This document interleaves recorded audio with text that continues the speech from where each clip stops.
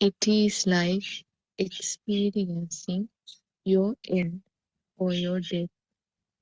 In other words, you will realize that when there is no you, there is no death.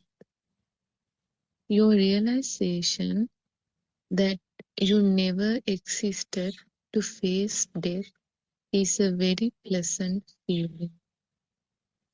When you become one with the nature, you feel like a bird that left the cage to fly away into freedom. Your thoughts or your mind consciousness disintegrates into nothingness. Collection of thoughts or your mind consciousness keeps you a prisoner in your belief that you exist. Realizing the pure truth will set you free from all this illusion. You will feel a very pleasant lightness after you realize the pure truth. This is where our practical path would lead you to. You have to attempt to see just one thought. Now, you are also going to get ready to do a huge operation to realize the truth. The Buddha preached the Four Noble Truths to make us understand that believing in any of the stimuli aramunu that we receive from our six senses is called samudaya. Supposing we receive an image of a book, and if we believe that it truly exists outside, it is called samudaya. This belief that the book truly exists outside means that we are actually tricking ourselves. It is our ignorance of the pure truth, also known as avidya, which makes us believe in the outside. Samudaya exists only because of your ignorance of the pure truth. If there is a samudaya, it means that you have been tricked by ignorance, and that you believe that the book truly exists outside. If you believe in the book, you begin to develop an attachment or dislike to it. It can make you happy or it can make you sad. At this point, you begin to create karma for yourself by generating thoughts of lobha, desire, dvesha, ill will, and moha, delusion. Therun Sarna, everybody. Peruan Sarnashani, very thankful for you for your reading. What you read was 2 pages from the True Dhamma Has Awakened, Volume 2 book. That is the book that we have been discussing. We first of all worship Aryan Vahanse at his feet, Peruan Saranai Aryan Vahanse. Aryan Vahanse is our spiritual teacher who is clearing the path for us and also explaining Lord Buddha's teaching, which has happened 2,600 years ago. And there were lots of areas which were not very clear because when it was written to the books, uh, the certain facts have been changed because depending on the person who did the translation, uh, the exact true Dhamma which was uh, disclosed by Lord Buddha has altered into some extent. So therefore, there was a sort of mixed kind of information given in these books, but uh, our noble friend Aryan Wahanse has been clearing up all these dark areas. So we are able to understand more and more facts about the true Dhamma. So we are very grateful to him. And also uh, all our Dhamma friends who have joined today to the Zoom discussion are welcome most very warmly. Everyone, Sarnai, all of you. And our friends who are helping us behind the screen uh, with all the technical aspects. We are very grateful to you. So, Terwa Saranai. From the two pages that Shani read for us, the things which came out was actually um, you never existed. That means this is the misconception or the wrong belief that we had that uh, me, myself, or you, or whatever uh, really existed. In other words, there is a world, there's a true world, existing world, and then on the other side, uh, there's a person or myself who is existing or alive, who is enjoying this world. So that was the concept that we had. So because there was a person who was supposed to be alive or supposed to be existing, there was death also, because always the death is tagged to the life, the alive feeling. Uh, in other words, it's like the two sides of the coin. Wherever there is birth, there is always death associated with that. Then, if there is no person who existed, then you can't talk about the death either. Uh, and what is meant by birth uh, in Buddhism is not actually what happened some years ago as a little baby. That means that is the mundane world birth, where depending on the person's age, you can say, I was born this number of years back, and you can name the place also. That way, always there is a death which occurs after a number of years. But in Buddhist teaching, or Lord Buddha, what he mentioned was every fraction of a second there is a birth. How do you say that? What does it mean really?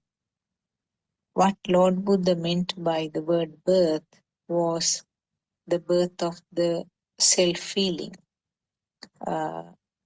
So the self-feeling, each fraction of second it happens, and each fraction of second that birth comes to an end and there is a death. So in other words, there is a very fast series of births and deaths. Therefore, you can't talk about a death which happens after so many years just as one incident. There is birth and death happening as a series every 1,000 or one fraction of a second within a very short period. What does it mean? Now, talking about the uh, Buddhist teaching, what Lord Buddha taught was one of the main facts was that Four Noble Truths. Uh, Four noble truths. What is the first one? Samudaya. Uh, Samudaya means what does it mean? That the stimuli which are created by the senses will give rise to the thought.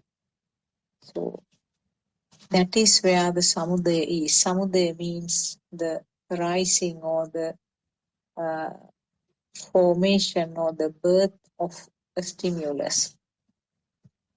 So what does it mean really? If these stimuli, which occurs as a result of a vibration, fast vibration, uh, as a part of the natural process, there is a formation of the thought. Or in other words, the five senses are there. Five senses means the eye, ear, nose, uh, tongue, and the skin. So those are the five senses.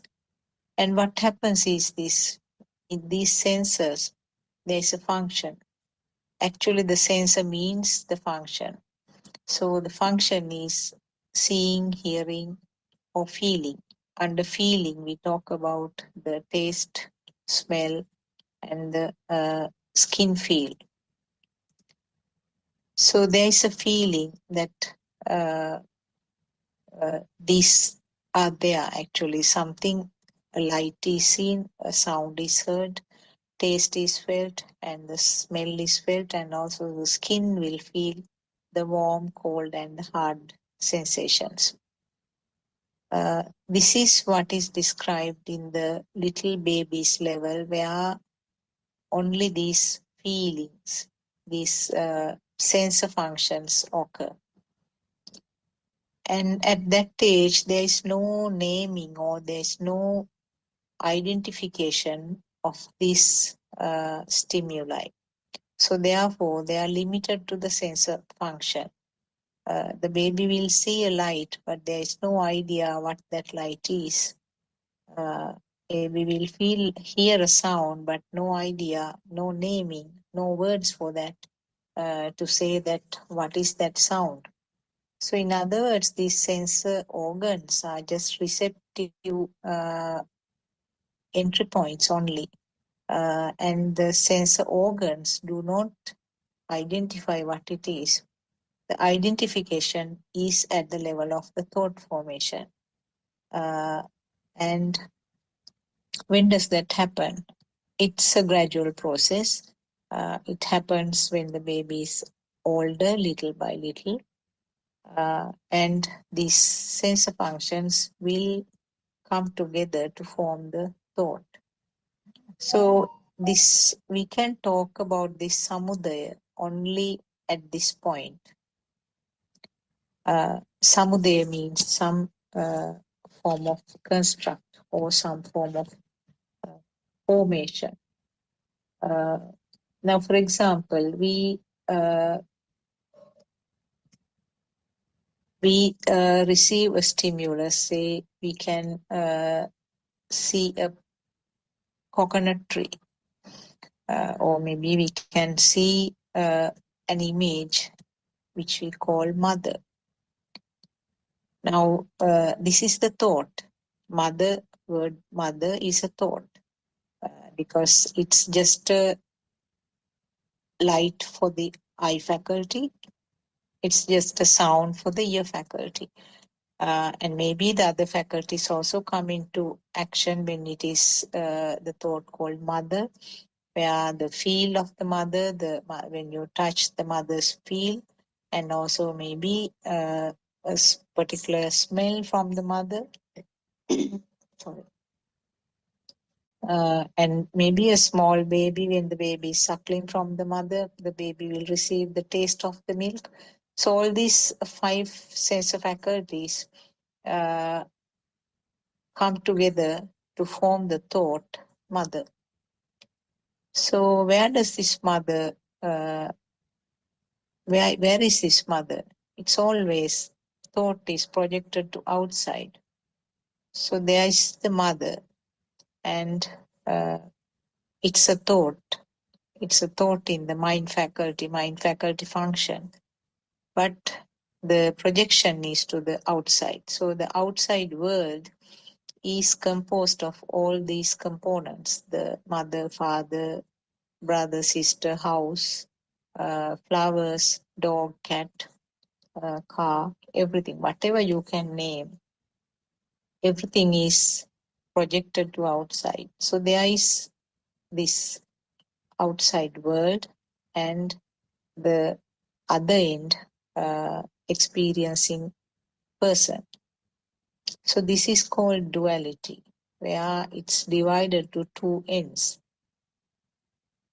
And automatically what happens is what is projected outside is taken as real or existing. That is where the samudaya is. So this is where you identify an existing world and myself on this side. And this process doesn't stop there. Now, when you have this existing world, so many other things are coming behind that, as so many other things follow that. The defilements, all the clinging and aversions, and also the ill will, and sometimes the feeling of merely just existence, which means an illusion.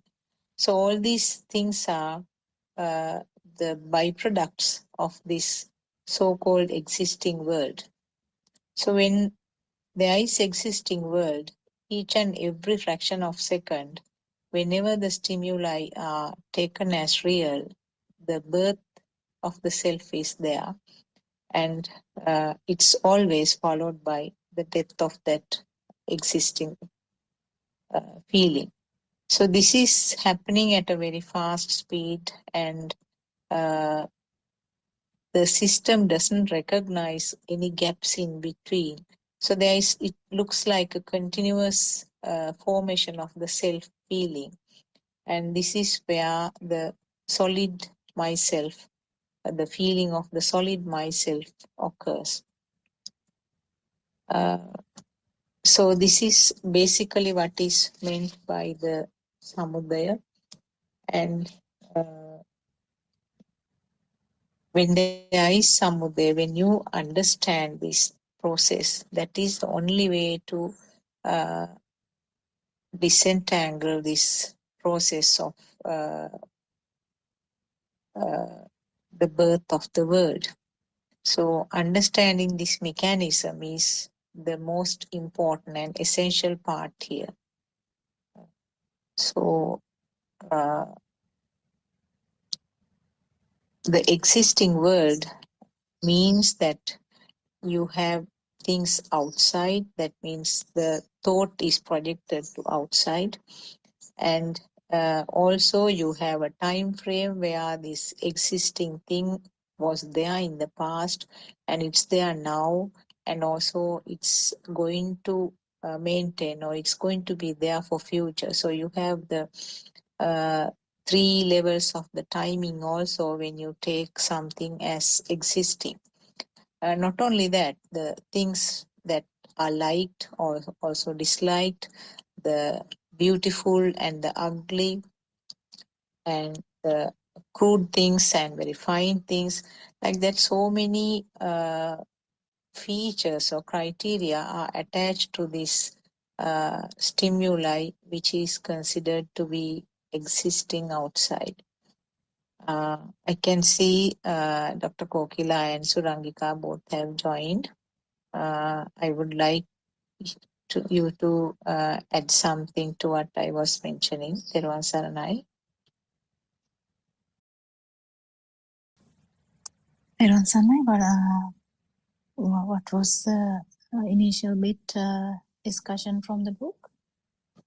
Initial bit was actually the very first thing, that means a samudaya, about four noble truths. It just started mentioning about the four noble truths, and just took an example of the book which is believed to be truly existing outside, and when it is taken as something truly existing outside, how the defilements occur as a result of that and around that. Only the word samudaya was explained briefly. What are the Four Noble Truths when we say in Sinhala or English? Look, in English, dukkha in Pali, if I How did say you dukkha, say it? it says only about the samudaya here in the book. Dukkha So how satyas. was it? Just said Samudaya, not in Yeah, English, maybe. yeah, only Oh, said okay. samudaya. Yes, what he said was the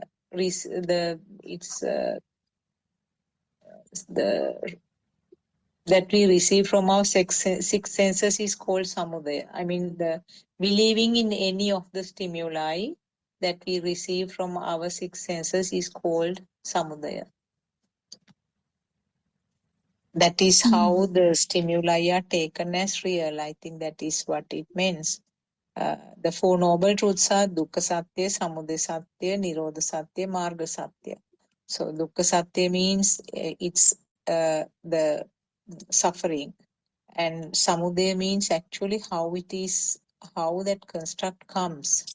When you understand how this happens, then you go to the nirodha. That means you understand the mechanism, and then you slowly get relieved from that. And then the marga is the path that is described. So Rangika, I don't know whether you can give a better explanation than me for these Four Noble Truths. Therwan Sarnai. Therwan Sarnai, Dr. Sakuntara and Dr. Bukila, Therwan Sarnai, friends. I think that's right, but that part of the book that was read out, I think only dealt with the samudaya aspect of it. Yeah. But if we use some Is it arising, traditional, or how do we say that? so it's Four Noble Truths is generally called dukkha means suffering. And then samudaya is the origin or arising or cause of suffering. That is the samudaya. And then nirodha is cessation of suffering. And finally, marga or the path is the Noble Eightfold Path to end or to cease the suffering. So that's generally the the Four Noble Truths. And if we talk about the suffering itself, I think we've discussed dukkha, isn't it? The suffering can be interpreted in different ways, particularly even from a very basic notion of what is dukkha in the sense of suffering, the basic suffering of, somebody dying, old age, death, disease, and so on. That too is suffering. And we've also, I think, spoken about nirvana or cessation of or liberation is also there where suffering is, isn't it? Where there is suffering, there is the cessation of suffering. And then in terms of the dukkha, there is dukkha, the suffering, and then there is dukkha satya, and then there is dukkha arya satya as well. So dukkha satya is, I suppose, I don't know, how do you say it in English, the dukkha satya, suffering, truth about suffering.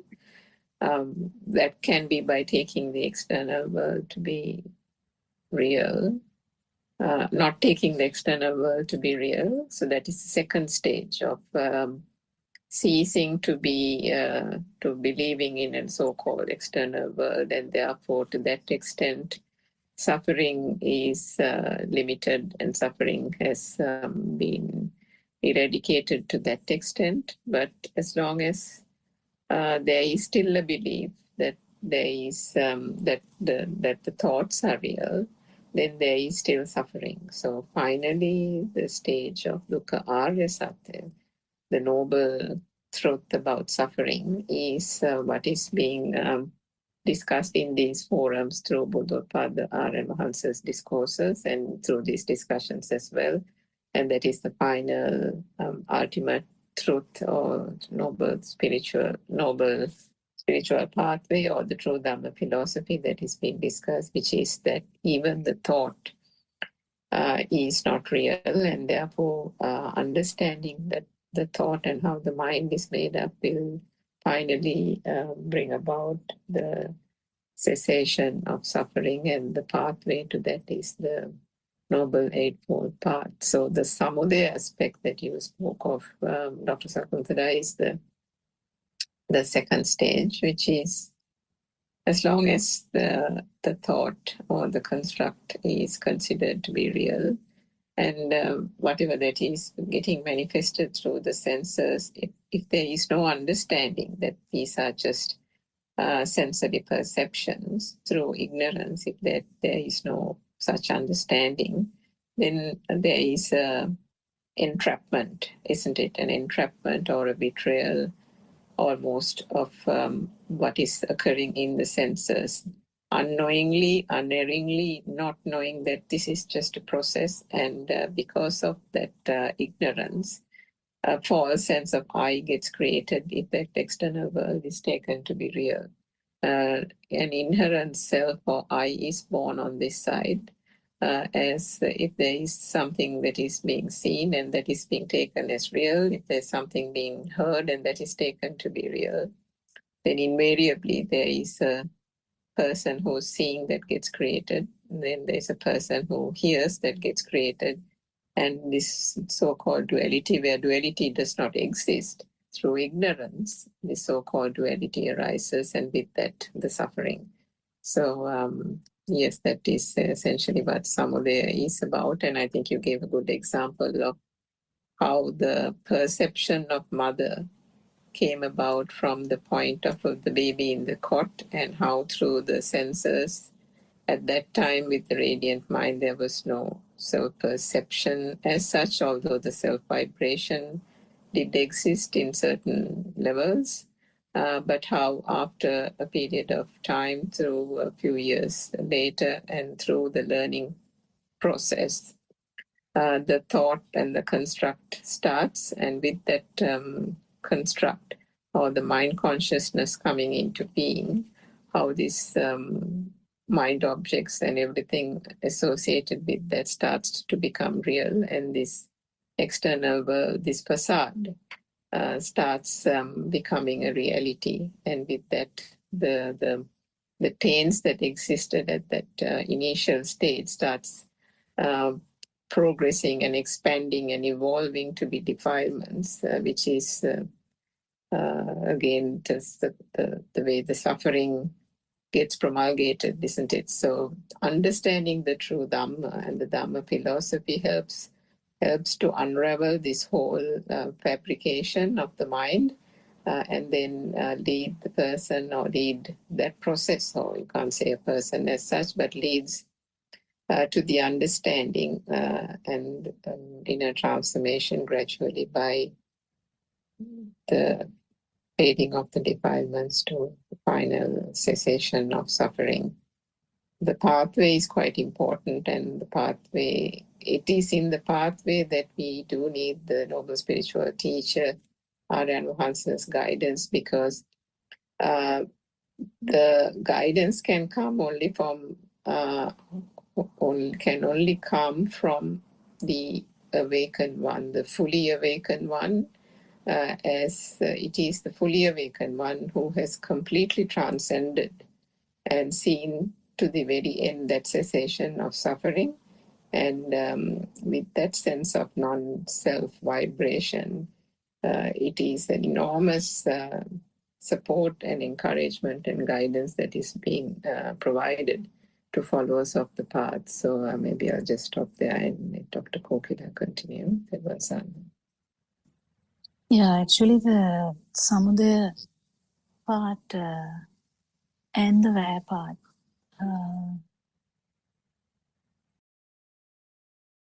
cessation, arising, causation or rising of the suffering and the cessation, both should be understood really properly. initially we try to understand this with our knowledges. It's okay, but it is better if we feel it as well, because when we feel the actual how the self vibration becomes zero when stimulus is not a thing, so we can say, but then only we can feel that the suffering part or the self vibration was not there, so the non vibration.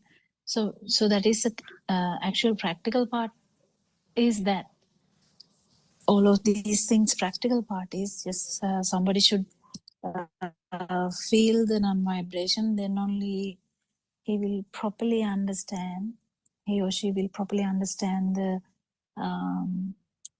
arising and the cessation both, because arising will not be properly understood until we see the cessation as well, and cessation is not going to be properly understood unless we understand the arising as well. So they go in hand actually, and cessation or arising, both these things are actually due to ignorance. We understand that this arising happened because of the ignorance, and this not knowing that the speedy vibration of the sensory organs is the main reason for all these changes. Well, we never knew that. Now, after hearing Dhamma, someone will now start feeling this. We'll actually know this first, and we'll discuss about it, we'll think about it, we'll talk about it. After some time, we might even start feeling that. So what do we feel? That the arising of the self vibration is not there when the stimulus is not a thing in different levels. But importantly, it should go to the zero level of feel. So then that is the most important aspect of arising and the cessation of suffering, because arising is fully understood and cessation is fully understood with the experience, not really by the theory. But the theory helps us all the time. It helps us to understand what is being said, what is happening. Isn't it? Anything else to add? We can develop a discussion as well about this. And anyway, understanding of how this stimulus becomes a thing, or becomes real, or becomes gives, when the stimulus is felt as existent, automatically the self vibration is there. So the alive feel is there. So that is the main thing that we keep understanding. That is the actually arising. It arises within one stimulus, though. That is another thing. So for you to get to know this, one should see the cessation of suffering as well. Otherwise, you won't know that it is within one stimulus that this thing happens. Otherwise, usually people believed, before hearing Dhamma, we believe we lived 60 years and we died. That's how we know. Like we might live 90 years and then die. But then now only we understand, after listening to so much Dhamma, we understand, no, the self arises within one stimulus. And it never actually, we have never felt the cessation, never ever. But if we, through Dhamma, if we actually felt the cessation, that means feeling the non-vibration of telepathizing into the Buddha status, or we can say so much words, but whatever the word, that is the cessation of suffering. And that is the main thing you are going to understand, how this arising happened and how the cessation happened within one stimulus, isn't it? Anything to add to that? Yeah, actually, when you talk about Samudevaya, the cessation will occur only when you understand it, isn't it? Understand and felt it. felt it, yes. So how it arises, I mean, understanding as a knowledge, and then how you feel it, then only you can talk about the cessation.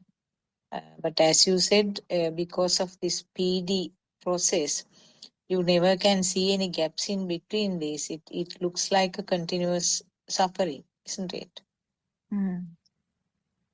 Yeah, but at least in one stimuli, if you feel this, it is going to affect you, your whole thing. That is where you know that there is self vibration, you know that is the suffering, and you know that self vibration arises when the stimuli is a thing, and then when that stimuli with the wisdom, because wisdom actually fights with the ignorance. So with the wisdom, if someone is aware that no, this is nothing to do with the self, there's no self, but what happens was the speedy vibration of the sensory organs only.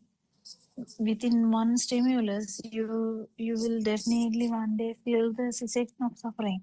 That means zero of this vibration or the power that Aranvans is trying to tell us every day recently. So this is the importance of practical Dhamma. Because initially, not initially, long time ago, we used to hear Dhamma, but we were actually by heart in these things. Katapadam kanna, isn't it by hearting? Yeah, I think so.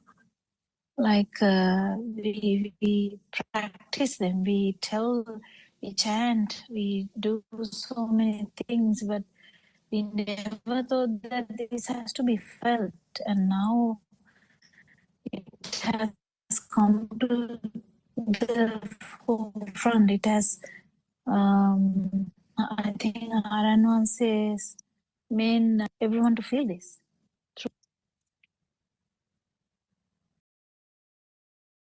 Yeah, actually, as a part of that reading, just briefly it was mentioned about the karma also.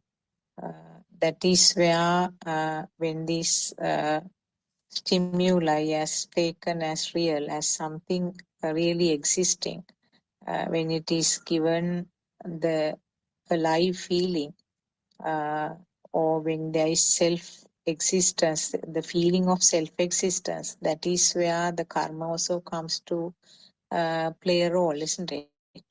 Because karma is a word that is very frequently used in even in our Buddhist teaching, not only in Buddhist teaching, but How do we say many that in other. English? No, I'm not sure actually what is the exact English word. Do you know, Surangita, do we use the word for karma?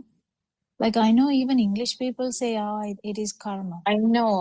Lots of English people also use that because it's not confined to Buddhism. I think Hindu and various other religions also, they talk about karma. So I'm sure that word is familiar to many people. Yeah, I What think do you that's think, right. Surangita? That's right. I think it's universally accepted. There's lots of people, even in these countries, using karma. I'm not Yeah, sure whether they there's even understand it fully, but they still use it because of the wide usage in Hinduism, isn't it? Yeah. I think so. Even if someone is like someone, even children use that. If someone hits someone and then that person goes and hits on a wall or something, they say, that's karma coming back to you, something like that. So yeah, they even joke about it. But yeah, it is. This cause and effect Dhamma is completely, I think, different to karma. That one, I think I've heard our advance maybe saying action and effect. Dhamma, I don't know whether that's correct. Maybe Yeah, action and action. effect, I think, as opposed to cause and effect. Yeah. Okay, for karma. Yeah, for No. karma. Because Is that's it for what karma or okay? yeah, that's Yes, for yes. karma I think because so. what but the conventional world goes on, or mundane world goes on, saying that if you do good, you get a good birth, that kind of thing. So it's like action and effect, like every action has a equal effect kind of thing. And that's that way, and so that's where our advancer says that that was existing, that concept and that myth, if you can call it that. But yeah, the actual problem is the karma, or the karma has the whole thing in it. Like if we talk about the karma, usually there should be someone. It's all savinyanaka. I don't know the English word for that either, because it is like taken as someone does something to someone, another one, and this action will bring an effect.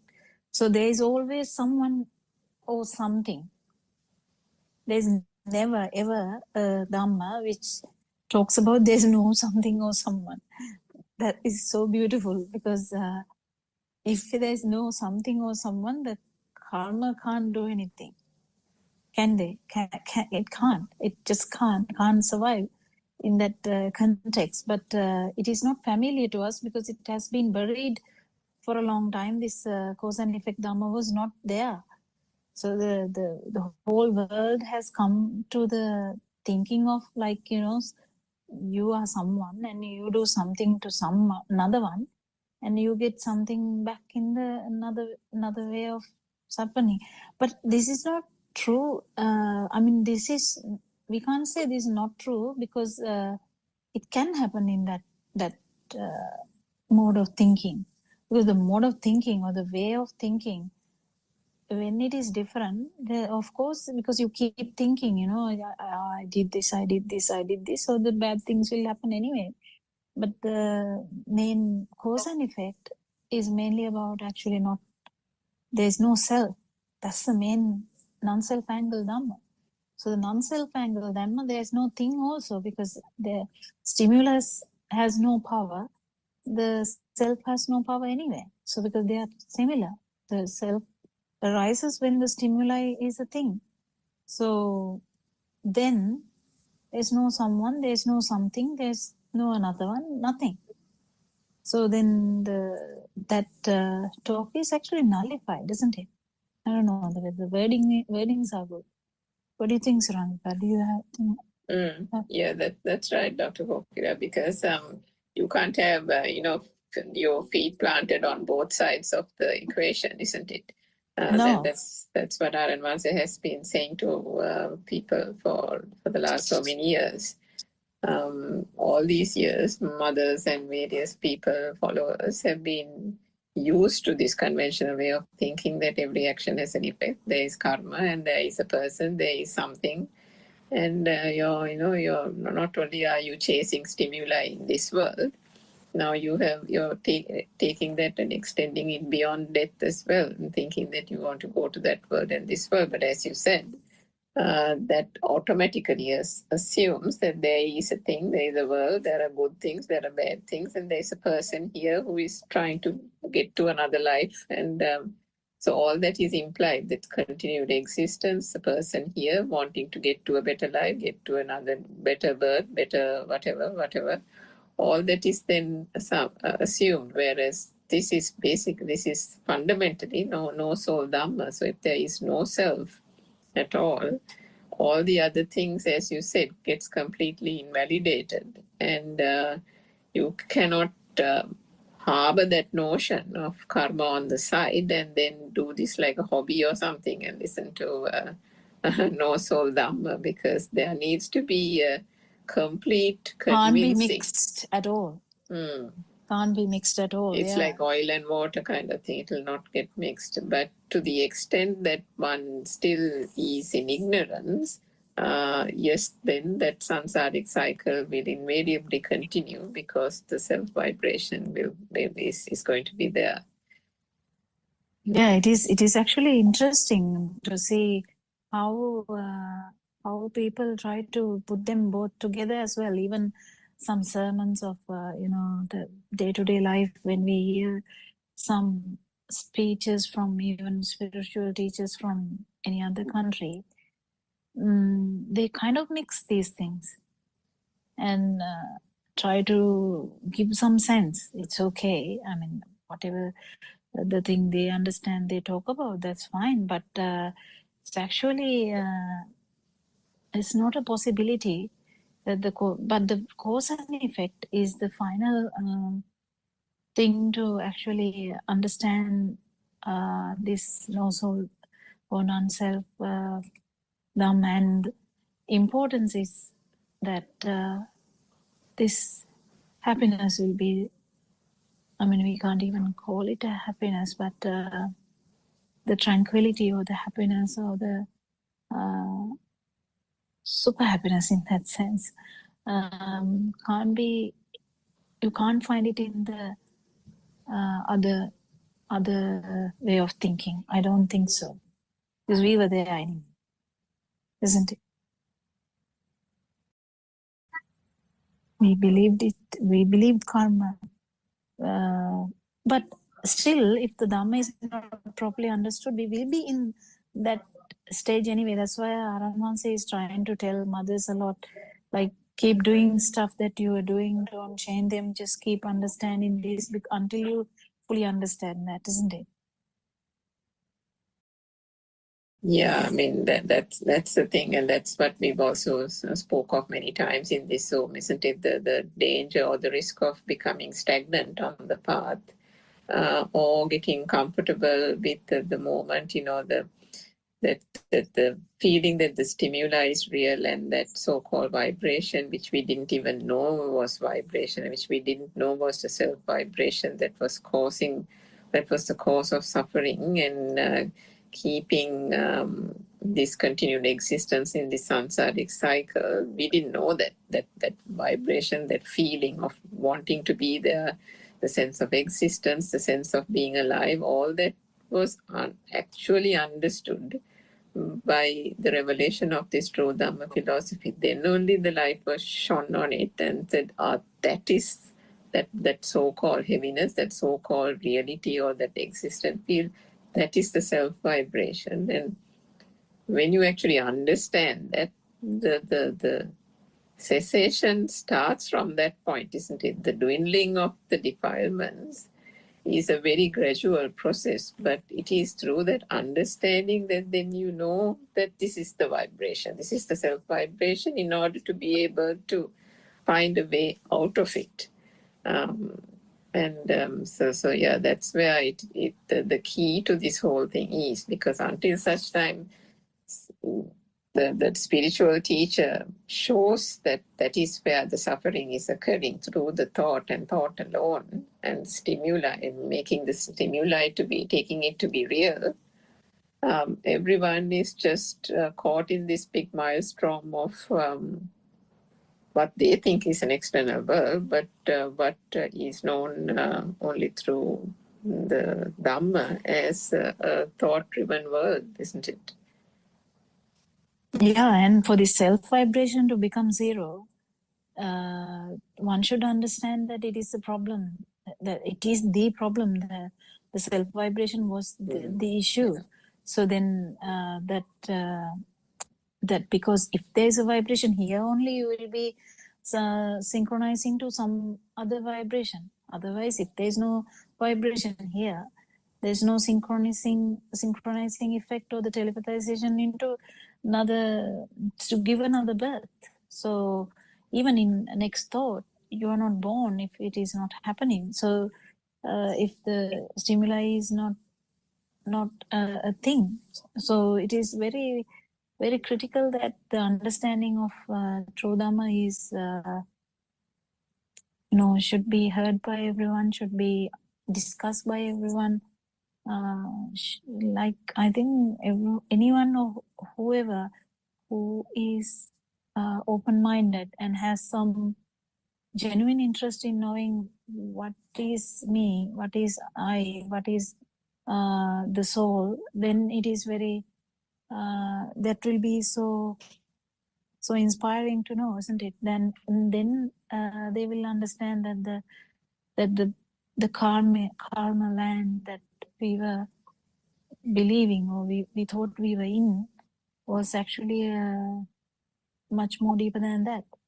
Because it's very simple to say, I do a good thing, come back.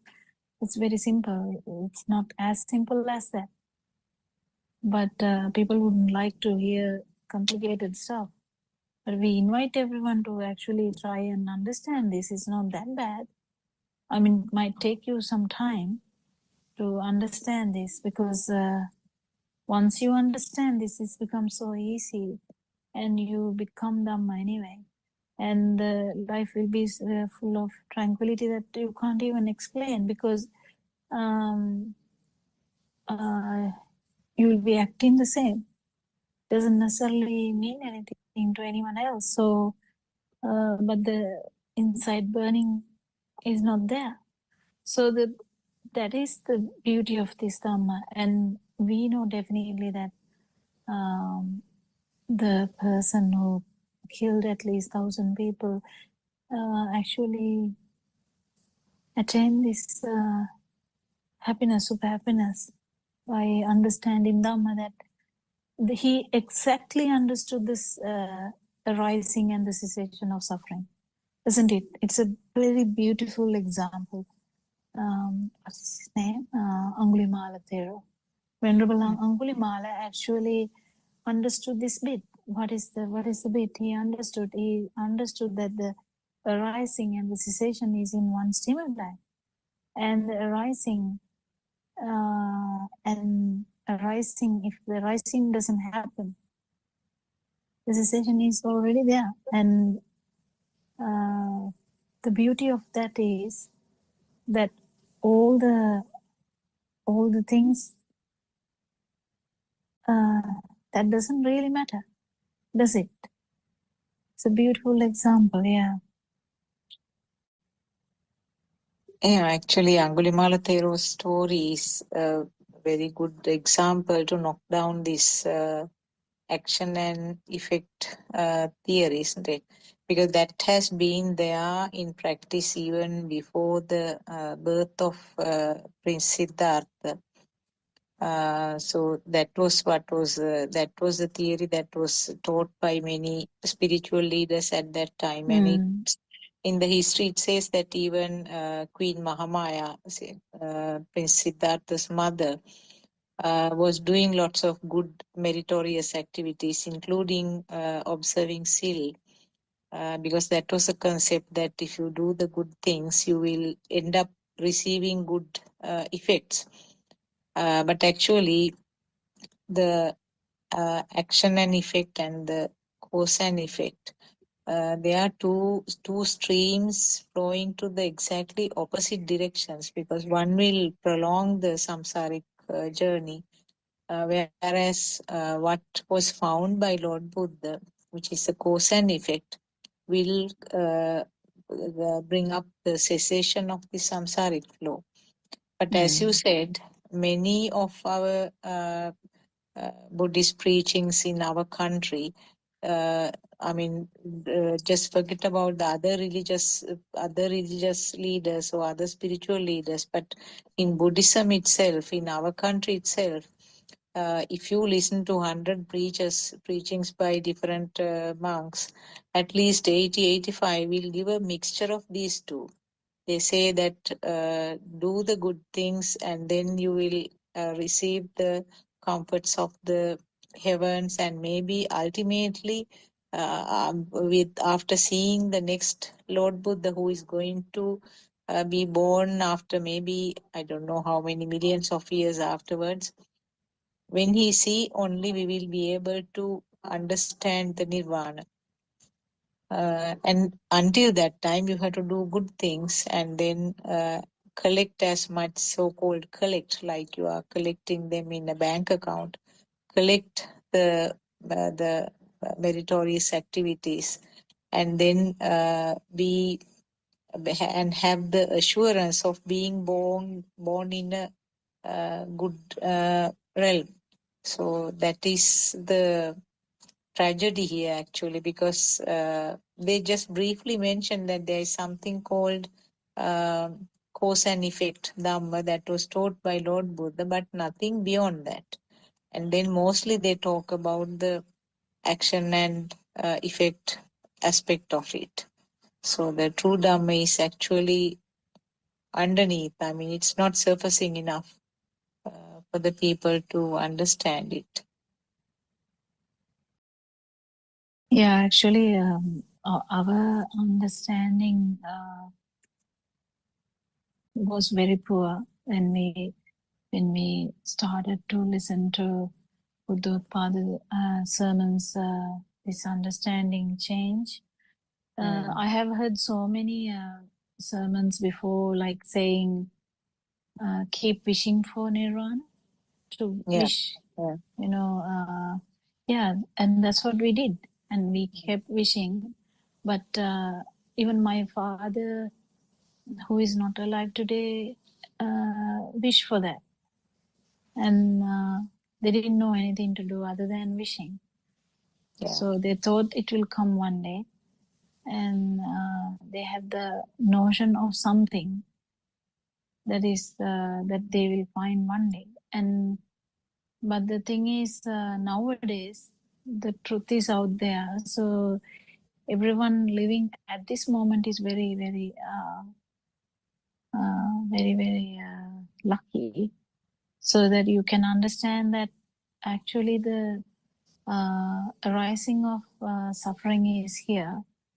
And if you see that in one stimulus, if you see that how the stimulus is the cause for this whole mirage, or the stimulus like even light or the sound, how the vibration of the sensory organ brings about this mirage effect, illusory effect.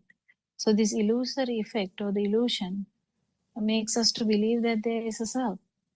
So in vain we have suffered in the karmic level all the time, for a long time in samsaric cycle. But there is a time now, time has come for you to understand this Dhamma, which is cause and effect Dhamma, which Lord Buddha has had so much, he has told so much sermons, and we didn't have anyone to really understand that and explain it to us. So now Buddothpado and Wanse has started to tell that he still actually may not have told most of it yet, because he's actually, he can feel lots and lots of things, but he's just explaining the things that is needed for liberation of mind, which is the culprit for the illusion, isn't it? Anything else to add, Surangika? Yeah, I think so. The issue is, unfortunately, there are a mixture of people in society, and some of these things that monks or these teachers say in terms of karma and do good things and all that, you get this you feel great compassion to not only the followers, to the teachers themselves when you hear it.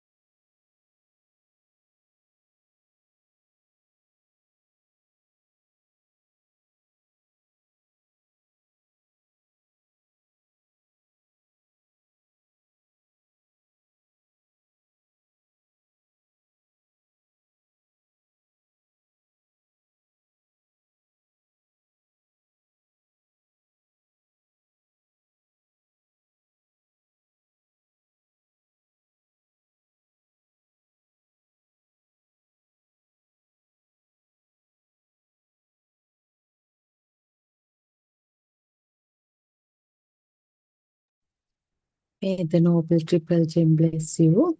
and welcome to the evening Dhamma talk of Buddothpado PeoTV channel. So, as usual, first of all, let's all pay our homage at Buddothpado Aryan's feet for his selfless efforts to share the message of truth of life with the entire mankind. Always we have our utmost gratitude to Buddha Dhamma Sangha, the Noble Triple Gem. And may the Noble Triple Gem bless you. So, our spiritual teacher, Buddothpado Aryan Mahansi, is sharing this self-evident cause and effect Dhamma of Gautama Buddha Sasana, which he realized by involving in penetrative insight or vidarshana bhavana. So, as we all know, this cause and effect Dhamma, the crux of this philosophy is the absence of a self, and the fact that when there are certain causes and conditions, certain projections or formations arise. Due to ignorance, we feel as if they are thick entities, three-dimensional entities that exist permanently. So we feel as if we gain birth at some point and we live 70 or 80 years and then we die. And to understand the level of ignorance, we should go back to the radiant mind or the infancy. Actually, no one of us can remember what our experiences were like at that age.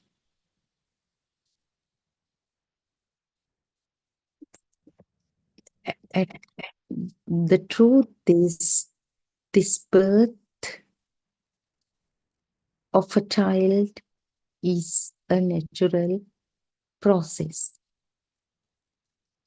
The nature always supports existence. So, this combination of sperm and the ovum created the unified cell zygote. And some vibration telepathized into that zygote. And that is when the life is detected in the zygote. So gradually, like a seed, when it is planted in the soil, as it sprouts, as it grows gradually, the zygote develops or grows into a fetus, and then as a human infant, the birth happens. It all happens, although the world says the mother gave birth to an infant. In Lord Buddha's sutras, it is clearly stated the pregnant mothers never give birth to children. it is a natural phenomenon. And according to Lord Buddha, the real birth is the birth of the eye, or birth of any other sense faculty. Because at that point only, we feel as if we are alive. Always the alive feel arises in relation to the sense faculty experience. So at birth in the mundane world, the infant is unaware of his or her birth even. It's if the sense faculties are mature enough, the child must be experiencing certain sensations, touch sensation, uh, then visual sensation, then the hearing, smelling, tasting, but there is no sense of existence. They do not get connected with other sense faculty experience. Now just imagine you are eating a mango. What is your experience there? Is it only a taste for you? No, you are eating a mango. But where does that mango come from? The taste is what you experience. But when that taste arises, the mango sound once heard in the ear, it sparks. And not only the sound, if you have touched the mango, that texture, the smell, all are prior experiences or prior perceptions, perasanya. So all get telepathized or synchronized the moment you taste it, and you feel as if you are eating a mango. You never feel it as just a taste. But infant, the newborn, when it is sucking milk, the taste must be felt by the tongue. But is there a sound like milk to be telepathized? Or the liquid experience, or the warmth, the smell? This collective sparking of sense experiences do not happen because at that point the ear is not grown or developed enough to capture the sound or absorb this name. And so the sparking of collective sense faculty experiences do not happen. So the taste is just a taste. When the perceives light perception, it is just seeing.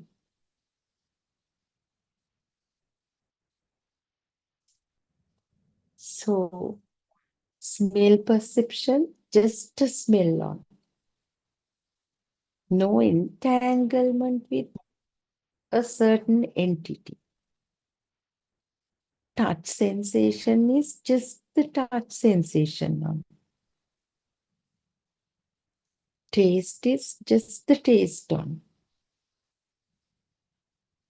They do not,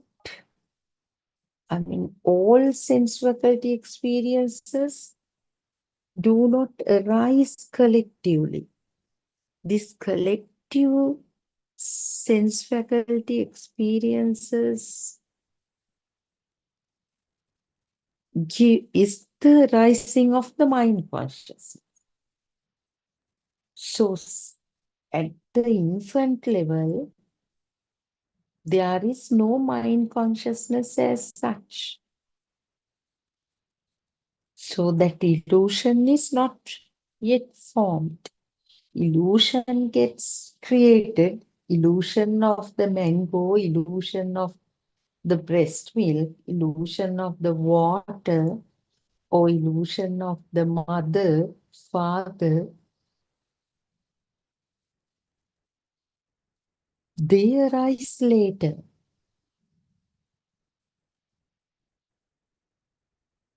As the system matures. So that's the difference between the radiant mind and the adult mind.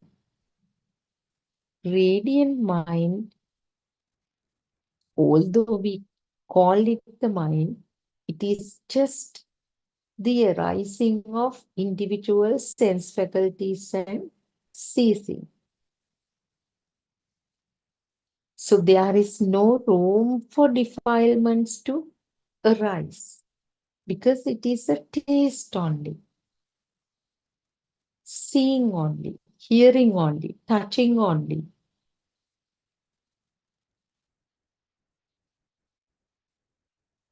Tasting only. But gradually, when the system matures, maybe at the age of 3 or 4, certain environmental factors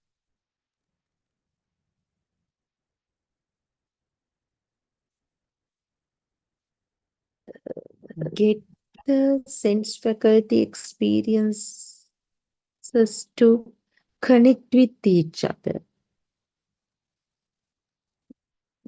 Let's try to understand this through an example. Now I use the example of eating a mango. So at the age of 3, maybe the child is tasting something and the mother or sister or grandmother says, it's a mango. You are eating a mango. Gives a piece of mango to child's mouth, and while the child is munching or eating it, to the ear, mango, mango, you are eating a mango, that sound is made. So that taste get connected with the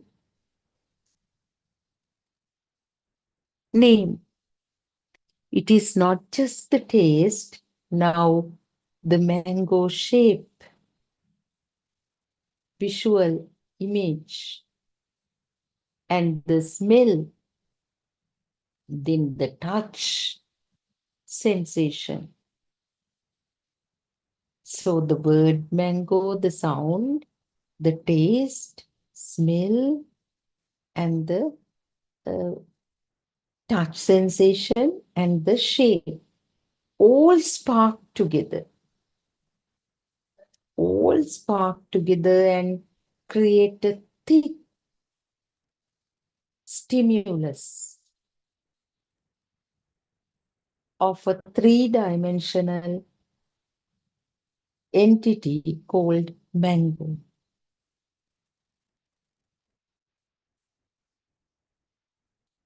So what happens is, when after this experience, when a single sense faculty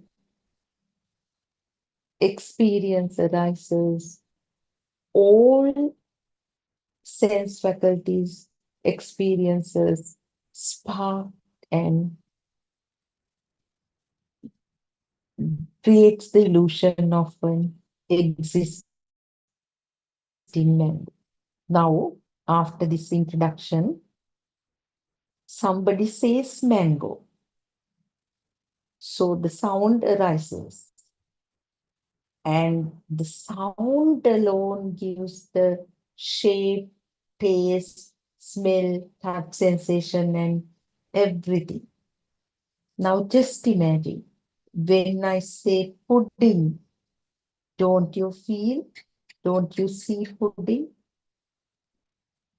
Doesn't the shape arise? In that shape, even the smell is there, taste is there.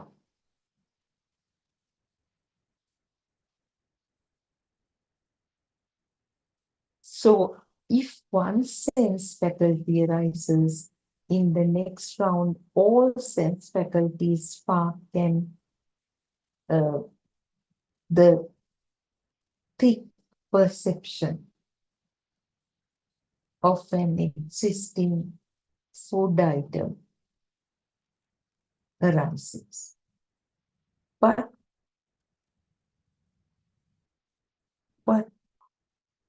does it matter? How does it matter? Or why does it matter? The difference is, at infant level, the individual sense faculty experiences arose and ceased without leaving anything behind. But the mature child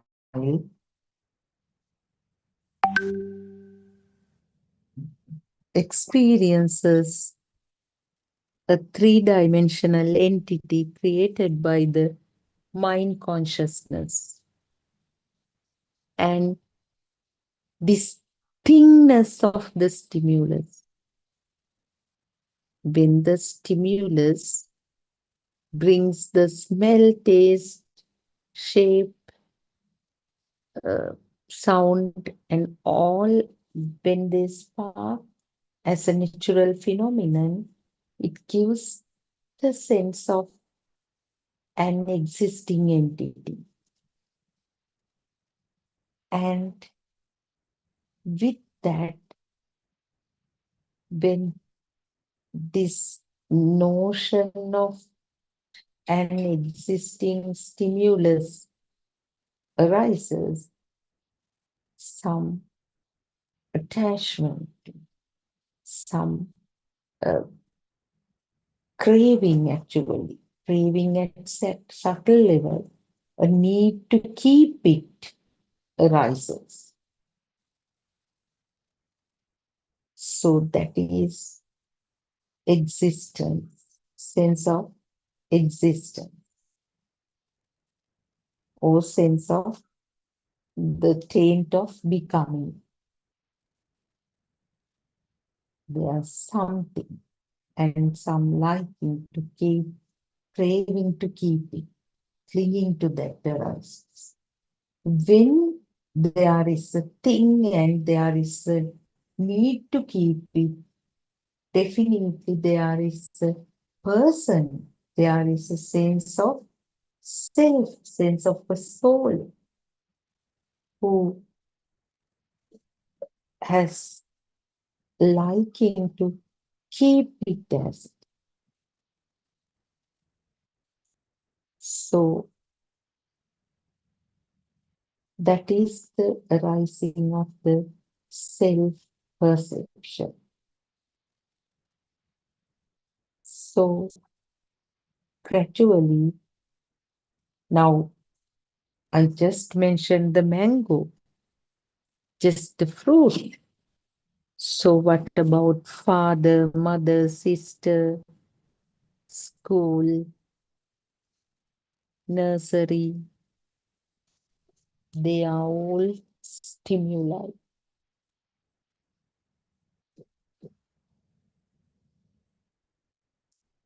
Each stimuli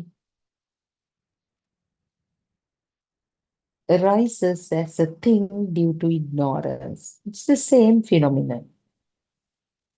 When a certain shape arose in the eye, somebody said it's the school,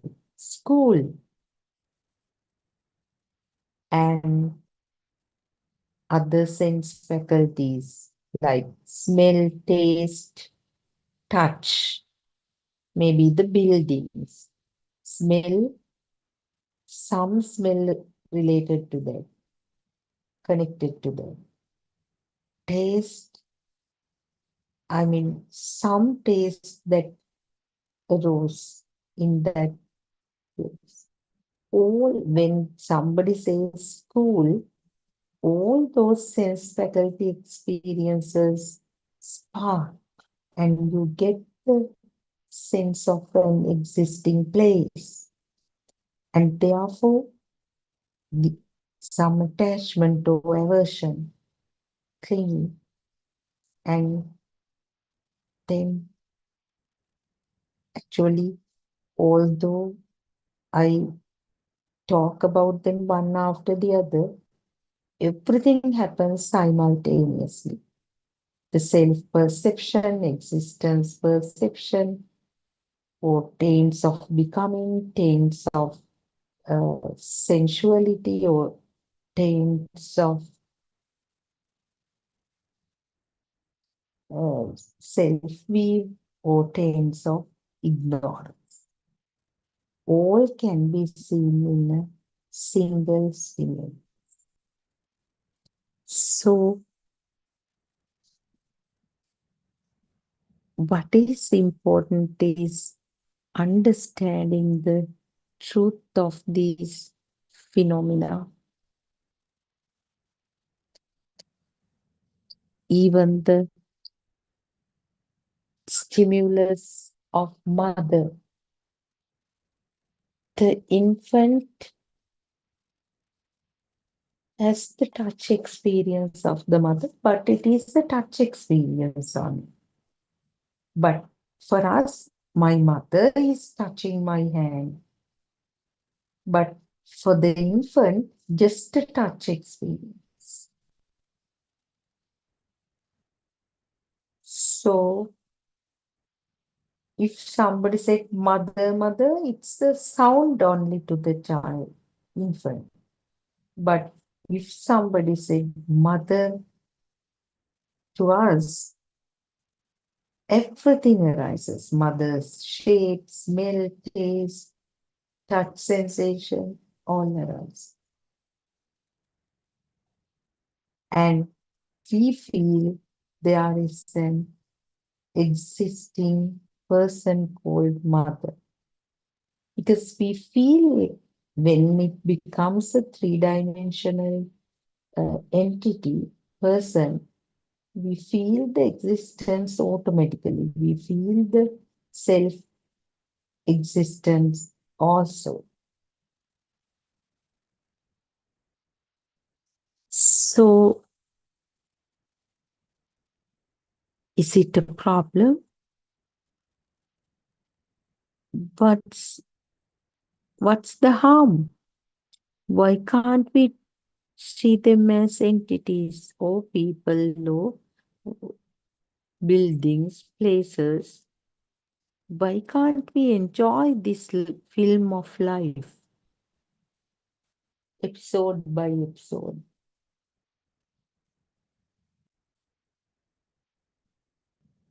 The reason is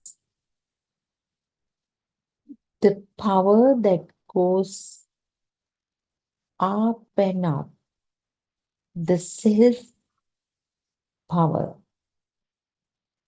or the self perception, which gets stronger and stronger. When the external entities become real, the self perception gets stronger too. When it gets stronger and stronger, one day when this body decays or body stops functioning, the power of the last stimulus telepathizes into another zygote. So if that power is very high, definitely it will be a lower realm. If it is moderate, maybe human realm or some higher realm. If it is very, very low, it could be non-form realm or form realm or the non-form realm. So these are first-hand experiences of uh, the practitioners of penetrative insight. They they feel or they experience how their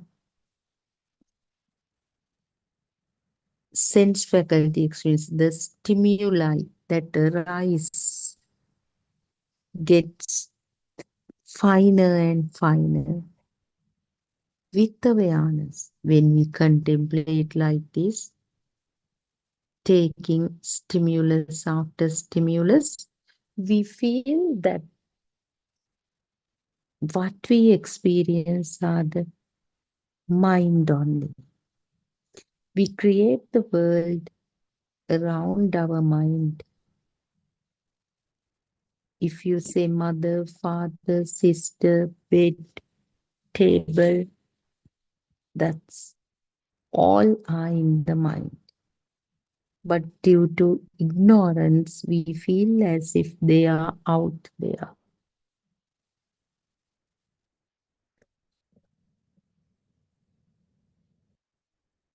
To understand that everything happens in the mind, we should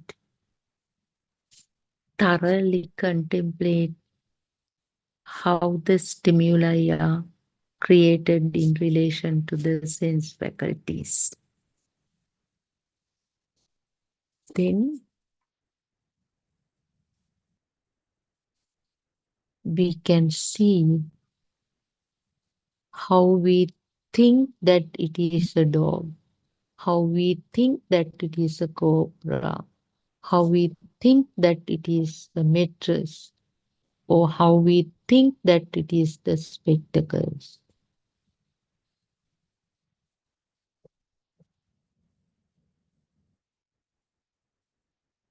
There is no other way to untangle this knot of self. This should be felt as if our spiritual teacher uh, warns us or explains to us daily. The contemplation, active contemplation on stimulus generation is essential.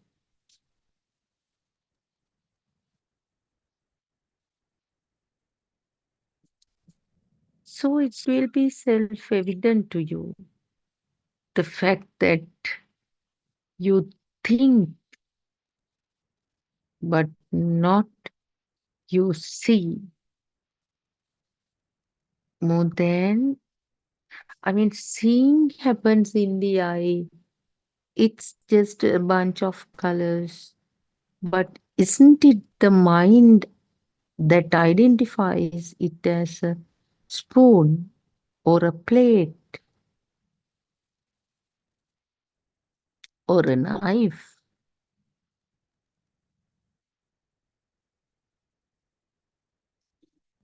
this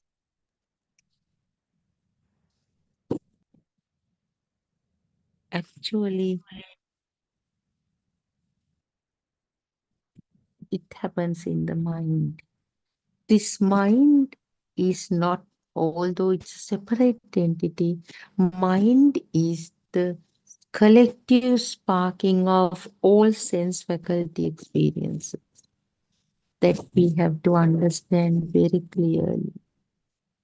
There is no separate entity called mind. There is no place for the mind. Mind itself is the arising of phenomena, rising and ceasing of phenomena. There is no existing entity. Mind is the collective function of all sense faculties.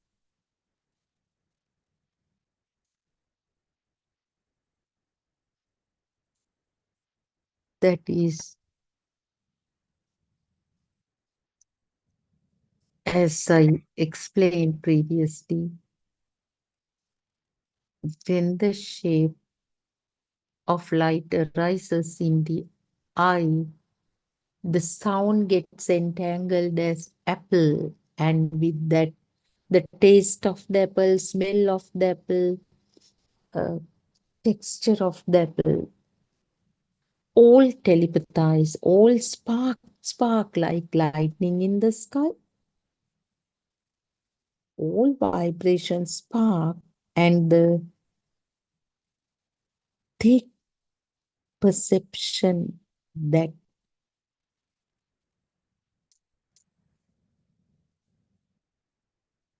actually gives you the sensation of the real, that it is a real thing, arises,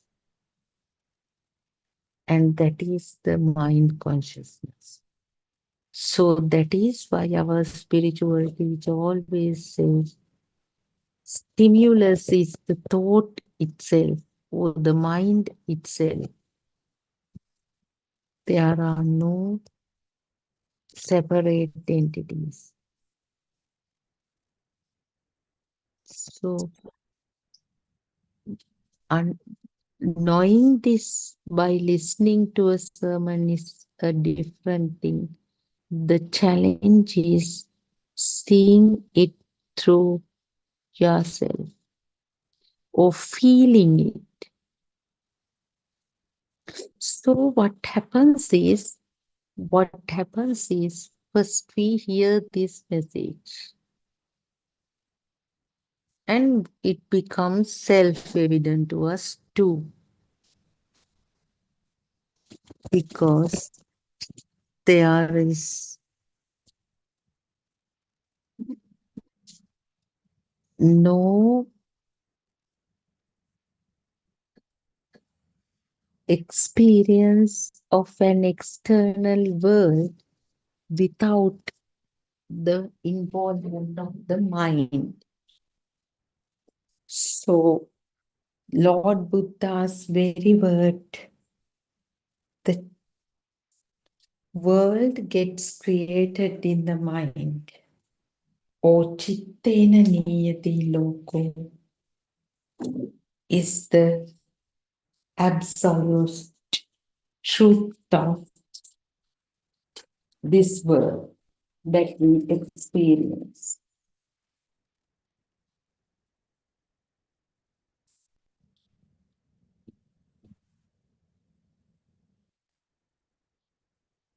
So, why do we give so much weight to our thoughts?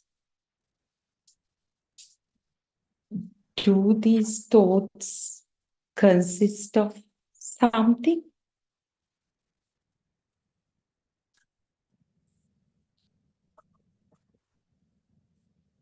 Thoughts are just concepts.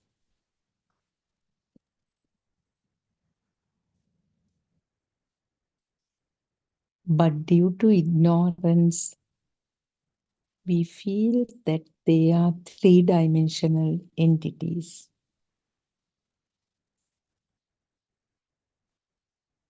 So we give so much value to them. This value attribution also arises naturally. Value attribution is nothing but the craving.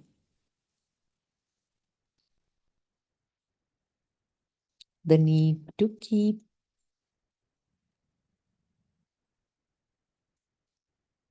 which happens as a result of the acceptance of the existence. When one accepts that something exists, the value arises naturally. So the duality arises naturally. Me and the other. Me and the entity.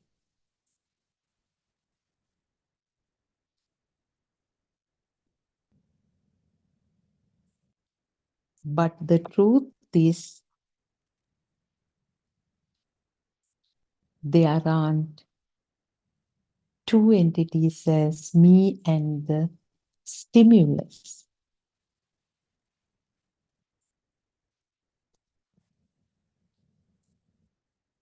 If you analyze this very carefully, it is only the stimulus that arises.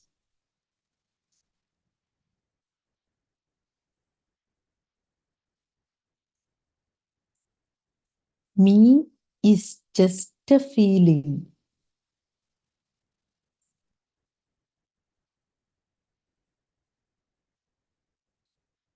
Which happens due to the power that gets generated when the stimulus arises.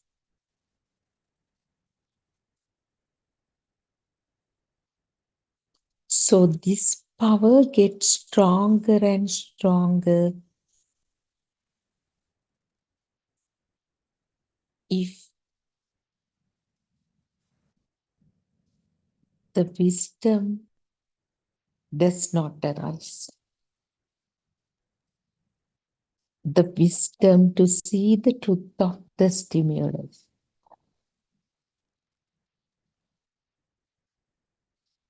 What is meant by seeing the truth of the stimulus?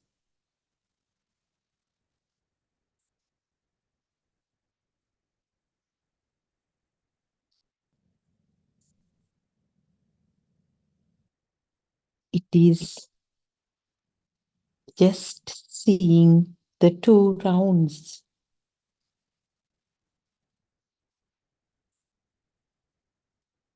That happens in stimulus creation.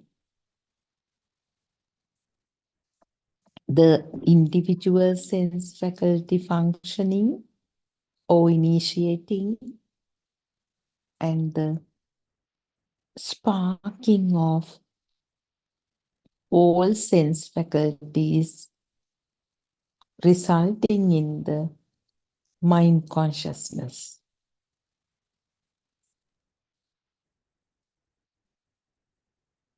Now I have told this several times with several examples in this very sermon. Just imagine you are eating some chocolate. Can you ever eat chocolate?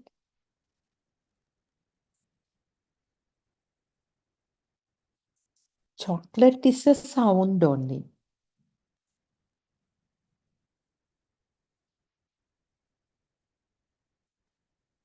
But the moment the taste arises, that sound gets entangled, the chocolate. So the texture, smell, taste, touch, and the visual formation,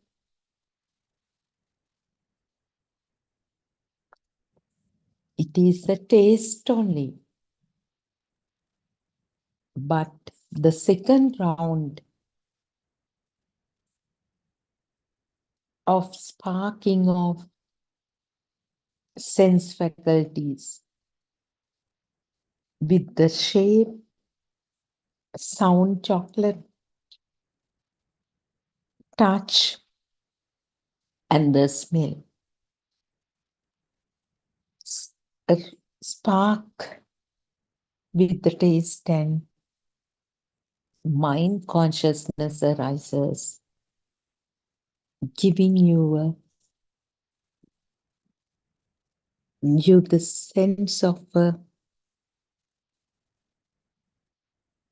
thick entity called or thick perception called chocolate. When you accept that taste as chocolate, existence, sense of something arises. And with that, the need to keep it, and the person who needs to keep it, the self-view. So, isn't it beautiful to see all these aspects in a single stimulus?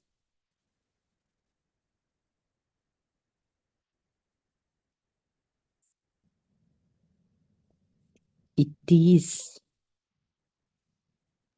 because this mind consciousness or acceptance of stimuli as real entities is what keeps you going on and on in the journey of samsara.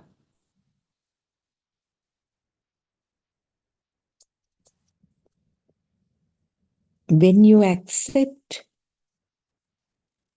a sensory experience as a thing, the craving arises. Craving is everything, the self-perception. So that power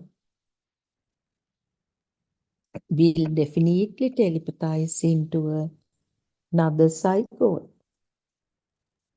If that power is very high, definitely the synchronization should happen in a lower realm.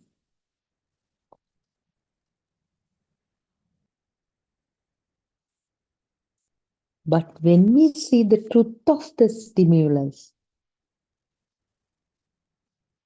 the chocolate, oh, the wisdom arises. It's the name form entanglement. It is a backward journey.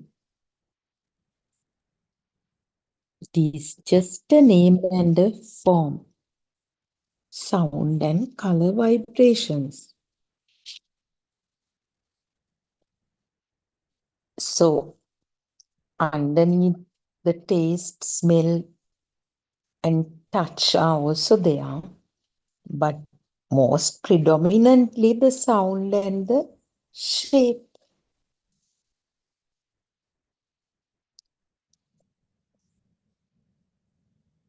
It is just a taste only.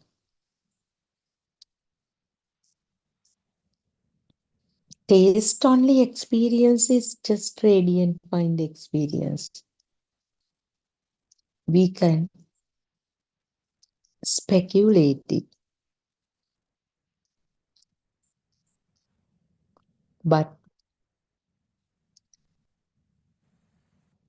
once the name and form gets entangled, it always remains the same. When that taste becomes chocolate, it's always chocolate. But what is the use of contemplation then? But when you contemplate gradually, the weight given to that stimulus reduces. Through wisdom, you know, it is just the illusion of the mind consciousness, the previous perceptions sparked right now. At my early childhood, somebody said, "Oh, it's a chocolate, please eat it. Oh, touch it." You touched it. While eating, you touch it anyway with the tongue and the oral tissues. So that texture, that smell, all arise together. So what is beautiful is this chocolate is you yourself, because the duality is a fake notion. It's a myth.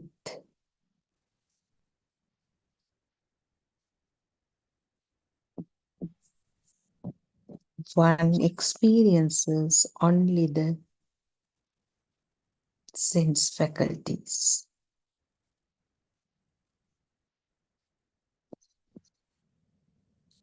So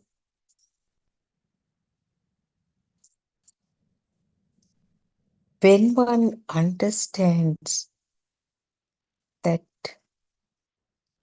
stimulus is an empty concept, only the mind creates the impression that you are touching the phone, you are sitting on the sofa, you are walking, you are looking at the flower vase. Actually, they are just sense faculty vibrations, interactions. When the vibrations of same frequencies interact, this seeing, hearing, smelling, tasting, and touching arise.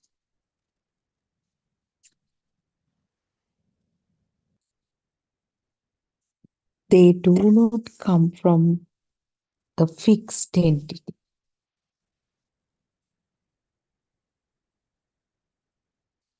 They are the illusory collective function of the sense faculties. I told it so several times in this Dhamma talk because we do have to emphasize on that, because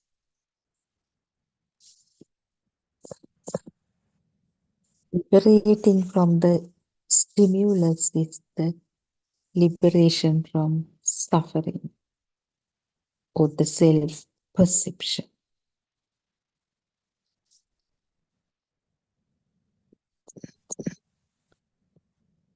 So we have to contemplate daily, that is, to explore the creation of stimuli or the mind. Because as I told before, mind is not a separate entity, but a chain of stimuli. Stimuli that happen one after the other gives you a sense of existence.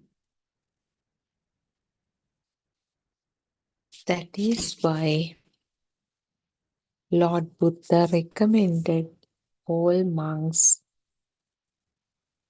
explore in your mind is the path to Nibbana. When the mind calms down, the self-perception diminishes. When the truth of the stimulus is seen, that self-power disappears. What we should understand is this self-power, although we say so, it is just a vibration that arises instantaneously.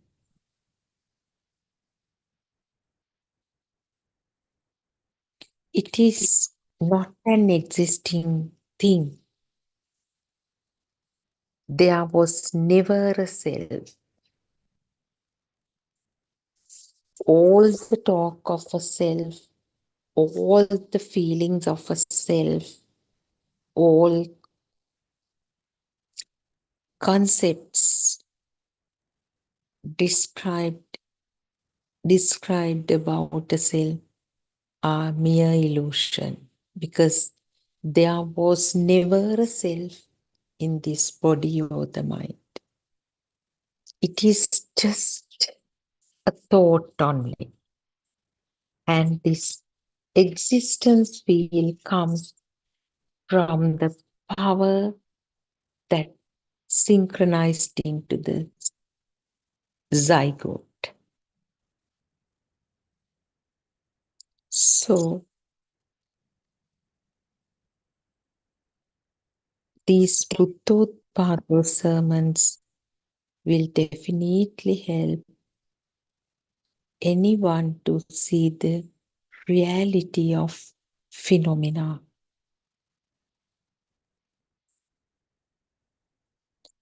This truth definitely reduces the existence wheel and the self vibration, bringing lot of tranquility, lot of peace.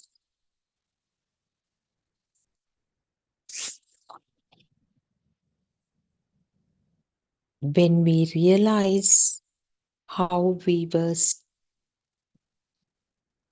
stuck in the mind, how we were caught in the mind, we feel really sorry for ourselves for that burning experience.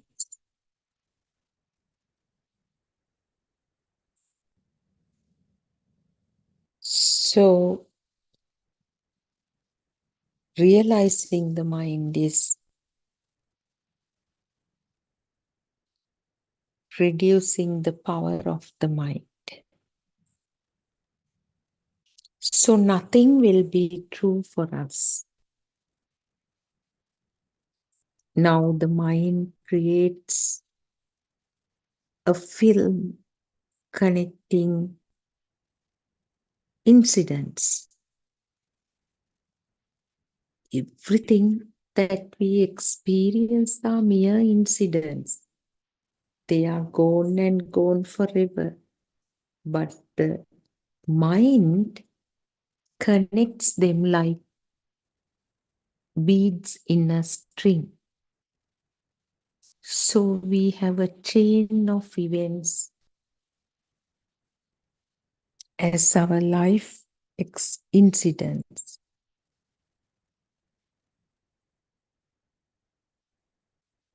But all these events that we believe happened 10 years ago, 20 years ago, 50 years ago, even 60 years ago,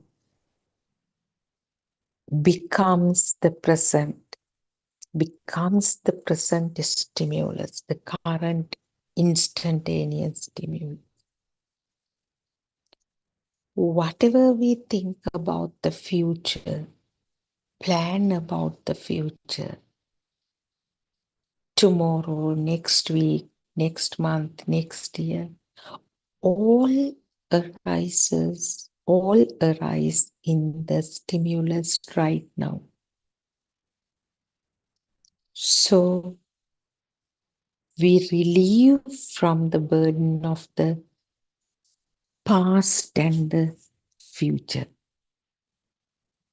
Even this current instant is also a myth. The moment we experience it, it becomes the past. So the notions past, present, future, near, far, up, down, all are just perceptions in the mind. Otherwise, everything arises in an instant and fully ceases in the very instant.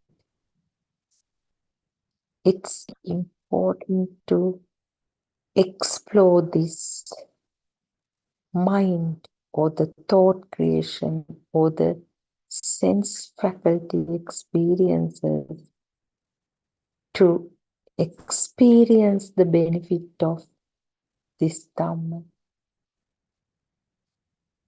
to realize how much relief, how much freedom, how much tranquility one experiences seeing the reality or seeing the truth. So Lord Buddha emphatically said, the clinging and the clear knowledge of truth are the key aspects of the path. Yoniso Manasikara and Yatha Bhuta Jnana. So these two arms will help anyone to liberate from the mind then and there, the stimulus then and there. So attaining Nibbana happens in an instant. And another message shared by our spiritual teacher is, we are always in non-vibration. Non-vibration is like our ancestral home. But due to the vibratory nature or due to the rising of stimuli or the chain of thoughts, one cannot experience the non-vibration. So we keep looking for Nibbana from the external world. But the Nibbana is in your own system, own mind. Nibbana is fully realizing the nature of the stimulus and perfect liberation from it. So you will liberate from self-perception and yes, that is the ultimate goal. Because there was never a self. There was never a self in the body or the mind. It is due to that vibration that telepathized into the zygote that we have this tendency of clinging to things or the life feeling.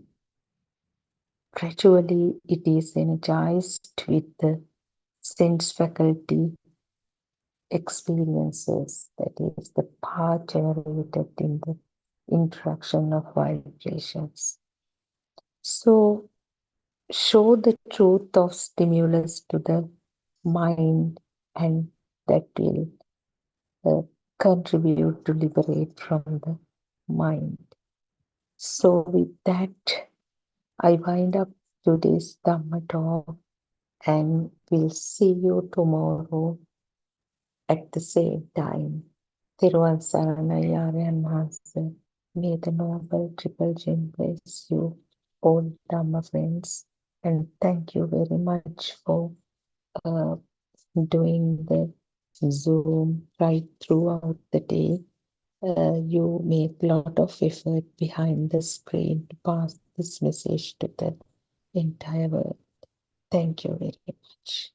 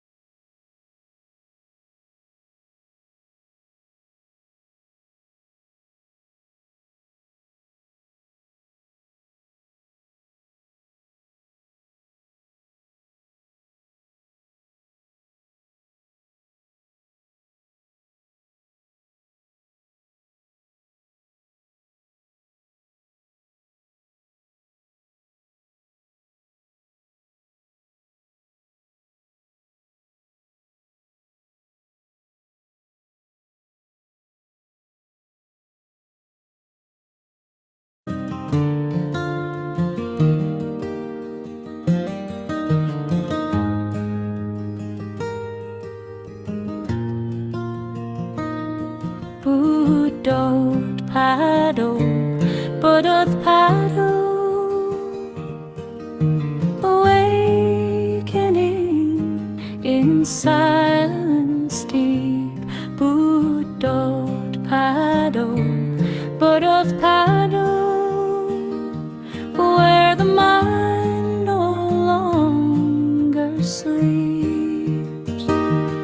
Buddothpado, Buddothpado, breath is soft and flowing free. Buddothpado, Buddothpado, no self remains, just clarity.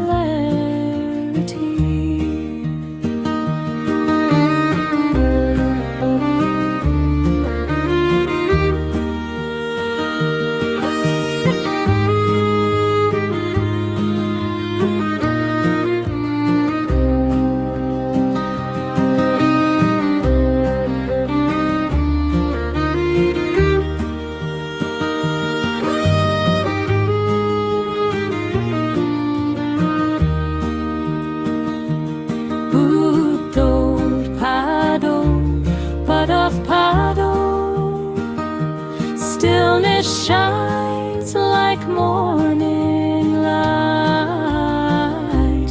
Buddothpado, Buddothpado, truth appears beyond sight.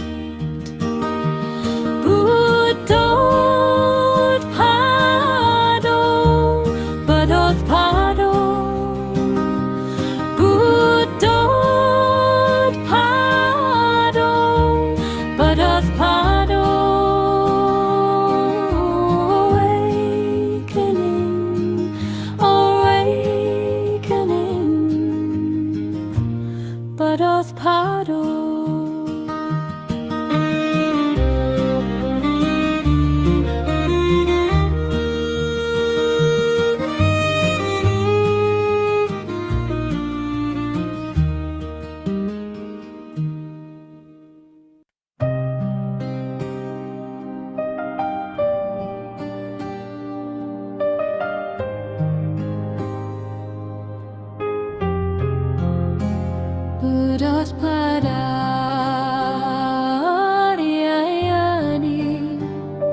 loving and kind. You came like light to free the blind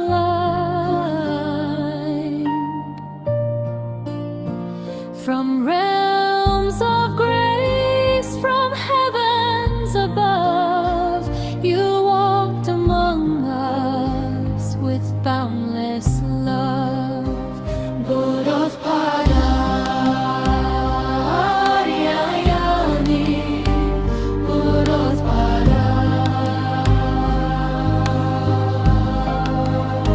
seeing the sorrow of mankind, lost in darkness, confused and blind. You spread the truth so clear, so bright. The Dhamma's flame, the guiding light. You reawakened Buddha's way. The sasana shining day by day. Through your compassion, calm and deep, you soothe the wound that makes us weak. Buddothpado, you show the path through gentle words and sermons vast. Step by step you lead us on until the night the fear is gone. Buddothpado,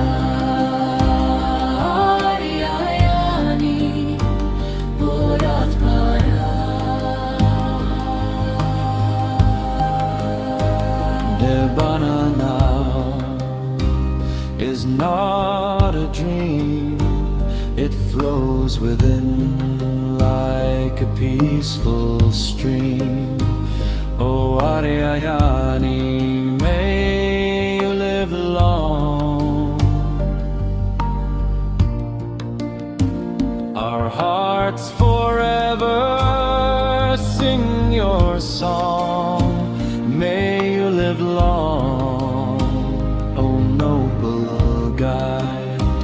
In gratitude we stand with pride. Buddothpado, bright as the sun. May your holy work never be done. Buddothpado, you show the path through gentle words and sermons vast. Buddothpado,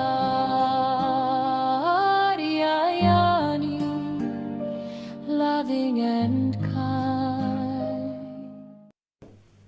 May the Noble Triple Gem bless you all. Therwan Saranai Aryan Wahanse. May I pay homage at your feet. Therwan Saranai, everyone. So now we know that the world is created by our senses. Eye creates the seeing world. Ear creates the hearing world. Tongue creates the taste world. Nose creates the world of smell. Body creates the feeling of hot and cold. And mind creates the thoughtful world. So we know that the world is created by our senses. Lord Buddha said, I is your world. So even though we think this is a simple message, it gives a vast meaning, isn't it? We know that the baby in the cot, though his senses are working, still the thoughtful world is not created for him, isn't it? But he also feels when hungry, feels the pain if a needle pricks, or he feels an insect bite. And when he is happy, he smiles. When he is sad or uncomfortable, actually, he cries. So we say he has a radiant mind. What is this radiant mind? Radiant mind is pure. It's pure like a white sheet. No defilements whatsoever. But he also feels the light. He also feels the sound, the smell, taste, hot and cold. He feels that something is there. But still, he can't identify it, isn't it? So, if someone is interested to know how the mind is created, he can go back to the radiant mind, the baby in the cot. So, then we can observe. So, baby in the cot, he does not have any suffering, isn't it? So, even though the war is going around, he has some disaster in the family, he actually has no idea. So what does he want? He wants only some milk when he is hungry and to sleep, isn't it? He only needs food, protection and some place to sleep. So there is no suffering. So even if he is taken to another country and raised by a different type of parents, will he know? No, he won't know it. So we can see that all are perceptions.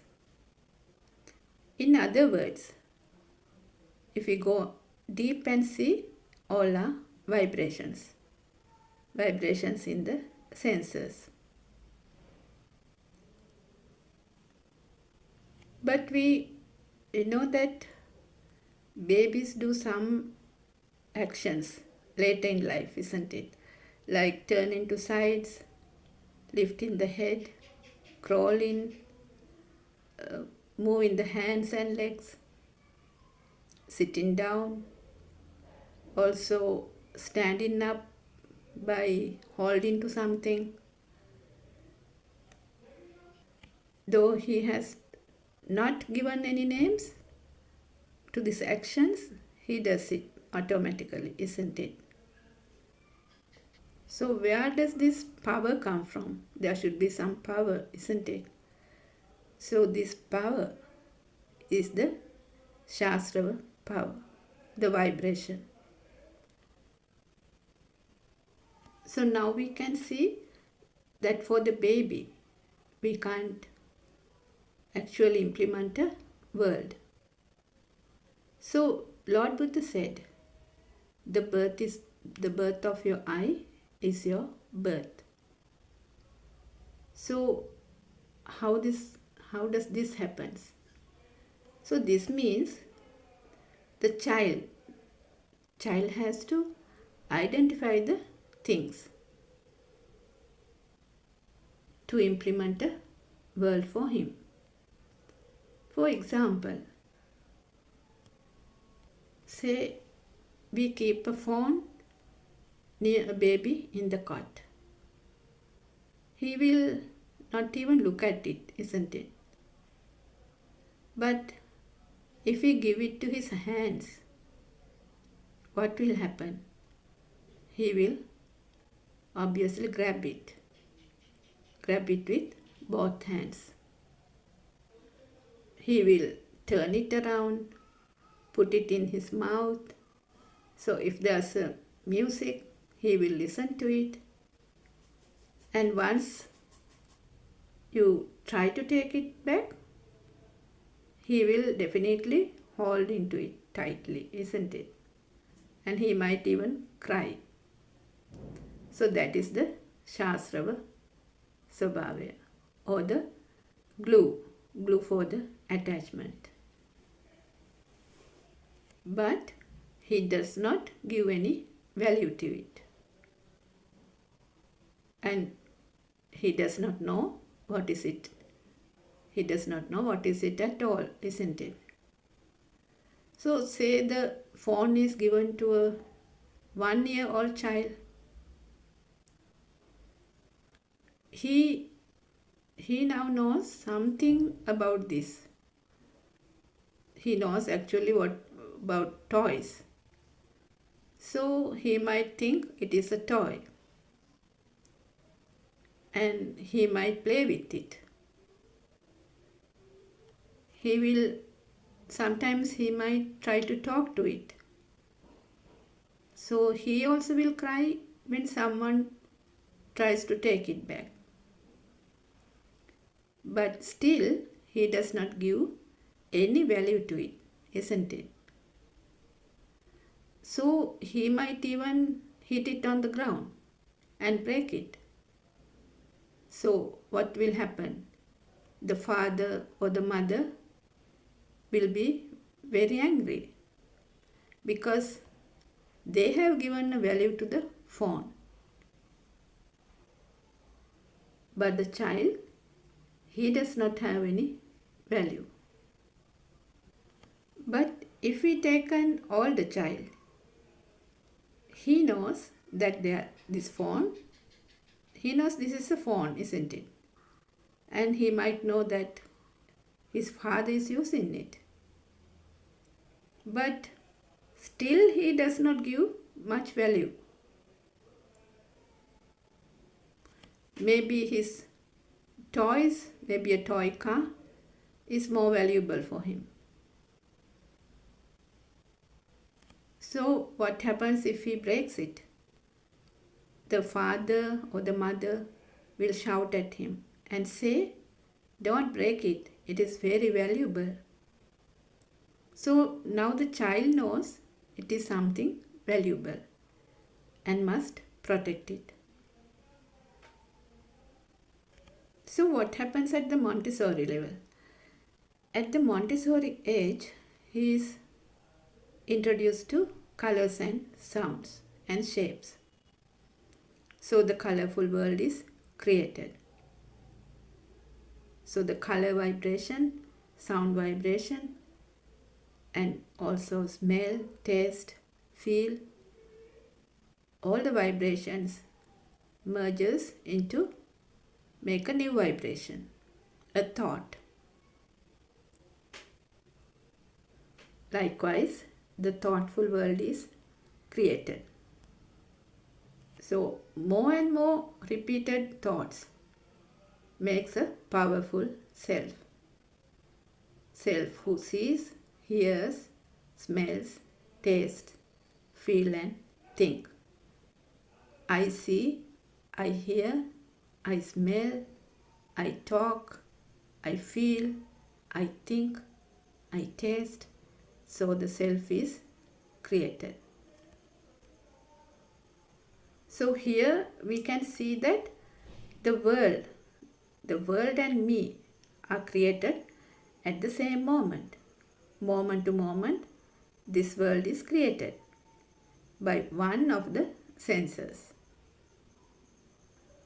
So our noble friend Buddothpado Aryan Wahanse explains that this happens due to a speedy vibration.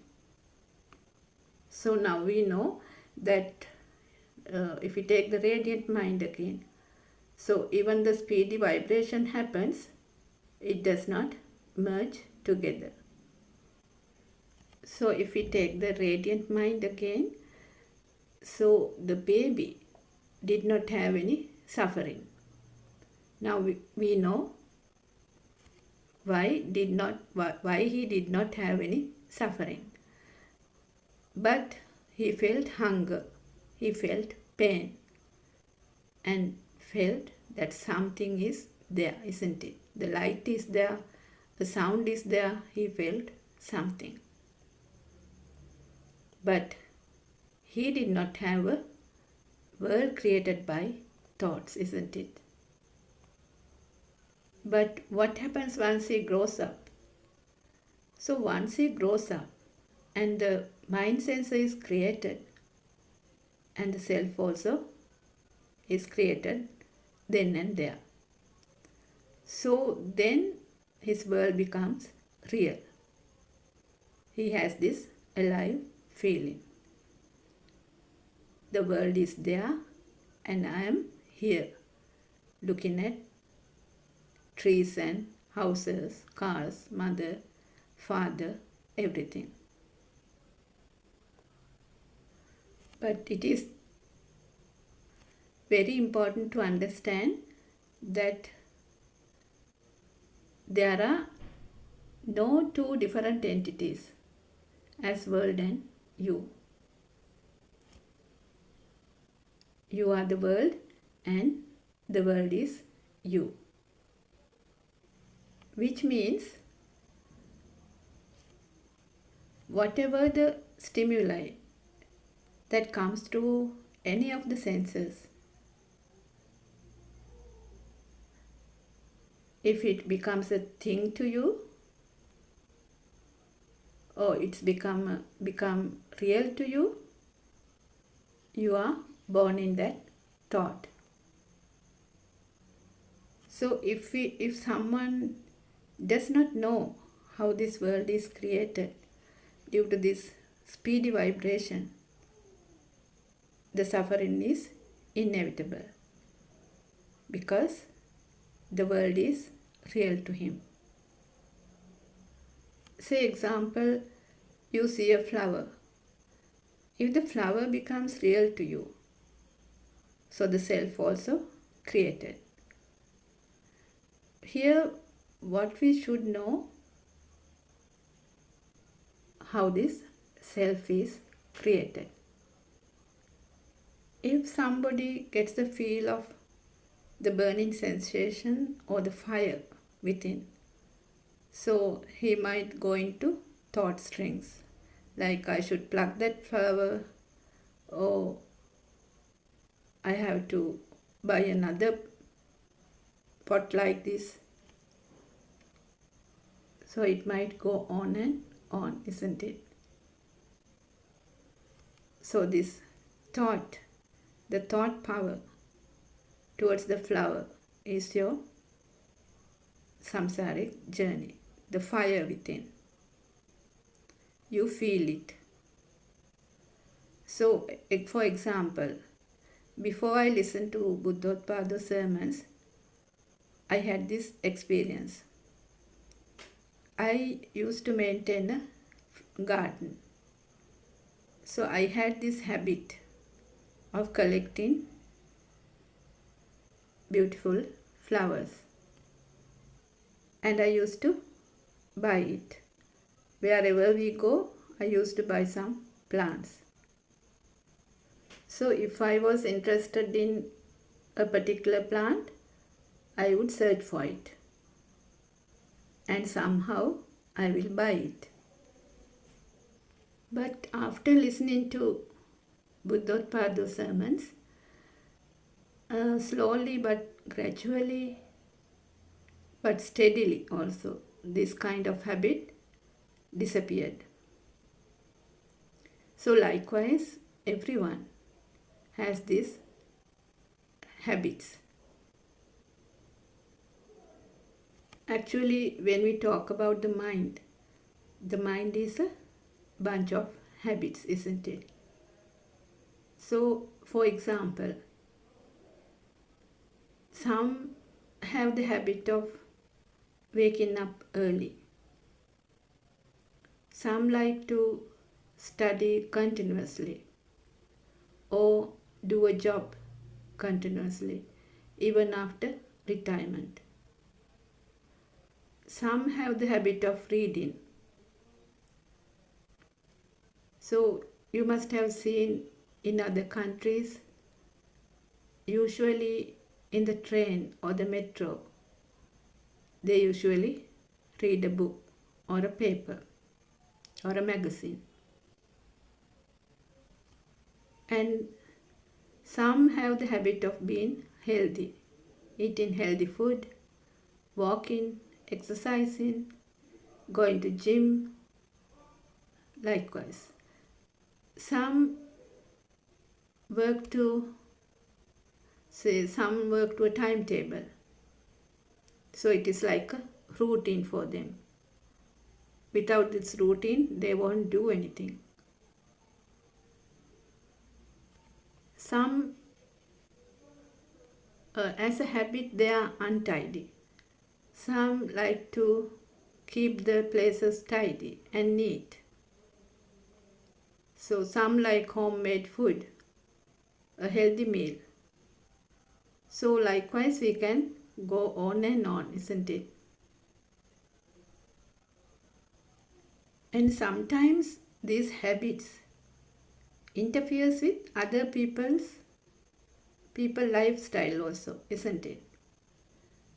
So if we talk about parenting, some parents are very strict. They are very strict to their children. So maybe their parents were strict to them too. So they were brought up like that. So as a habit, they do the same thing. So actually what I wanted to highlight is that once you understand this Dhamma and see that there's actually nothing in a thought, this power for the thought will start to diminish. If we further analyze how this power is created to the thought.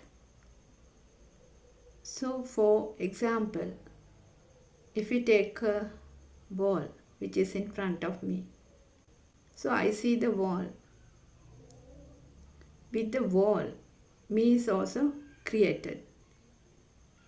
Me who sees the wall. There is no other me. So in this example, the wall is me. So we take another example. There is a sound of a radio. So this moment, that radio is me. Likewise, if we take smell,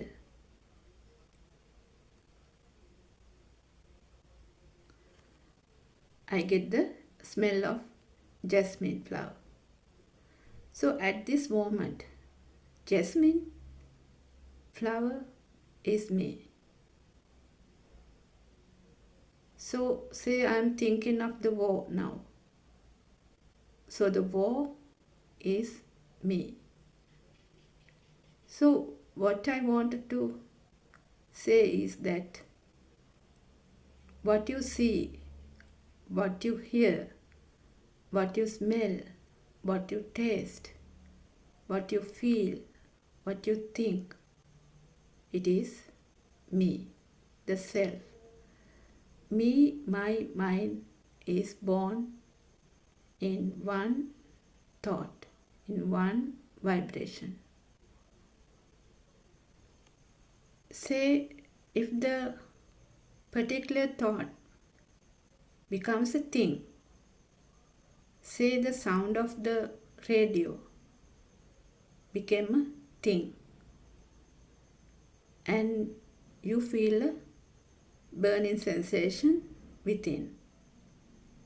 So because it is disturbing, it is so loud, it is noisy. So likewise, if it becomes a thing,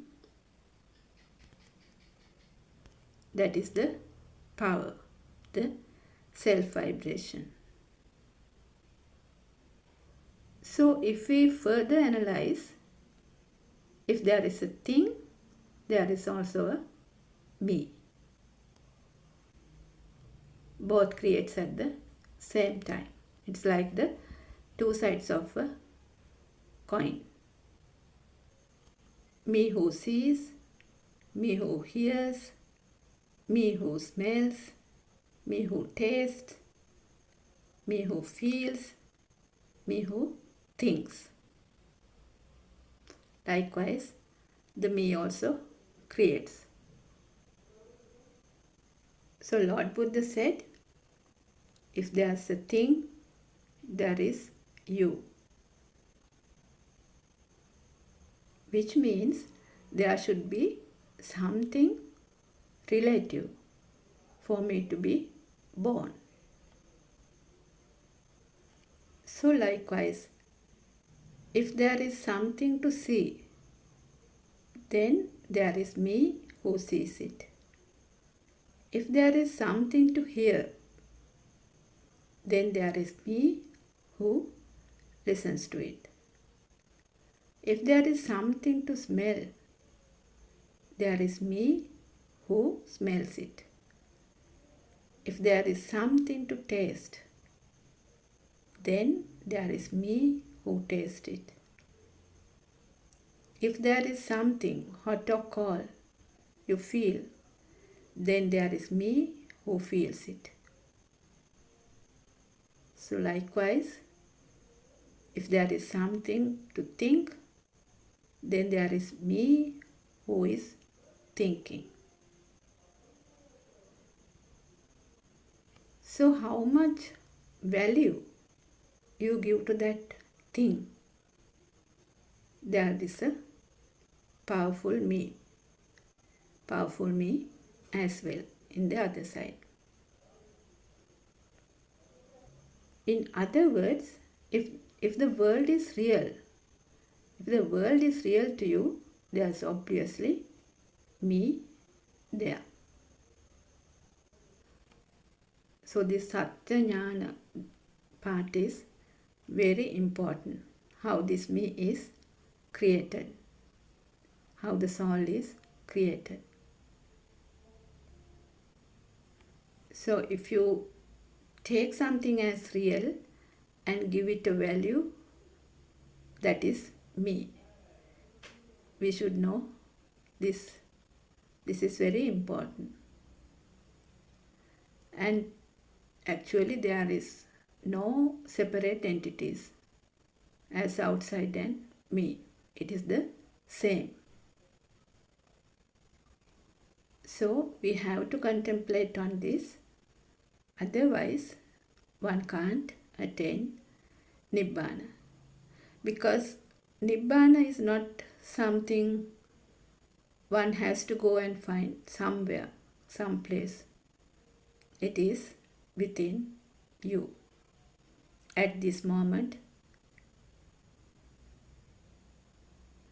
a moment-to-moment creation. So if there is an outside world, there is a duality always. So the tree is there, I am here. This is always, there is always two sides.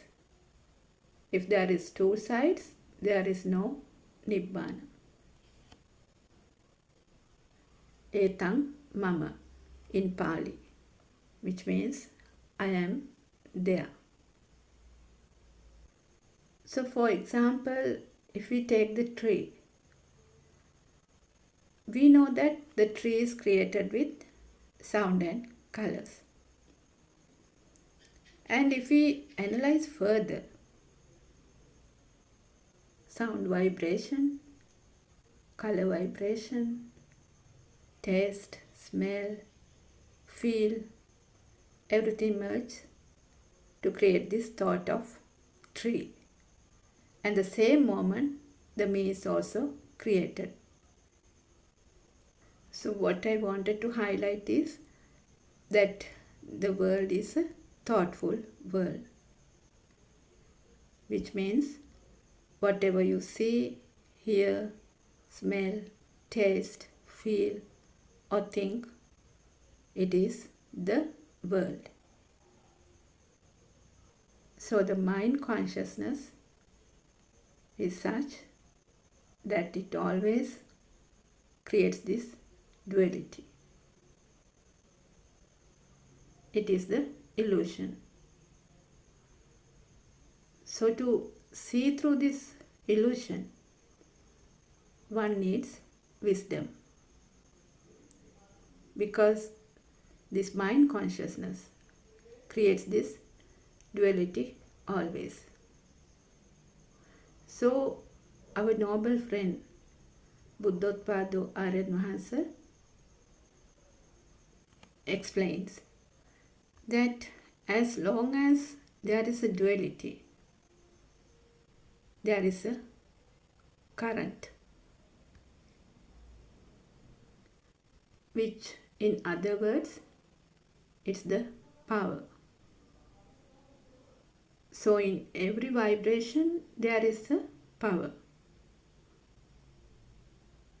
So if there is no fire, no burning to a particular vibration, me also not born in that particular vibration either. So we have to contemplate on how this me is created, isn't it? How the alive feel is created, and why we don't imply a soul to a tree. Say if we plant a mango seed, for after some time it will grow into a tall mango tree, isn't it? So it happens naturally. It also needs food and water.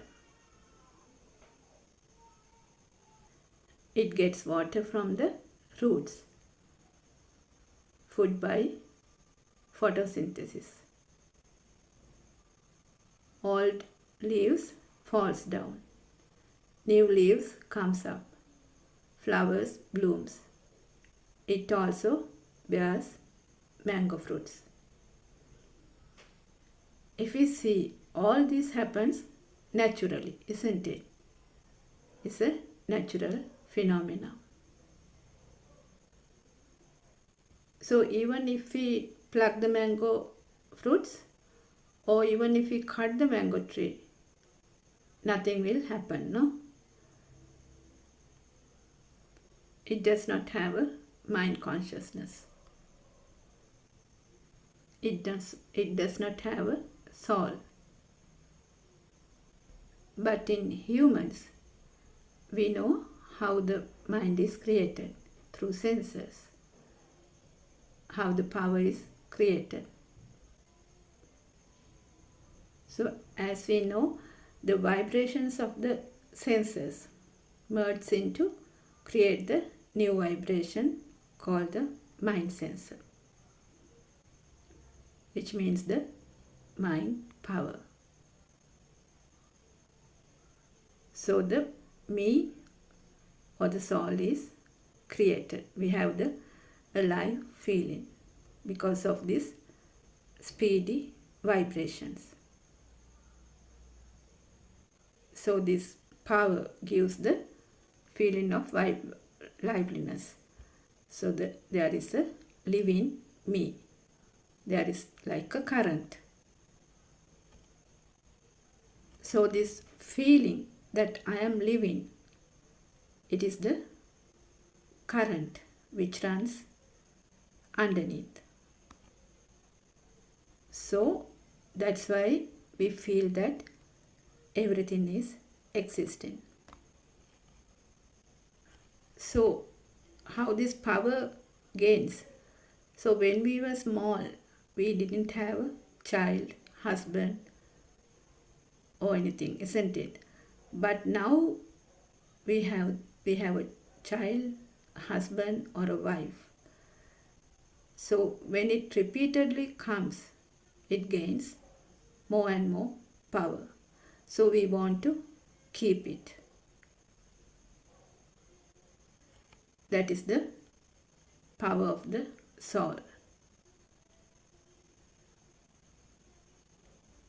Actually, all this creates naturally. It's a natural phenomena. So if we further analyze, and as our noble friend explains, this me is none other than the current itself.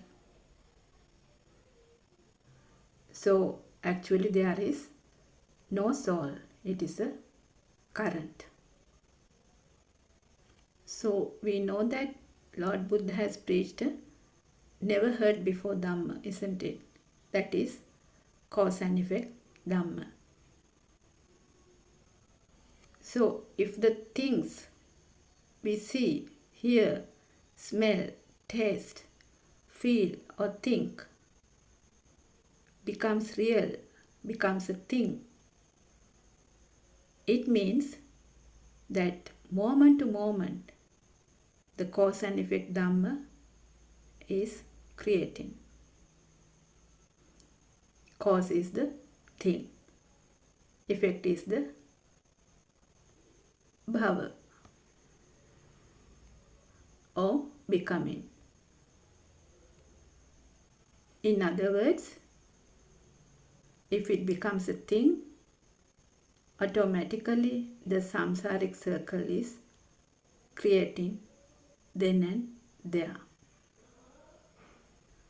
In other words, as long as the current, the power is there, the circle of birth creates. So it happens naturally and no one is doing it.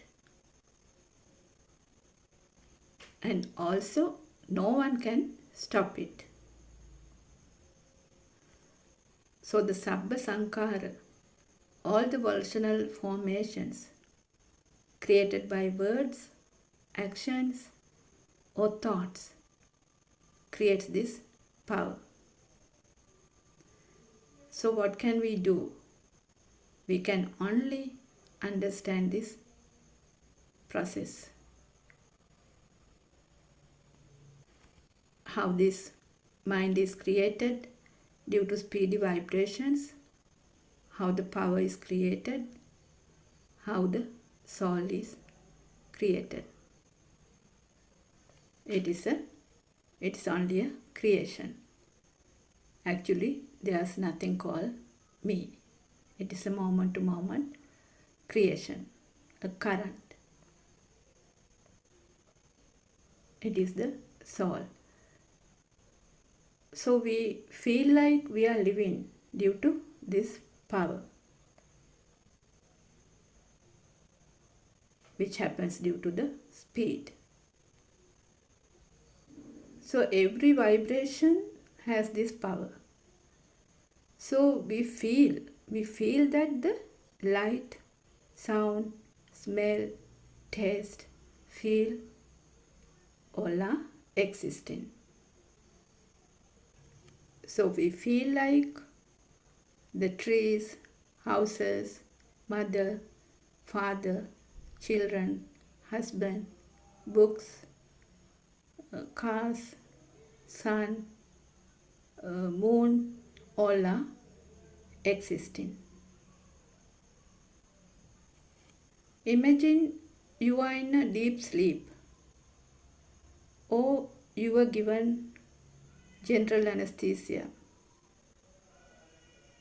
So all your senses are numb, isn't it? Senses are, you can say, sleeping. So does the world exist then? The world does not exist to you. So where is this me? There is no me.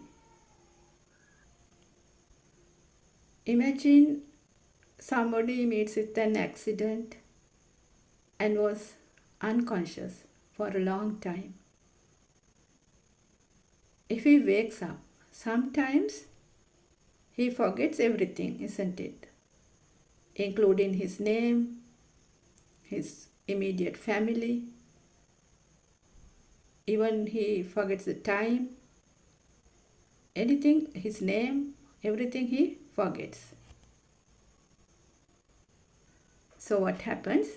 He has to learn from the beginning. Just like a child in the Montessori, with colors and sounds.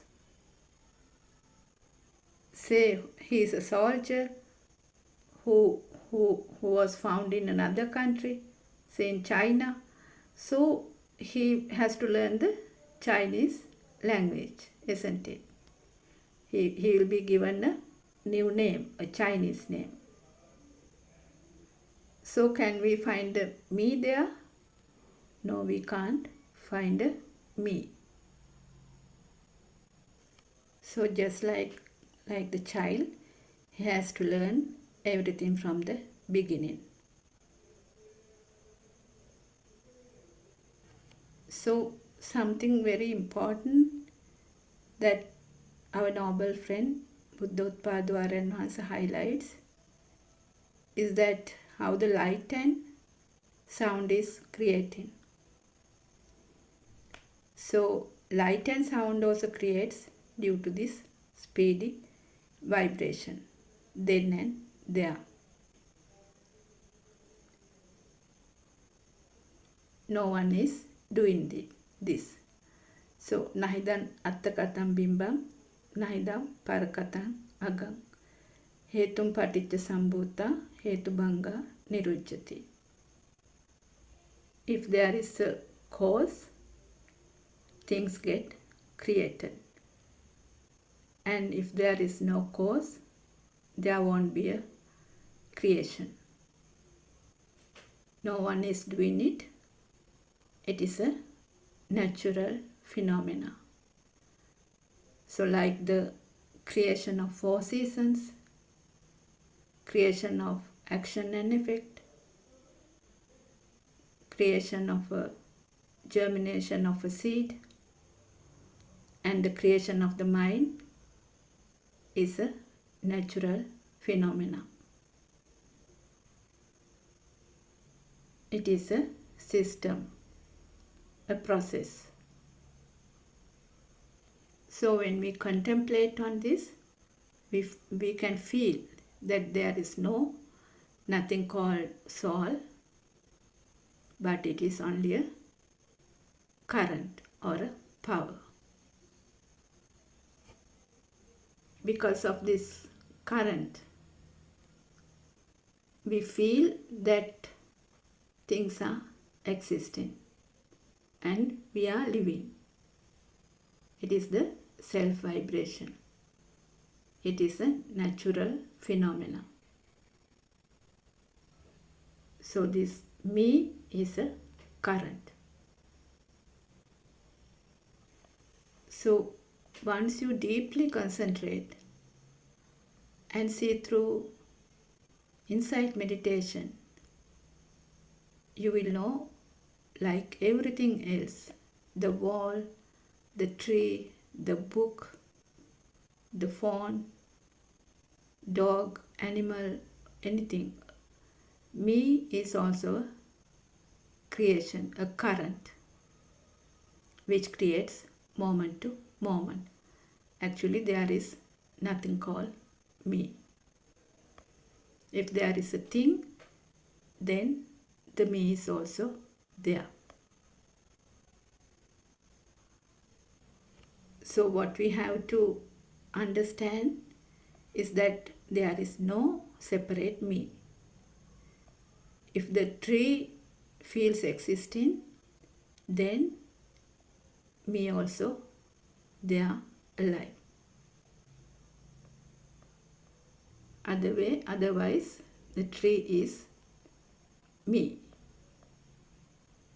So when we talk about the senses again, the eye sensor sees, the ear sensor hears, the nose sensor smells, the tongue sensor tastes, the body sensor feels hot and cold, the mind sensor thinks.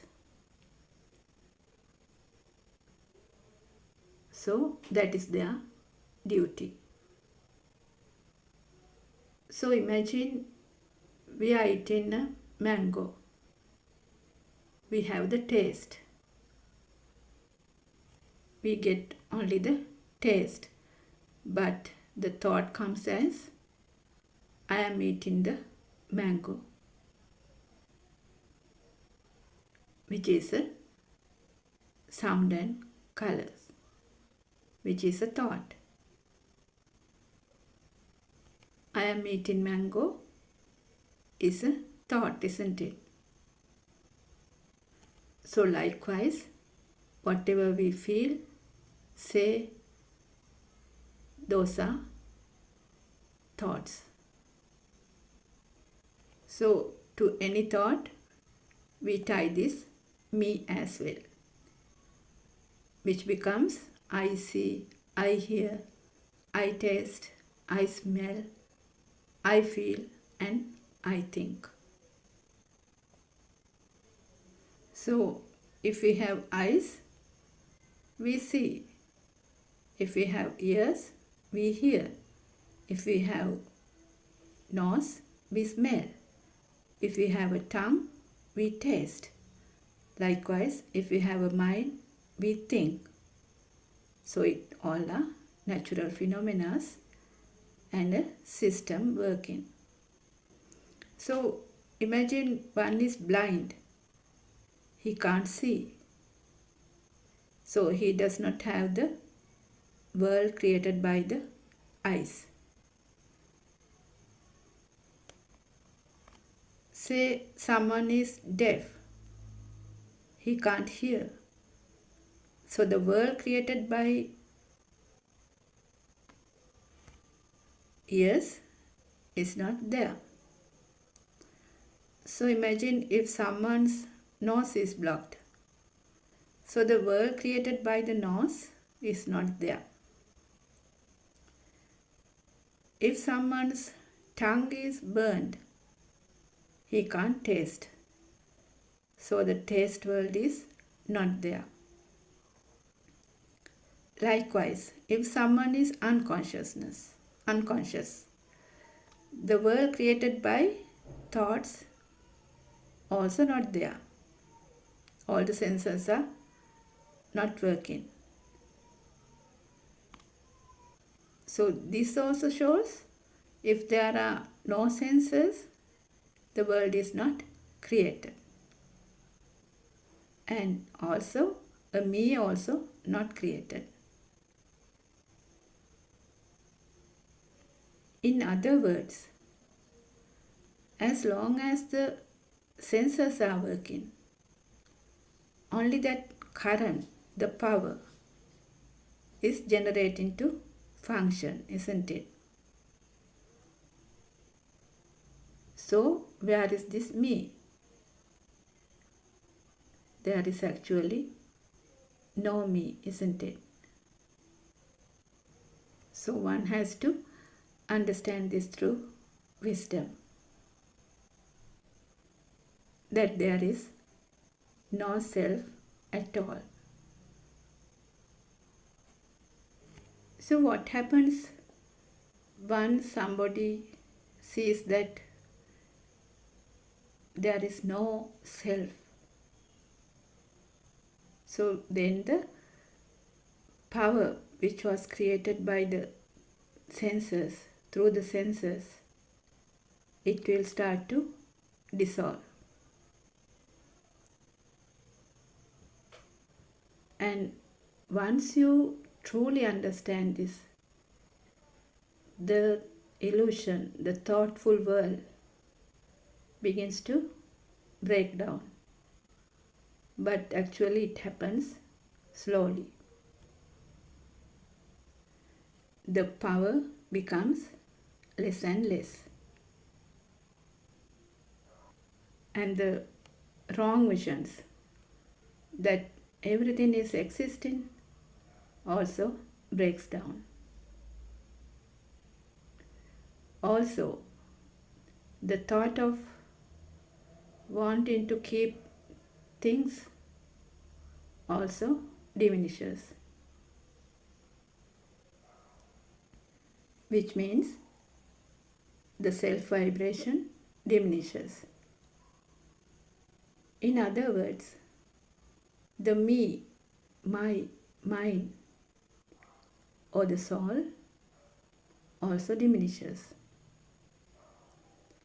The mind power becomes less and less. So we know that to have a power, there should be two different ends, isn't it? So once the wrong vision of self is identified, then one becomes a stream enterer, which means he no longer has the thought of existent field. But yeah, this is not easy. So the example Lord Buddha has given is that one can find a needle in a pile of soil. But it also could happen, but then this is not easy to see the non-soul angle, to feel that there's no one existing. So this is very subtle, isn't it? So how do we identify this practically? So how to identify this practically? The excitement which was created by the senses starts to diminish. So, for example, the things which you did repeatedly to enjoy life, or to keep you alive, or keep you going, that fades away. The habits, we talked about habits, the art you had, that also fades away. Maybe you were very strict about some things, or very particular about things. Maybe you were overthinking about things, or you had inside talking or vitakka. Maybe you used to call friends often. Maybe you were restless, nervous, depressed, irritable, angry, jealous of things, jealous of other people. These things begins to diminish, and you feel it. The thought strings which was created for one thought also gets diminished.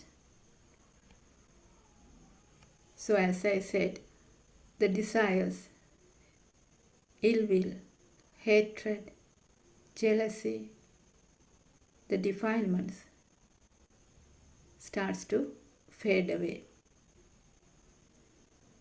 and you feel free of thoughts. But thoughts comes as usual, but there's no one to get attached or disattached to that particular thought. Also, the fire,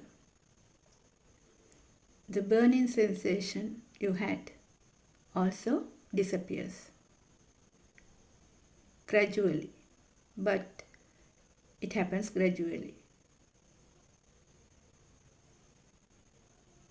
So these are the things. So once you are in the path, and with that internal transformation,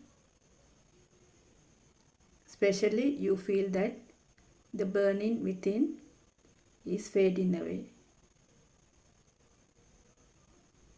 So what we have to know is that all these are happening naturally, not done by anybody. It is a system. What one has to do is to show the truth to the system. So you feel the power of the soul is getting less and less. So in the mundane world, it is actually the other way around. There are desires, ill will, hatred, jealousy, because the world is real to them. There is a powerful me. So the vibration is so powerful, the ego is so powerful, to keep them satisfied, they might even kill people, start wars, destroy everything. But if somebody understands this wonderful Dhamma, that there is no self there to stimulate, all will be peaceful, isn't it? Now we know that with concentration meditation, one cannot practically experience this Dhamma. One can experience only through insight meditation, and can practice in any position, either sitting, standing, walking, or lying down. So this is insight meditation. So once you start insight meditation, the concentration meditation will also add itself. Yeah, automatically it will happen, which means samatha vipassana yugandan. What happens in concentration meditation, actually the self gets more powerful, because usually the outside world is real. But insight meditation, it builds up with the knowing of the dependent origination Dhamma, with Four Noble Truths, which means it shows that the outside world is a thought, and that thought also not real. So first, you have to know how these thoughts are created. First, to apply this to one thought.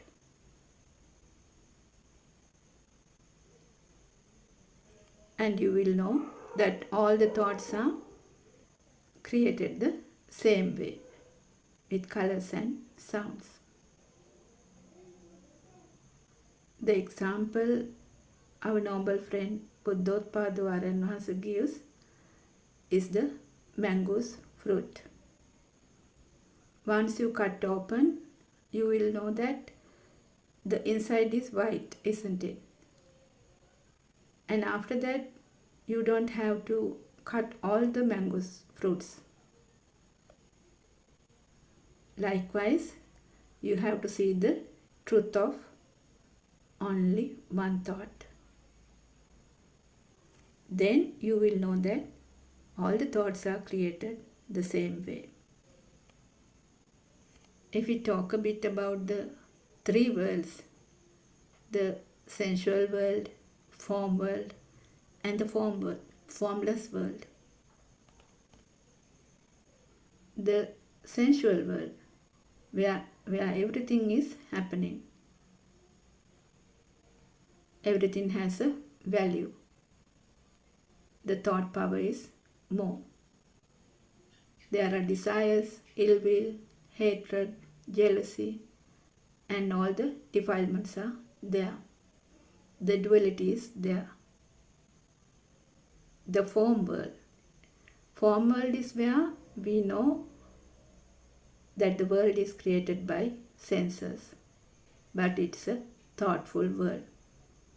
So in a thought, everything is there. Still, the thought power is there. The formless world. So Aranwahasa these days explains a lot about the formless world, where the Shastra power is underneath. In other words, the power of defilements. Shasrava, Ashrava, Shinasrava, Anashrava. Anashrava is when the power is becoming zero. So our noble friend Buddothpado Aranwahasa explains that all the three worlds, sensual world, form world, and the formless world, are in one vibration. So what we have to know is that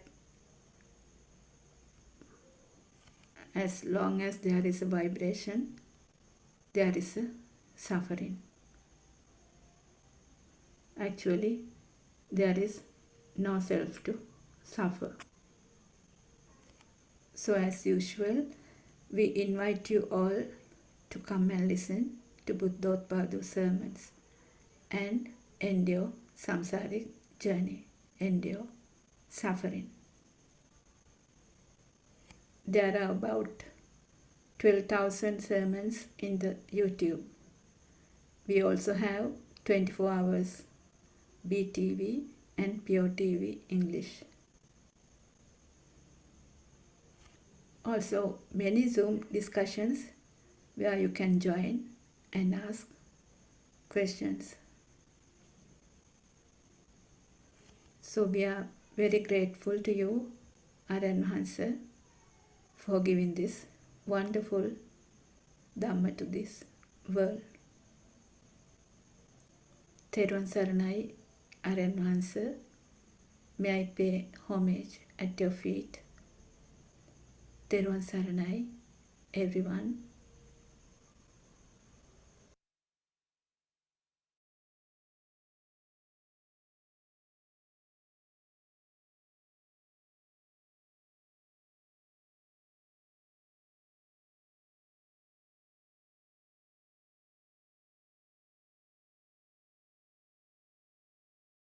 Good afternoon, everybody.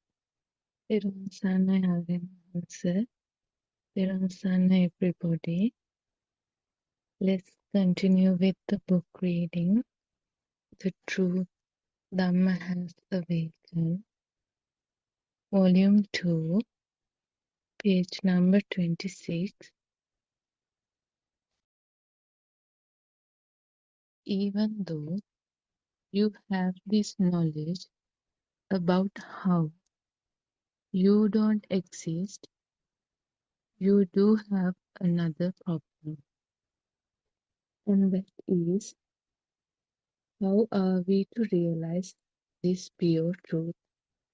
What should we do to realize this truth? Isn't this your problem now?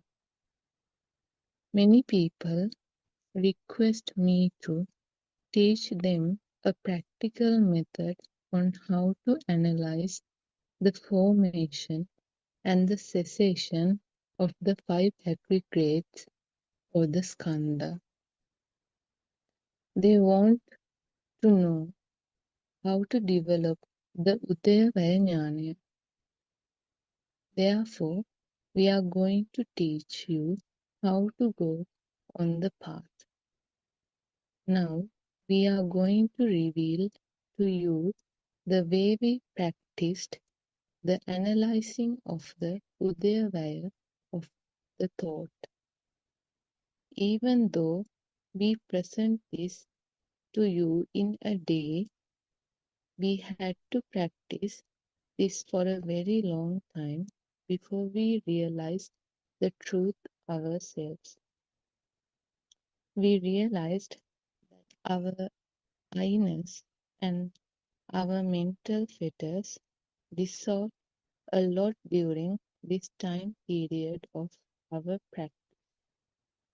And we realized that there was an improvement in our path to Nirvana.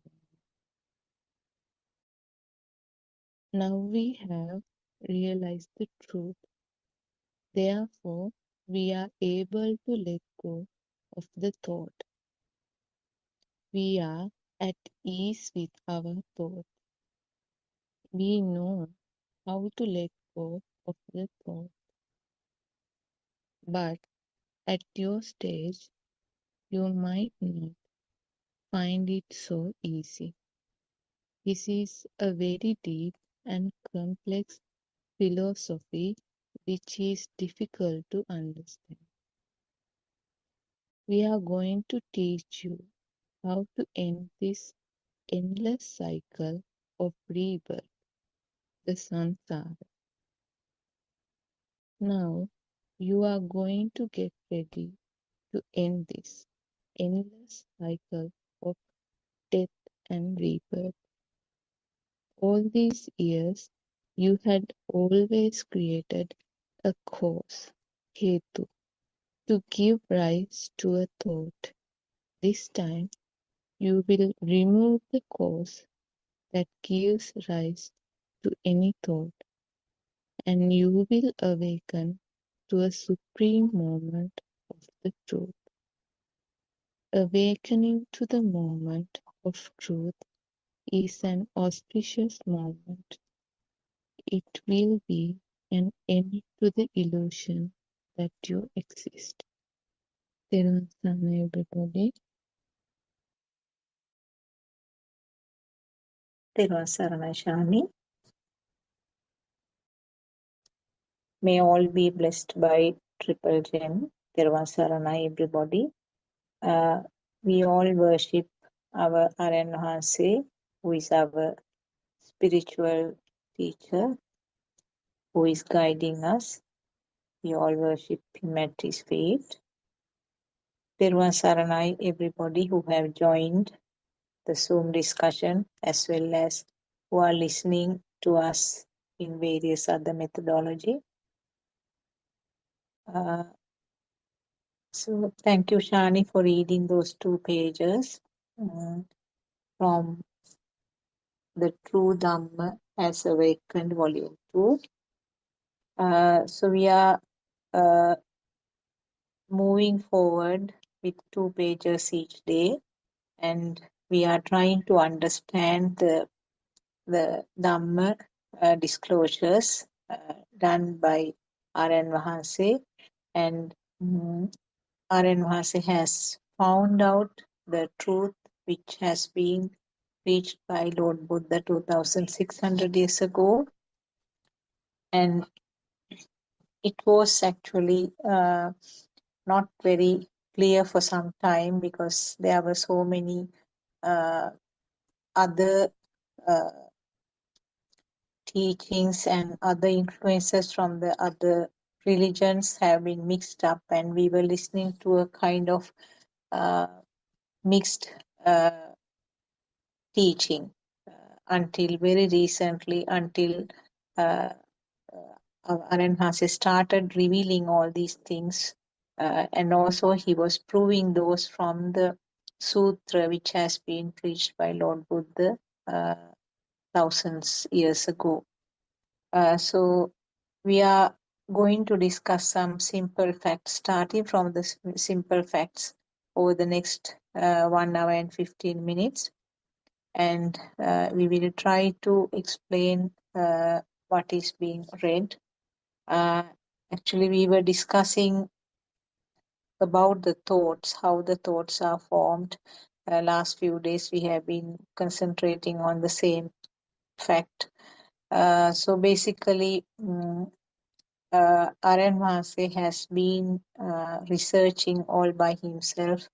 He has studied so many books written by different monks in our country, and also he himself has tried to do the research on the knowledge that he gained from these different sources, and finally managed to put all the pieces of the jigsaw puzzle together and then come to the final conclusion, which is the true fact or the true Dhamma which has been uh, uh, preached long ago by Lord Buddha. So we will get back to what Shani was reading actually. Those 2 pages, it mentions about the mentions about the thought. So everything is a thought, or in other words, everything is a sound. Whether you talk about something, whether you think about something, or whether there is an action, all of them are words, and which means they are all thoughts. So thoughts is a process. It's a fast occurring process, and to this process we call the mind. So there is no single solid mind that we can point our finger at. It's just some flowing thing where at a very fast speed thoughts are occurring, and then the it's something, an example or a metaphor that is given by Lord Buddha, and also it has been disclosed again by our Aranhanse. It's similar to a river which is flowing. When the water is flowing, you call it a river. And when the air is blowing, you call it a wind. But when you try to hold the flowing water, it's just some water in your hand. But you label it as river only when it is flowing. So similar examples we have had. The wind is another example given in one of the sutras. So similarly, there is no thing called mind. Mind means just a flow of thoughts. And the speed is one of the very decisive factors in most of these facts that we are trying to explain now. So the process of formation of the thought is something that we have to understand, because as long as the physical body is persisting, or the physical body has the breathing mechanism, there is sensor function. The 5 main sensors are active, and then there is a simultaneous action of these sensors. We label it as a thought. So thought process is not something that that is controllable, or a person or a system cannot change the pattern of thoughts. So this is called Chitta Niyama in Pali and Sinhala, which means it's a kind of nature's law. So the formation of the thoughts and the way that it flows and the types of the thoughts which arise, they all come under this law, which is a nature's law. There are several laws like that in Buddhism described. So one is the Chitta Niyama, or the law related to the mind. Similarly, we have heard thing called Bija Niyama. Bija means the seeds. So the nature's law related to the seeds. An example is that if you plant a mango seed, it will give rise to a mango tree, not some other tree. So that is the Bija Niyama. Then there is something called Ritu Niyama. That is a seasonal variation. Again, it's a nature's law. So these are described in Buddhist teaching because these are not controllable or not changeable. So you can see that the thought is something, often when we are talking, we tend to call it, I am thinking, or this is my thought, the way I feel. We use it in different ways. But always we can see that there is some form of ownership to this thought. But really, can you say that there is an owner? Can you label it as my thought? If you have this ownership, there should be a way of altering or controlling or stopping the thoughts the way the person wants. It doesn't happen like that. So then can you say that my thought or my mind? No. There is no owner, there is no way of controlling. So therefore, it is just an independent flow of thoughts. I can see Surangika also has joined. Therwan Saranai Surangika, are you in a position to add something?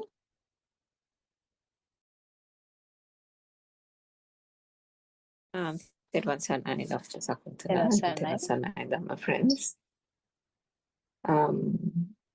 I didn't listen to the full reading of Shani's. What was the Yeah, it was beginning of actually, it, Dr.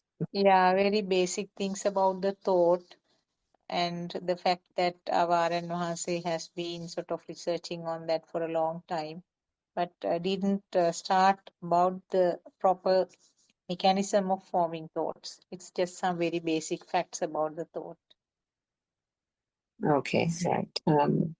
So I think we heard in the Sinhalese Zoom yesterday, or in the last couple of days in the groundbreaking Zoom discussion as well, in the Sinhala medium as well.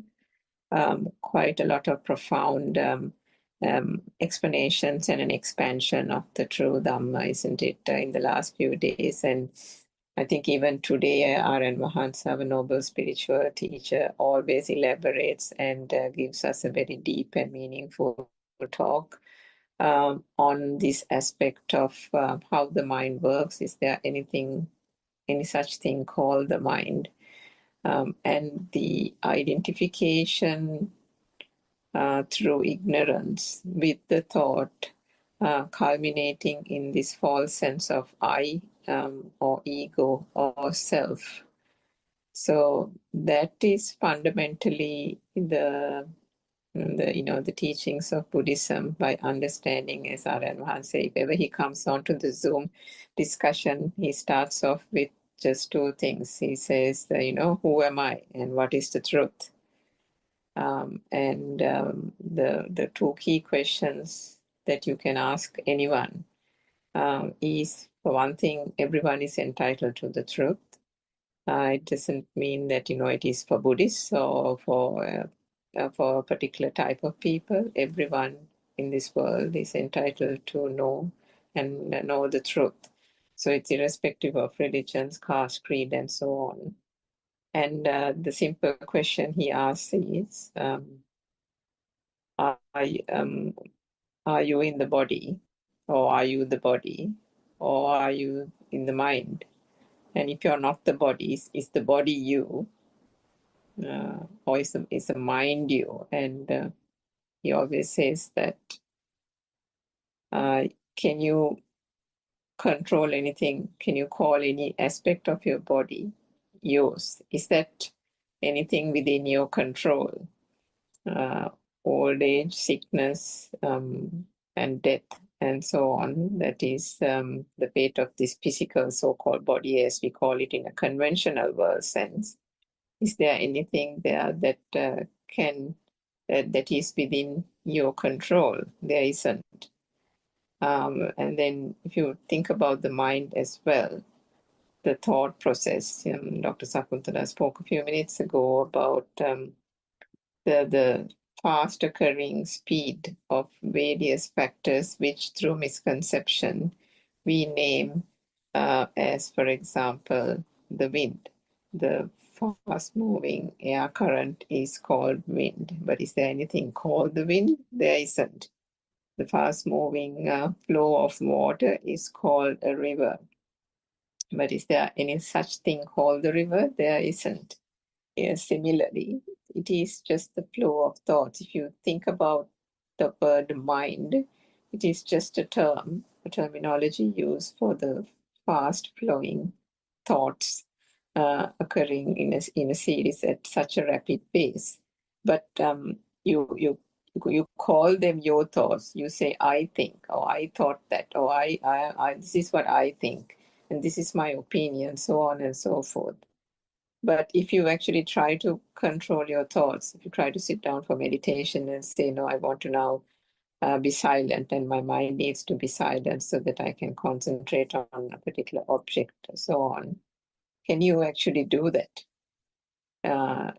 Do the thoughts just stop based on your request or based on your wish? No, it doesn't. At some point, most of us have tried to engage in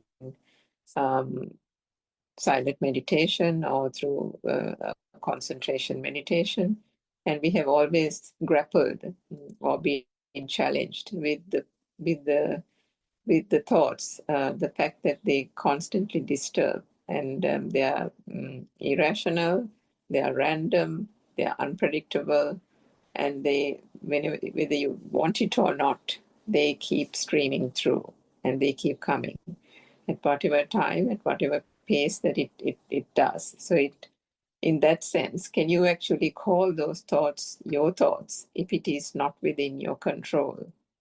So then if the body is also not you, and none of your limbs and heart and all these things are within your control, then clearly the body is not you.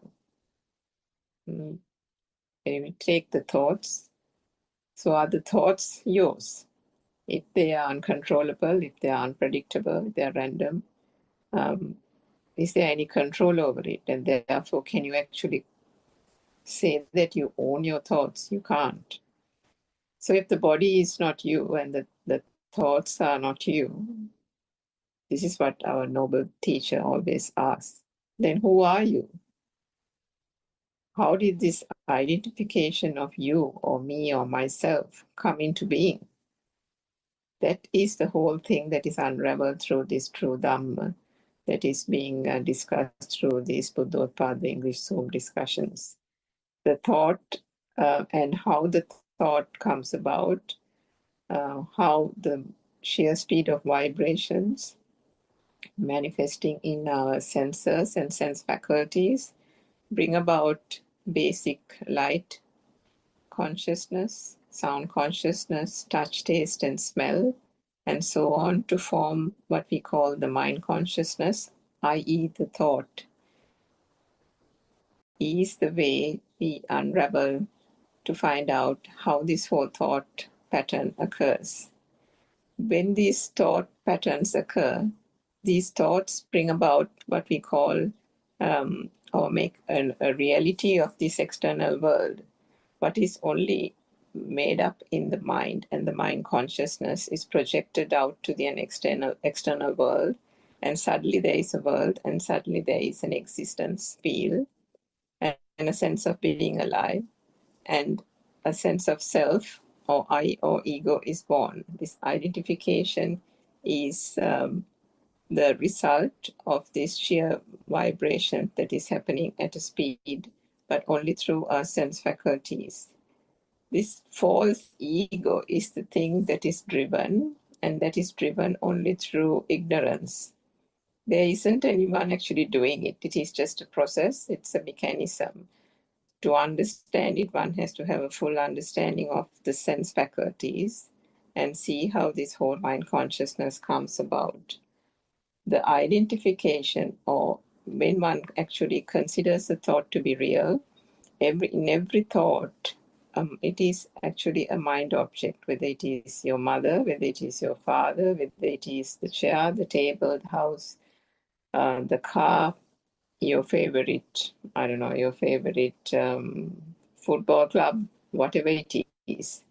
If you give a value to an object, if you consider it to be real, you invariably give a value to it, you think it exists, and in that existence, in that belief that that exists, the I or the self is born. And that is where the duality occurs, because of ignorance and because of the fact that there is an unknowingness of how the consciousness actually works. The mind consciousness, which is an interpretative mechanism only, which is occurring only through the perceptions and the sense faculties. The Buddha himself has said, understanding this world is done through understanding the six senses. Why? Because it is through the six senses that the so-called world is created. Without the senses, there is no world. And in order to gain full realization, liberation of the mind, the complete understanding of the sense faculties is absolutely important. So maybe if there's someone else who can contribute from that point onwards, everyone's online.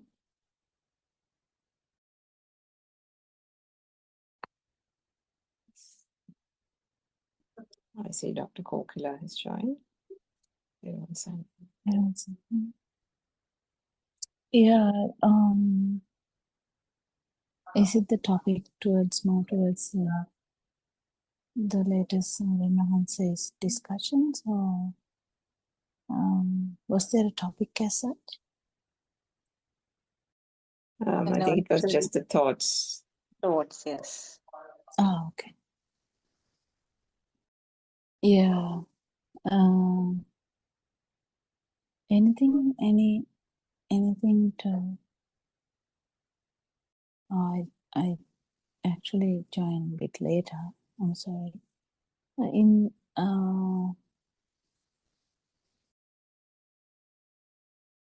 So the thoughts. I mean, it's very difficult to understand that we are thinking about them. I think that is highlighted even today morning thing.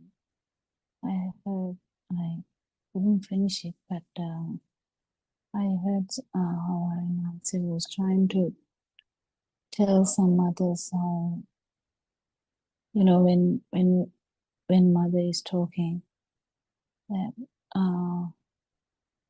mother, what you are thinking, in that sense, it's a bit difficult for us to understand that. Yeah, I am thinking, and when you understand that, you just like, oh, okay, you know. But then that is the most important thing, that to understand that none of the things that you think is true. None of them are true. So whatever the thinking world is not true. And beneath that, whatever the things that you feel is not true either. So this has to be This has to be felt. But if it is not true, and if you keep understanding this, I think that's all you can do, isn't it? There's nothing much we can do. At particular point, we just know that any thought is not true. They're all constructs. Yes, there's one point that some others bring out is that yes, answer. The thought comes and goes. That's not what we are talking about. Not that it comes and goes. It's not that point. Whether it comes and goes, it's never. We can't call it nirodha. Nirodha is aware in that sense. When we see cessation of suffering, it's not comes and goes because there is something to come and go. That's not what it means. What it means is thought is just a construct. That's all. It's not something there, but we use thoughts all the time. It's fine, but so the power behind the thoughts is reducing. What is the power? Power is it's coming from the feel that thoughts are true. It's like the same thing as the light, because you feel the light is true. You feel the sound is true. You feel the touch is true. Similarly, you feel the thought as true. This is all that is happening. And that is all due to ignorance, that's all. Because these all are due to the speedy vibration of the sense of faculties. That's all that happened, nothing else. And the power we were talking about, that Suranga was trying to educate us, was all about that power. That power, where is it coming from? It's coming from the sense of faculties with the ignorance that otherwise, if someone has the wisdom, it's all due to the sense of faculty vibration. So, anything else to discuss? Maybe we can discuss something that was mentioned in one of the discussions done by our RNOHC today morning or 9:30, because the 2 pages that we read actually had some very basic facts, nothing much to discuss, because how the thoughts are formed will be discussed in the next few pages. I didn't listen to the 9:31. Yeah, 9:31, just I can mention few things. One of the things that he mentioned was that the value given to the thoughts. Actually, when I use the words value given, there is no person who is giving the values. It's just a part of the process where automatically some form of value is given to some of the topics or some of the stimuli. That is as a part of this repeated reinforcing that has happened. So what he mentioned was that the stimuli which gets some value automatically, they are the ones which reflects the self vibration on the other side. Other side. Now, one example he gave was that now if 10 people are looking at a coconut tree, the different people have different thoughts or the value of the thought coconut tree is different in each individual or each system. So a person who is earning with the help of the coconuts might have a great value, whereas a person might have an average sort of neutral type of value.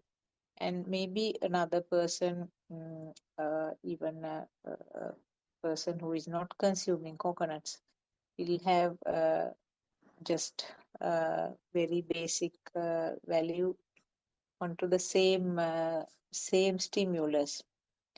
So this Aranhas explained with the two Pali words, Nanattakaya. Nanattakaya means different bodies, different systems, will give rise to Nanatta Sanya. Nanatta Sanya means a different perceptions. So he didn't actually go into details about these perceptions in this morning discussion. But from what we have listened from him over the time, we know that different perceptions are always the result of the different experiences that gathered, or in other words, the different data which has been fed to the system over time. So the value decided by each system is decided by these different experiences or the different data. So that is why the final perception varies from person to person. And then he said that if there is the complete conversion of the mind, where there is a very clear understanding to this teaching, will have a similar perception, even if the systems are different. If all of them have this internal transformation by understanding exactly what is being taught in this Buddha teaching, will have the similar perception. That means, in other words, that is the anatma sanya, or selfless perception. Then he said it is the nanattakaya, that means from different physical systems or difficult systems will have one perception, single perception, which is in Pali ekatta sanya, that means one perception. That means, in other words, the selfless perception or anatma sanya.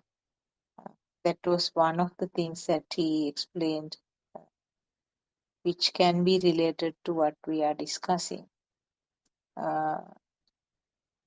I don't know whether Surangika could listen to that. Anyway, we can talk around these things about the mind and the thought today in our session. Once Dr. Sakuntala, that aspect there, I didn't quite get it. I did listen to the rest of it. Dr. Kokila, perhaps you can explain. Is there something called Nanakaya, Ekatta Sanya, and Ekatta? I know there is Ekatta Kaya, Ekatta Sanya, isn't it? Is there a Jnanatta Kaya, Ekatta Sanya as well?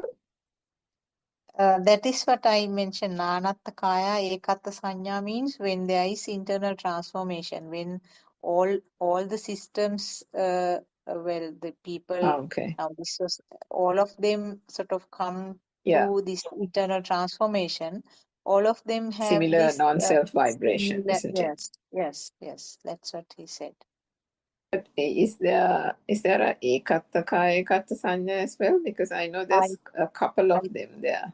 Yeah, I think there is one that I can't remember exactly. Once I remember, he Dr. explained. Kokila, maybe do you know what that I is? can't remember actually. Okay.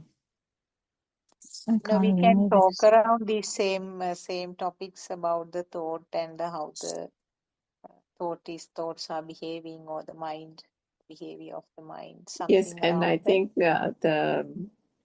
the reason why he started that explanation was there was, I think you were trying to answer some other person's question, wasn't it?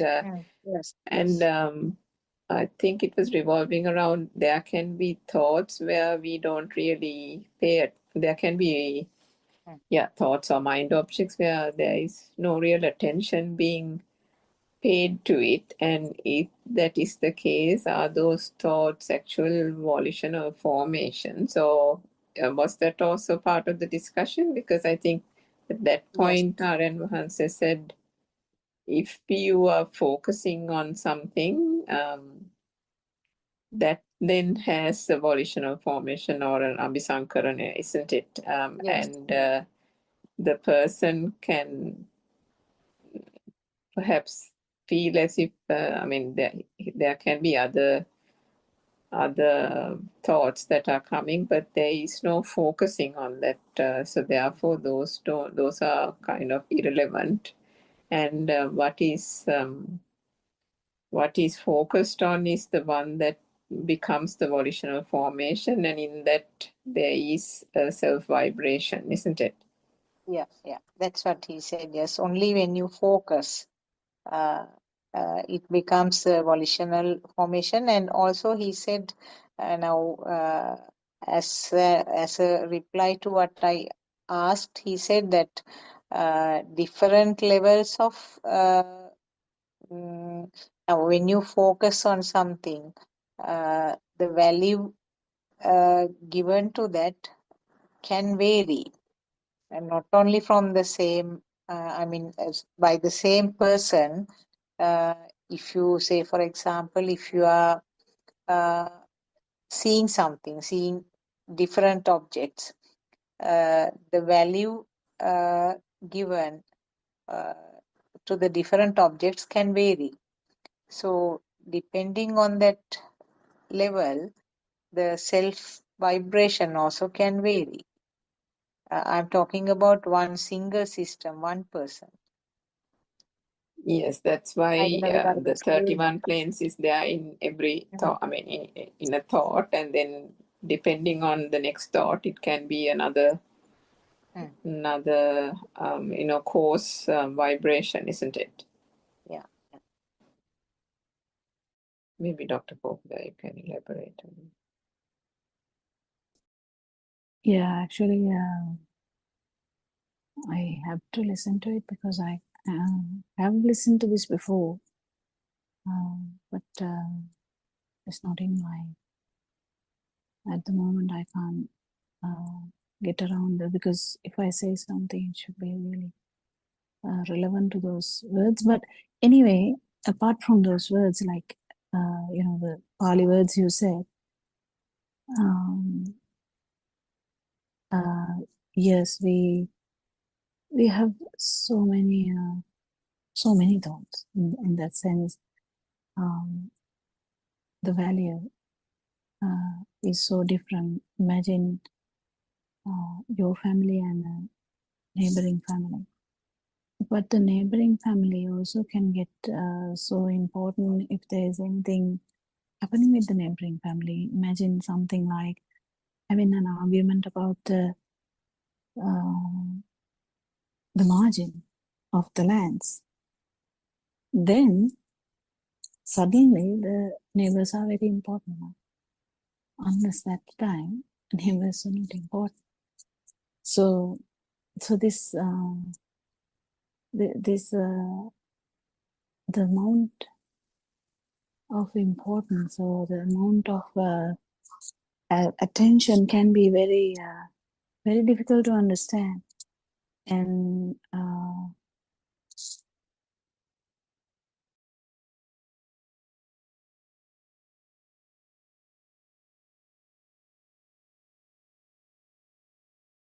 so the importance, or the burning, can be so much different. And if you think about a similar example, you might think that, so I have 5 kids, or have, I mean, in the olden days, people had so many kids. Whether you felt all the kids are similar? No. And even a twin, how twins would feel is quite different. And even within one person, the difference between friends, different between any one single thought can be so difficult to understand. So I think most important thing would be trying and understanding the power, nothing else. I don't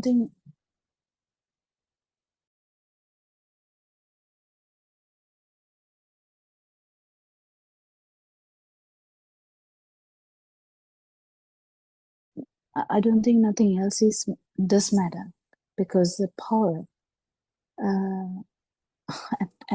at the end, what matters is self perception. What matters is actually self vibration. When it comes to that point, we just realize, okay, whatever happens, most important thing has been the self vibration. It had been the vibration in the psychot as well, to go back and understand. So that is the vibration that has been the most important thing, because the importance has been changing, importance has been shifting. Actually, it shifts, isn't it? Once the side neighbors or that side neighbors or the front side neighbors, it doesn't matter. But the importance keeps shifting. It can be one child at one time and another child at one time, or it can be one time mother but one time father. But we understand, even though it keeps changing, we finally come to the understanding it's a self-perception that had been playing all these things. And then in deeper than that, you understand it's a self-vibration is the culprit, kind of culprit. You can call it, I don't know, the English doesn't match all these descriptions, but it's kind of the root for everything. So when one understands that, it becomes so clear that that it has been the driving force. And when we keep understanding that it had nothing to do with this sense faculties, it just has no place at all. We through Dhamma, with the truth, we keep understanding that it had no whatsoever say in this sense faculties or the so-called process. Nothing. It just was like a virus for the system. Even if you talk about in the computer words. So the main problem was the vibration. Main problem was the self-perception. Main problem was the self-thought. But before that, we keep feeling that the most important thing would be the self-perception, maybe arising from each and every important aspects in your life. It could be husband, it could be wife, it could be daughter, it could be son, and this can keep changing. But what is the important thing here? It's a self-perception, isn't it? Anything to add? But I'm not talking about what because I haven't listened to that, and my the exact wording I don't want to change No, it. I think we have better to listen to it again, because I also had to leave halfway. So maybe we can listen again and discuss, because that was a very good. Yeah, we can There were discuss some. tomorrow Yeah, actually. yeah, that's right. Yes, I think. Yeah, I think he after that went on to there was a person who asked young person who asked a question, and he did a further extension as a result of her question, or one or two of her questions as well, going into every aspect of the self and ego. So I think it's well worth listening. It was one of again an extremely profound talk this afternoon or this morning, the 9:30. So, but perhaps we can speak on the aspect of the And power. also ego is actually the last bit, the self vibration. It is the last bit, Manodha Chaitya. That is the last bit. That is kind of the, when we say ego, we have so many in English. It has so many meanings. Even children who speak English, who study only English, they would take it as a different meaning. So it has been taken, the word, but Manodha Chavidya is actually the last bit is actually about the self vibration. Yeah. What were you going to say, Suramika? I just wanted to add that. Just about, I think yesterday or day before, so he talked about the power and how ultimately it's the power that ceases. And when the power ceases, the vibration becomes non-vibration, because I think all this time we've explained it, saying the vibration has that underlying power, and it is the vibration that almost causes the power. But he said that when this reversal happens by understanding the true Dhamma, and when that full conversion happens, full realization happens, what actually ceases is the power. The power is diminishing. Whilst on the path and with the full realization, it is that underlying power, the current that we have called the self vibration, that what we have called power is the sense of I, the ego, whatever it is that we call it, the driving force, we call it the current, we call it the power. But it's finally that power that then ceases to reach that non-vibration, isn't it? Because that was a key point that he made yesterday or day before as well. But it's ultimately understanding that how did this power come about as well, isn't it? The I and the ego became so real because of a sensation that was occurring in the senses. It was that so-called manifestation of a sensation, the feel that got generated as a result of it, and then the underlying power that arose as an underlying current that became this so-called alive field, the thing that led through ignorance any living being to call it self, to call it, to give it an identity, to give it a self, isn't it, and an ego. And it is that gets attacked when one understands the true Dhamma philosophy, because right from the start, we break down every aspect of it to show that there was no soul. This is no soul Dhamma. And if there was no soul, we just break down the identity bit by bit to say that where was the soul? How did the soul or the identity or the self come about? It was always just a misconception. So when you attack that aspect, that is where the whole thing starts crumbling down, isn't it? Yeah, and also I think he mentioned when there are two opposite ends, the current or the power is there. And wherever there is a current or power, there are two opposite ends. So it's just sort of, it's a circle like. The vibration or the wave means that there are two opposite ends, and then there is a current created. That is where we explain that every vibration has a power. That means the vibrations which creates a light has this power as a collective thing there, because each wave has some form of power. And on the other hand, wherever there are two ends, there is power. Wherever there is power, there are two ends. Two ends in the sense two opposite ends. Now, one of the examples that is given in science, very well-known thing, is that gravity power.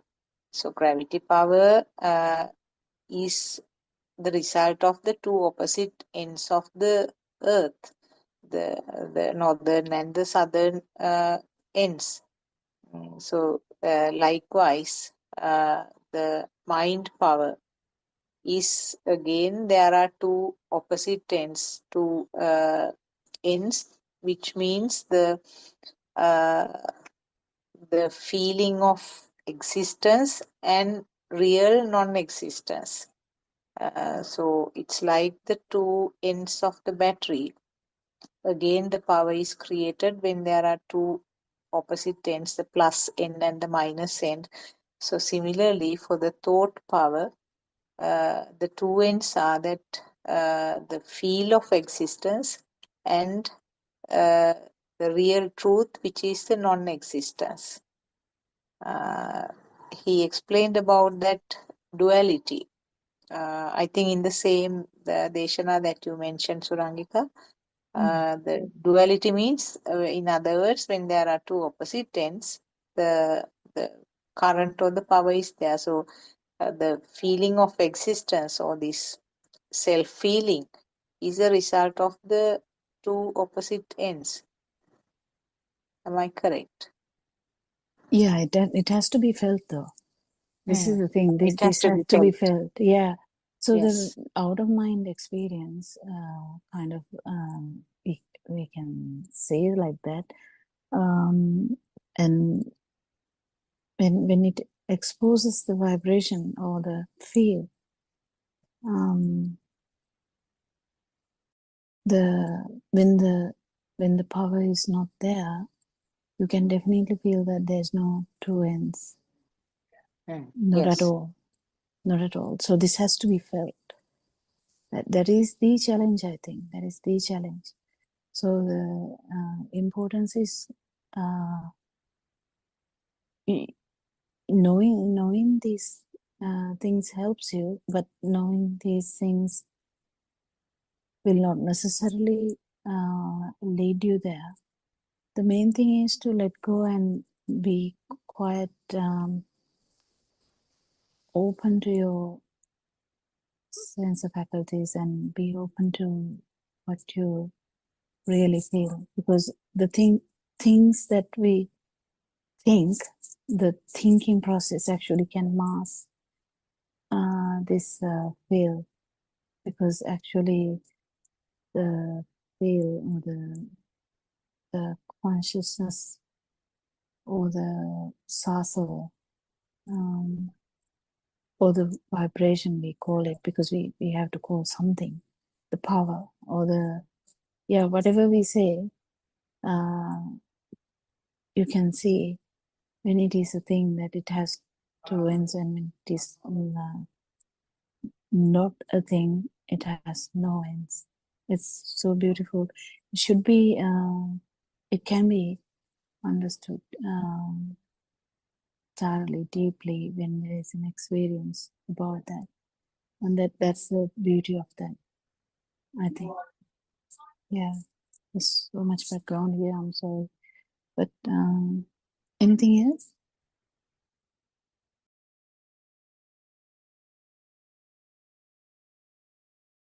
And he kept saying that, I mean, so this is something we obviously know, but, it becomes, it gets reinforced so well when he, elaborates on these points. So, how he says about no birth, no death kind of thing, but when he was elaborating on how those thoughts.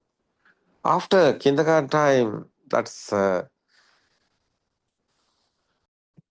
That's teacher given the picture and given the sound. No? That's the thoughts are coming, no? At that time. That thought is, no, it's a mind, no? It's a thoughts. The thought is, no, coming, chair, table, red, yellow, blue. That's the world, no? That's why we are talking about, there's the, every spark have a power, different in, no? It's a spark. Our eye creation is a speedily happening, no, again and again, and it's power. That's a cause is a vibration, effort is a light. It's a speed given this. No, it's a creation. So sound also same, no? Same system. It's a sense of creation. Sound is a picture also. How is coming this sound and form together coming? That's the your mind, its thoughts are coming. No? Sound and form and the body feel, no? Taste, smell, feel, sthina sangati passo. These five senses creations together coming, that's the thought. So it's okay. That's every spark have a power. That's why. No? That's our now we are always talking about the example is the something drop in the water and waves are coming. That's a waves is a power, no? Inside the power. Like that, every spark have a power. Example. So that's why light also existent field is coming. That's the eye consciousness we are talking. Consciousness meaning is existent field, otherwise. No. Is a ear consciousness. Perception converting the consciousness. Perception have the power, but consciousness have a power. You see that? It's a five aggregates. No. Yes, sir. Rupa, Vedana, Sanya, Sankara, Vijnana is a Pali words. Rupa is a vibration. Vedana is a feel. Is a Sanya is a perception. Sankara is a system. No, create this system. It's a process. It's a creation. Is a finally is a consciousness. It's a consciousness. It's a power. That's a simply explaining. Speedily happening the spark is final effort is I is creating the light is coming. No, it's a rapid speed spark. Yeah. No, final light is coming. That's type of It's very important. It's very important. The sound also, no, it's a vibrations speedily. That's why inside there's a power spark different in and it's no spark the power. That's secret is the different name. That's a Majje Sutra Buddha's word is no. Yo bante viditwana majje mantana nipatitam bruhi mahapurusho say the simply majje. What is this Majje Sutra? Where's the different end? There's a spark that's inside the power. No different end, no power is there. No spark, no power. That's why there's a power. They exist to feel. That's otherwise the consciousness. Eye consciousness and the ear consciousness and the sound, no? Ear given the sound. Sound consciousness is ear consciousness and the smell consciousness and the taste consciousness and the body feel. Hot and cool, smooth and rough. That's the consciousness. So eye conscious and the ear conscious and the other conscious together coming, that's a mind conscious coming. That's kindergarten, chair, table, mother, those thoughts. Thoughts have existed, feel is a power. That's power is otherwise. Who are you? You are talking about, oh, I'm here. How telling I'm not alive. I'm alive now. I can see, I can hear, I have feel. What is this? This is a sense of creations, no? It's not you. Yeah. Is sense efforts is not, it's not anybody. Is a power.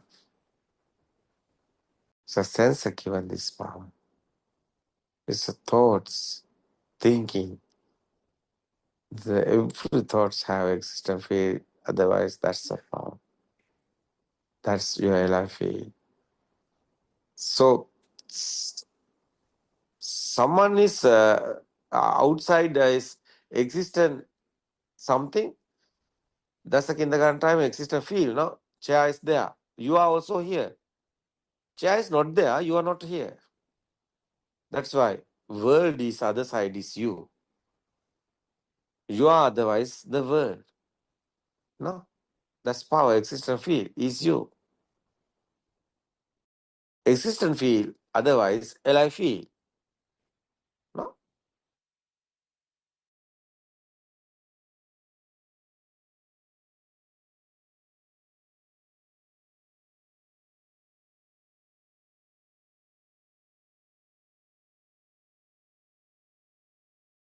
Yes, Saranam.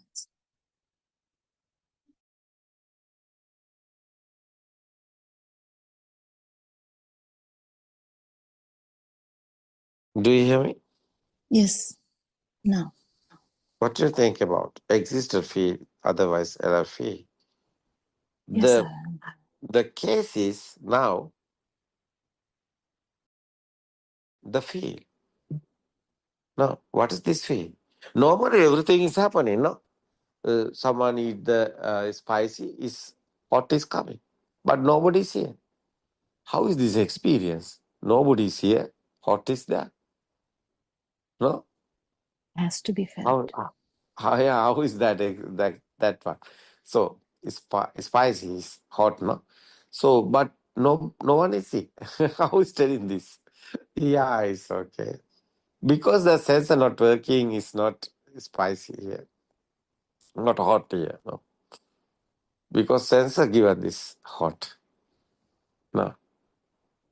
It's the same. You are looking something. That's so beautiful, yeah. You are telling it's a beautiful, yes. Buddha also telling this forest is very beautiful, very nice. But nobody's there. How is telling this? It's a feel. Mm. You can't tell others. Because it's a beautiful. No? Yeah, it's a beautiful. But what is this? You don't want it. You are going, you leaving there. Why? You don't want it. That's why. There's you want it or no? That's why, So, something outside there is okay, it's good, no problem. But you don't want it. Why? It's not added. No? Everything is like that, no? So, that's why Buddha's no upadayati, no bow. That's the meaning, it's Buddha's word. You don't want it. How is that happening? So smell is okay, very nice. Jasmine is okay. He know this is jasmine. He know it's very nice. Yeah, smell is taste. Smell is very nice. But you don't want it. Why? No, it's a fee. How is telling that? It's an understanding finally coming this stage. That's why. Who are you? Who want it? He's there. He don't want it. He's not there. No. How is this? What do you think about a kokila? Yeah, that's Yeah. It's beautiful. a feel. And Yeah, it's a feel. everyone should feel it. What? Everyone should feel the non-existence. I don't know how to say that, but it's just But to feel. existence also there. Yes. Existence also there. But Sound nobody is there. How is telling this? Yeah. How is telling that? Yeah, it's okay. Existence feels. Simply we can tell existence feel, otherwise the alive feel. But existence also, they are not alive feel. Is there? Yeah. How is telling this? That's I think the is, words can't yeah. can't actually express this. Yeah. I think easiest way for you to feel it. Yeah. I mean, I don't know. Yeah. English words, I think, is difficult to say this Difficult, yeah. because English words have something. That's why. But it's okay. But normally, it's a Buddha's words there. That's a Adhigata Samadhi. Is talking about, yeah, it's a super awareness we are talking. Because awareness there, it's okay. There is something, it's okay. Awareness there. But super awareness, nothing is there. Because it's understanding. Like a mirror. We Yes. can see everything mirror, but mirror haven't anything. So like the normal world, we know everything there. It's okay.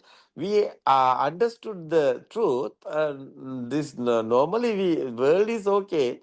Like a mirror, you can see everything, but nothing is there. It's understanding, no.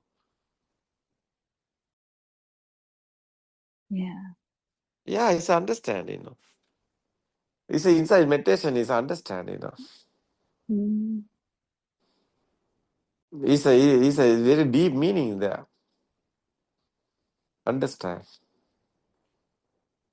no. The prajna. Yeah, wisdom. Is It's a wisdom. That's the wisdom. That's what Buddha's explaining. The wisdom is consciousness is true. Consciousness is a mirage. Consciousness is a how it's scary illusion. No, consciousness is not real. But someone know the consciousness is not real. That's the wisdom. Mind consciousness given no everything. Sun, moon, mother, father, everything no. Mind consciousness no is a thoughts no. But it's not real. Someone understood. That's the wisdom. Buddha's explaining. Prajna bhavitabba vijnanam parinyeya. Prajna is a wisdom. Vijnana is a consciousness. Consciousness is not truth. Consciousness is not real. That's the wisdom. Consciousness is not real. Someone understand the truth. Finally, consciousness is not real. It's coming. The meaning. That's the wisdom, no? The understanding. Consciousness is not real. Nothing, anything. It's a illusion. It's a how story. It's a mirage. No, mirage is a other one. It's a perception. vijnana maya. Maya. What's the words is English?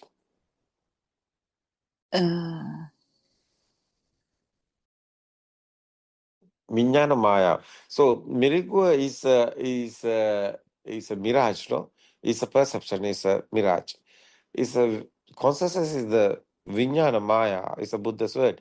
What is this maya English word? We That's use they another are one. That's it's illusion. illusory consciousness. Yeah. Illusion. Illusory consciousness. Illusory consciousness. That's the word. That's good.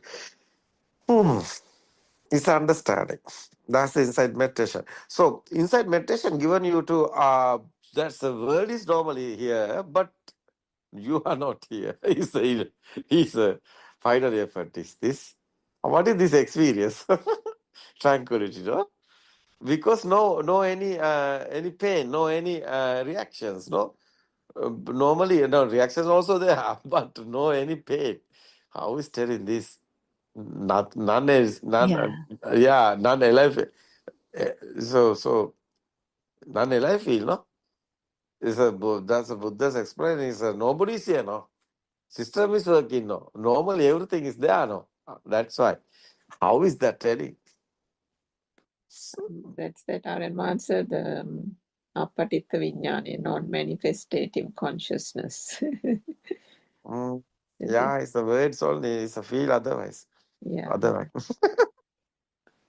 Apatitta. Yeah, it's the words. But the feel is how can say others? You feel no. You don't feel anything. Yeah. Yeah. Nothingness. It's Yeah, nothing. yeah. Your death is over. Now you happen the death. You are now like a goats. Nobody's here. No. Everything is happening. No. Your death is over. No death or birth because the thoughts. No. Who is death? Who have death? Nobody have death because no death is here. Why? It's the thoughts. No. What is real death? Suranka? No such thing, Aaron answer. Just a thought. I think your death is over now. Long time. No. Now you're a goat like that. No goats. Nobody's here. It's okay. No one is here. Sister is okay. We are talking. But no death of birth. What is this feeling, Kokila? You touch your hand. It's okay. You are here. No. Yeah, yeah. No, no, I'm not dead. I'm alive. No, no, it's a like a current. It's not your Kogila. It's a current. What is that? No current here. It's okay. What is that current? What is that? No, no, what is that fade in this current? What is that fade in this current? What is that current? LFE? Yeah, what is the current? It's the ego. Ego is disappearing. Oh, zero the ego. That's Yeah, the yeah, that's the power that's is the a beauty. zero. Yeah, that's Yeah. the power is zero. That's the Nibbana. No, the firing is over. That's why Nibbana. Otherwise, firing is there. You are also not there. What is that? It's very important. It's very nice. Yeah, it's very nice. It very nice, Adam. Yeah, very nice. Very nice. The experience, I think, very good. I think very nice experience. Nibbana experience. It's a tranquility. What is that Nibbana experience? It's very important, I think. No, Yeah. no, it's okay. It's very nice. තෙරුවන් සරණයි ආර්යයන් වහන්සේ. Can I Yeah. ask the question ආර්යයන් වහන්සේ? No, no, no, no, no. Now it's no time. Okay. No, it's Sorry. okay. It's okay, Susana. Yeah, ask it. ආර්යයන් වහන්සේ, now the child in the court also has some uh, like feels certain things. So when the eye of that baby functions, the vibrations also come together and some level of power is generated, but the sense of self is not there.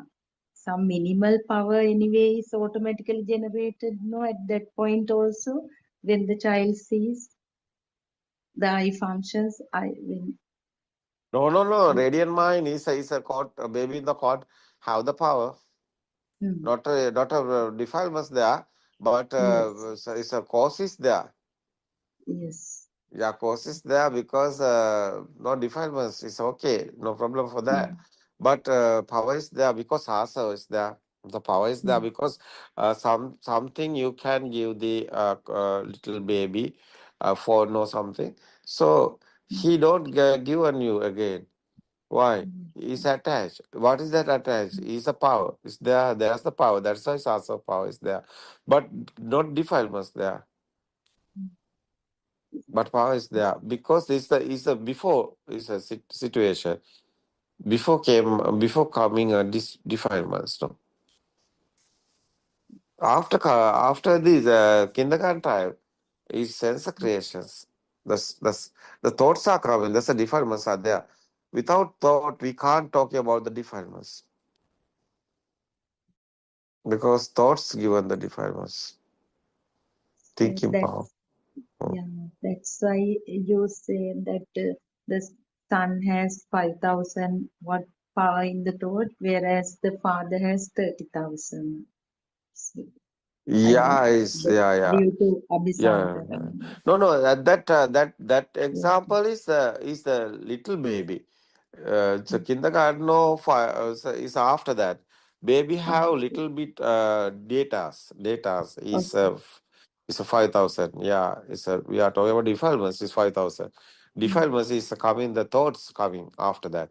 That's why before is a radiant mind have the defilements. So 5,000 is we talking about the defilements. So is a father have the 11,000 or 13,000 is a defilements. It's a power. It's a power. It's a defilements power because data.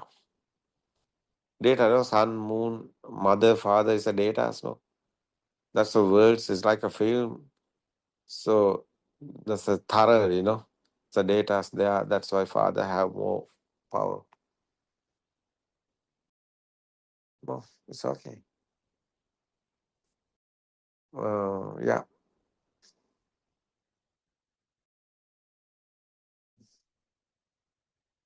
Someone can explain this? Sudharma's question. Kokila, what do you think?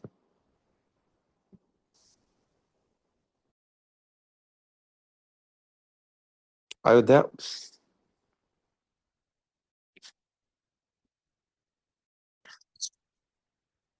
Yes, Saranasi. Yeah, it's okay, no? Because that's a Sudharma's question is for radiant mind. We can't tell the defilements. It's a power is that one. It's the ego. But radiant mind have an ego, no? How we are talking about the ego? We can't talking about the ego. That's why it's a before, it's a situation.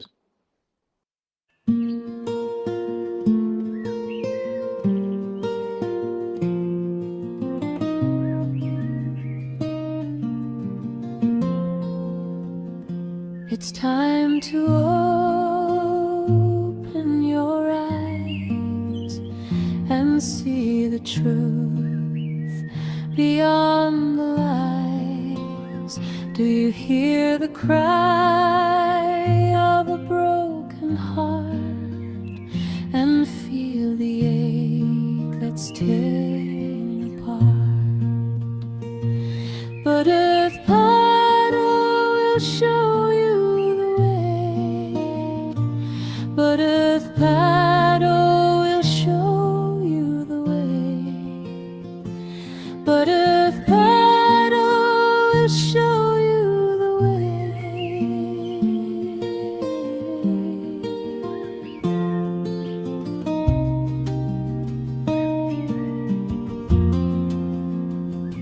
The truth is calling, it's whispering loud, a path unwinding through the darkest crowd. Seek the light, let go of the fear, and find the peace that wipes away each tear. Buddothpado will show you the way. Buddothpado will show you the way. Buddothpado will show you the way.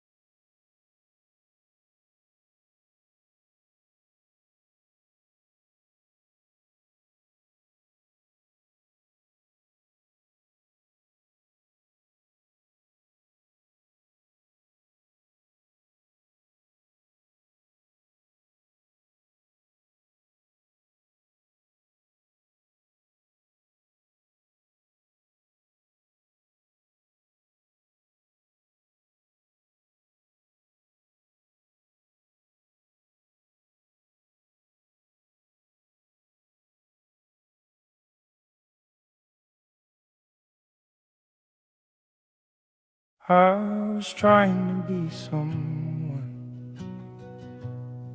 who could finally feel okay. Working hard to hold it together, just to get through every day. Smiles came and they would leave me, like the sun between the rain.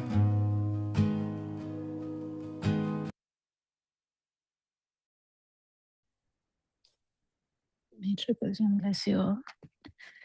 Thank you, Aranans, for your noble guidance. Aranans is trying his best to spread this Dhamma. Yesterday in discussion also we were talking about how this everything has become a mental image. Actually, we were talking about few bodily reactions like a bladder stretch or a breathing or walking, how they all have become a mental image. Because a little baby actually will pass urine at any time. They don't know whether they are passing in the middle of the living room or anything like that. They will just pass it when they want to, like when the bladder is overstretched. So it's a physical sensation, right? Body consciousness. But as soon as we have a mental image that it's a bladder is feeling I have to go to the toilet, that's a mental image. So we were talking about a lot of mental images, how it works. Even breathing, even hunger. Now, hunger is a physical thing, right? Hunger is a physical thing, the burning in the abdomen. But actual mental image is a different thing. In the sense, it is the same thing but different. Because mental image gives you the suffering. Physical, also there is a suffering because there is burning. Can you see? Lord Buddha said, where there is consciousness, think it as 300 spears in the morning, 300 spears in the noon, 300 spears in the night. It was an example how to take as consciousness ahara. What is it? Consciousness as a food. Lord Buddha actually advised like that because he discussed 4 food. One is kapalinka, that is the sensual world eating, the contact food, and Manosanchetana, the thoughts as a food, and the last one was consciousness as a food, Vijnana. And the example Lord Buddha took was take the consciousness as 300 spheres in the morning, 300 spheres at daytime, 300 spheres at night.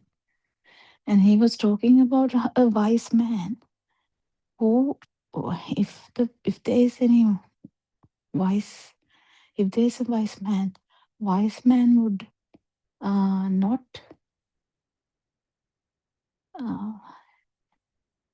would understand that there is a fire which has which is not showing any smoke, but still will stay away from that fire.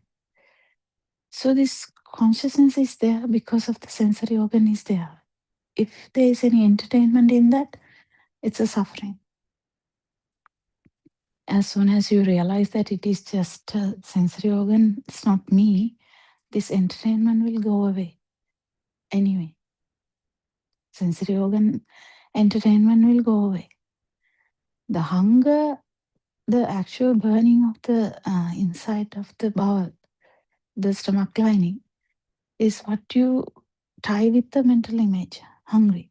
Hungry has nothing to do with the actual physical thing, like the bladder filling. Bladder is where the urine is stored, right?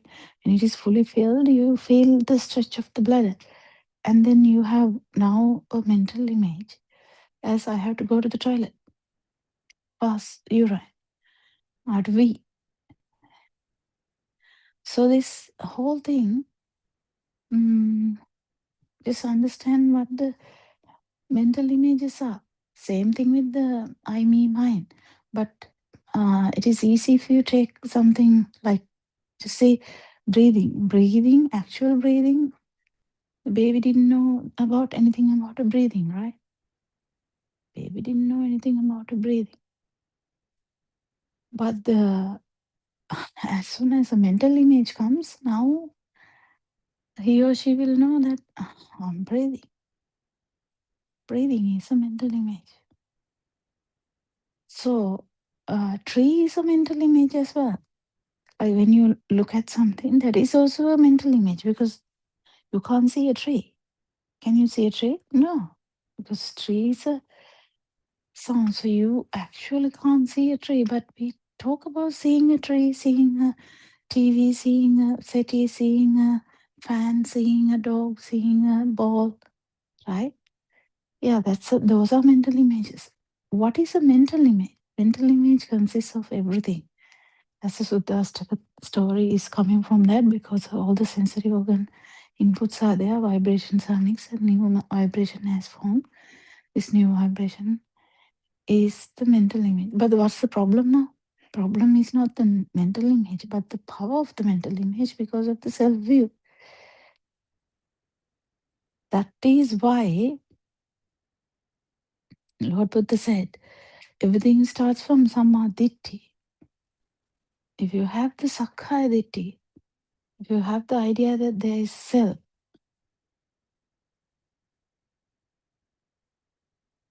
there's the idea that there is a self-view, then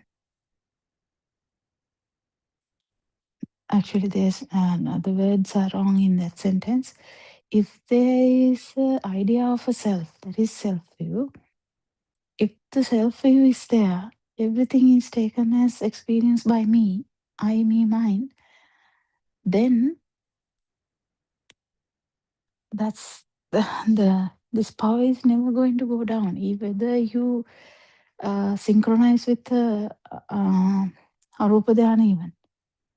In Arupa Dhyana, usually you synchronize to what you feel, and then it won't feel when you will be you can synchronize to non-feel as well. But then what is going to happen?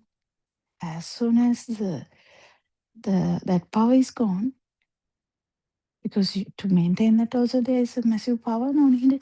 When that power is gone, again back to square one, back to the problem. Why? The power. Power means the self view, self vibration, self perception. So now we were talking about the breathing. Breathing is a physical body consciousness part. So the body consciousness part is there, mental image is also there. Now, which one is true? Is the body consciousness part true? No. So that is there. If you actually anesthetize the whole body, can you feel hunger? Can you feel the bladder stretch? No, you have to be catheterized. Because then nothing will be done.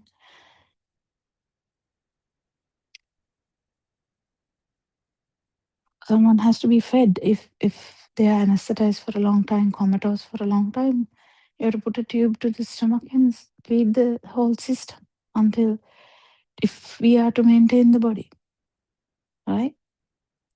That's what happens for a small surgery. They don't do that because they are doing with some fluids, like a saline. But if it is like comatose for days, they have to start feeding.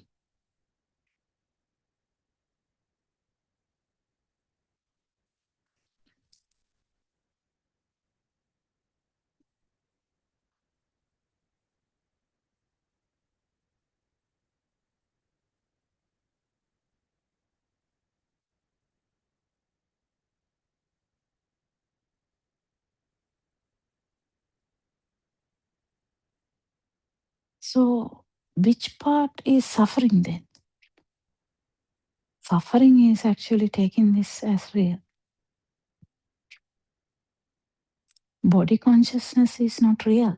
That is actually can be felt. So don't make mistakes. Anyone can feel anything. Now, if you're pacing up and down in a room, you can feel something now. If your bladder is filling, you can feel something. If there's so much big hunger, you can feel something. It's bodily feelings I'm talking about, body consciousness. So you can feel things. The feel is not there if the whole skin is anesthetized or whole the system is anesthetized. So that means it's a function of the skin only. There is no self there. It's a very important aspect. If you don't understand that, the body is real to you. You have to experience this as well. You can experience it with Taranan says walking meditation. Walking is a mental image. Actual walking, we think that we are walking. No, actually no. Walking is a mental image. If you actually exit from the mental image of the walking, it is like walking without a self. You would feel the body sensation first, and then you realize, oh, that's the body sweet vibration of the body consciousness. If that is felt only, you will feel the non-vibration. In the sense, the life will be gone, and you will be like walking. There's no self walking. There's a walking, but there's no self walking. It's a very unique experience. That's the problem with the body part. But then there are other parts too. The sound, the light. But at least feeling the body consciousness part is important. So receive, you can get it. So the, as I said, everything is a body. Everything is actually a mental image. If you're looking at something, that's a mental image. You can't look at anything without the mental image when you are an adult. Just the normal thing. Like butter can't be turned back to milk. You can't see anything without the mental image. You see a bottle. Can you see a bottle? You can't, but you see a bottle, right? Because I can see a bottle now. So the bottle is an actual mental image. Bottle is nowhere. Mental images are nowhere. Likewise. So mental image is not true. Is there a bottle in the world? Someone would in Sinhala would say bottle. Is bottle in the world?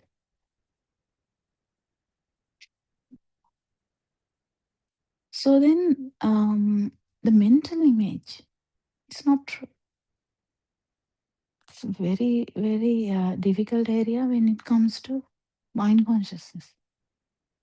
Now, light consciousness, you can understand, at least by theory, if you have to have an experience about this. But by theory, at least you can understand. You can't really see a basketball, can you? No. Seeing is just taking a photo. Just seeing is seeing only. If seeing is seeing only, it's an arahant. If hearing is hearing only, it's an arahant. If touching is touching only, it's an arahant. Thinking is thinking only, that's an arahant. So thinking is a mental image only coming. Mental image pop up in the system as well, alone. So even if your eyes are closed, you're not touching anything, you're not listening to anything, bottle can pop up in the mind, right? Is that true? No. Bottle is not true. It's a very, very specific area you have to understand, at least before feeling. Maranansi only appreciate feeling this Dhamma Lord Buddha appreciated understanding this Dham, feeling this Dham. So, and liberate. Liberation only happens when the power is zero. Power of this mind has to be zero. So even if your mind eyes are closed, so you're not seeing anything when your eyes are closed, no input. So you there you are not listening, in the sense you're not hearing any sounds. It's a very silent environment. You're not concentrating on the touch sensation of your feet if you're standing somewhere. But sudden pop-up comes in the mind. If you say Gulf War comes to your mind for some reason. Okay, now I will say I will put petrol to car, something like that. Otherwise, Gulf War will not come to anyone's mind. Petrol might come to the mind because you have to put petrol to the car, right? Fuel to the car. So when you, that's a pop-up, right? That's a pop-up. Mind pop-up. Is that true? That's not true. That's not true.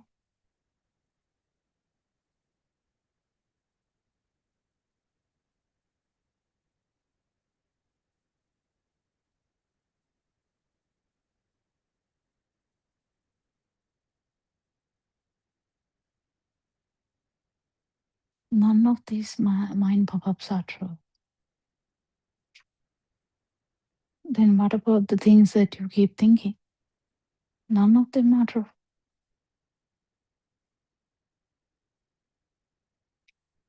But then why do you feel alive there? Because of the speed of mind.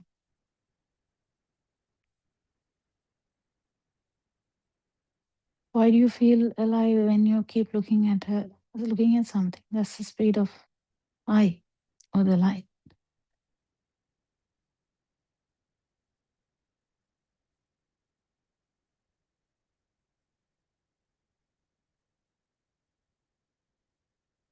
Speed of sound.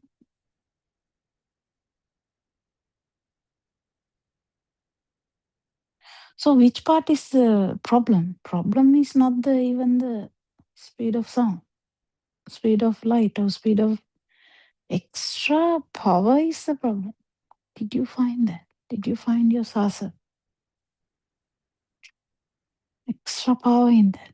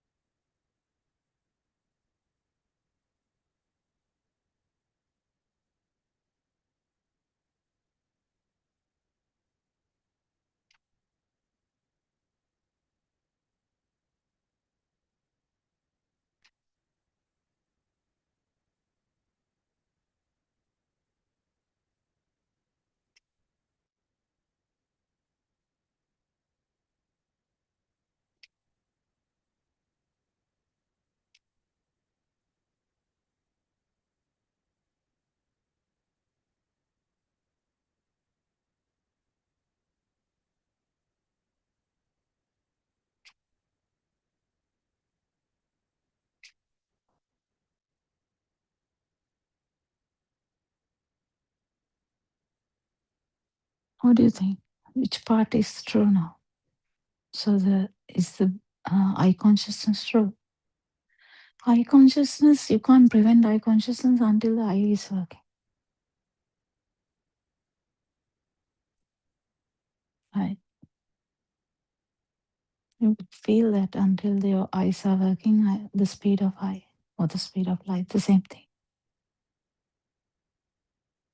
As a rupa, as a vinyane. See, everything is same actually.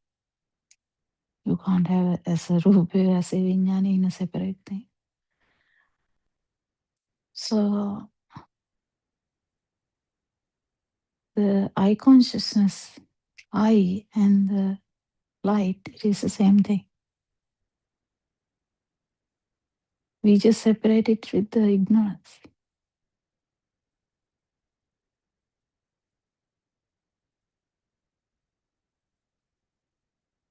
When eye consciousness will be felt until the day of the system stops.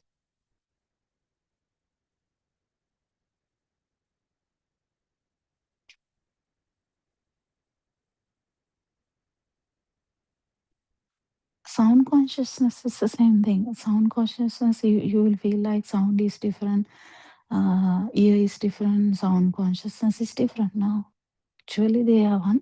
And sound consciousness mean the actual speed of the ear. There is no consciousness, you can't talk about a ear or a sound. Once the consciousness happens, consciousness, what does consciousness mean? It's a separation, right? Feel of separation. Feel of separation is there because of the ignorance. Feel of separation is not there. For a moment you might experience that feel of separation is not there once if the consciousness is anidasana, that is not non-manifesting or not falling onto anything.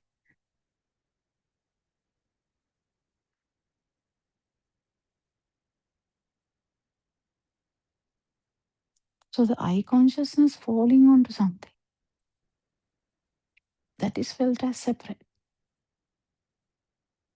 That's the difference between eye consciousness with power and without power. Without power, it's not falling on anything.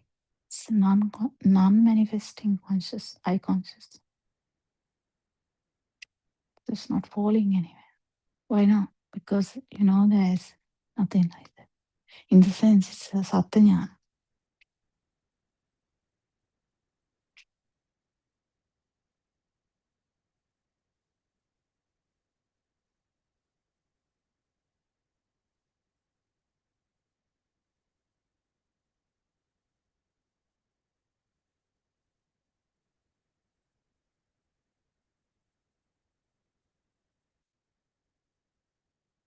So the eye consciousness with power means self-power means the tanha means, or separation means, or the everything means that it is felt as separate to yourself. That's why even a baby might get the idea that something is happening in that system. Separation is there. Any consciousness, separation is there.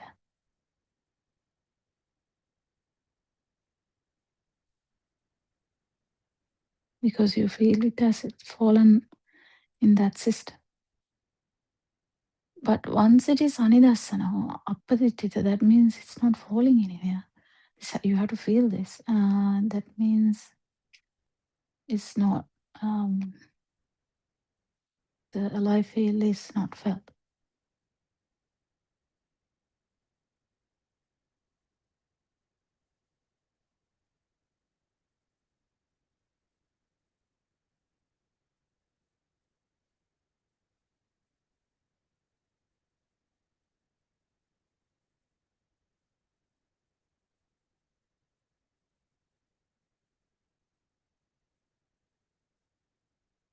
In the mind also, now we were talking about the mind pop-up now. Mind pop-up, just imagine, mind pop-up comes as a picture.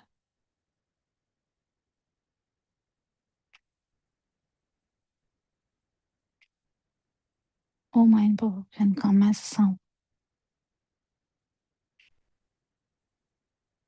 Usually the mental image comes.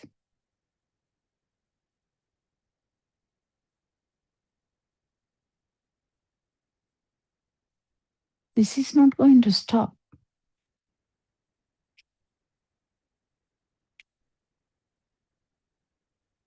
Because the system is working, this is not going to stop. What is going to not Now, what is not going to happen is a separation, that it is mine.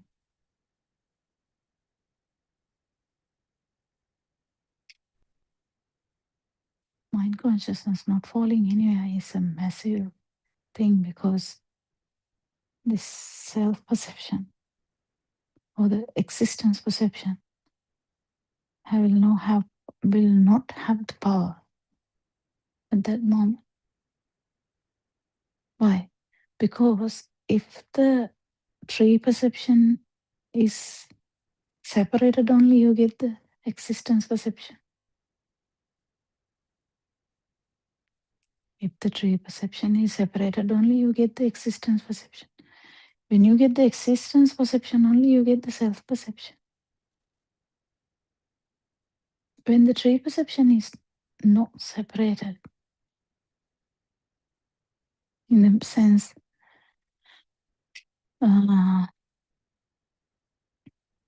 it's not separated, then the existence perception is not synchronizing, and the self perception is not synchronizing. Actually, what you are synchronizing to is not non-self perception. Aparitita Vijnana is actually having a non-self perception, anatma side.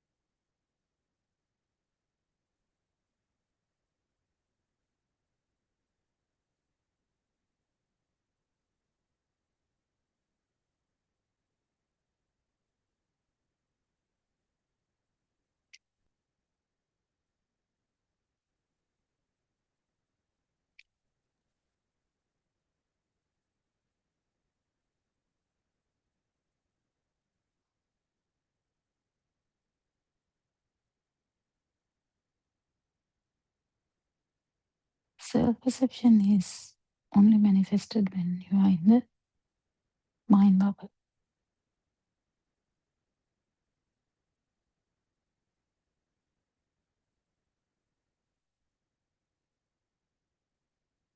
But the life field can be only fully understood through the mind by understanding this whole thing.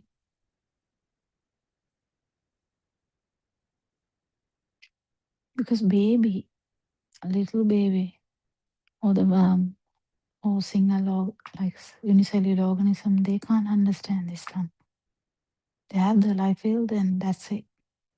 So it's not non-manifesting vijnana. It's consciousness is manifesting consciousness, which falls everywhere. It gets separated everywhere.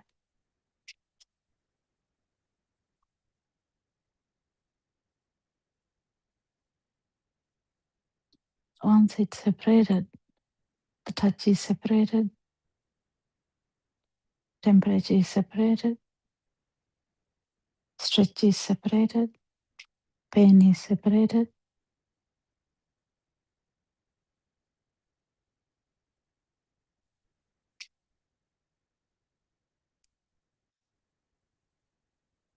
But this can't be understood until you come to the mind bubble.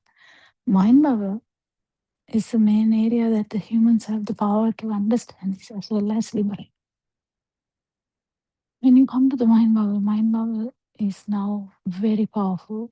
Mind has big power.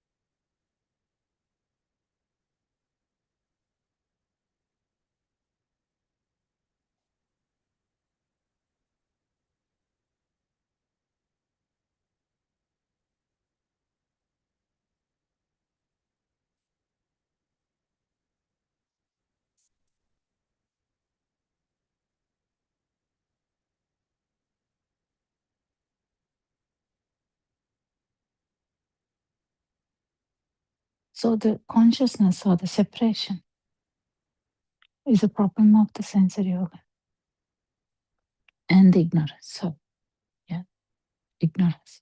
Not knowing that system works in this way. Only humans have the ability to understand this system. This is how it works. So as adults, now after about 1 or 2 years of age, we all come to the mind bubble, right? Yeah. Now we see trees, we see chair, we see ice cream, we hear the crow, we hear the alarm, we hear the car horn. It's all about mind bubble now. Because mind bubble means light wave, sound wave, and the touch wave, if applicable, coming together. The fluidity, liquidity, all that is also the touch wave. It's body conscious. So everything is there in the tree. You don't feel like trees, like water. Trees felt like solid, right? When you say, as soon as you say tree, that picture comes to your mind, and that picture doesn't give you the watery idea, it gives you a solid idea, right? Yeah, so the mental image has everything in it.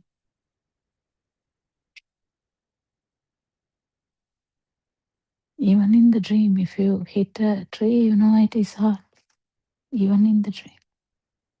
But actually speaking, you're not hitting anywhere, you are lying on the bed. So what I'm trying to say is, this mind bubble or the mind is a beautiful thing to fully understand. You enter the mind bubble through 6 senses.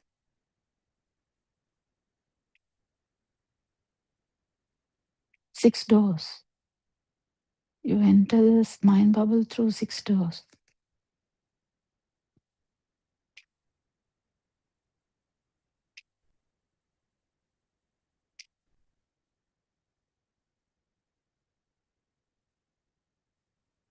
What are the 6 doors? Eye, ear, sound. It's the same thing. Taste is tongue. And smell is the nose.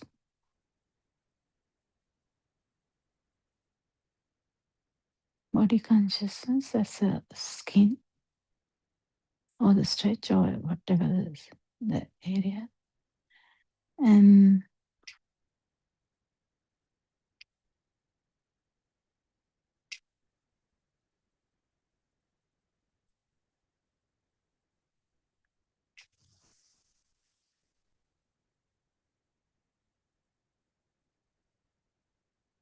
the thoughts itself can act as another sensory organ. Thoughts can pop up without any other doors. Thoughts can pop after the thoughts are formed. So these are the 6 doors to the mind bubble. If you fully understand how you enter this mind bubble, entering is actually not the problem. Thinking that I am is a problem. That this happened because of the separation is there, it's a problem.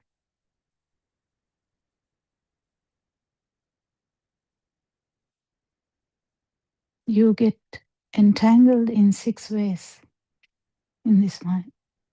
Through the eye, through the ear, through the taste, through the smell, through the touch, through the mind, the thought. You get entangled. In the sense, self is magnified or highlighted, that there is a self. Can you actually understand calamity has happened, what problem has happened. Unless a Lord Buddha or someone who has understood Lord Buddha's Dhamma come and tell us, listen, there's no self, but there's a system like this. Feel it and see there's no self here. When you fully realize this,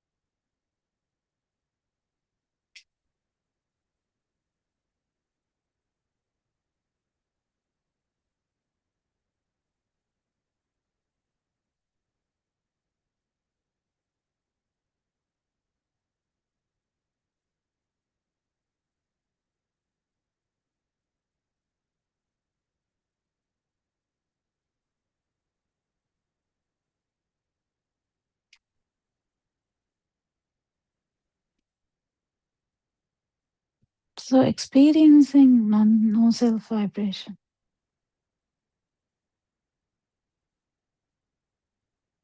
or absence of this power.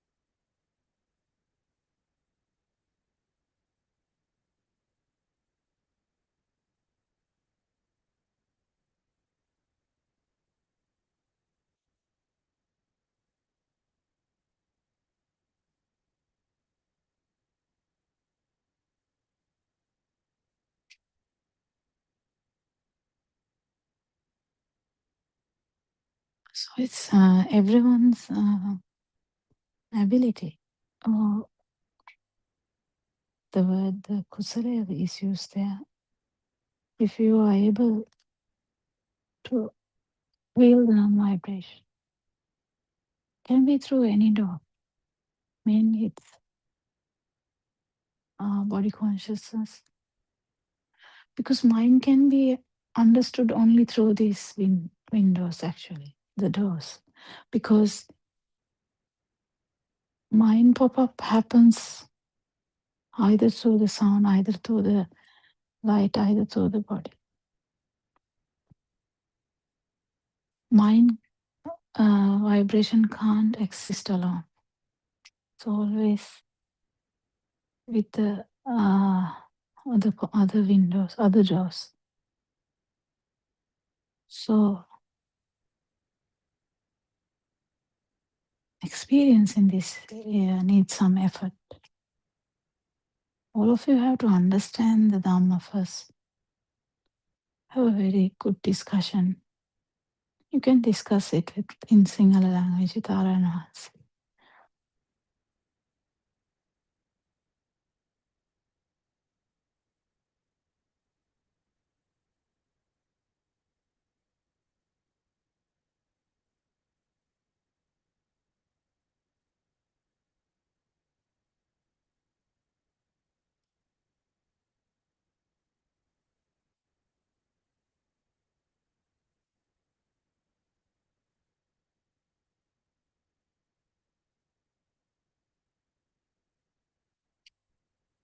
No consciousness is a thing. Vinyate vinyata muttam bhavisati.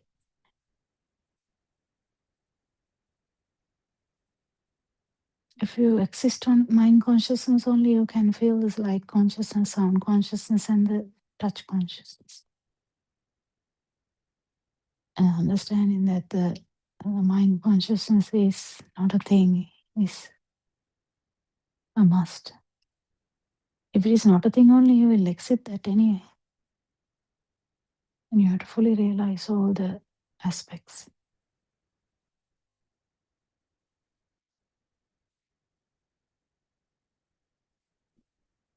You can do this.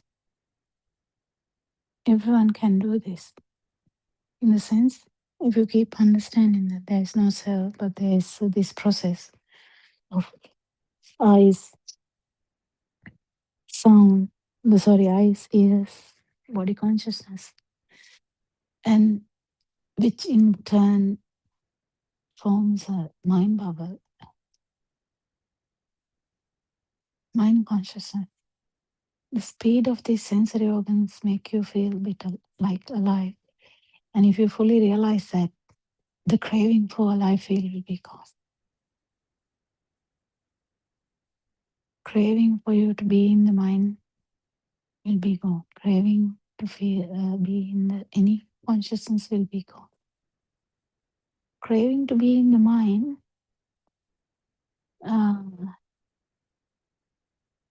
is similar to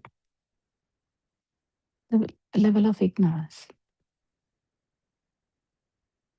Similar to the level of ignorance. So avidya is ignorance, not knowing. So the craving to be in the mind or craving for the other consciousnesses are actually equal to what your ignorance is.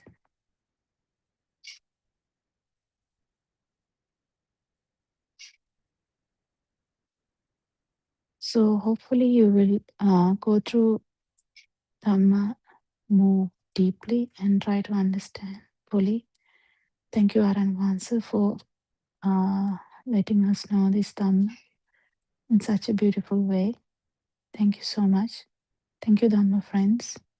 Thank you all Dhamma friends who maintain this Buddothpado PeoTV in English medium. May Triple Gem bless you all.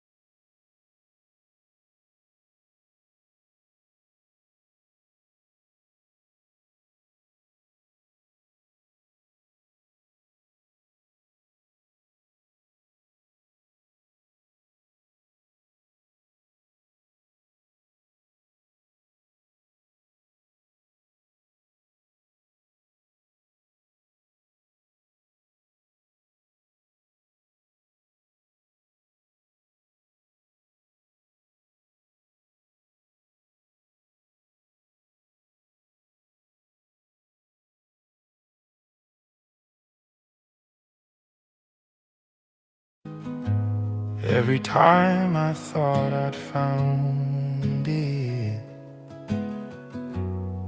it would slowly slip away. I filled the noise with more distraction, told myself that I was fine,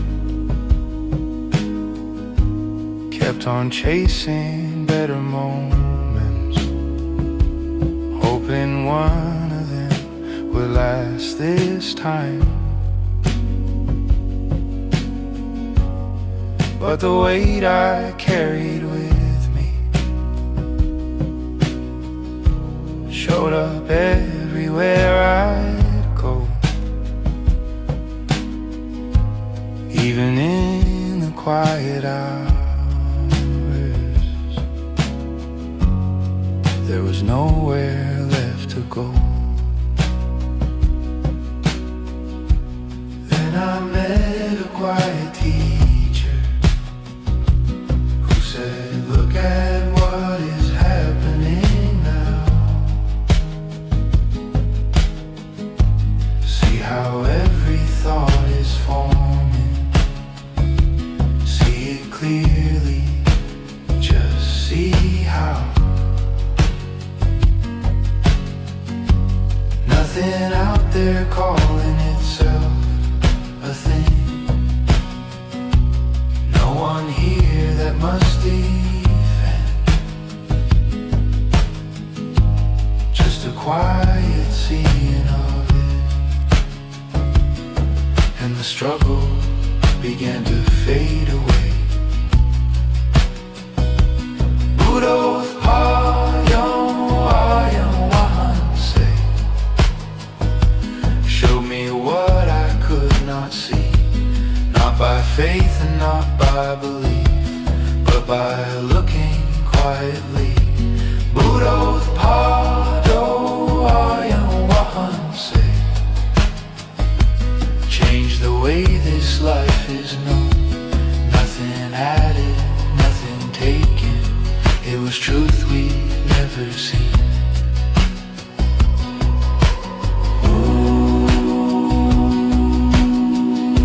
Nothing added, nothing taken. It was truth we'd never seen. Nothing added, nothing taken. It was truth we'd never seen. Buddothpado, showed the way by asking, see. When the search at last grew silent, there was space to simply be. Nothing added, nothing taken. It was truth we'd never seen. Nothing added.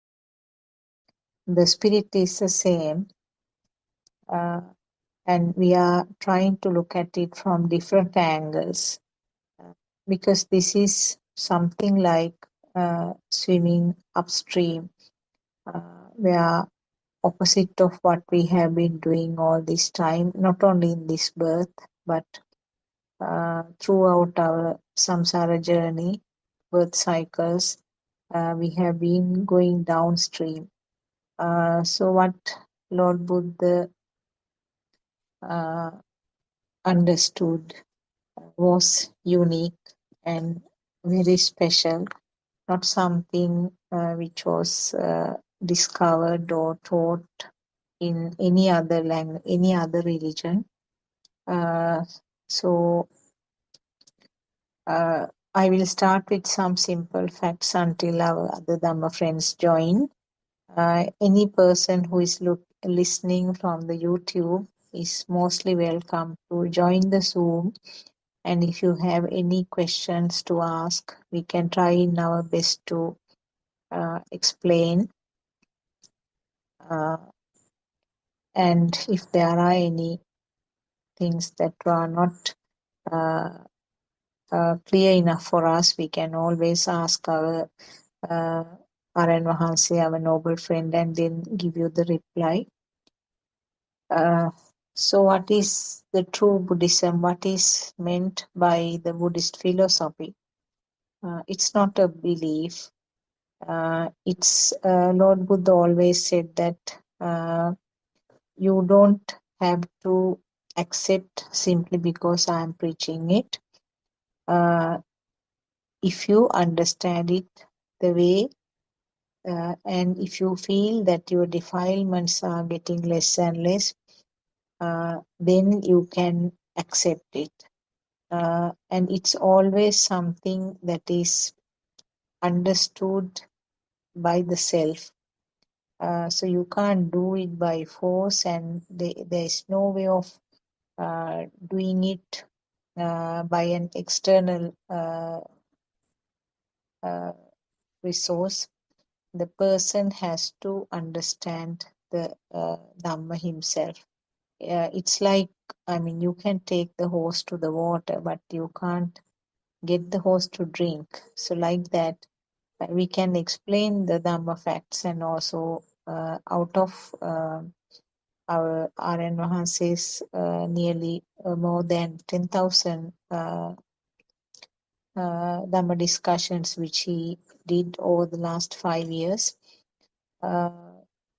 You can pick up many things, many important facts, but knowing it as a knowledge is not the thing, but it is the internal transformation, or your wisdom which will bloom and I understand what is being discussed.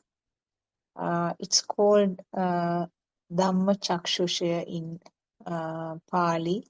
That means Dhamma eye. It's not the eyes in the physical body, but it is your wiseness which clears many clouds and then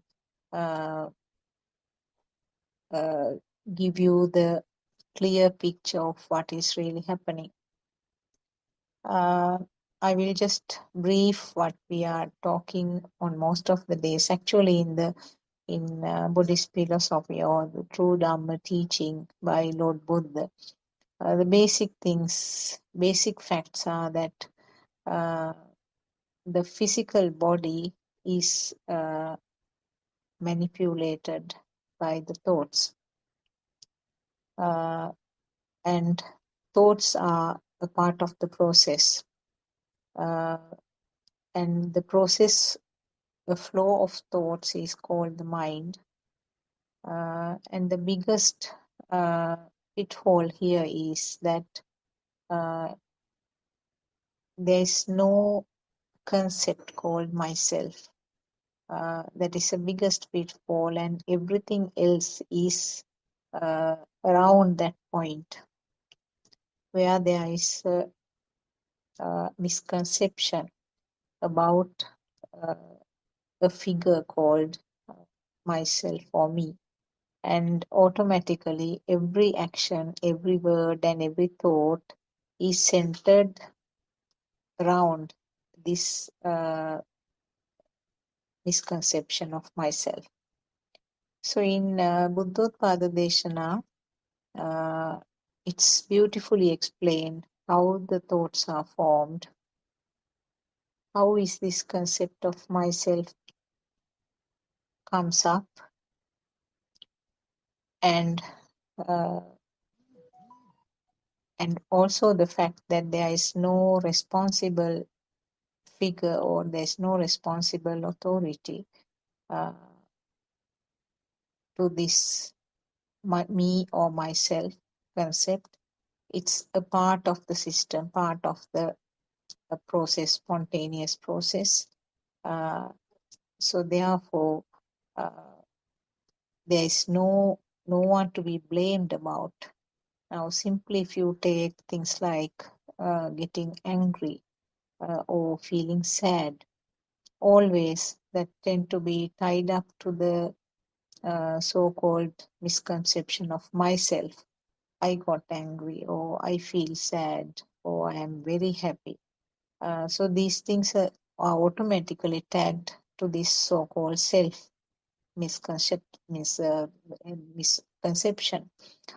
What we understand by listening to this Dhamma teaching of our Aryan Mahansa is that this is part of a process. These thoughts or these feels are also part of that. But there's no way that you can stop them because it is a part of this natural process. There's no one to be blamed about it, and you do not have to feel disappointed about self. Why am I getting angry? Why do I feel sad after listening to all these Dhamma discussions? I'm still feeling sad and I still can't control my moods or my anger. And that guilty feeling doesn't occur when you realize that this is a part of a process. So we actually welcome people who are listening from the YouTube to join us, because if there are any questions, it's easier to conduct the discussion, and we can always start from the basic facts depending on the question. Otherwise, what happens is we tend to select some topic that we feel it is may be interesting. Sometimes they may be too deep because we are taking some topics that were discussed recently in Aryan Mahansa's Deshana. So therefore, you are welcome to ask any questions. Teruvan Saranai, Dr. Kokila and Surangika. I was just giving a small Thiruvan Saranai. introduction. We can start on some topic unless somebody comes up with a question. Teruvan Saranai. Yeah, it's actually what we were trying to discuss yesterday. Actually, Aryan Mahansa's sermons have become a bit more focused now, kind of deeper now. So it is good, in a way good, because it answers a lot of questions that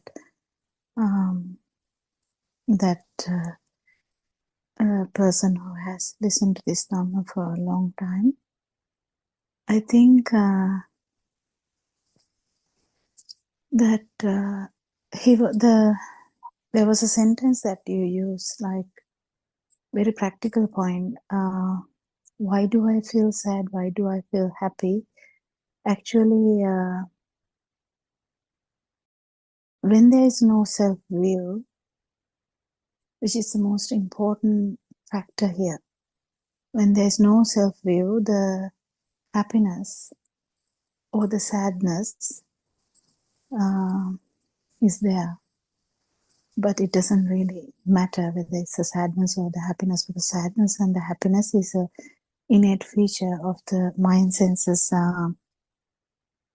So We can talk about that today. I think last night, Surangika, did you listen to sermons? I think I listened to the one before that, which we were trying to discuss yesterday. I think we touched most of it actually, and what RNHC is trying to actually push people who actually can feel this Dhamma to kind of non-vibration. So that is good. But we can actually discuss today about this mind sensor without the view. What do you think, Surangika? Do you think you can add something?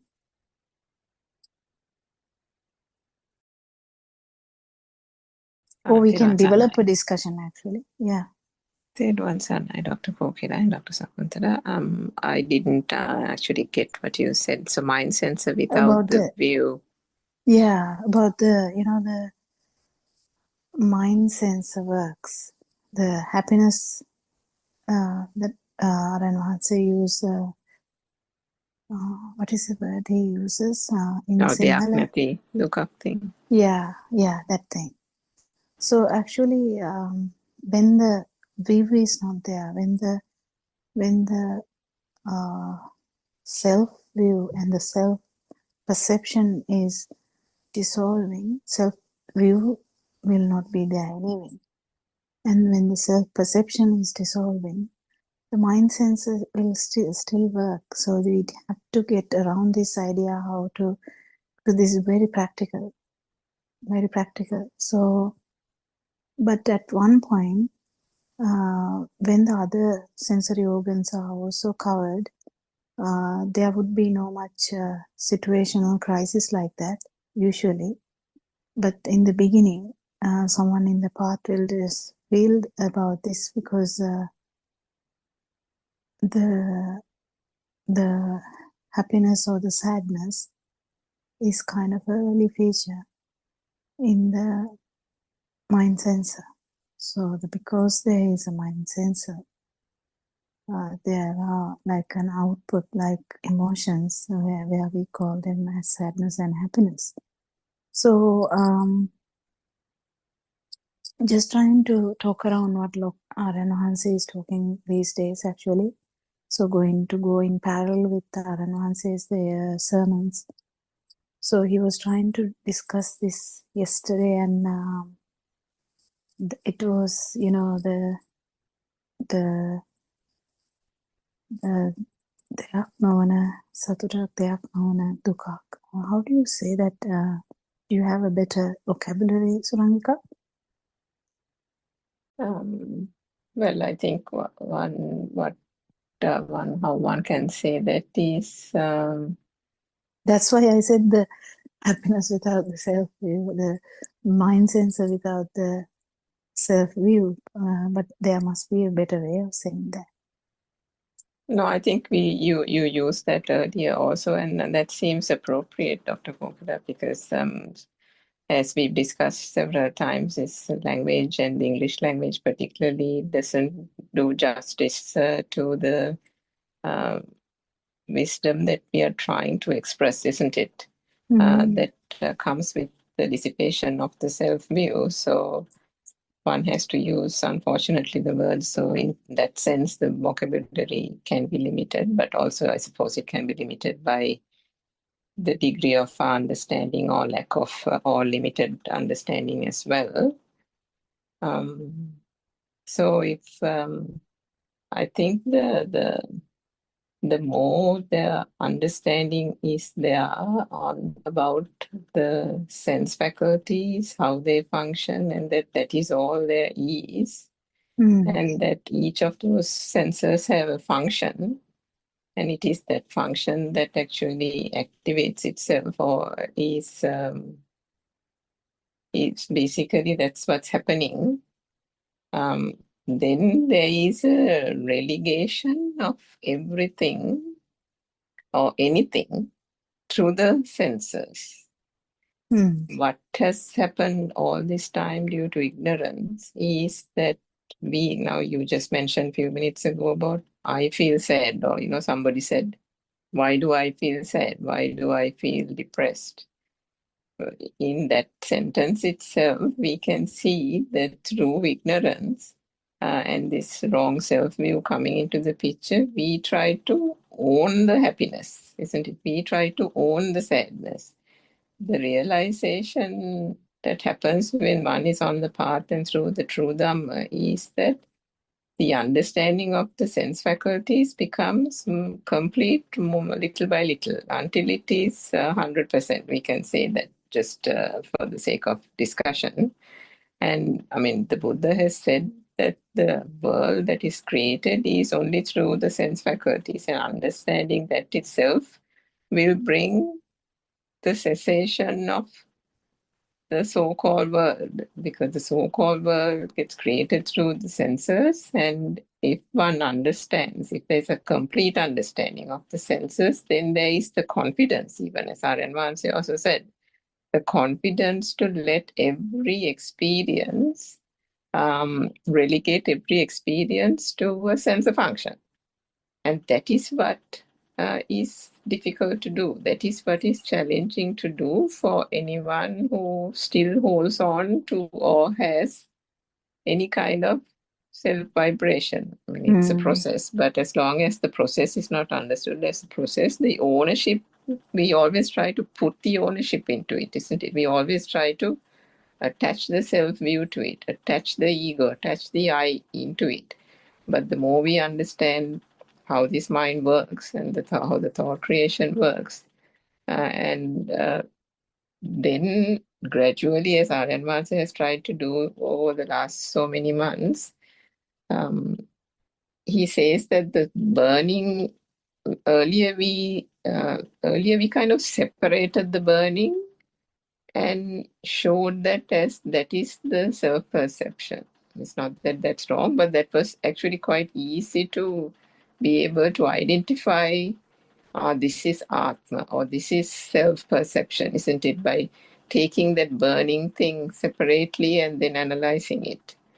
But then gradually, and correct me if I'm wrong, Dr. Kokila, then gradually he turned the analysis very subtly and said, can there actually be a burning without the senses? If all that is experienced is the senses, and that is also manifesting through the speed of vibration, shouldn't that so-called burning also then emanate from the senses? So, gradually he very subtly turned it, isn't it, in the last so many months.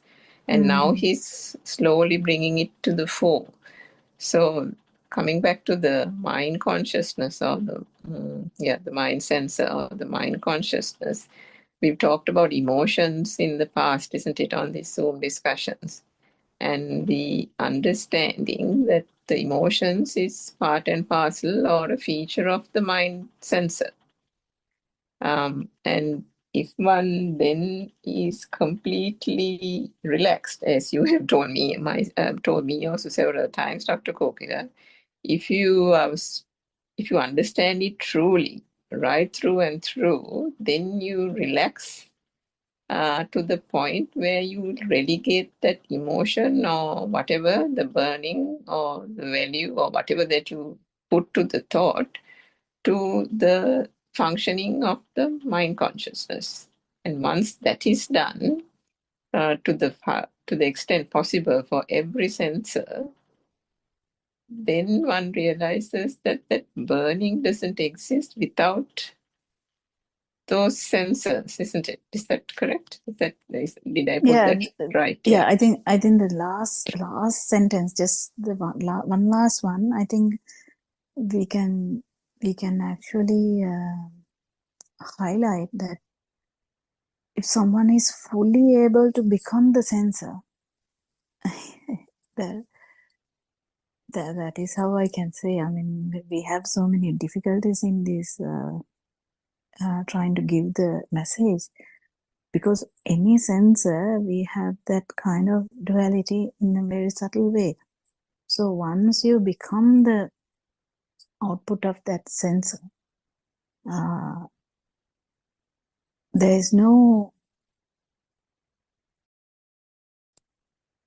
no entertainer or no person who senses it, or Vindinna, or in the Sinhala word. So the actually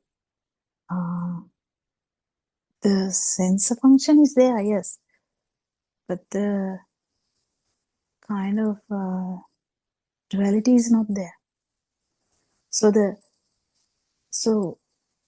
But to that to happen, actually this whole understanding, so this is only with Satyajnana, that is the truth, that it is only the sense of function is really needed here to actually feel this change, I would say. Anything to add to that? Perhaps Dr. Or- Sakuntala? Yeah. Yeah, I think you were talking about that now, a taste which is not a thing, smell which is not a thing, like that. A thought Yeah, it which becomes is very theoretical when we say that, but we have, so, you all have to bear with us, because we also struggle to say this in any language, even in Sinhala language. There's always a catch, because this is something you have to feel, because when there is when we say deyak nona, the taste without a thing, kind of that actually it doesn't give the exact meaning. I mean, no, it's not the direct translation, but I think the word thing, we have to use several sentences and explain what it means, isn't it? yeah, When we say, that's where I am trying to say the duality part, because Mm. we always feel that that everything is happening here, but you know, like if the sensor is only there, in the sense light is there, sound is there, yes, the taste is there, but if it is not felt as here, what is the problem with that? There's no problem at all. Is there a problem? So the sadness is there, not the gross sadness though. This is not like that. It's just a subtle changes of the mind sensor, because no, not like when you cry and all that. These subtle changes of the emotions, if it is the only thing that is there, and there is no feeler, I mean, there's no word like feeler, I don't think so. There's no one feeling it.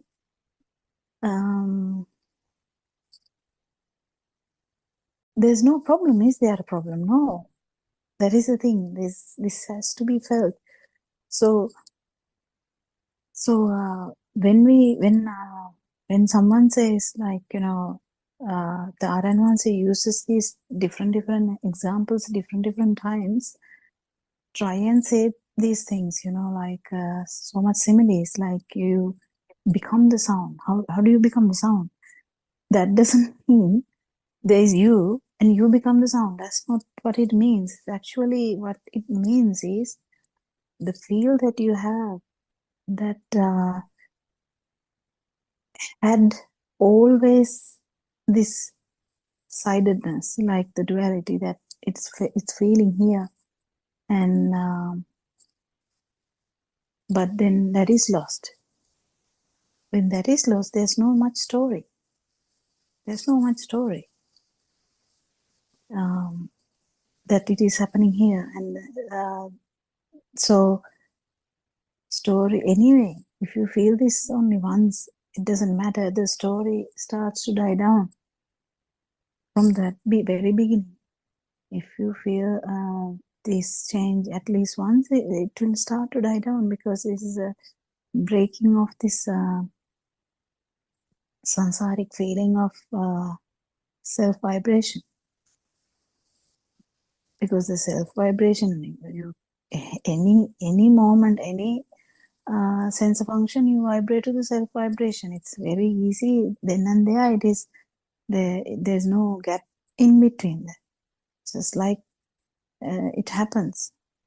It's kind of simultaneous, but when the satyajnana or the truth is really practiced, and this takes time, there is a bit of timing and practicing. So with the practice, if you feel this, the sense of faculty, as soon as whether it's a mind sensor, whether it's eye, ear, nose, tongue, or skin, the difference will be really remarkable, and because it's felt as it's not felt as here. The same thing that Aranon says, trying to incorporate into everyone, because it is a full practical thing, like when you say sadness, there's no ownership to that theoretically when we say this, it is easy, but to actually experience this can be demanding, isn't it? Yeah. Can I ask a question? Actually, question looks sort of simple, but the answer will be more detailed one. If a newcomer to listen to this Deshana, or maybe a Buddhist who is by birth a Buddhist person, might ask, what is the why are you so worried about this self-conception? What is the matter? Just having that feeling of self-conception or myself. Why are you so Self-perception. bothered about it? Yes, self-perception, yes. Why are you so bothered about it? To explore and understand how it happens and how to get rid. What's the matter? Why are you so worried about it? If somebody asks us, how can we explain? Was There my are question so clear many. enough? There are so many ways to say that. Mm. The life, we talk about the life. We talk about, when you say the life, actually what life is about is the one stimuli to another, stimuli, but we don't feel like that. Theoretically, when we say that stimuli, that's full-blown theory, like Yeah. just theory, because no one actually feels this way unless you felt a non-vibration event where you can actually see the where part, like the cessation of that stimuli. So always what happened was we had like a continual feeling of self. We have a continual feeling that we are existing. We can't doubt this. We have no competition about this. If we say this in whatever the language, everyone would say, yes, I feel alive. I feel as existing. Yes, I can see things, I can hear things. I'm sitting down here. I'm looking at a tree. Yeah, So this story and the feel underneath is continuous. What the danger is in that is not knowing. Danger of not knowing is, as soon as your respiration stops, there would be a last stimuli, whatever, doesn't matter. It can be anything, any stimuli, any thought. It can be, when we know a lot of stories from Lord Buddha's time, how one monastic, thought about his valuable the what is it called? Rope, I think. Yeah, His rope. rope. So something like that. It was the last thought. So this, everything happens in one thought. Everything happens in one stimuli. Why we are saying that is the last stimuli, last thought. Actually, there's no continuing of life from there onwards. But what happens is that residual vibration. Why there is a residual vibration then? That is the problem. That is where we have to question from how on earth is there a residual vibration which can telepathy into another or co-synchronize into, like a synchronize into another zygote. It can be a zygote, it can be anything, it can be any being. How come that this happens? This is what our journey is, understanding this. So that is what Lord Buddha was trying to understand too. That is what Aryan Mahansi was trying to understand too. How is this happening? We have heard about people talking about their past lives and they were fully accurate. How can this happen? Before the new life settles in, the memories of the past lives, there are people who talk, babies who talk about the past lives, and they match so well. So how can this happen? And there are so many instances in the world that these are discussed. And so how does this happen? How does this cycle of birth happens? That is the question that this answers. That is why you should actually do this research. That is why if you understand this, you will actually try and see what is the way to get rid of that vibration. Is there a way to get rid of that vibration? Yes, that is what Lord Buddha Dhamma is all about. So cessation of suffering is related to now, not after death. It is related to now. And Lord Buddha didn't try to achieve something after death. He achieved it now. So how do you achieve it now? Is trying and understanding how this self-vibration works now. So when you say now, that means the thought now, whatever the stimuli now. So if you're not born in that stimuli, there's nothing to die. So that what happens is this self-vibration, or because there has to be some form of vibration which can't be seen for this to happen. So but it doesn't actually go anywhere, because a lot of the time people believe that something must be flying. No, nothing is flying, nothing is going, and nothing is happening like that.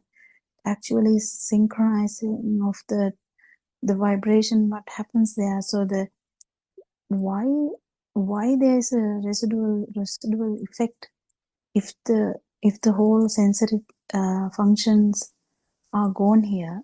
Why there's a residual vibration there?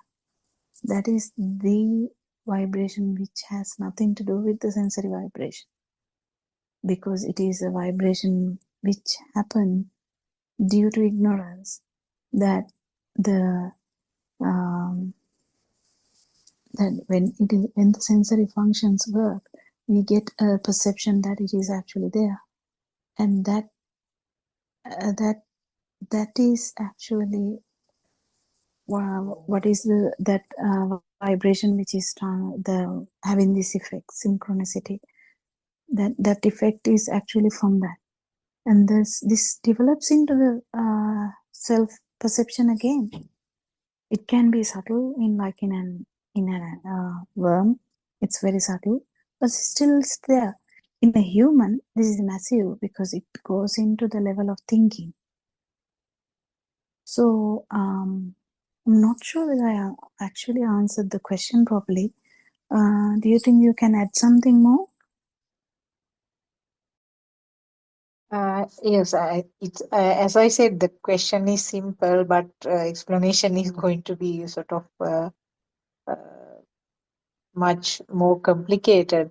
I think you touched most of the areas that is important because, as you said, it is the current or the so-called self-perception or the Sakkaya Ditthhiya, Atmasanya, whatever the word which is used, that is the culprit of everything. Where I mean, there is no guarantee. There is no kind of insurance or guarantee about the future uh, uh, births. Whatever good things you are doing here in this life, there is no guarantee what will be the outcome when this physical body collapses on this side. So that is why it is important And to. Lord Buddha has said the main problem Mm, is wrong vision.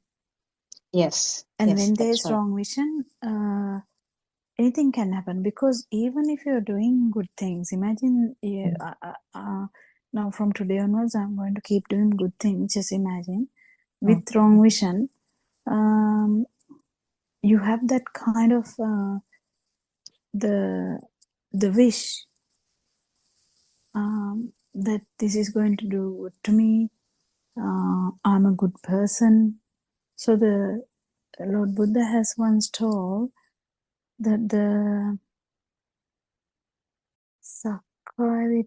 mithya dushti or the wrong vision is the worst mm. one. How did he say that in Sinhala? You know the බරපතලම දෘෂ්ටිය මිත්‍යා දෘෂ්ටිය, is that how you can say? yeah, I mean, it was in a different scenario. I can't remember Mm, now. Lord mm, Buddha expressed it in a different scenario where he said, you know, we know killing is not good.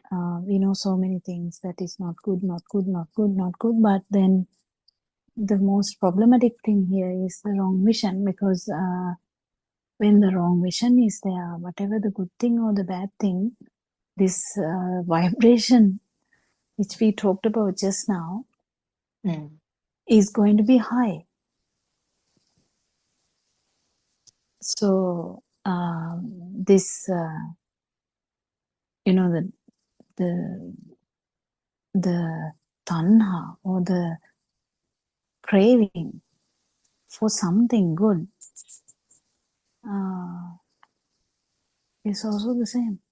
And yesterday, a beautiful thing was told by Yaren Hanse. I don't know whether you both caught it, like about the, you know, the Vibhava Tanha.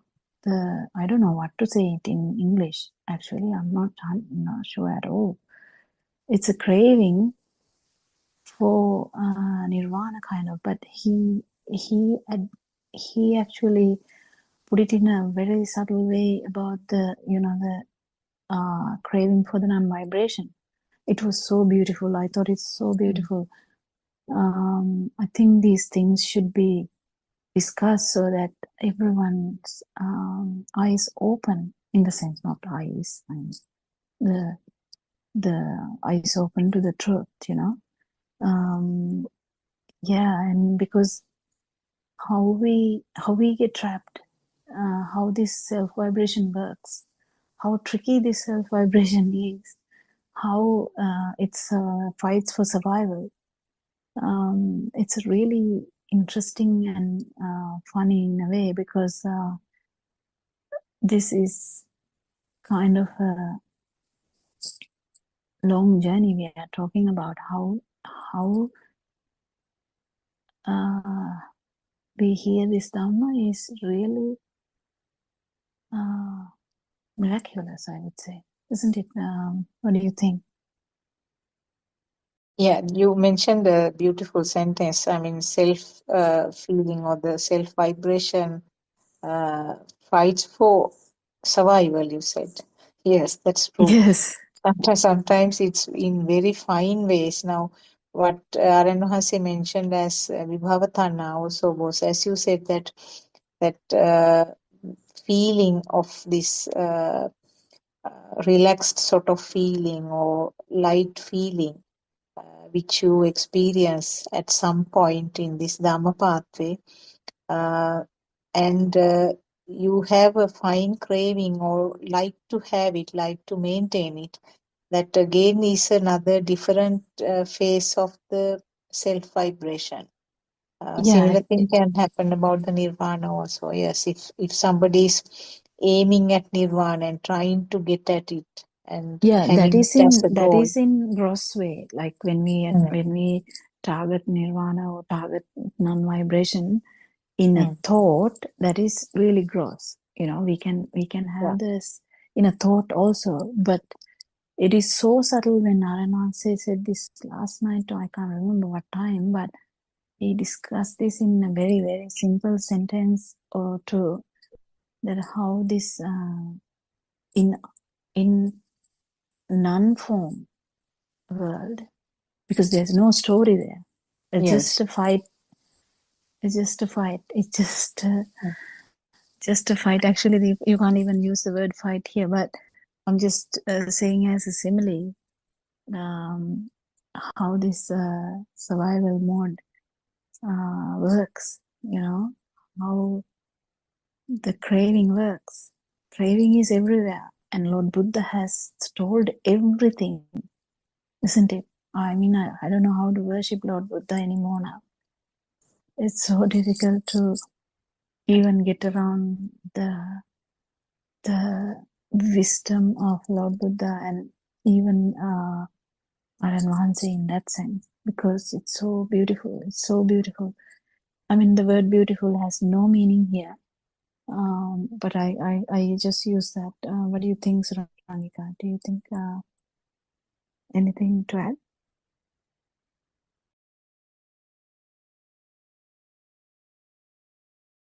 Because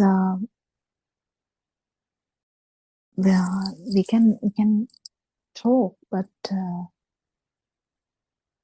when we touch the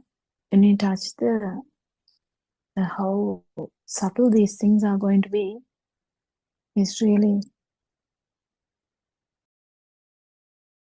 interesting. Yeah, Yes, Yeah. Sakunta.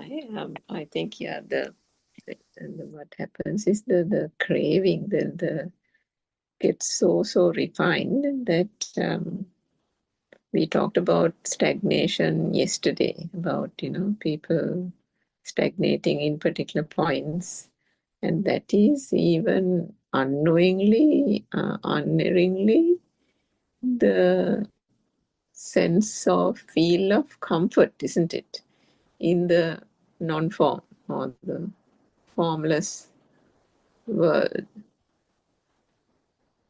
If you got what I said, it's that sense of that system is comfortable in that spot.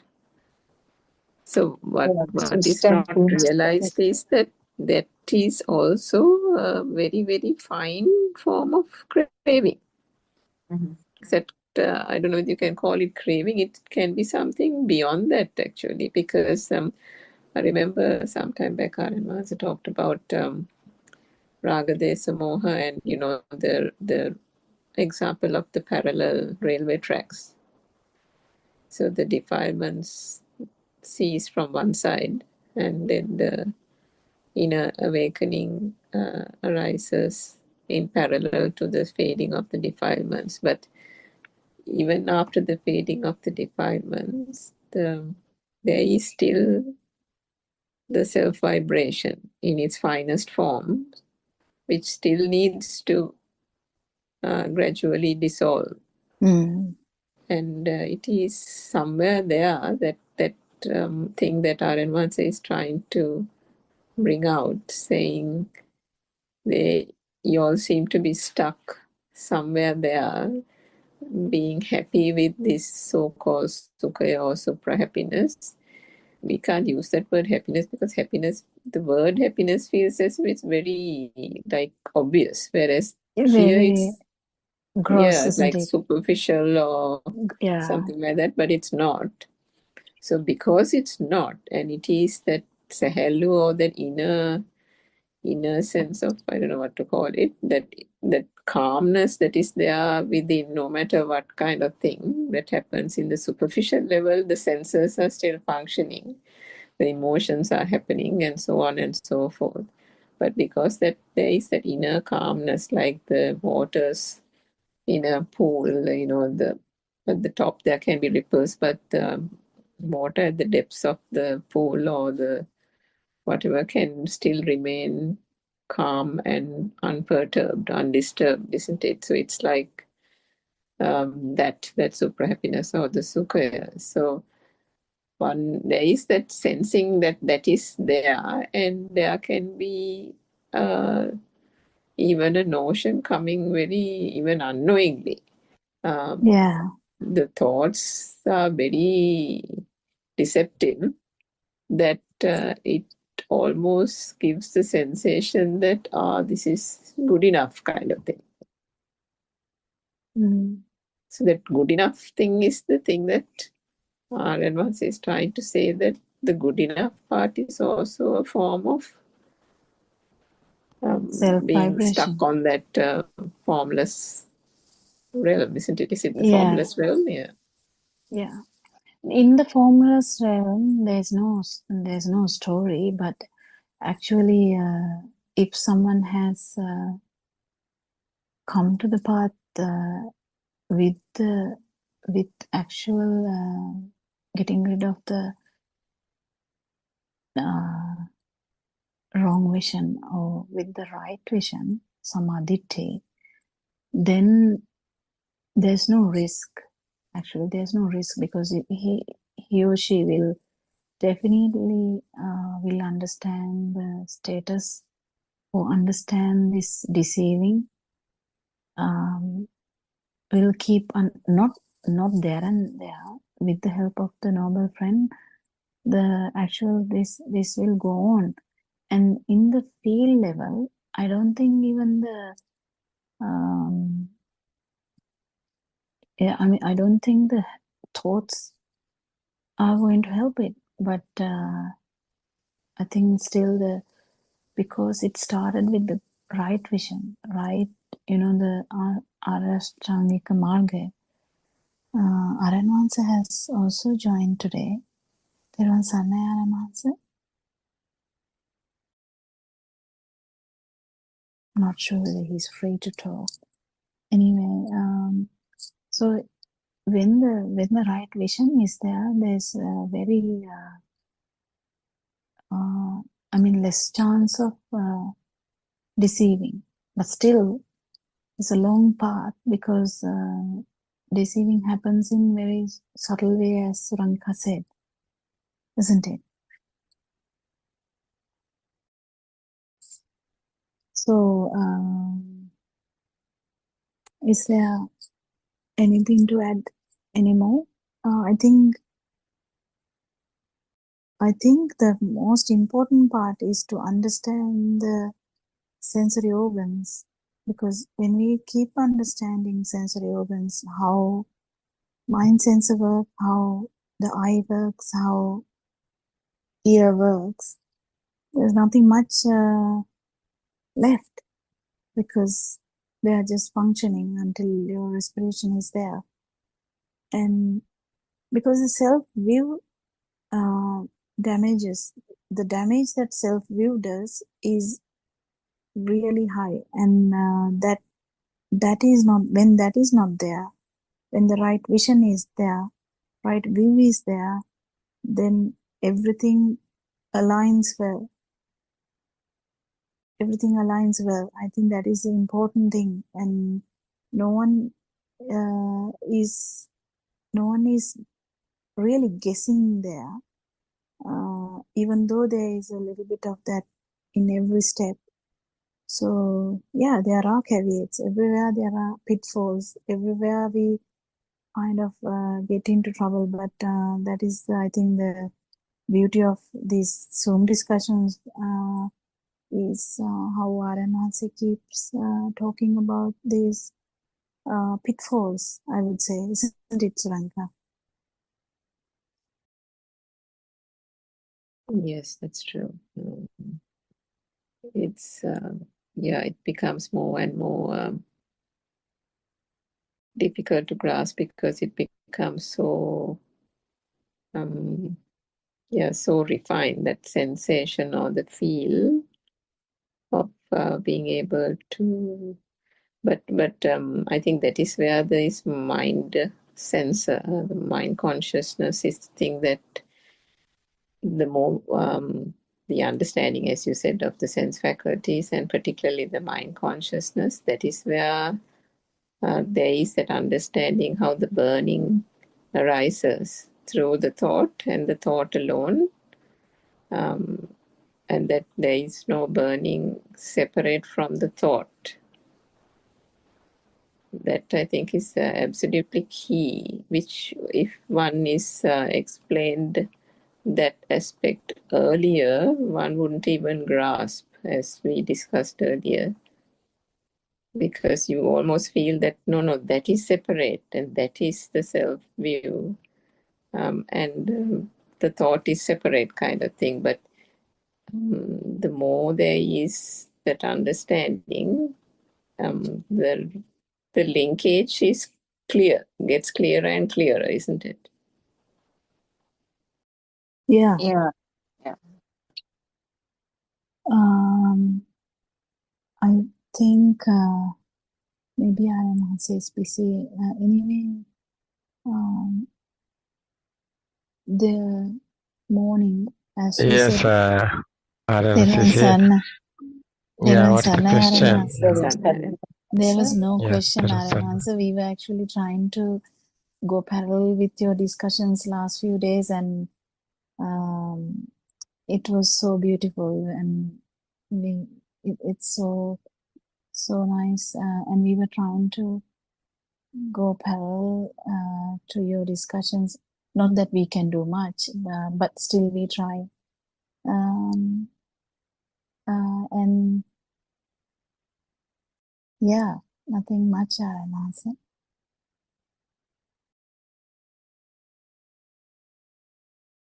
And we were just discussing about how these senses work and how your discussions are going to fine level, and yeah, we are also in English language. We are trying to deliver it in the kind of similar way. We have been trying to do that throughout, like almost go parallel with your discussion, so that so that we kind go in hand with the Sinhala Zoom discussions. Yeah. Anyway, you haven't had much time to join English Zoom discussion at all, and with the whole Padayatra thing, which was so beautiful, and there's no much question. Is there, Surangika? Do you have anything?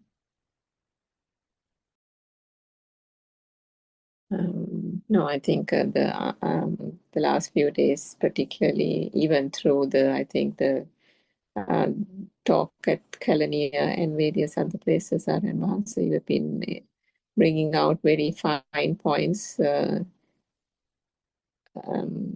not just those on the path and what does being on the path mean, but what is your experience? You have asked us, what is your experience, and trying to make that quite clear as to what the experience means and how the sense faculties, particularly the mind sensor, how to understand where the burning is and whether the burning sensation or the self view, how that arises. So that was what our discussion was about.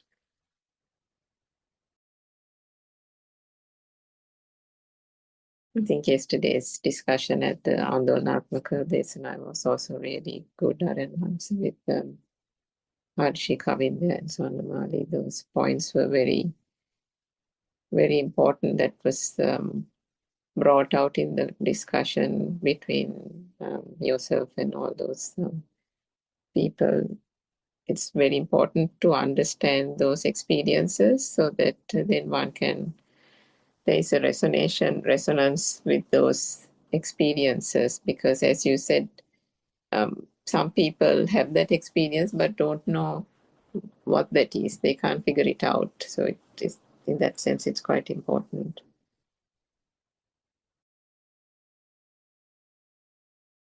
Yeah. Aranasi must be in a busy place anyway. So Even that point that Swarnamali mentioned about even if there is an, the impulse to say something, it doesn't,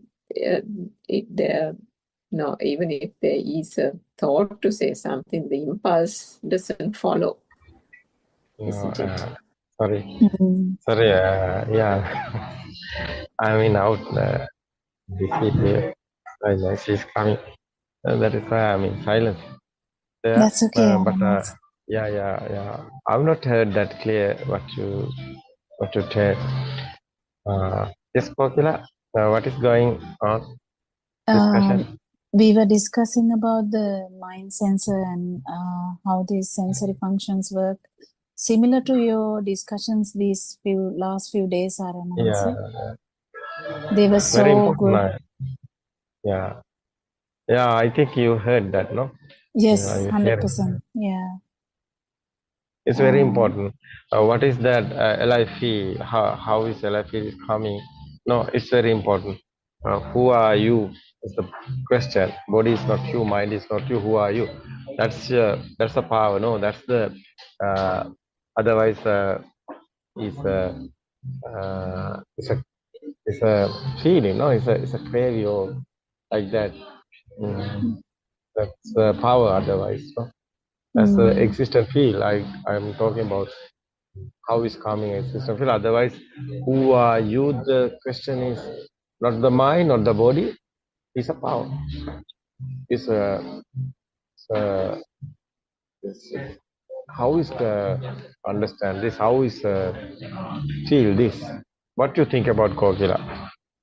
That's the existent feel. Otherwise, the life feel. Yes. That's a soul, no?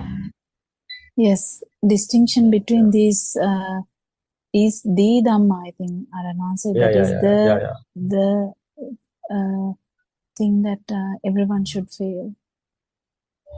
Yeah, it's very important because that's a we want the Dhamma.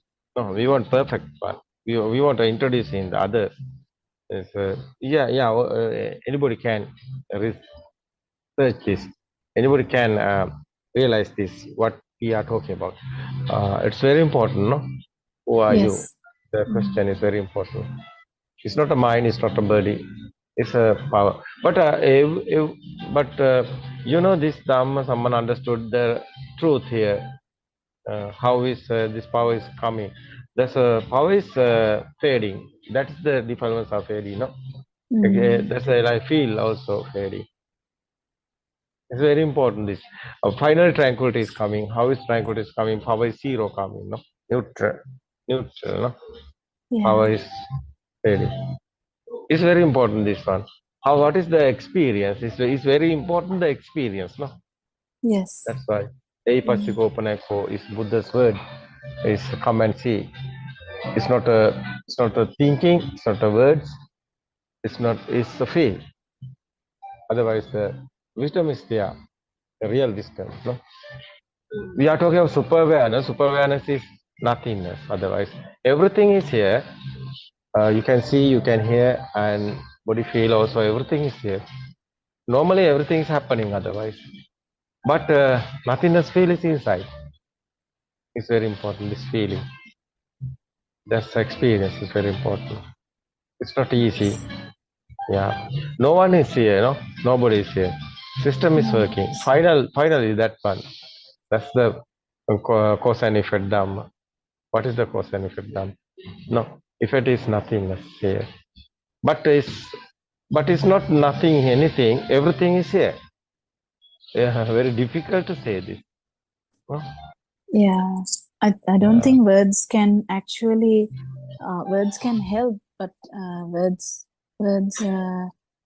can guide you, but Yeah. it's something to be felt. Yeah. Yes, That's amazing, this Dhamma. Otherwise, nobody is here. No one is here. So who is worried? Who is suffering? Who is sadness? No sadness, no suffering. Because nobody is here. No? First, we want to understand. No, first people are can understand this. There's a spiritual teacher. I think he's an experienced guy.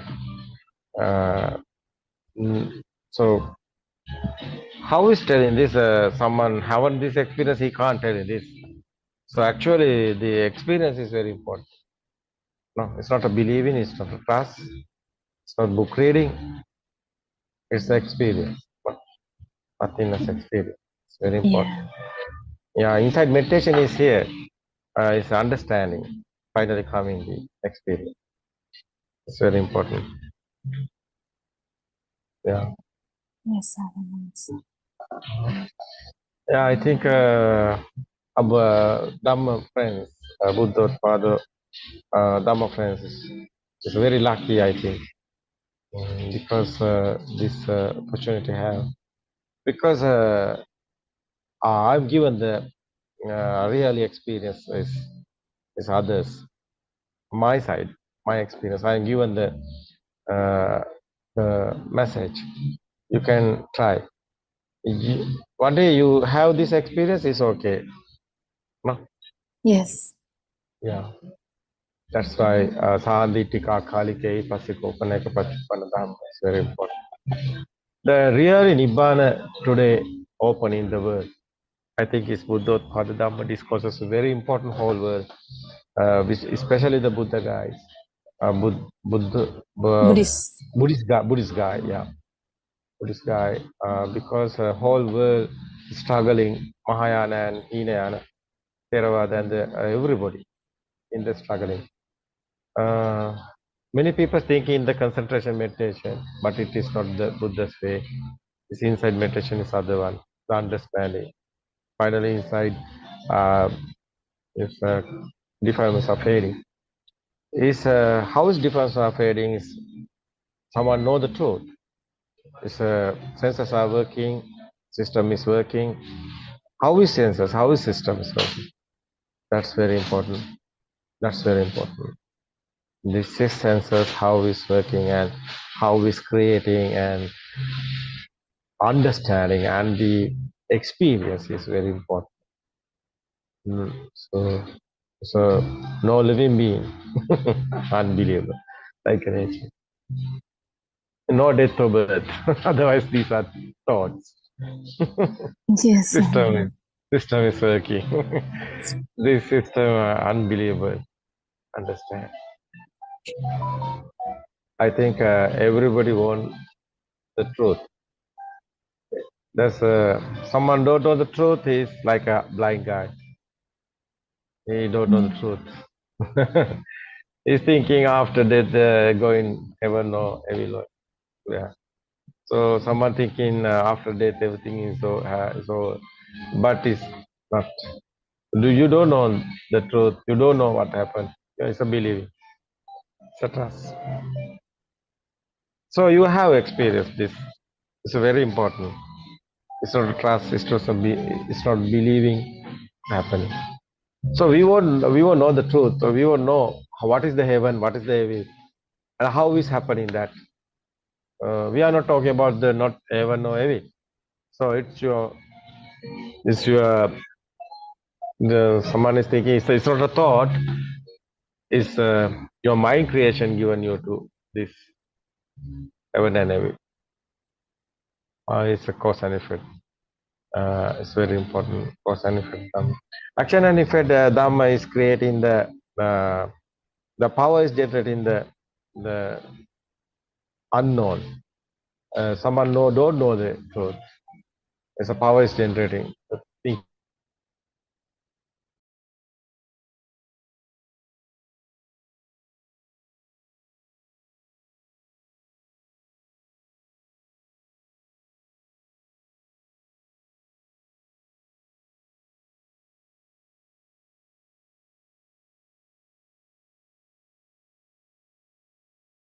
We can't hear you, Aramans.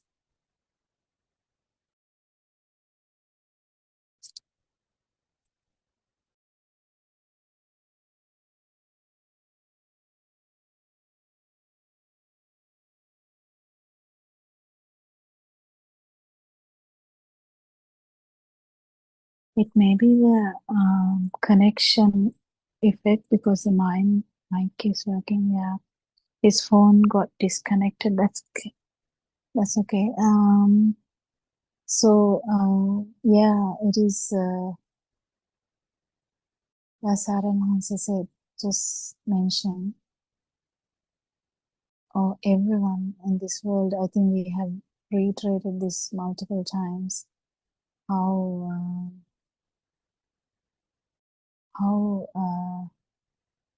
we can't limit this Dhamma. We can't say enough good things about this Dhamma. We can't, I don't know, nothing can't be compared to anything because it's all about how this world is formed.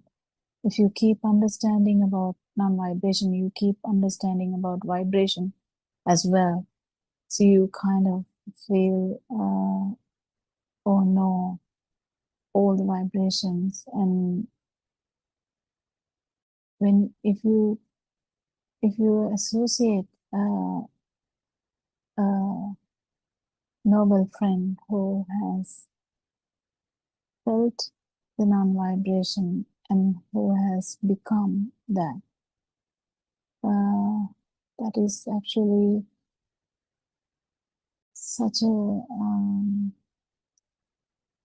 great asset to the whole world, I think, because non-vibration challenges the vibration.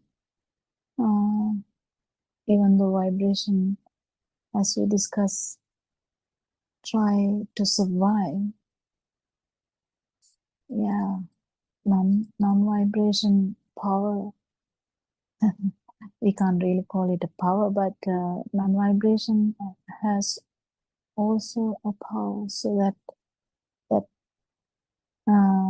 there's a balance. So we invite everyone to make this non-vibration so powerful. So if you feel this, it is going to be so much better for the whole non-vibration, because non-vibration is rare, and non-vibration actually balances the vibration.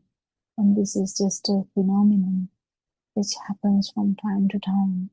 And you have come to one of those times which is very important, very, very important. And we invite everyone to listen to Dhamma, and I think we are running into the other Zoom discussion maybe. Yeah, in Zoom, 4 o'clock Zoom. So we worship our Advanse, we have so much gratitude, and with that gratitude we try to convey this message to everyone as much as possible in English language, in Sinhala language. We try our hard and let others feel that there is non-vibration out there. You just have to synchronize to that by understanding the truth that there is no self and there is a power which arises from the stimuli, and that is all that is there.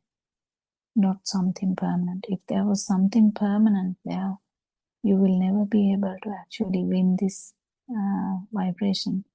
Why it can be win, or why it can be won, is because it is just happening with the stimuli, just arises with the stimuli when the stimuli is felt as a thing. So we will hand over the Zoom discussion to 4 o'clock Zoom. And thank you all Dhamma friends for coming and trying to give this a sense of this Dhamma as much as possible. Thank you so much. May Triple Gem bless you all. And thank you, I am answer. Terawan saranai.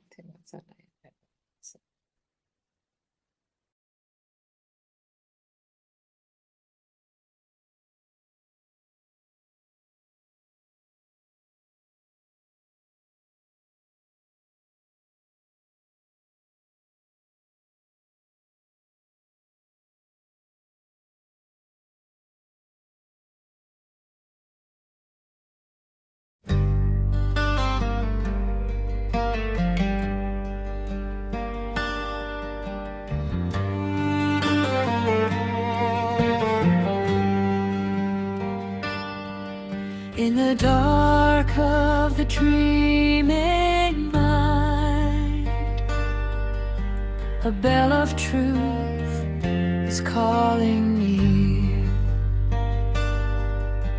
Through the smoke of fear and time, a single word makes the path appear.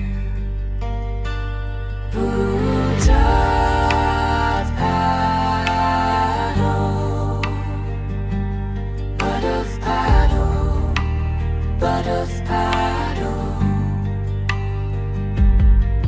It's time to rise. Open your eyes, break through the night of lies. It's time for Nibbana within. Buddothpado, Buddothpado. Let awakening begin.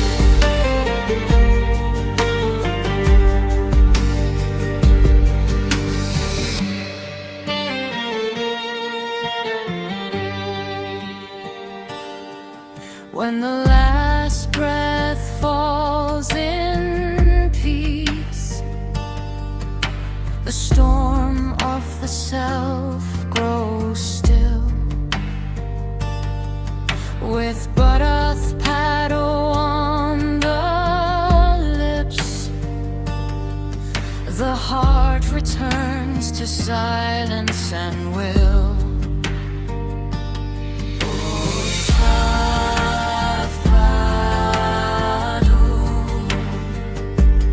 Buddothpado, Buddothpado. It's time to rise. Open your eyes, break through the night of lies.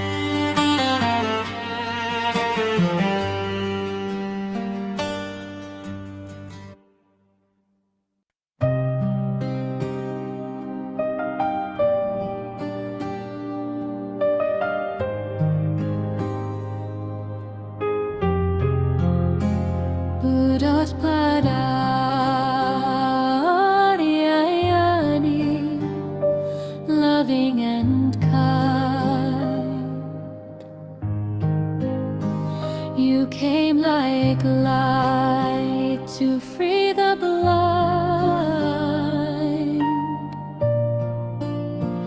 from realms of grace, from heavens above. You walked among us with boundless love.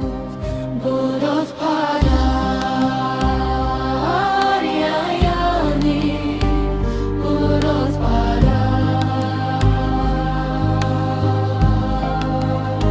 seeing the sorrow of mankind, lost in darkness, confused and blind. You spread the truth so clear, so bright.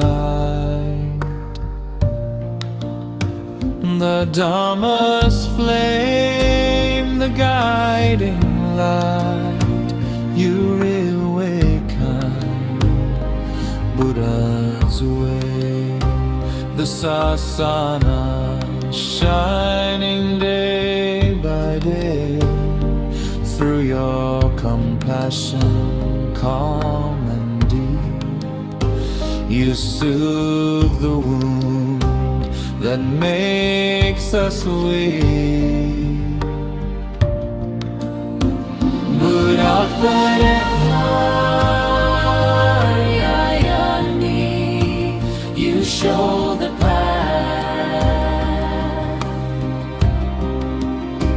through gentle words and sermons vast. Step by step you lead us on until the night the fear is gone. Buddothpado,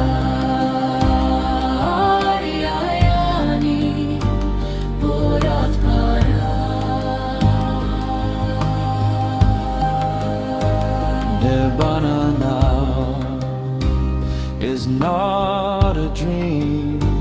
It flows within like a peaceful stream. Oh Ariyayani, may you live long. Our hearts forever sing your song. May you live long, O noble guide. In gratitude we stand with pride. Buddothpado, bright as the sun. May your holy work never be done. Buddothpado, you show the path through gentle words and sermons vast. Buddothpado,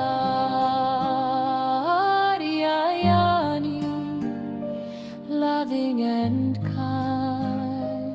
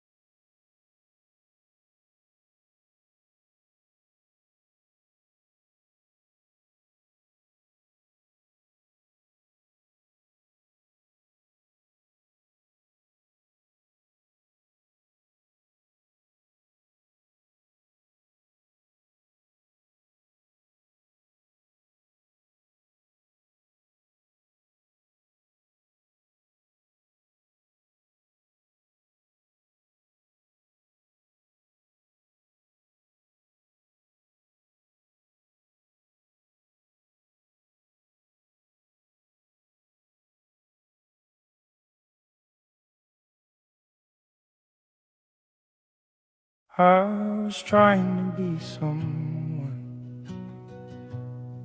who could finally feel okay. Working hard to hold.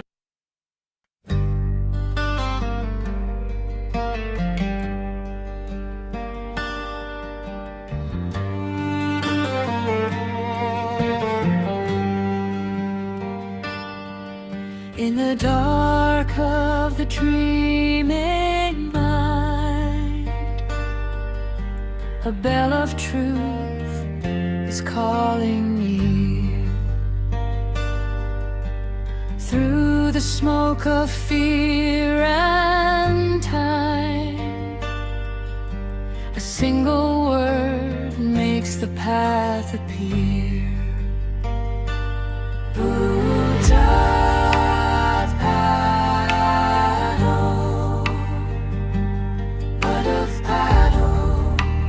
Buddothpado. It's time to rise. Open your eyes, break through the night of lies. It's time for Nibbana within. Buddothpado, Buddothpado. Let awakening begin.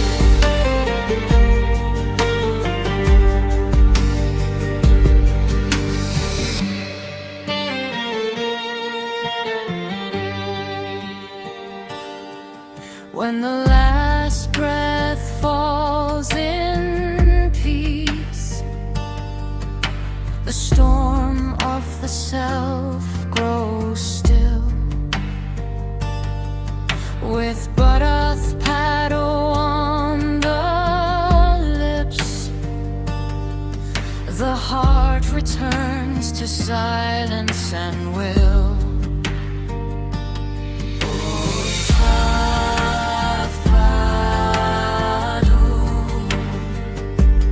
Buddothpado, Buddothpado.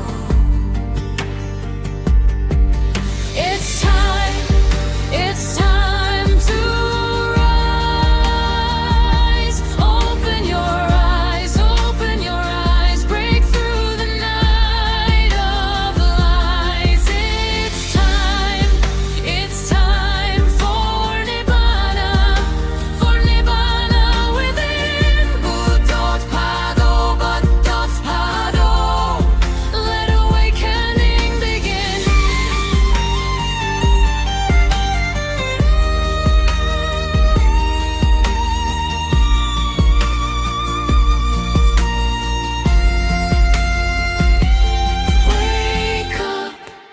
Wake up to the truth.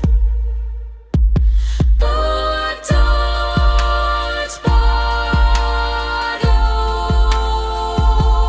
Awake, humans, be awakened humans.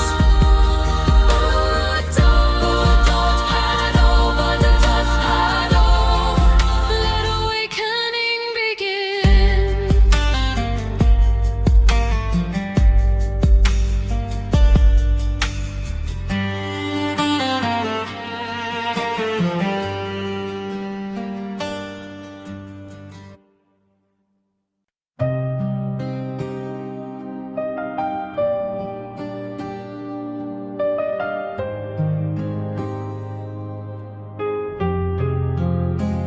Buddothpado,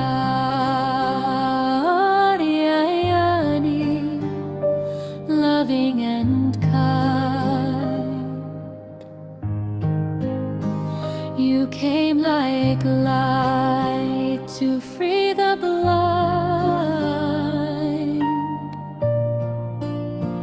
from realms of grace, from heavens above.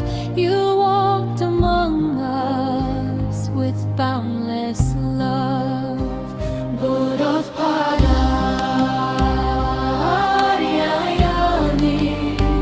Buddothpado.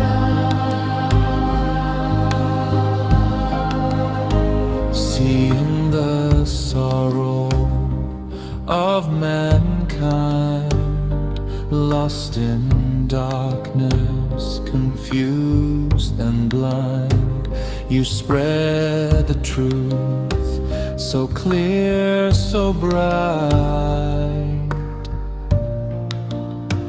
The Dhamma's flame, the guiding light.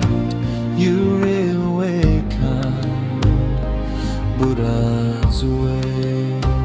The Sasana shining day by day. Through your compassion, calm and deep, you soothe the wound that makes us weak.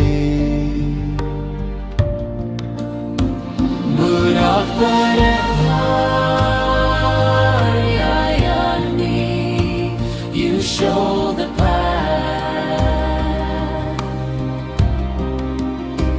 through gentle words and sermons vast. Step by step you lead us on until the night the fear is gone. Buddothpado,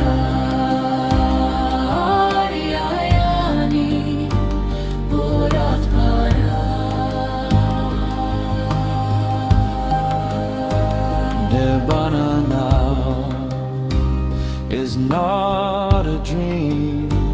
It flows within like a peaceful stream. Oh Aryayani, may you live long. Our hearts forever sing your song. May you live long, oh noble guide. In gratitude we stand with pride. Buddothpado, bright as the sun. May your holy work never be done. Buddothpado, you show the path through gentle words and sermons vast. Buddothpado,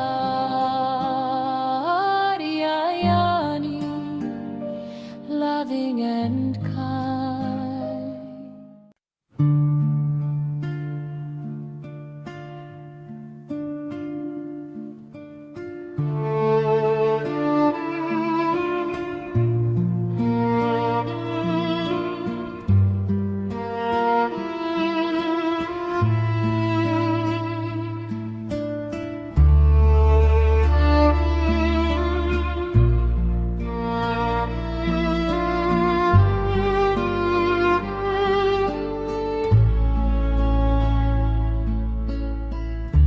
Thoughts fly by like clouds in the sky. I watch them come, let them go, like leaves that drift on the floor.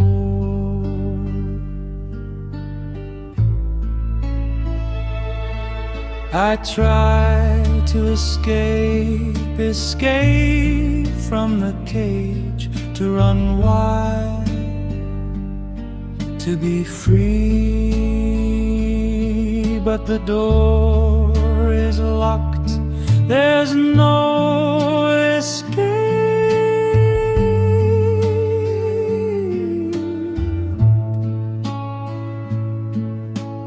Thoughts passes by like storms in the sky.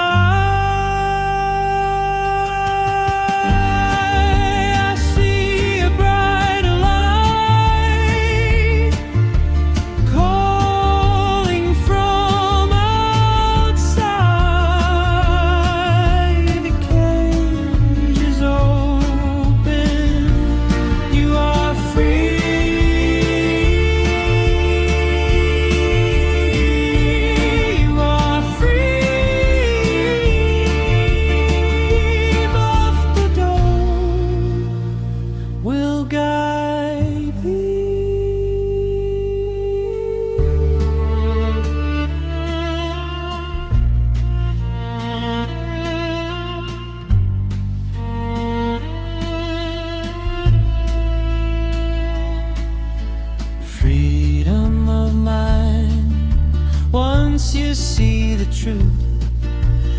door was always open, you didn't see the illusion. Freedom of mind where compassion starts to flow. From that stillness, mind starts to flow. Not freedom from world outside, but freedom in the rising tide. Freedom from mind.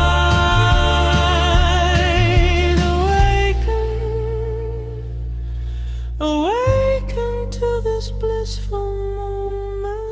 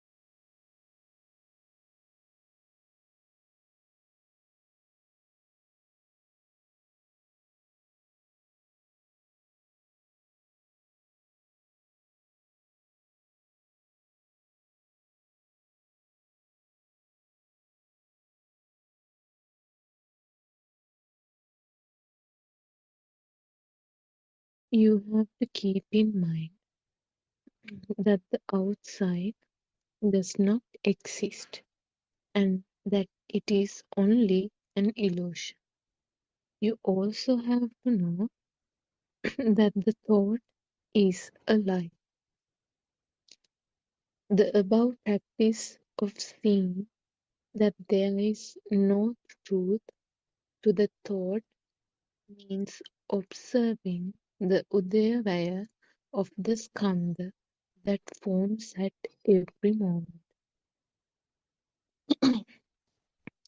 Another way of seeing the truth in the thought is to observe the thought according to the yatha bhuta jnana, the moment the thought arises.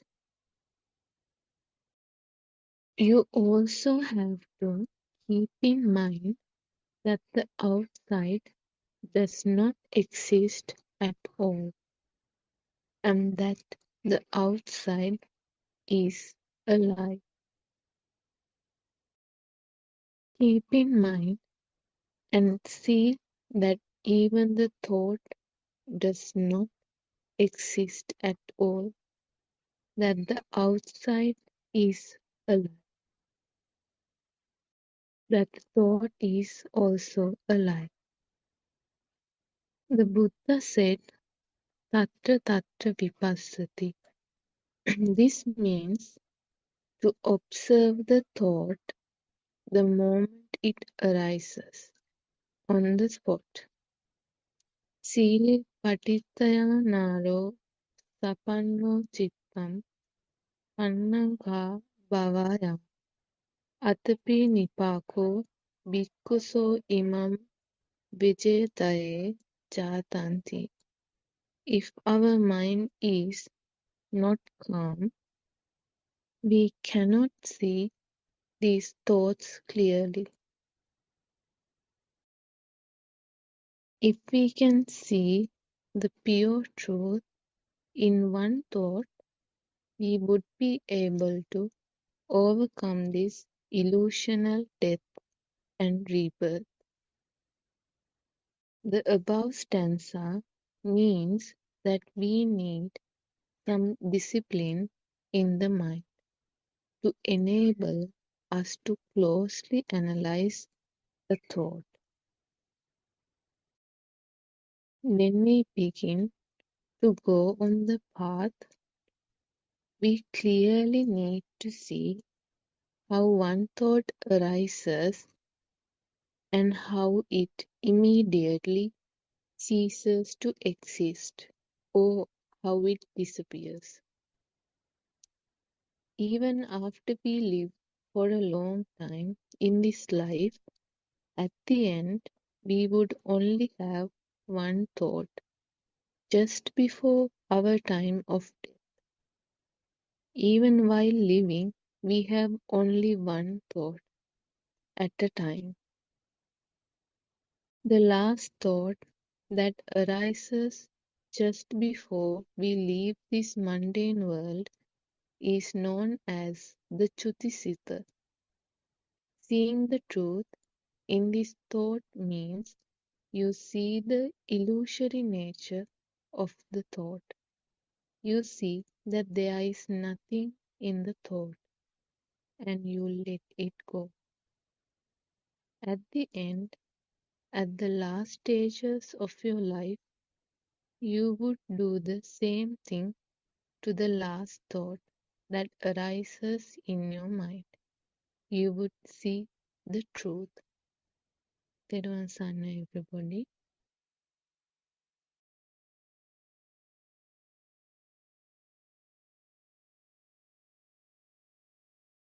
Therwan Saranai. May all of you be blessed by Triple Gem. We worship Aran Wahanse at his feet. Therwan Saranai, all Dhamma friends who have joined to the Zoom and also who are listening from the YouTube. This is the English Zoom discussion,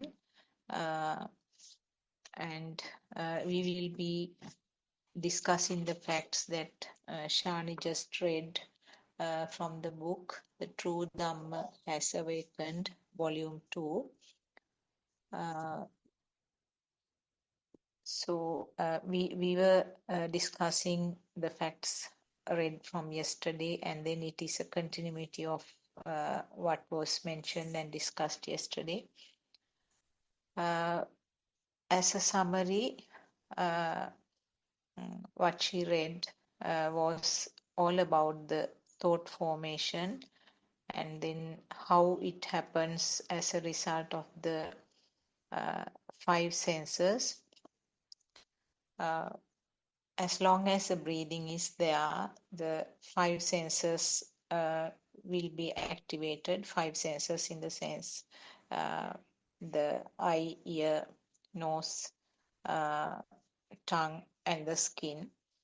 So there is a continuous process. There is continuous stimuli which are arising as a part of this sensor function. And in the baby with the radiant mind, it's only these sensor functions which are there. That means the baby will experience seeing, hearing, and feeling. But later on, little by little, these sensor functions unite together, and there is the sixth sensor or the thought formation or the mind faculty or mind sensor comes to light. So we are actually dealing with the thoughts or the activity of this sensor function, mind function or mind faculty. And this is what will take the system thereafter, taking charge of the system, and the living or the feeling of alive, or the feeling of existence is the ultimate result. But as Shani said, always there is only one thought at a time, and there is a sequence of thoughts, series of thoughts, uh, which means the which gives the meaning to the life, or this is a changing pattern of thoughts, and the it's called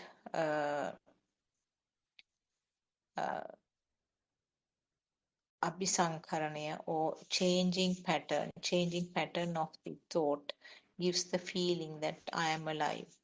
Actually, what happens is, as a part of this thought sequence or this thought flow, there is a power, there is some some form of current, and this current gives the feeling that of alive, feeling of existence, or feeling of alive. But a name is given as myself. So in other words, feeling of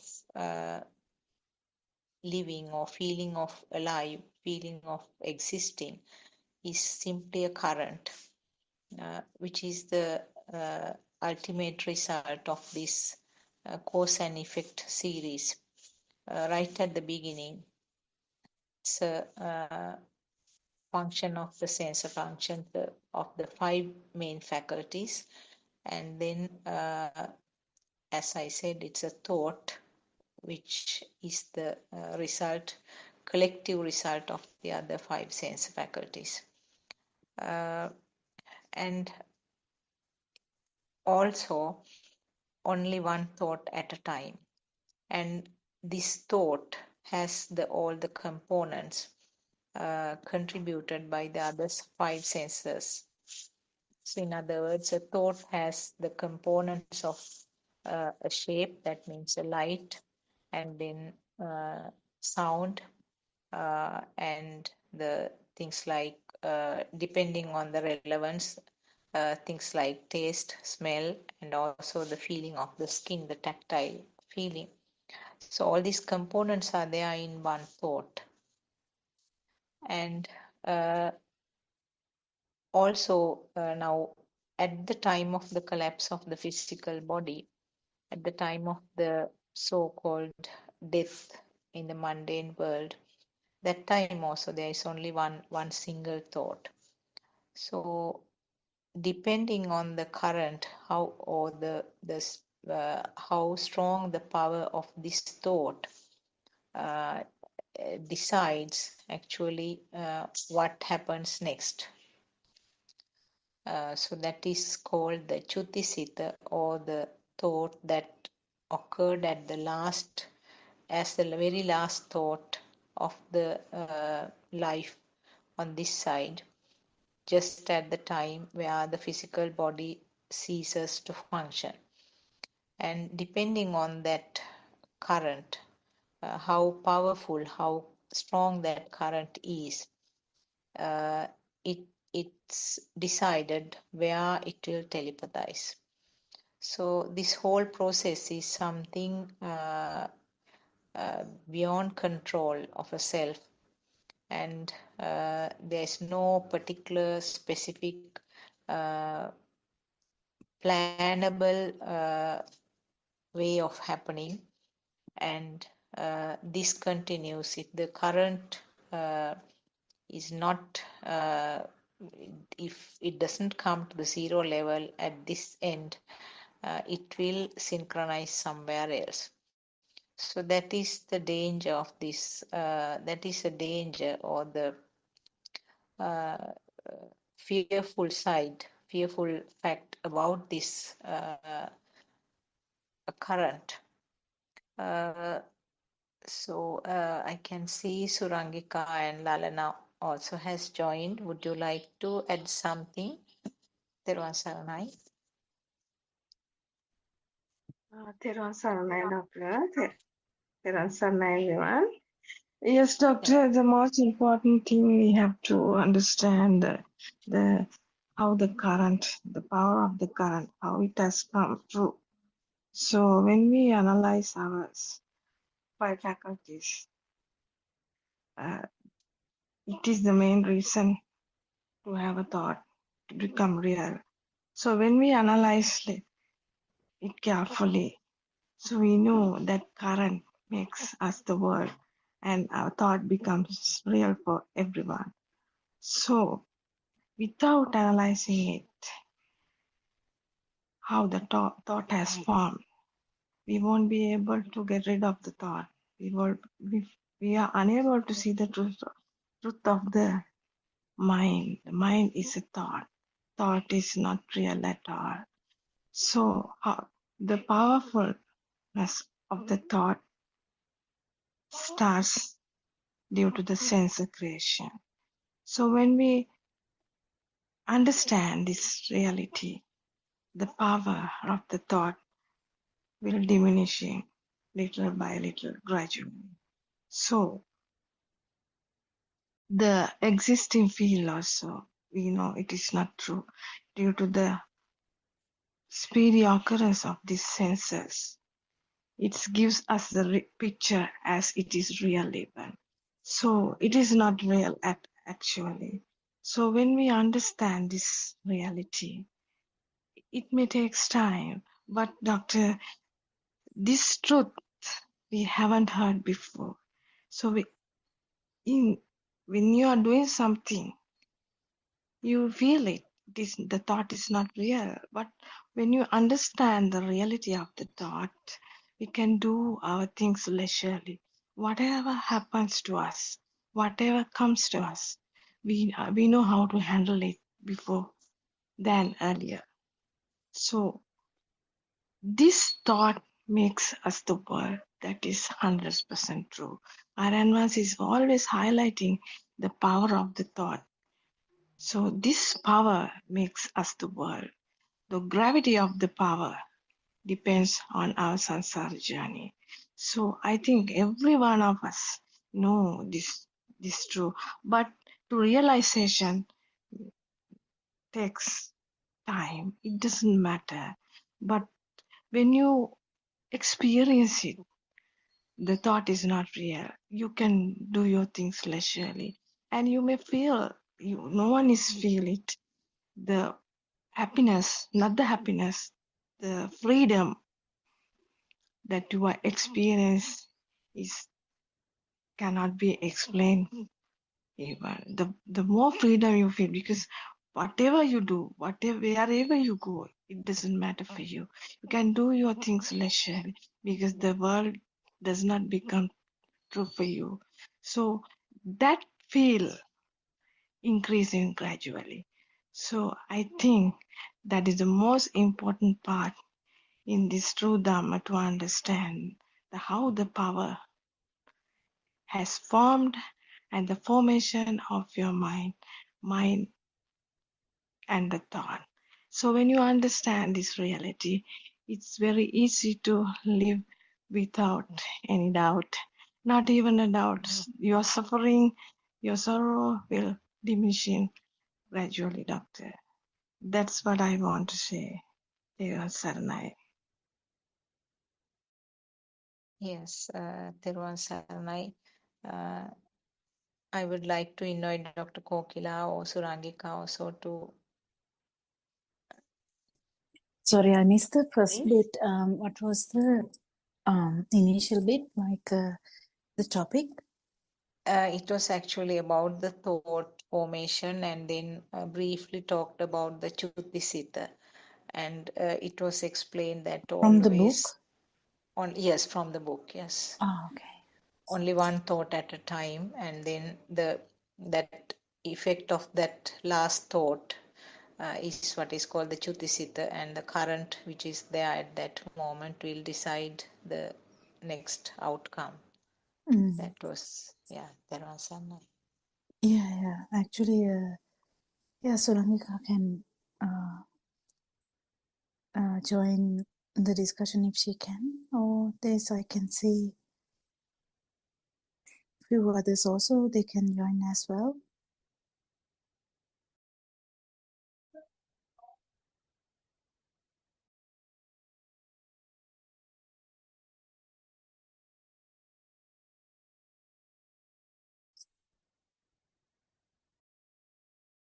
So till someone join, I'll continue that discussion. Yeah, it's very important to understand the thought is just a construct. That part is really important. So we understand that whatever the projection, we have so much projections: the daughter, son, mother, father, family, my country, my village, my close family, distant family, whatever, the friends. So you have kind of a circle, the world, that's your world. Your world is not similar to the other person. Even if they are living in the same house, that would be very, very different. So we understand the worlds are quite different. But we keep understanding through this Dhamma that the world actually is a kind of a stimulus or thought. And to understand that thought is also not real is the most important aspect, I would say. And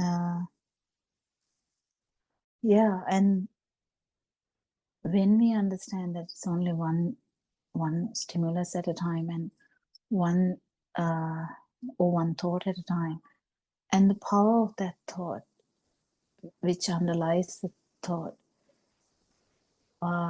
is what we feel, and that one is actually nothing related to the stimulus.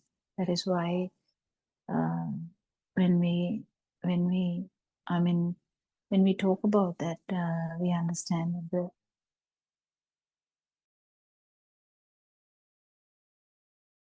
levels, that is actually due to the speed of the sensory organ, but we don't know that.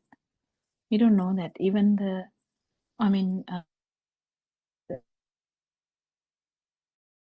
even that baby's reading mind, there's no ability to understand that there's underlying power, small power. It's not a massive power.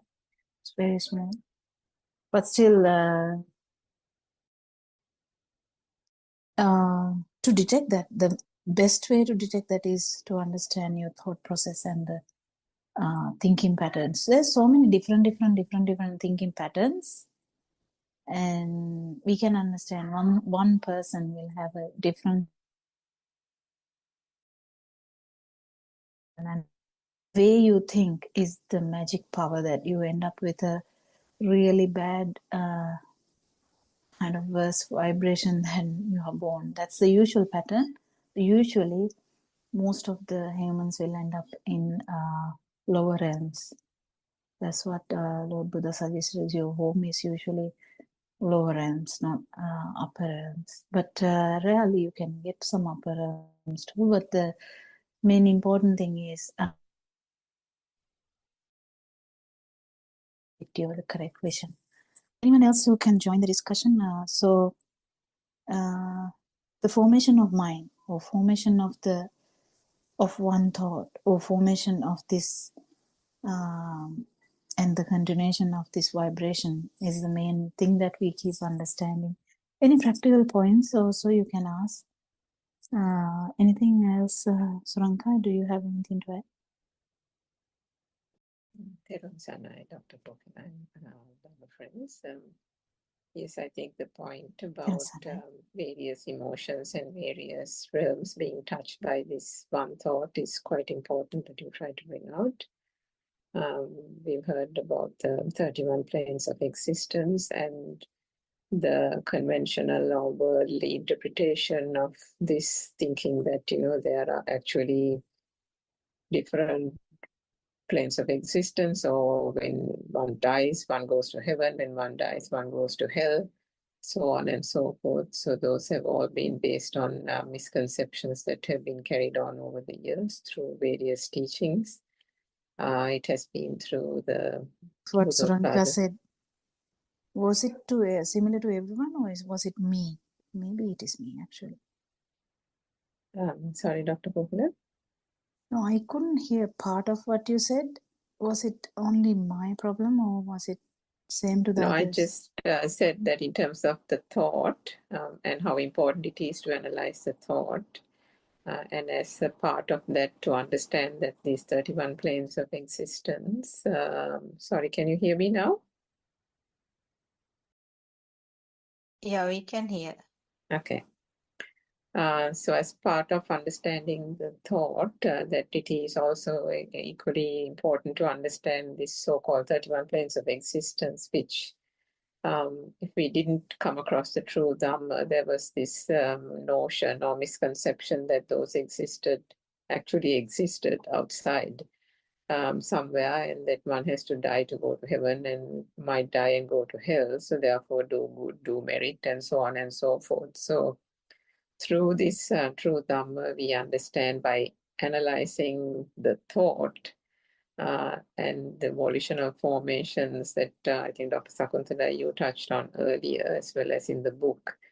The depends on how coarse that emotion, how coarse the upadana or the attachment and the craving is to the thought, and how strong that self-vibration is, then that can propel one to the lower realms.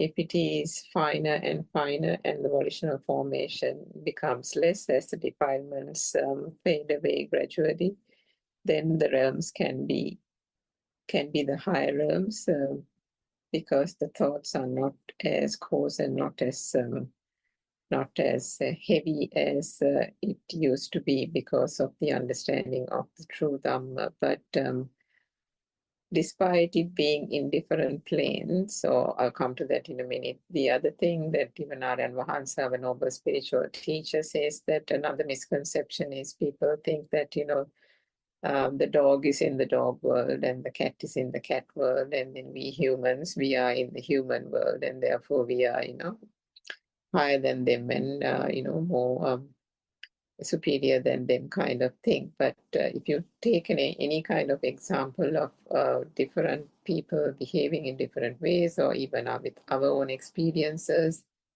one knows that if as long as one is in ignorance, through emotions and through volitional formations, one can get angry, one can get stressed, one can get depressed, one can, in a fraction of a moment, there can be a murder that will happen because someone has flown into a temper or into a rage to the extent that that person can take a knife or a gun and stab or shoot a person. So to that extent, the Abhisankarana or the volitional formation can go to an absolute extreme.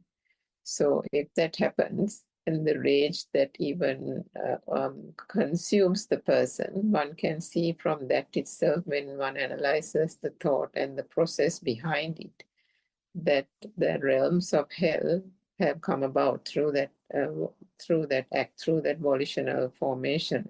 The vibration itself is very coarse and very heavy, and therefore the realm of hell, or the different types of hells, are touched in that moment. Similarly, you can have people with more awareness of the Dhamma, the defilements are fading, and that person can have only very, very light or low self-vibration, and perhaps somebody on the path. So then there can be a state of even Brahma, or the different Brahma planes. And then that would be a lesser burdensome, less heavy formation, volitional formation, or thought construct in that particular moment. But the other aspect that the Buddha always said was that all these 31 planes of existence are still vibrations, isn't it? They're still different degrees of self-vibration. And that's what we need to understand. So any kind of vibration is not the Buddha's word on. That's not that's something that one has to work on. Because the ultimate akampita or non-vibrational state is the state. And vibration of any form was not was frowned upon by the Buddha, because that was the state that would keep a human being or any species for that matter in this samsaric cycle, in this continued cycle of suffering, birth and death. So I think the 31 planes of existence is another way of analyzing this thought and the construct, in order to be able to get into the point of, gradually of course, but get to the point of non-vibration. Yes, Dr. Kopila. Yeah, that's true. Actually, when we talk about this construct, when we talk about the 31 realms, when we talk about the thought, it's all kind of similar because all the planes are in one thought, and it's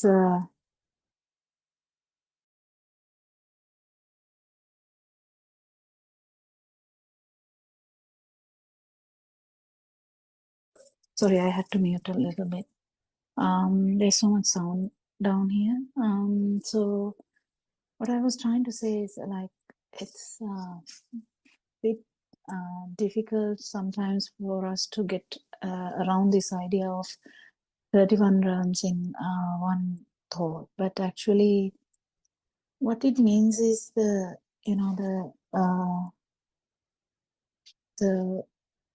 when we take everything for granted, and when the thought is felt as real, when the projection becomes outside, the vibration has to be so high, and those vibrations, we call it like sensual realm.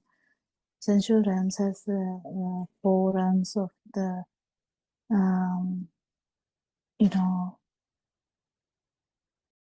is it called hell? So 4 realms of lower realms, and then the human and the I think the devas, and then when we come to understand the other level, it's actually in the mind side.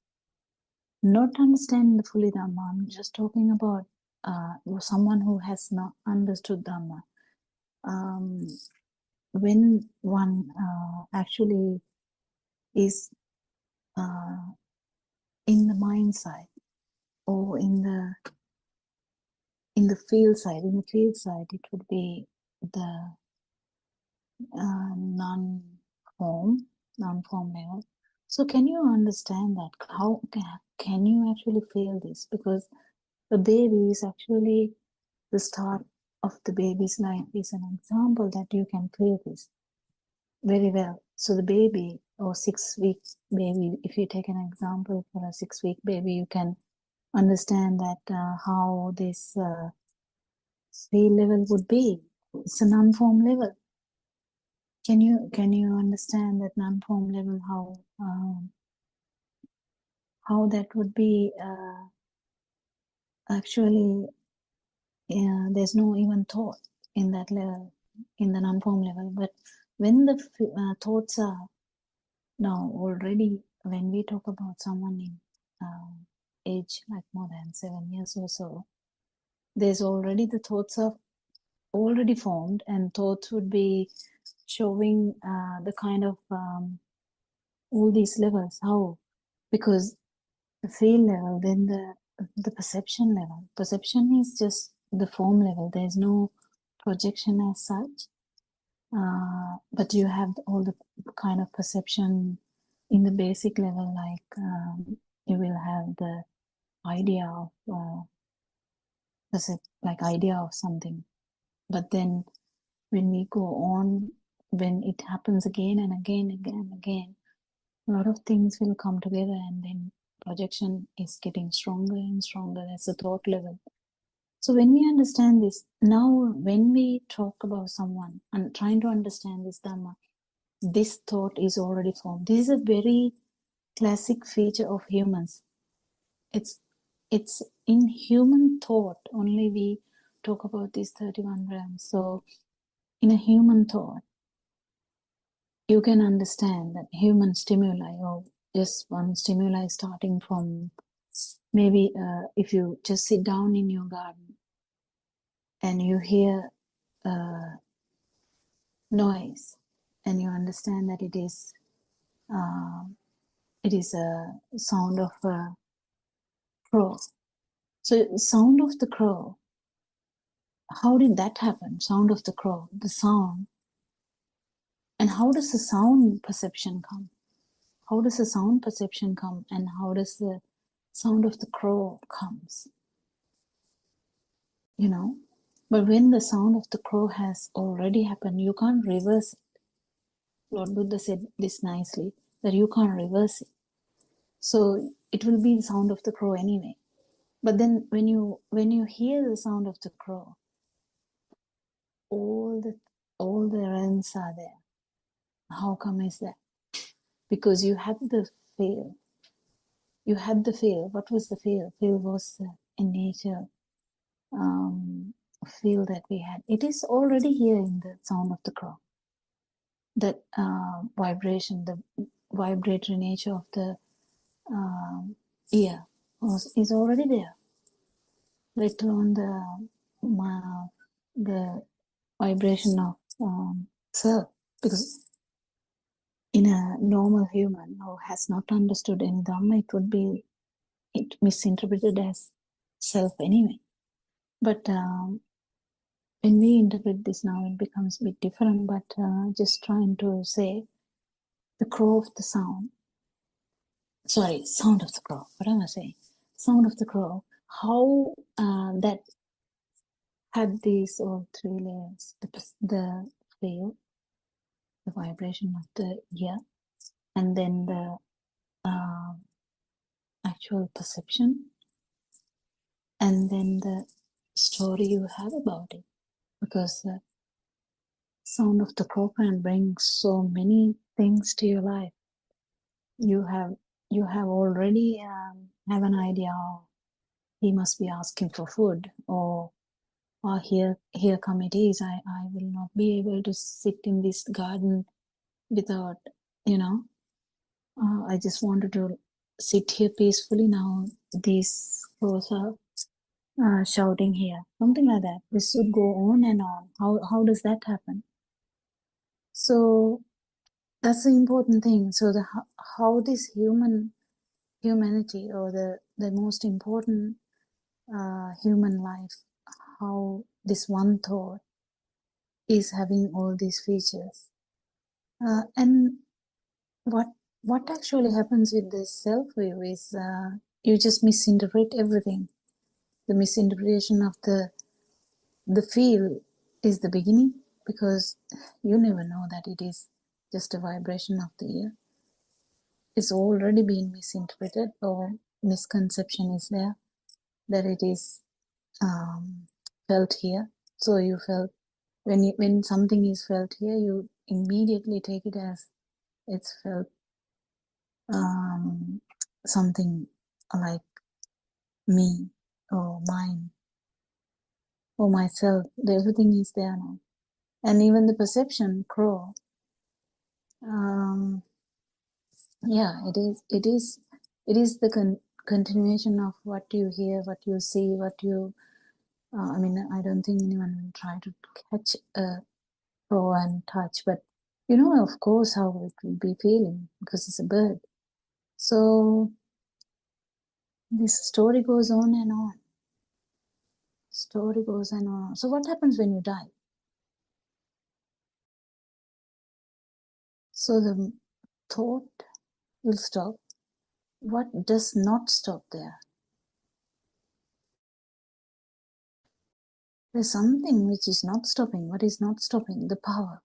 Why? Because power was not actually associated with the stimulus. That is the power which happened in the initial zygote of you as well, like yourself. But then that will be going on. This is what happened to our parents. If because they didn't hear any of this Dhamma at all. They heard some Dhamma, but not full Dhamma. So they just thought they are existing, and they thought when they are dying, they are dying. Very easy. Just think that you were born in somewhere, and then you lived about 85 years, and then you just die. And you think that you are dying. Nothing wrong, but they just die suffering, thinking that they have to leave everyone, and they didn't know what is going to happen. So why does that happen? Because the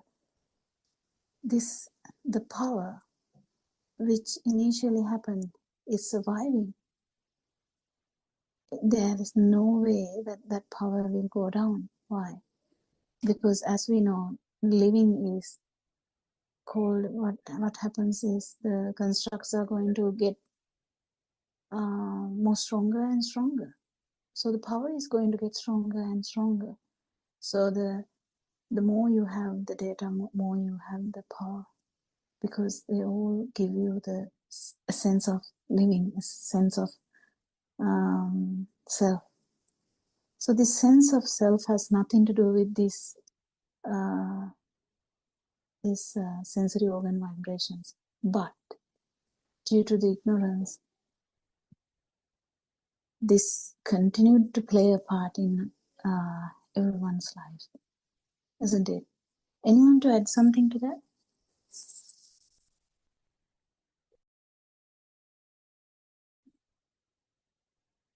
Yes, I think you were explaining very well about the current, which is going to give trouble because it's not going to end up when the physical body ceases functioning. And also, I think Surangika also explained some facts about how the current can vary in one physical body.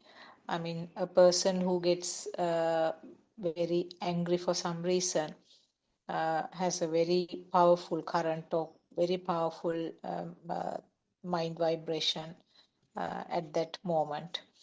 And if something happens to that physical body at that moment, when that current is very strong, that when that power generated is very strong, if for some reason, if the person gets killed, now for example, in practical point of view, if we talk about some form of fighting between maybe two people or a group, and due to an attack, the person, one of the people who got involved, get killed at that moment. The thought which generated at that moment will have a very powerful, very strong current. And that is the current which is going to be very decisive at that moment, because that is the current which is going to be synchronized to the next life. So even though the person had a human body in this birth, because the current has been so powerful, it might get synchronized with a zygote of an animal. Or even I remember once Aryan Hase, our noble friend, explained that there have been some scientific reports to say that they call it some lives, some life, but I think from our point of view we can say that some vibrations, even in the fire. So that, I mean, we can explain that in very crude way. You can explain it as the hell, being born in the hell. So it's something like that. So the current which will be the decisive factor right at the time where the Chutisita is formed, or the very last thought is formed in this body. So that is the danger now. Even if a person who has been behaving well according to the lay person's talking, even if the person is behaving well, not doing bad things, maybe at one point, due to some reason, he will lose the temper and then get involved in something like the incident that I explained just now. So that current which is there at that moment in that last thought is going to decide where it will synchronize. So whatever the good things that the person has been doing will not be helpful mostly, because it is that single thought which is going to decide everything. And that single thought, I remember in some of the discussions with our RN Mahase, he says that that thought is not only related to the things happen in this birth, it can bring the experiences of maybe previous births to this point. So it is a collective experience or collective current which occurs in this moment. So these things are actually very complicated and very difficult to understand sometimes. And we can see that there is no assurance at all that you can have a good life in your next birth simply because you are doing good things in this life. That is what we have been doing actually. We were told that doing good things, behaving well, and lots of meritorious activities will bring good to the future births. But it's not so, because there are stories even from Lord Buddha's time where people, sometimes kings and queens, who have done extremely high level meritorious activities, but still they, even for a brief period, they had some birth in animal levels, because those have been described by Lord Buddha. So the behavior of this mind is so complex. Yes, Kokila, if you can add Yeah, something. actually, I wanted to add to that. Yes. You know, Yes. the main problem we had was we looked at this.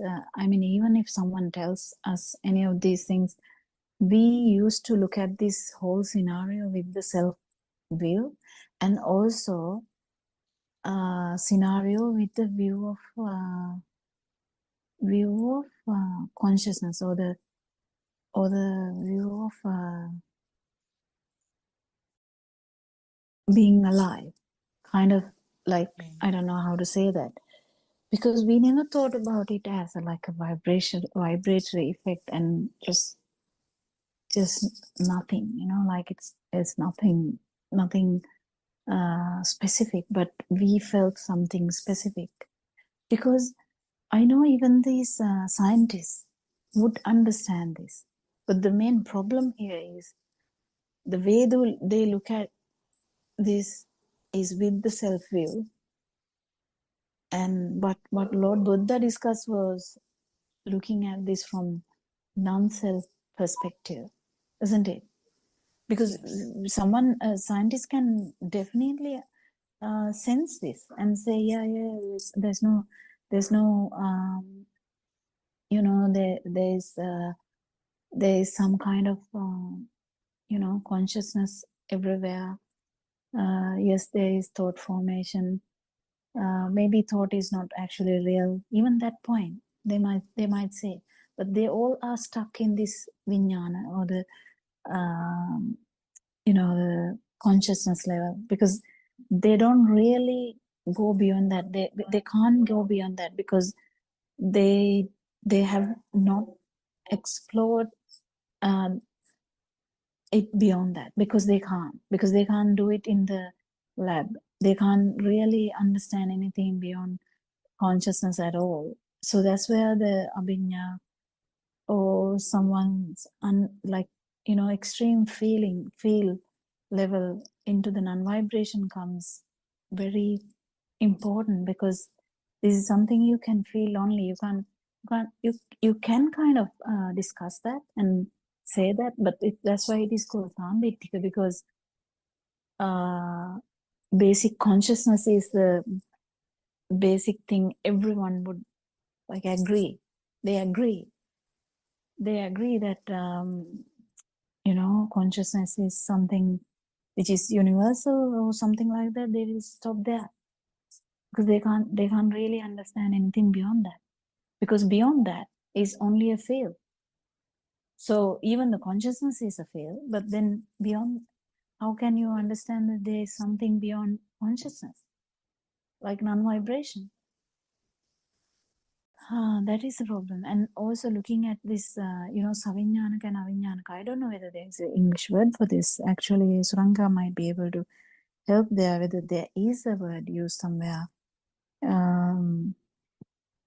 Because Sudama is not here today. So, because she used to study this a lot, to say the words in English. But I would say, what did you say, Surangika? Saviññānaka and aviññānaka. Like, I'm not sure.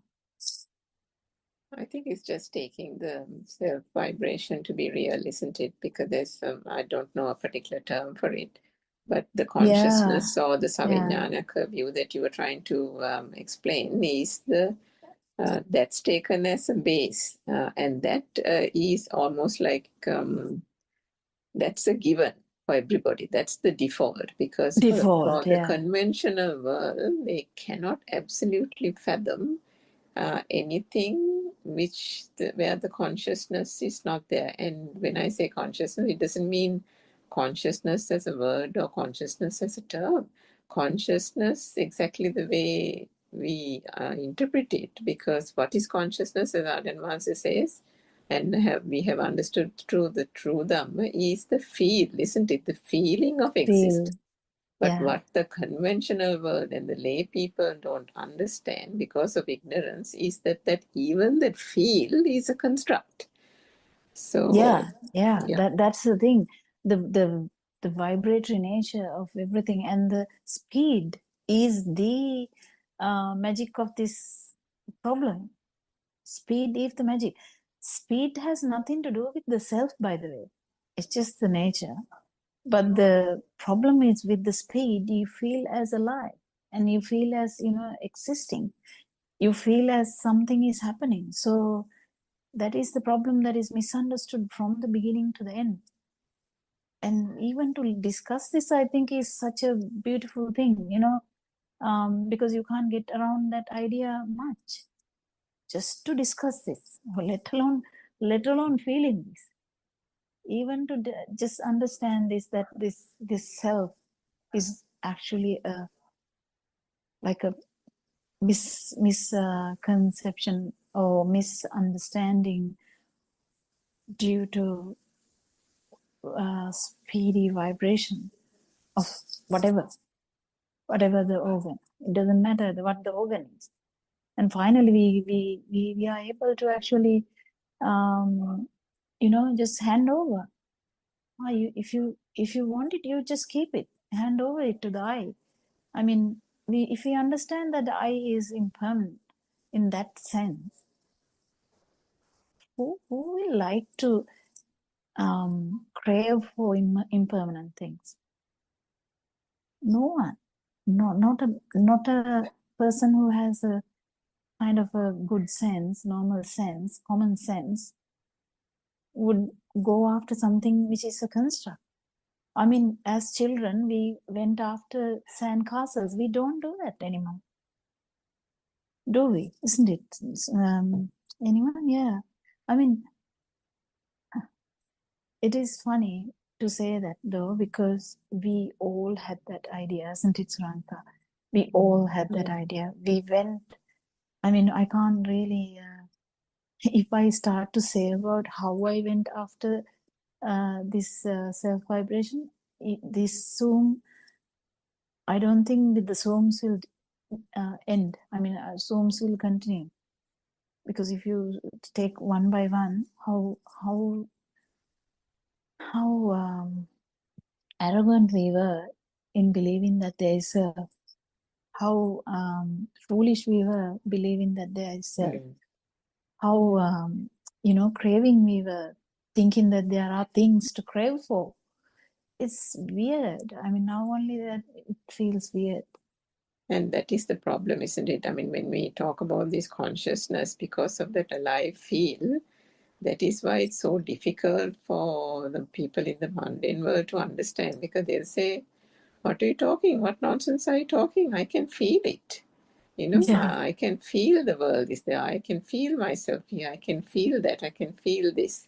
And whatever you say, you can't deny the fact that I feel. So the problem is, the feel is there through the construct, through the speedy vibration, through all that. What they don't understand is how, because of that feel, and they don't understand how the feel came about, they attribute the feel to an I, to an absolute, Yes. some concept that has been perceived and conceived, whatever word you want to call it. And they have said, I feel that, I feel this, I see that, I hear this. So the I has been attached. How did the I get attached? So there is no way that one can unravel that.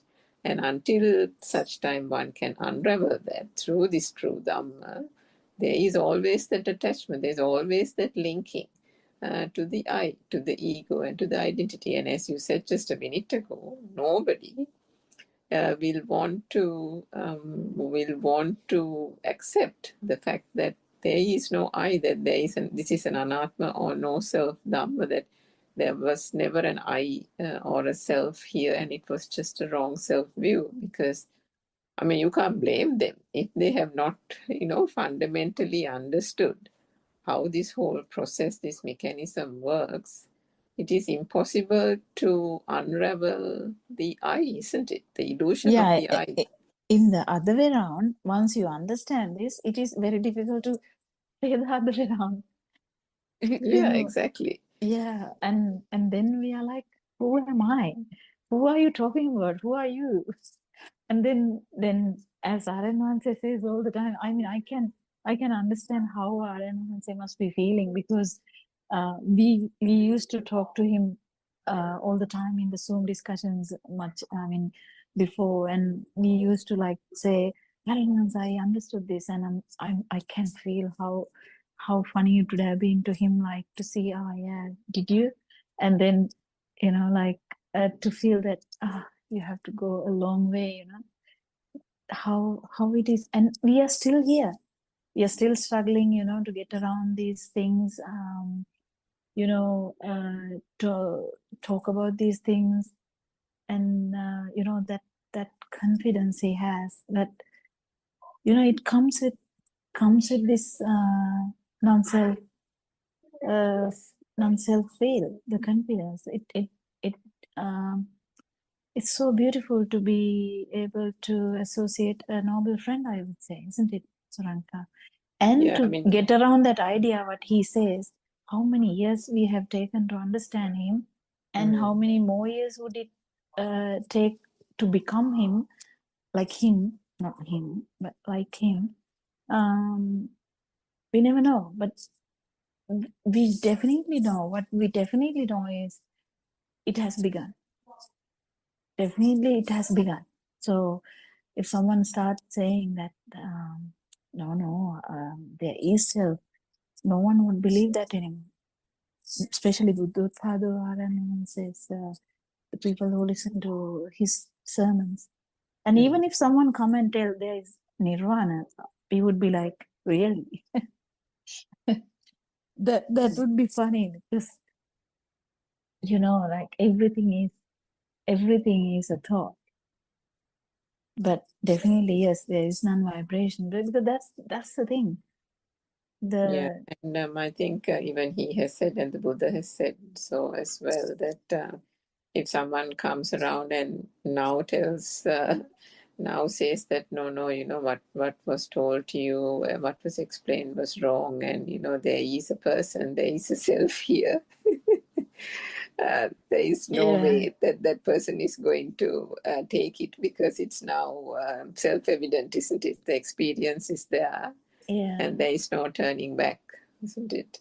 That's the beauty of this, and that's the beauty of the other beauty of this Dhamma is understanding this mind, understanding one thought, understanding that there is no self, understanding the speed, what speed has done to us, understanding this non-self, actually feeling it.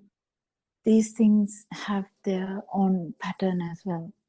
I mean, no one is actually understanding Dhamma. It just happens. This is the self. If self try to understand it, if self try to become the non-self, that's not going to happen.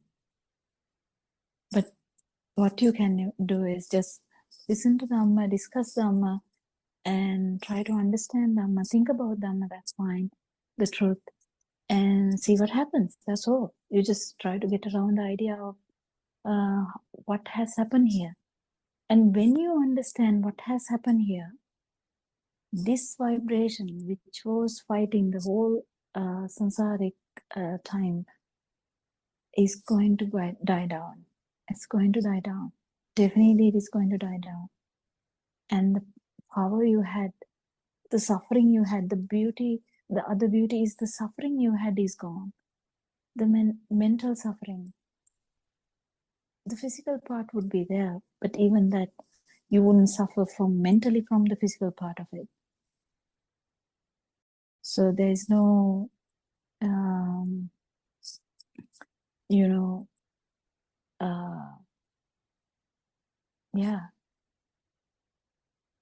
the suffering part is a bit difficult to understand to some, because the body sense faculties are still working.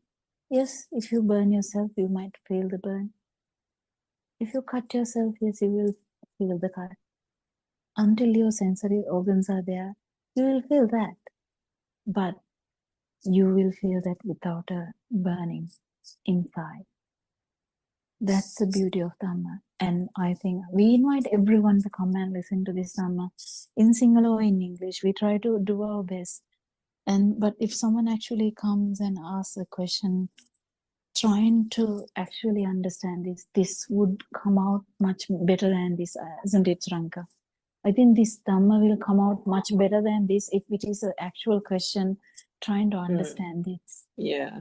I mean, I've constantly reflected on that, Dr. Kokila. I think the problem with this conversation is it's twofold, actually. One is, you touched on it a little while ago, when Aryan Vansa comes to the Zoom, he speaks so freely, and that comes. He speaks so freely, he speaks so lightly, but the words have so much of force, so much of directness, so much of clarity in it, and that is because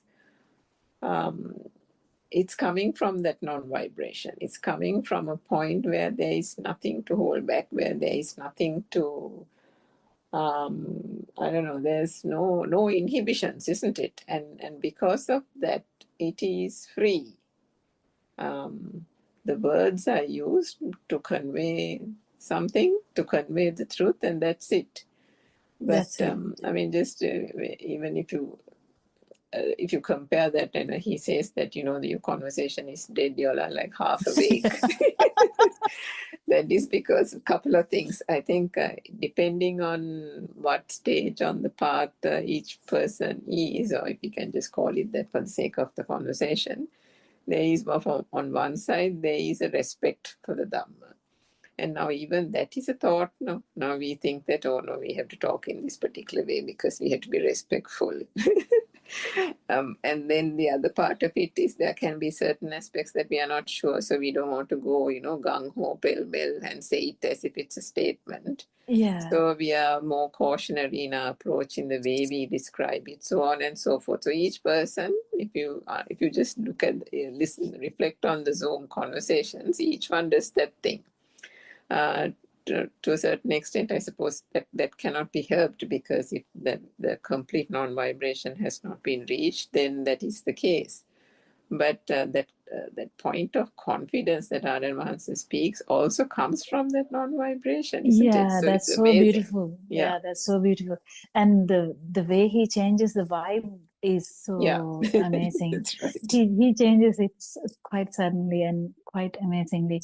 The thing is, that can happen to us also from time to time. The thing is, it's not throughout sometimes, and specifically if we are thrown into a place where we have to help someone, then I think it happens. True. Otherwise, the discussion wise, it goes here and there, and you don't know sometimes what you're telling also, and it keeps going here and there. But when someone is actually asking a question, I feel it changes suddenly. The focus changes suddenly, and then the trying to help that person, it's much more clearer and more directed and more I think straightforward. Yeah, I have felt this so much times. Perhaps Lalana or Dr. Sakuntala can add to the discussion. Yes, doctor. The RNOS is very straightforward. So when I met RNOS in Kelaniya, the live discussion is really important.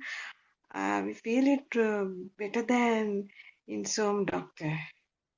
Live discussion is much more easier to understand because RN Master is asking direct questions, very leisurely explaining each and every point as a summary, and the way the RN Master explaining Dhamma is really important in the live session, doctor. What I felt. Yes, I met I'm RN sure it Master. would have been, isn't it, Lalana? That would have been a Yeah. I great talked with privilege. RN Master. Yeah. Yes. It's a I different haven't had that chance. way. Doctor, live discussion because I spent the whole day with Aranwat. It's a different way when we are talking with the Zoom and the live session. It's totally different, doctor. And Mr. Rangika. Definitely. Yeah. Definitely, it should have been. I haven't had the opportunity to have a live discussion with him. I don't know whether Surangika had a chance. No, I not haven't yet. either. Yeah, no. Yeah. I think Dr. Sakuntala may have, but we are not that fortunate. Yes. I had actually, it was a brief time. Unfortunately, I had to go out of the temple right at the time that the discussions were starting with Aryan Hase.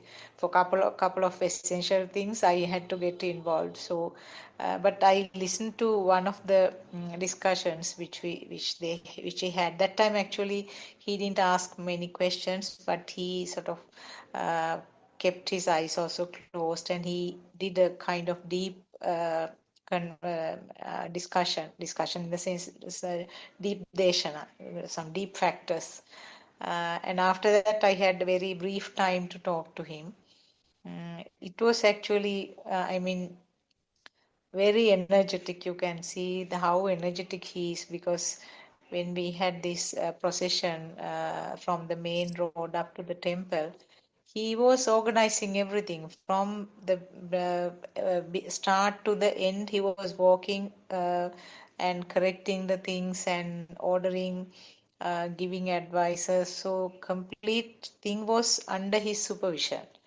So he was so energetic and very well, I would say authoritative. Yes, because all will listen to him and then did the changes immediately to the way that he wanted to happen.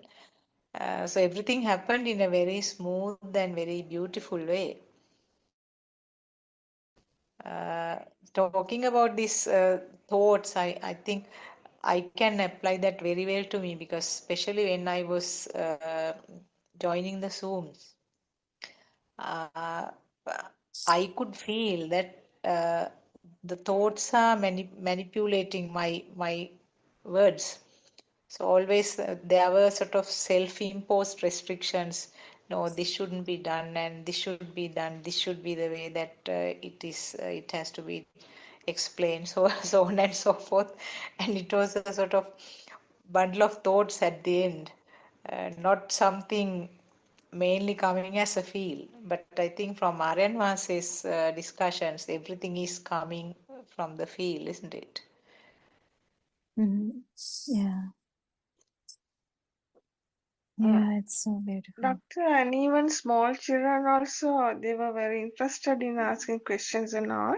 There were so many children came on that day, so they understood to a certain level the formation of mind. Even that's really important, and they talked with our analysts and asked different type of questions. That was the incident I saw during that day, doctor. It's I amazing. think he has started doing that in Anulnatmaka as well. I heard that young people starting to ask questions in Anulnatmadeshna. I think that's so Yeah, good doctor. because they don't Yes. have restrictions in their mind. You know, they will be open. Aranwanza, how can you say this? Can you tell me that? You know, Yeah, that's true. they will be so direct, and Aranwanza will be direct, so direct. So they like it. Yeah, Yeah, because that's true, doctor. because Others are the very direct. Yes. and the kids are direct anyway, because kids have the Yeah. kind of unspoiled mind, I would say. I mean, some can be spoiled, but mostly But unspoiled. when they want to ask something, they directly ask. That's true, doctor. That's the Yeah, way, no? Yeah, yeah, that's true, yeah. doctor. And they would not worry about, why are you saying this? Why are you No, saying no, this? no. And they would ask that directly from Aranwanse, and Aranwanse like it. Aranwanse knows if you really hit on that nail, that's it. That's it. Because he has to hit on our heads multiple times to get into one point, but he might get in one go into some kid's head, because our heads are so thick, I would say. I mean, I think it's a saying that the skulls are so thick, but whatever. I'm not talking about that one, but yeah, our heads are full of ideas, norms, attitudes, everything, all spoiled when we come to a certain age. But kids, they have the most beautiful chance to ask direct questions, understand our answer. And the kids like the directness sometimes. And they will love a direct answer. I think we are running into the 4 o'clock Zoom discussion very soon. Anything else to add, or shall we wind up? Oh, Sudharma has joined just now. Teruvan Saranai, Dr. Kokila, I joined just now. Yeah, it's Yes, okay. I'm sorry about that, Dr. No, it's Kokila. okay. You was doing a massive job in the thing we saw. That was so beautiful. I think you must have had so much experience. We'll discuss it another day when you're free. Yeah, Dr. Kokila, actually, from every experience, we come to certain understandings and realizations in the path, and that's it, Dr. Kokila. It all happened that, I don't know, maybe Aryan Hanse gave that energy, as you once said, that energy creep into all participants, and it went just like a process. So even, yeah, it was so beautiful, Dr. Kokila, meeting people uh, and talking to them and trying to help them to get this beautiful message in some small way. And that translation, that attempt I made to translate and everything, and lot of new people got the message and they became a part of this, and that's a beautiful experience. Yes, Dr. Kokila. Therwan Yeah, Sarana. Sana. So we'll stop the Zoom discussion now. Viewers, we salute him as usual. We have so much gratitude for him, and thank you so much for all the Dharma friends for coming for discussions. We would love everyone who can talk in English to come and join our Zoom discussion, and we can develop a discussion, or anyone who would love to ask question. That is very, very we actually invite you to do that so that this can develop into a better direct discussion. Yeah, may Triple Gem bless you all. May you all understand the truth.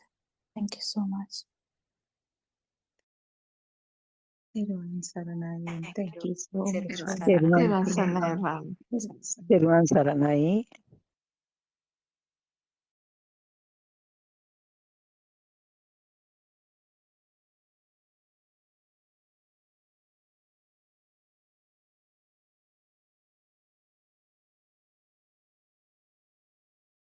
From all the other five senses gets tied up to the image, it makes us feel that it is there and that it really exists. For example, when the child hears the word mother, all the recognizing signs of the mother comes to his mind at once. The shape of the mother, the sound of the mother's voice, mother's smell, the touch of the mother, and all these feelings reminds him of the mother. This is a Swabhavika Sansiddhiya. Nobody does anything to remind the child about the mother. It just happens automatically. The child need not necessarily see the shape of the mother to remind him about his mother. This illusion of a mother materializes in his mind, even if he hears her voice, sees her sari, or smell her perfume. It is all an illusion of the mind. The belief that the inside and the outside exist is known as the Sakkaya Drishtiya. Sak means it exists. Kaya means altogether. The belief that you think that you exist is Sakkaya Drishtiya. For each stimulus, Aramana, there are 5 other stimuli that come together to convince us that what we experience outside is true and it is real and that thing truly exists. And we really believe that this thing that is outside really exists. The belief that the outside exists is a delusion, a mulava. There is nothing as such. All the explanation given above is to teach you about how this illusion is formed. For you, this is only knowledge. You have to practice how to come out of this illusion and realize the pure truth yourselves. From this point onwards, let us learn how to practice going on the path to Nirvana. Every time you receive a thought, you have to keep in mind that it is only a thought and that there is nothing in it. Terasana, everybody.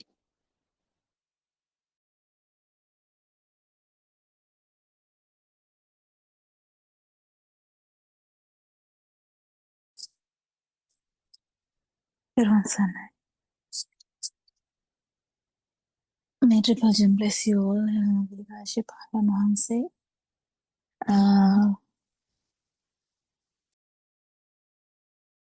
So, what is the main message, Shani, that you were reading about? What was the main discussion point there? I think it is about the perception again, isn't it?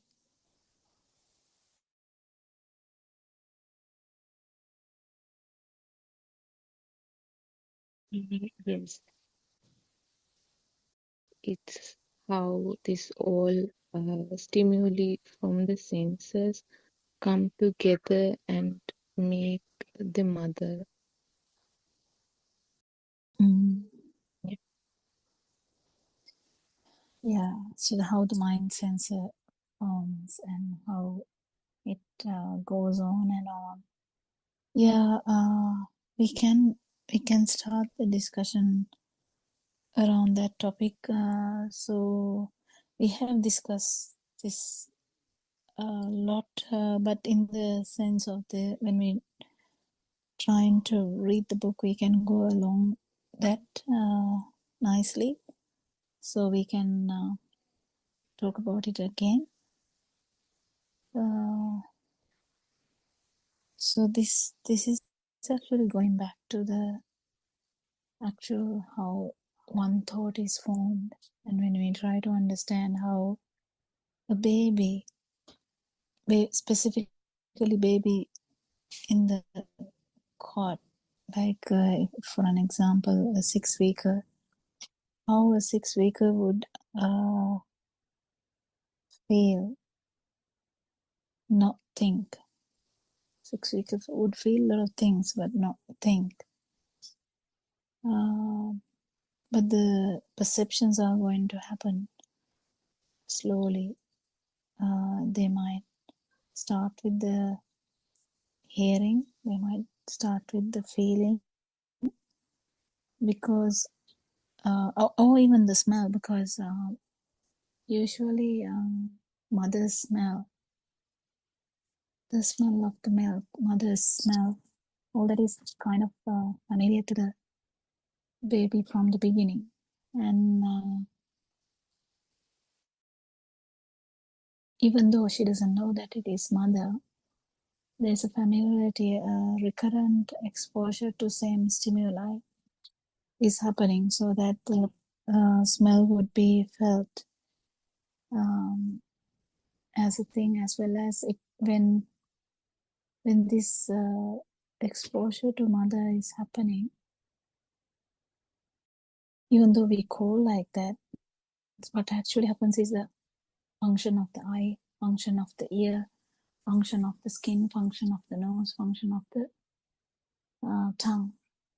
So when they all come at once, kind of at the same time, there is always a correlation between these senses to identify it as one thing, because the smell comes, one form of light comes,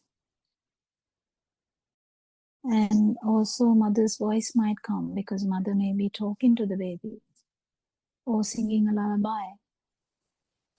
So how this affects without even someone telling that this is mother, mom or amma, baby has an idea. That is the perception that the the perception of safety, perception of you know, getting fed, perception of being cozy, like comfortable, is everything around that mother's experience, even though the baby might not know that that experience is called mother. It takes time because someone has to tell, someone has to introduce that thing, like this is mother, can you tell baby this is mother, so that baby will slowly start to understand. If the baby calls out mother, that this figure, that mental figure, or in the sense I perception and all the other perceptions has kind of become a thing now that is called mother. And when baby says mother, this actual mother who is thinking as mother is going to react so much. She's going to identify that there is a reaction when you say that name. And if that system keeps learning, that's how they might call that name from a room, and mother keeps running. Mother will run back to the baby.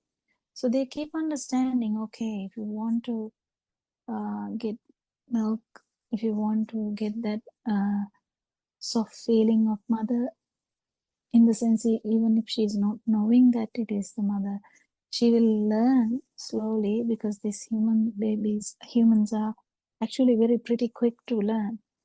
So the system will learn, okay, if I say these few words, because the first few words come out of the epiglottis or the glottis, where the that function is actually a reproduction of the sound that they heard. It is a reproduction. How can a child call out the word Amma? How? Have you ever researched about this? How can a baby call out dad or anything else in that sense? They have to be they have to be heard. In that sense, you know that it is a reproduction of the mind, because when you hear that, it is going to be a thought, and thoughts can be produced through the glottis. So that is how the sound is coming out. So we know that actually the mind is the sound. Mind is a sound vibration. Do you get it? It's really important to understand this. Aramasi has told this multiple times. So the mind is actually a sound vibration. But in the mind, the sound is not there, just the vibration. Do you get it? Because when someone is thinking, there's no sound. It's like Kamal is climbing a tree. You can read it without any sound, but still the perception is there. Similarly, you might think something. You might think, oh, today is a good day. And you might not voice it, might not actually come out of your glottis. So the mouth. So when you understand that it's just mind is a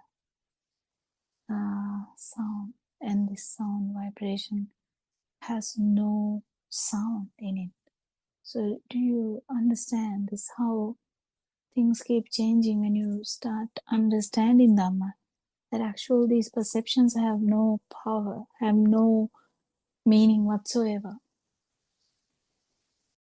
Even though we feel it differently, we feel a sense of belonging when we say my mother. We feel a sense of belonging when we say this is my house. We feel a sense of belonging when we say this is my son, or this is my daughter, this is my country. So don't you see when you say I, me, mine, it has a sense, it has a meaning, it has a weight, it has a kind of a thing in it, isn't it? Anyone, can someone actually comment on these areas, how this keep happening, and how I couldn't tell this part. Actually, even actions are output of this vibration as well.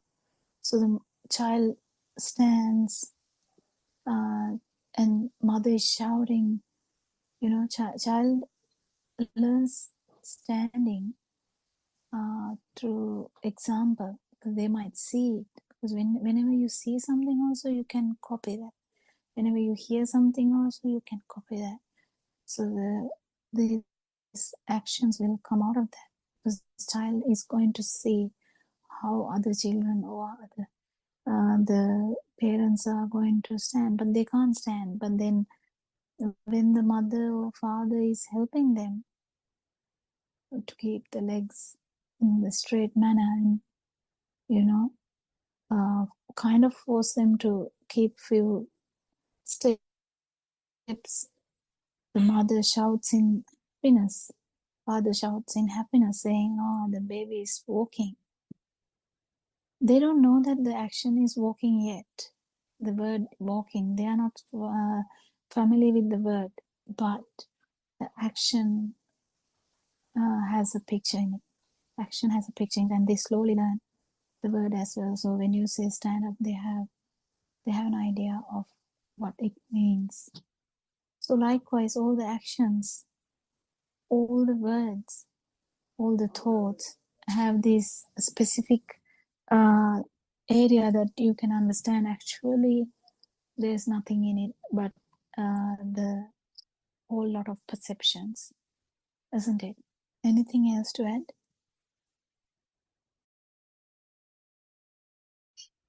Yes, Thiruvara Saranai, Dr. Kokila. I think you gave a detailed encounter on that topic. Yeah, just few things that came to my mind regarding the same topic. One is that these all five senses may not come together in most of the instances, except in a situation like tasting a food.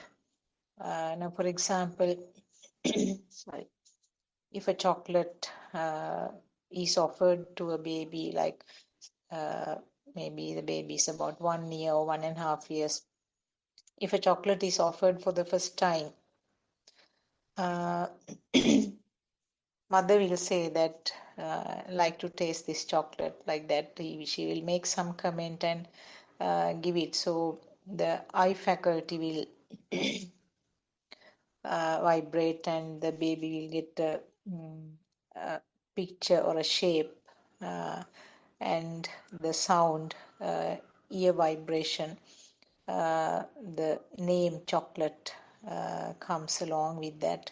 And then when it is given to the mouth, the tongue faculty, the taste faculty will give a particular vibration and a particular sense. And also there will be a smell where the smell faculty or the nose will have an input. And also either the holding with the fingers or inside the mouth, that not very hard but not very soft, also something in between. And also when the chocolate is melting inside the mouth, there will be a different feeling. So that is where the body sensor will come into action. So all this collectively provide the thought, this is chocolate. So this is in relation to a food. But when you are talking about some other topic, like maybe if we say elephant, so the baby will have maybe a toy elephant. We can talk about a toy elephant. So the name or the sound and the picture, picture and the sound. That means the uh, Shabda Varna in Sinhalese. Those two faculties will come together. And in such a situation, more data will be added with time. The other faculties will give the input time to time depending on the exposure. So longer the association with whatever the stimulus, the data or the mind bubble in relation to that will be stronger and thicker. Now the example you gave, particularly mother, now like mother, father, the mind bubble will be thicker where lots of inputs, lots of data is collected time to time.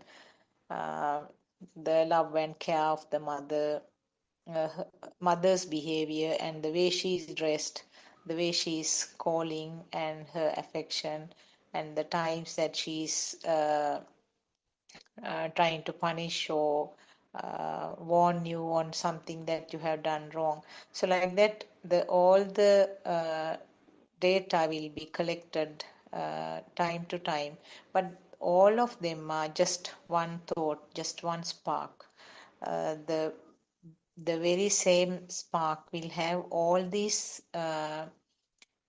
information packed. So in relation to the food, as I said, the all five senses can come to action. But later on, what happens is when one sensor faculty is vibrated, for example, if the name chocolate is mentioned, that's a vibration of the ear faculty.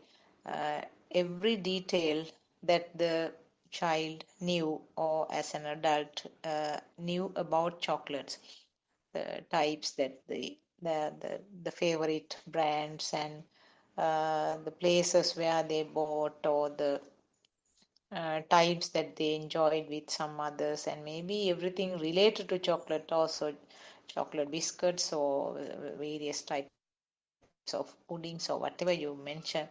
All these things like apart from the main information about the chocolate, everything else around that or related will also be in that spark, that single spark, or that thought right, which occurred right now.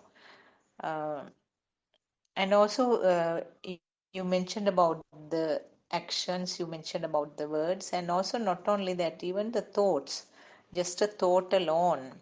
Now, for example, when a person is having a sort of long face, which has a sort of with the appearance of darkened and that sort of facial expressions, or maybe a person with red eyes and looking sort of frowning look.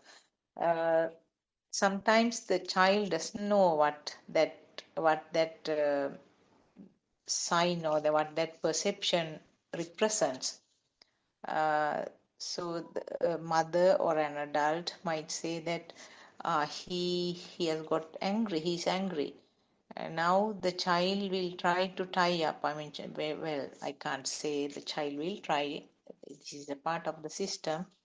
That appearance and the sound will come together, and the system will the recognize it as this is what is called getting angry.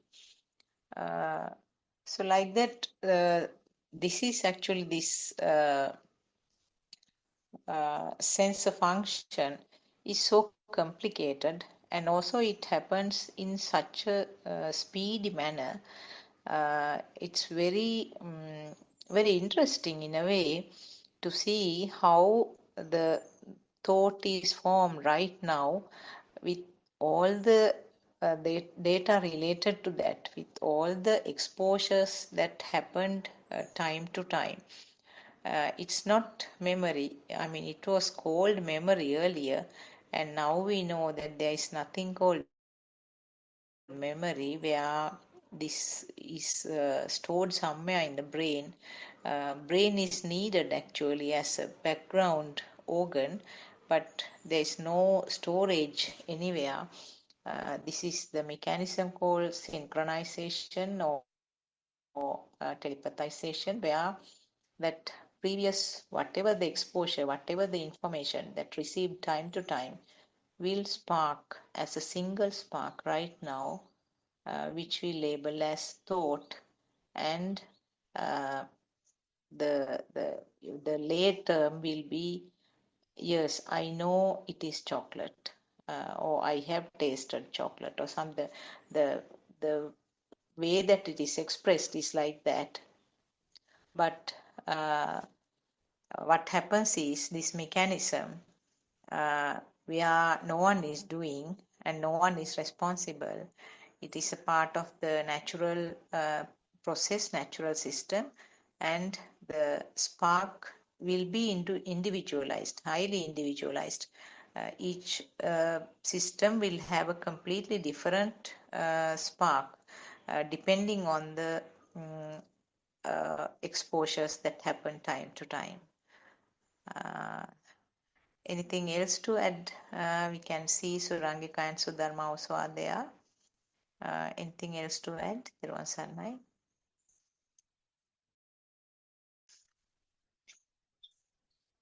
Saranai, Dr. Sakunthala, Dr. Kokila, and all Dhamma friends. Uh, First of all, I pay my homage to Buddothpado Arya Mahase, and I was listening to your explanation, Dr. Sakunthala, regarding the thought formation. It is a natural phenomenon, natural process. And right now, we have practiced the first point of contemplation. So when you were explaining how the chocolate uh, came to our world uh, as a thought, so in the first, I can talk related to first point of contemplation because we have just finished with that. So everything is a thought, like hopefully you all can contribute and correct me as well to better understand this.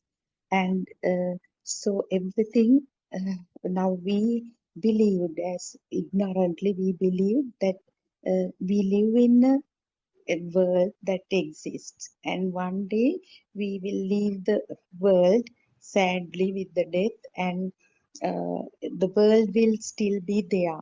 So that was the understanding we had before we actually came across, and before we listened to true Dhamma. So in the first point of contemplation, the purpose of it is to uh, liberate from the external world, or in other words, to understand that the world, the entities that we see are not true, they are non-existent. So for that, uh, like, so we, as you very well explained, that scientific uh, scientific aspect of thought creation, how the vibrations, because as knowledge we have that now in the Buddhist philosophy. After listening to those sermons, now we know how the thought is created due to this speedy occurrence of vibrations of opposing charges. They come together, and the natural creation of power, the power is generated, and mistakenly we feel that it is the self. So, and now in the first point of contemplation, what we actually experienced was now all these sensory organs or sensory faculties, uh, they, depending on the capacity of these sensory faculties, certain depictions or projections happen. So uh, the, the for example, if we take the eye, so the moment you open the eye, probably you might see some shape, and the fact that it is a Buddhist flag is a thought.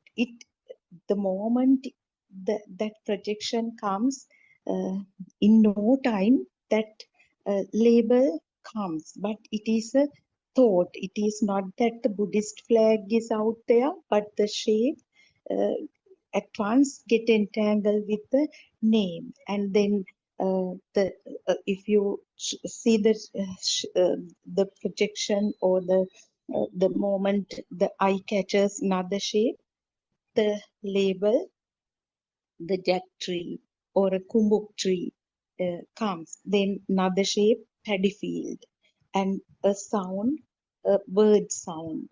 So where does it come? So for 1 hour we've been practicing that, to come to terms with this, actually to come to realization that everything is in the mind. It's the mind. So we walk, so walking happens.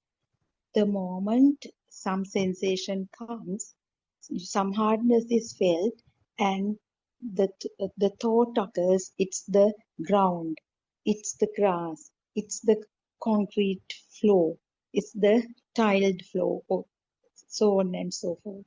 So it's a beautiful experience. The first point of contemplation, just to liberate, or to understand that everything is the mind, and we live in a world that is mistakenly created as real. So in the second point of contemplation, what happens is, now we have made the mind the culprit. Everything is in the mind. So is there actually something called mind? Is there something existing as a mind also? To look to uh, figure out that, uh, in the second point of contemplation, we need to analyze that so-called thought further. Like, okay, Buddhist flag. Now you first we know that it is a thought, and then how did it occur in our life for the first time? Buddhist flag, is it coming from, as we used to believe, is it from the memory lane in the brain? Because when we actually study the vocabulary items, we used to believe in neurolinguistics also, these vocabulary items get stored in different types of memory lanes, and when there is some trigger, stimuli occurring, it triggers and it comes, and so that is how the memory works. But with this true Dhamma, as you very well explained, Dr. Sakuntala, this telepathization or synchronization, it is not something that is that got stored in the brain, but it is then and there it occurs. So in the second point of contemplation, what we experienced was, actually there is no substance in this thought. Like Buddhist flag, yeah, it's a thought, but how did it first occur? Maybe if for several entities, we had to contemplate and we had to go back to our childhood or early childhood to make sure that it was introduced to us by somebody at some point. So it's so beautiful. So we are still in the process of this practical approach. We have just completed 2 points of contemplation. Teruvan Saranai. Dr. Kokila, Thiruvan Saranai, Dr. Sakuntala, and Miss Surangika. So, yes, I stopped here.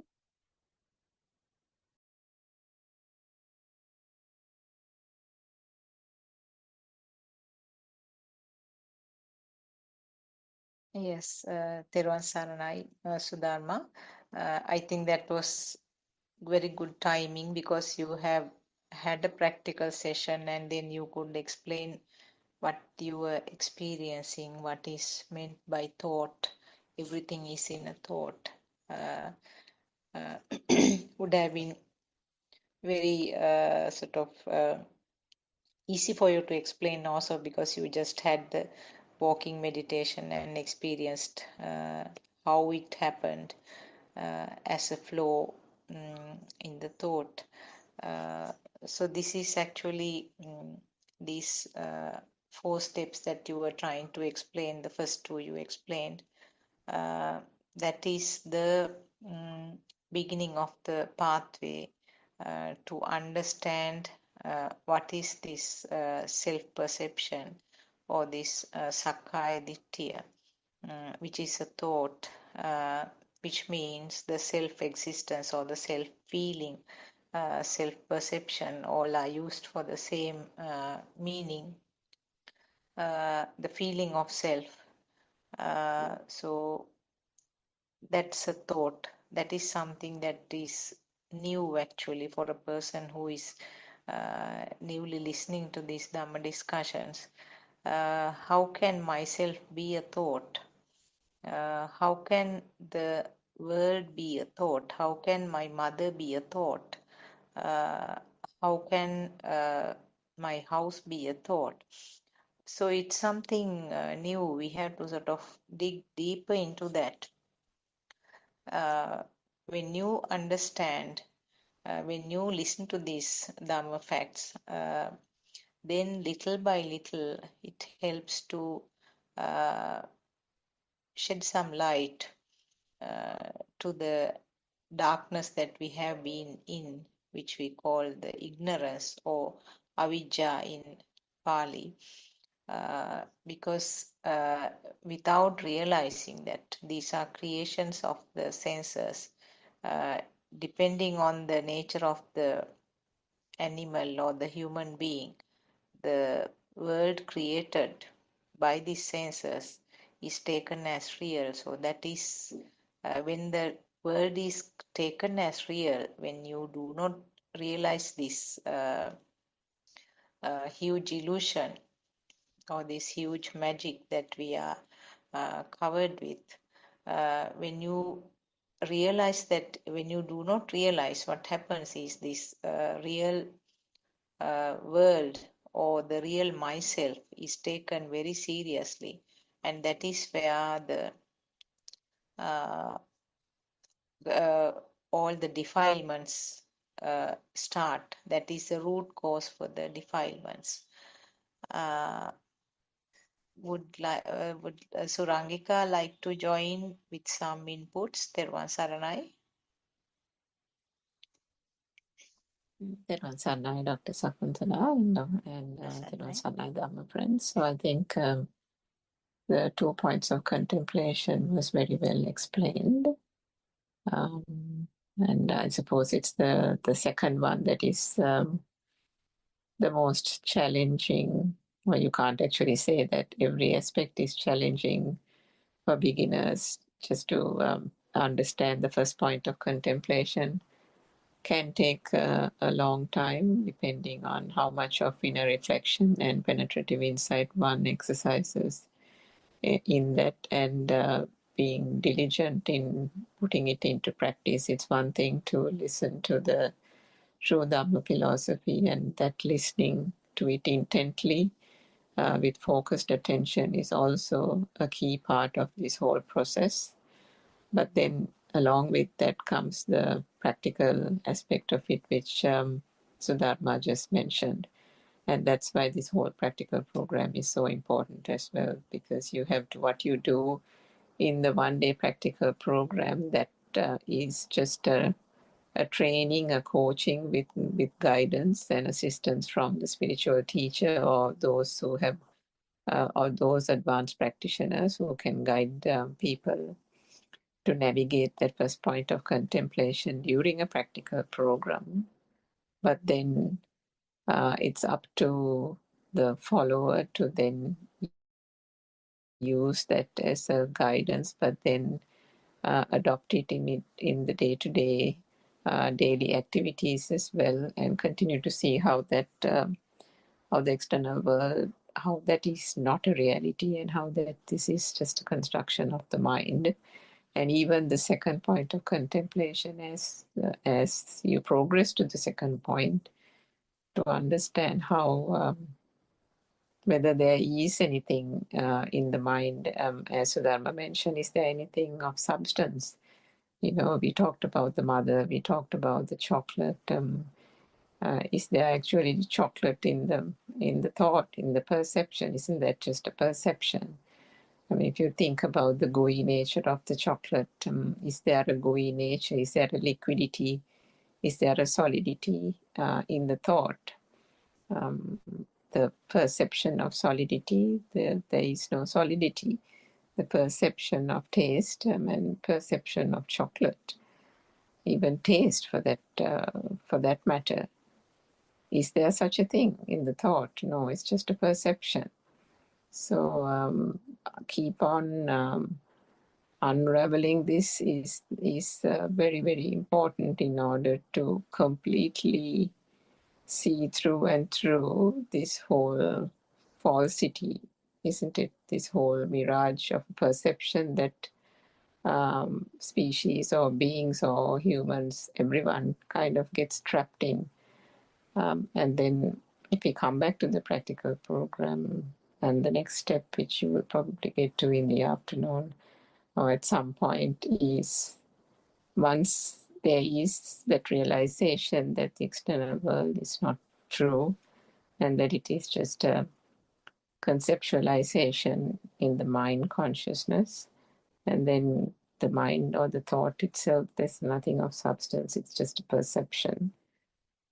What happens then for the third point is the fact that the action mind of the Kriyasita comes into play, where still there is a seeing, still there is a hearing, there can be a tasting, or if one is actually engaging in the walking meditation, there is still the feeling of touch or contact with the ground and the feet. But the touch becomes just a touch, the hearing of perhaps the birds singing in the trees or the wind rustling through the trees. That just becomes a hearing. That doesn't dissipate, that doesn't get lost. So the senses and the perceptions arising out of the sense faculties are seen as they are. And then finally the progression to the final point of contemplation, where when one sees the sense of seeing as the seeing, the hearing as the hearing, the contact or the touch as the touch, the realization gradually dawns that there is no doer here. There is no person seeing. There is no person hearing. The actions still go on, still continue. As long as the sense faculties are there, the functioning of the senses still continue. And the sense of that whole falsity of self-perception gradually dissipates. And that is the crucial part of the fourth, I can't say final, but the fourth stage of contemplation. But a very key point. But to get to that, each of those 4 steps are so important and needs to be practiced very diligently to get to that point. I think I remember Aryan was saying this morning, I haven't finished listening to the talk, but even for the second stage or the third stage, even the fourth stage, I think perhaps it was the fourth stage that he was explaining in a bit of detail this morning that there are followers who don't really understand who cannot get to the feel and understand that there is still that perception of self still remaining, and that they are not conscious enough. The awareness is low. And that is where the guidance of the spiritual teacher, the guidance of advanced practitioners becomes so important to explain and to find out, to kind of help that person through any issue that that person may have, and help unravel it a bit more. Because as we have discussed in many, many Zoom sessions, it is those last few stages that become so intricate, isn't it? So challenging for one to unravel for oneself. So the guidance and showing up the way by the spiritual teacher becomes very important at that stage, when particularly in understanding the mind consciousness more than anything else, because of the intricacy of the thought process. And once the cessation of the sensual world, or when there is a bit of a getting away, or the relinquishing of the sensual world, the form and the formless world, understanding that aspect and the perceptions there becomes very, very intricate, very, very fine. So that is where the advice and the guidance helps. So perhaps Dr. Kokila, you can elaborate on those aspects a little bit more.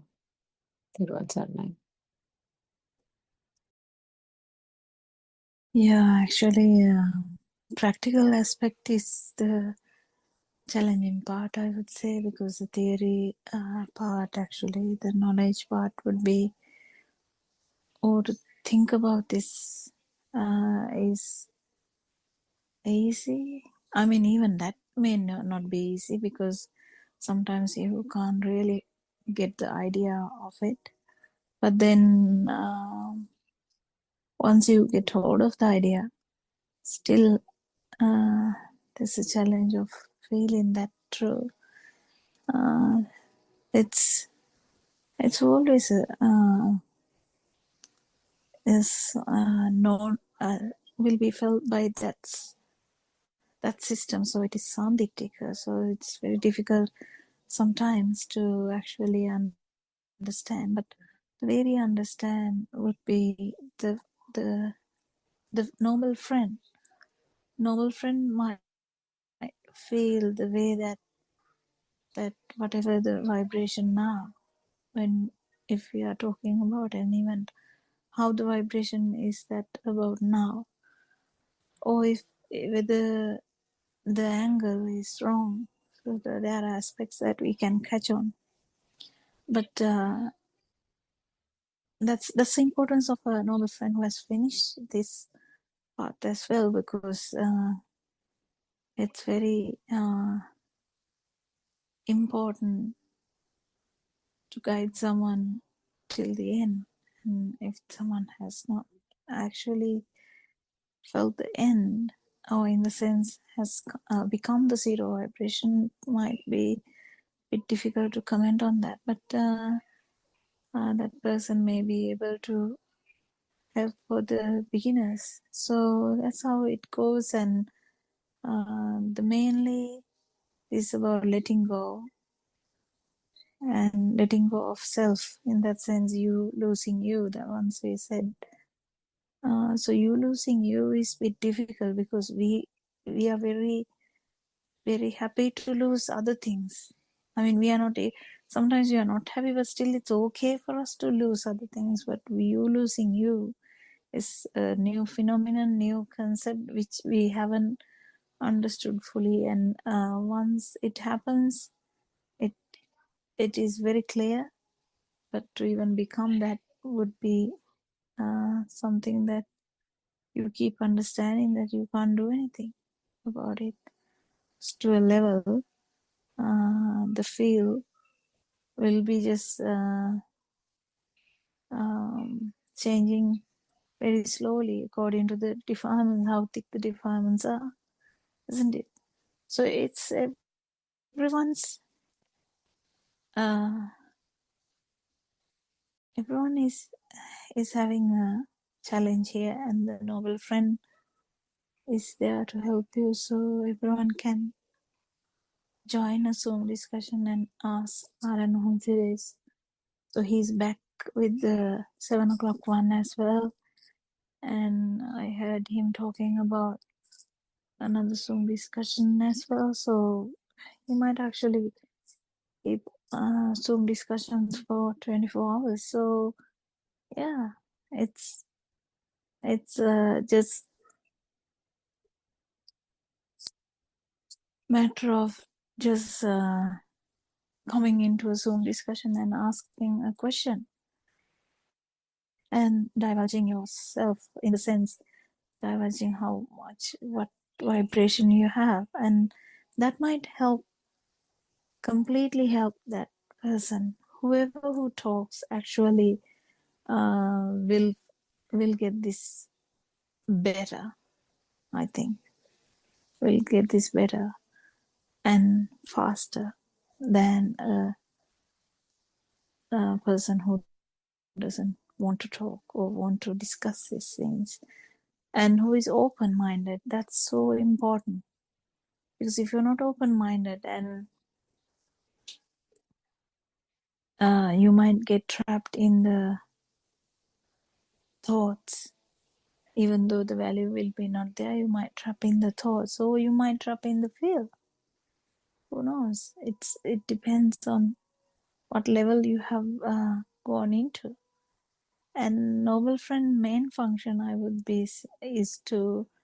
say would be is to like warn the student, or warn that person, say hello, there's a bit more.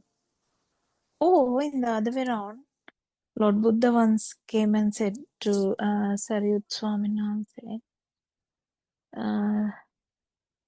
Venerable, he or she had attained nirvana. Why are you still talking? So there will be things like that happening all the time, because it's the best person is usually the best teacher. Best person is at the moment is Aran. I'll say he can feel it, he can advise about it, he can talk directly, which will be uneasy for some and easy for some, because it's when Aran say is so direct, even though it is so hurting, someone might actually take it nicely. Some may not. Who knows? Some may not. It doesn't matter. But as far as you understand, it's some kind of help that is being offered to become the non-vibration, isn't it? Is there anything to add?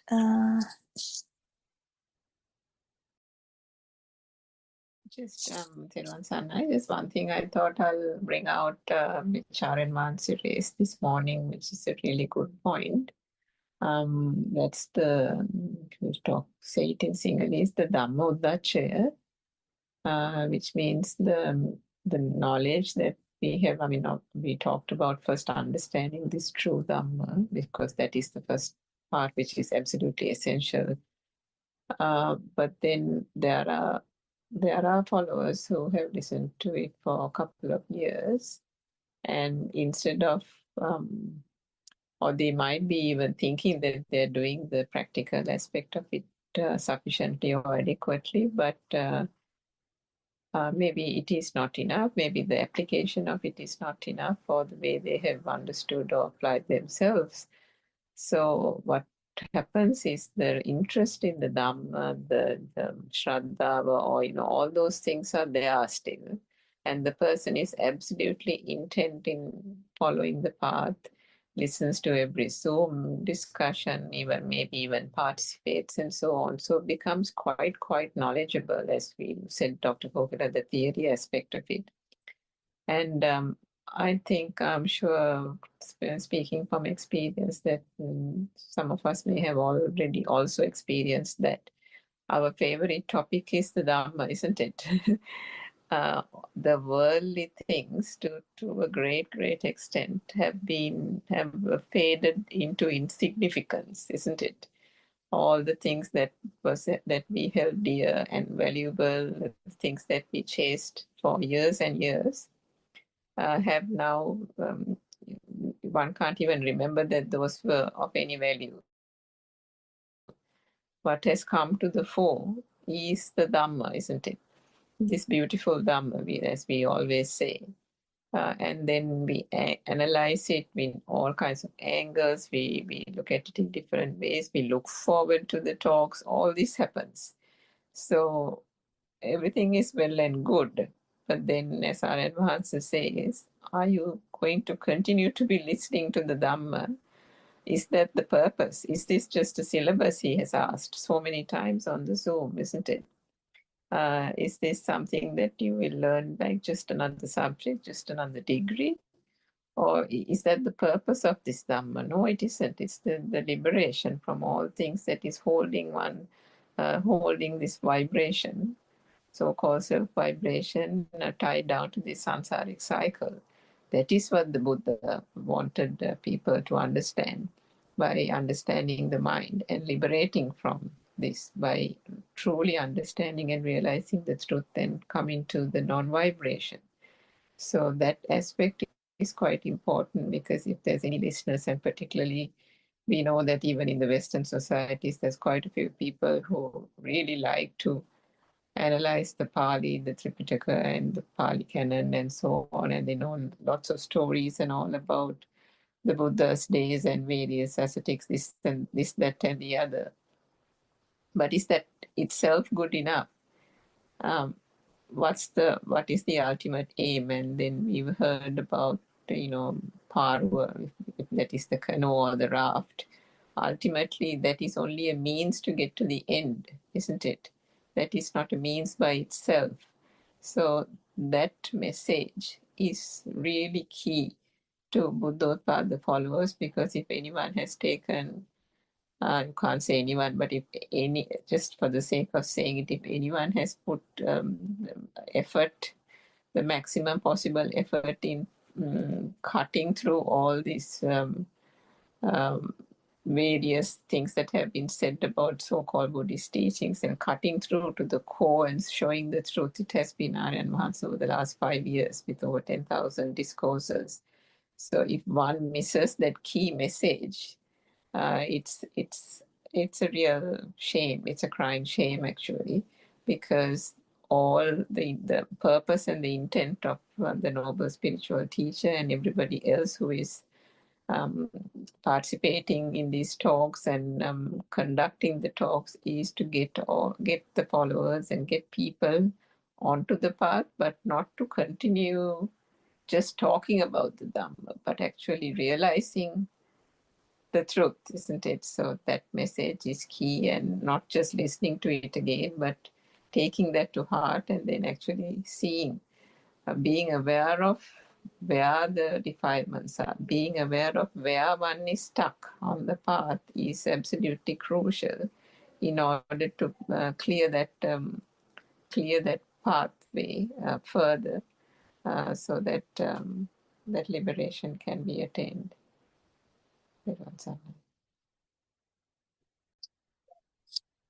Yeah, actually, I think what happens is, if someone is well aware about how much defilements or kind of what vibration you have, in the sense when we talk like that, it's as you have a vibration. That's not the thing. It's the vibration itself is the reason for you to believe that there is self. The vibration, we call it a vibration for the sake of explanation, because there's nothing like that either, but it's something you feel. So kind of, if you know the defilements, it's you're not going to be deceived by the any false thoughts. But the trick here is anyone can actually feel anything in the thoughts. The thoughts are very deceiving. Thoughts can make you to say, yeah, I don't know Dhamma yet, or I know Dhamma now, or anything like that. It is very easy to get carried away by thoughts, which we are very familiar. I mean, everyone, any human being is, the habit is to get carried away by the thoughts. That's the whole point, I think. The habit of getting carried away by thoughts, that's the practical aspect of this. And even about Dhamma, you can get carried away by the idea that either you don't know Dhamma or I know Dhamma or whatever the way that is. So it's very important to realize how this works, how this mind works, basically how mind works as a, in like, it's like a magic creator, the mind. So you can get tricked any way very easily, and we have been, so we know how that works. Everyone knows how that works because we get deceived each and every day, isn't it? Anything else anyone can add?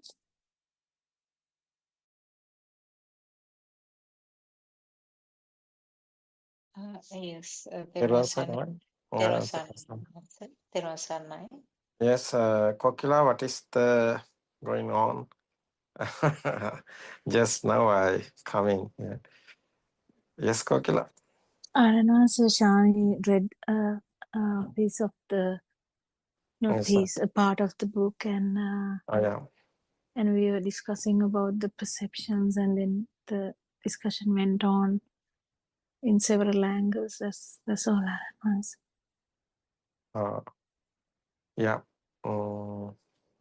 It Yeah. was about What's now? Just you are talking about. I want to know. it was about because Surangika was describing how today morning you did a very beautiful discussion and was talking about carried away by Dhamma, in the sense in Dhamma Udacha. That is, I don't know what's the English word for that, but getting carried away by knowing Dhamma and, getting lost in this path, something like that. And that was the last part, Aranaz. Today morning, I actually haven't finished listening to that yet. Yeah, it's okay. No, Dhamma is not nothing, is anything. Dhamma is nobody is here, no one is here, no? It's Yeah. only the system is working, it's easy. But people have problems how believing, how trust. This is not a trust, so believing this is experience. So that is the important, I think, is this Zoom discussion is going on, the explaining their problems and question, and people have questions, people have problems. What is this explaining? How is this talking about? That's the, we won't do this. Our duty is explaining this. Our experience is very important. So Kokila, also you have experience, that is very important. So Suranka have experience, that is very important. So what is the our monasteries are doing? That's someone have depression, or someone have that's or mentally something is going struck or something wrong. So he want to he want a place. He want what's he doing, who contact, who where's the place. So someone asking. So that's why we are made in Sri Lanka here. Many monasteries is like Metmal Arana. Metmal there's a there's a relaxing centers. So international meditation centers. So it is very important our people. So otherwise whole world people in the struggling, people in struggle. So people want the relax. People want the peaceful mind. People want the quiet and calm. People want this there's a samadhi. So this is not a temporary is happening. So Buddothpado Dhamma discourse we are going, that's the truth. What is the truth? Someone understood the truth.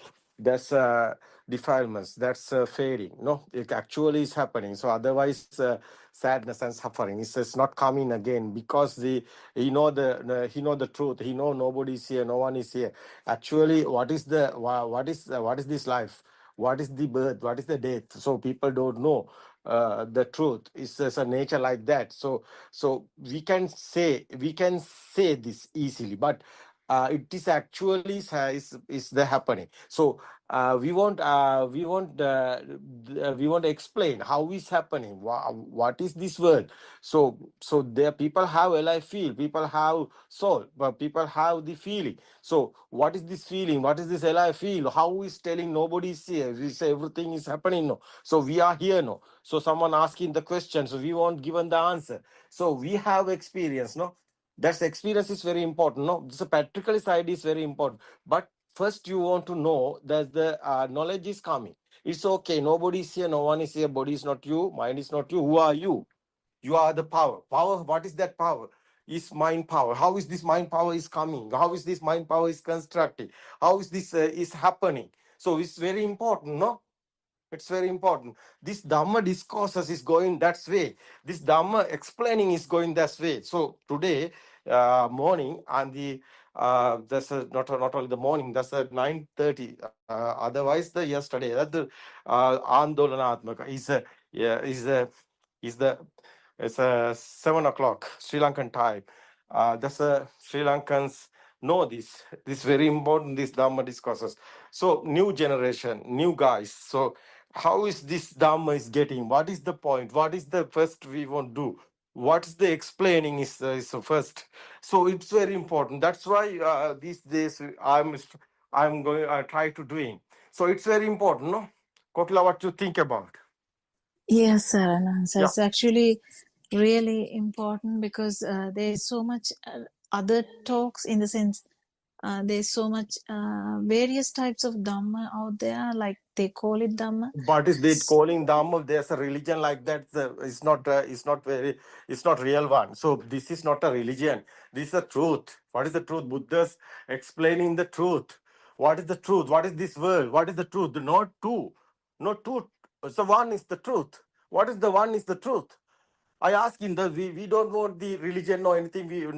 So it's not our matter. That is not our matters. So we want telling the truth. We want to understand the truth. So when I was a baby, childhood, I have a question. What is this world? Who am I? Where am I come from? So where are I going after death? What's happened to me? What's this life? Is a real questions, no? It's a real question. So every human have this question. So what is the answer? It's not a religion. We won't know the truth. We're like a blind guys, no? We don't know the truth. What happened? Someone is telling this. So we are believing. Why? Why we are believing? After death, we don't know what happened to us. Why we are trust? Why we are believing? We are not like a house telling that the type of there's a misconception. Why we are in misconception? We don't know the truth. No. So this explaining is very important. No. This Dhamma discourses where it's going. That's very important. First is we want to explain the truth. Secondly, practically is experience is very important. It's experience. It's not a believing. It's not a trust. You can experience it. It's a practically side. It's a practically Buddhism. No, Buddha. What is the Buddha word? It's not a religion. What is this Buddha word? Non-existent field. Non-existent field is the Buddha word. What's the meaning is Buddha? It's not a person. Siddhartha is a body. Siddhartha Bodhi, how is becoming a Buddha? Well, everybody becoming a Buddha now. What is this Buddha word? It's only the word. We are using that word. This non-existent field is there. Nobody is here. No one is here. System is working like a nature. Everybody is same now. Everybody have the blood. Everybody is breathing. Everybody have birth and death. What is this world? It's a believing. It's a trust. How silly guys. No. What do you think about Kokila? This is Dhamma discourses is going. What is the truth is the important. Yes, We won't tell other people, other religion, other the countries also, everybody, people. Why war is here? They are thinking other guys are we are other one. No, everybody is same. It's a nature like that. So nobody is here, no one is here. That is why we are nature. So peaceful world is coming. Why peaceful world is not here? It's the ego. What is this ego? People thinking I'm the other one. Others are others. What is this silly mind? What is this monkey mind? No, it's like animals. No. What is the humans meaning? What is this people's meaning? Who is the humans? Is the silly guys like this? Like these animals? What is this? People know, the human can understand. So animal can't understand this. People can understand. That is the wisdom. What is the wisdom? Nobody is here. No one is here. Everything is happening systematically. How is our senses of creation? How are you looking? It's like a camera. No? How are you hearing? Something happened to your ear. You can't hear the voice or anything. It's a deaf. You are deaf, no? How can you hear? Are you blind? How can you see? Is your camera working? Nobody is here. No one is here. System is working. This equipment like that. Our senses. Senses are given you to this world. It's not real. What do you think about? What do you think? Yes, Saranas. Yeah, that's the very important. This inside meditation. Inside meditation is not a concentration meditation. We all know this. But concentration meditation sometimes is okay, no problem, because your mind is going everywhere. How you can see this? That's why concentration meditation is no problem. But it's not the truth. Someone know the truth. It's very important. Know the truth. Truth is very important. So many guys is asking the questions. So various of guys, Chinese guys, or other really. I said, no problem. What is your country? What's your? You are human, no? You have mind, no? You can think about, no? What is this world? Who are you? You are not your mind. You are not your body. It's the power. It's a mind power. How is mind power creating? This is your sensor creations, like a solar power. That's why magnetic power like that, electric power like that, your mind power. What is this mind power? It's your ego. How is this ego is coming? That's important, no? It's the thoughts are given this power. How is thoughts power is happening? How is coming this power is this thought? How is this creating? Nobody is doing, no one is doing. It's systematically happening. It's a natural phenomenon. No, that's the nature, no? We don't know the nature. We don't know humans. This process. How is this process? How is this programming coming? Muslims are in other program. Christians are in other program. Hindus are in other program. Like a Buddhists are in other program. It's a program, no? What's your that's your birth time. When you're the kindergarten time. You don't know before the kindergarten time who are you. It's a radiant mind, no? You have the defilements also. So how is coming defilements? How is coming ego? When you're a baby, you can think about it. No. It's okay. May I Yes, know? Saranas. So what is this we are doing? That's explain the others. What is the truth? That's the Buddha's. Why Buddha? We are wise man. We are the Europeans and UK guys are English guys are talking about the wise man. Who is the wise man? It's a wisdom guy. Who is the wisdom guy? It's the Buddha. What is the Buddha word? Why worth this Buddha's word? This nobody is here. No one is here. System is working. No. That's the Buddha's words. No. It's not a religion. It's not any other. The people won't understand. It's the truth. That truth is very important, not any other. That's why Wisdom of Asia in Sri Lanka, we are talking about the Buddothpado. What is this Buddothpado Dhamma discourses? It's very important, this word. It's not a religion. It's a truth. It's explaining our sense of creations, given this whole thing, everything. No? It's very important. Yeah, This basically practical side is everything. very important. It's practical side, how you can experience it. You can feel it. In nothingness feel. It's nobody is here. No one is here. In non-existent feeling is here. That's the wisdom. Wisdom is not a knowledge. It's experience. This world is what is the truth. What is the real world? You are not in the real world. You are in a simulation world. Every living being have individually this simulation worlds. It's not real. Human also. This world, how many humans? 8 billion, no? 8 billion, no? Humans. Mm-hmm. So 8 billion have 8 billion worlds. Unbelievable. Yeah, individual. A system, a census given you to world. Your world is not other one world. It's your system is given you. This system given this world is not real. It's a program. It's like a program. It's like a SIM card, your phone. Your phone, you upload in the SIM card, no? Data, you are given the data, no? What is these details? It's not real. After you are thinking, this is our world, that one is the other world. What is this? What is this world?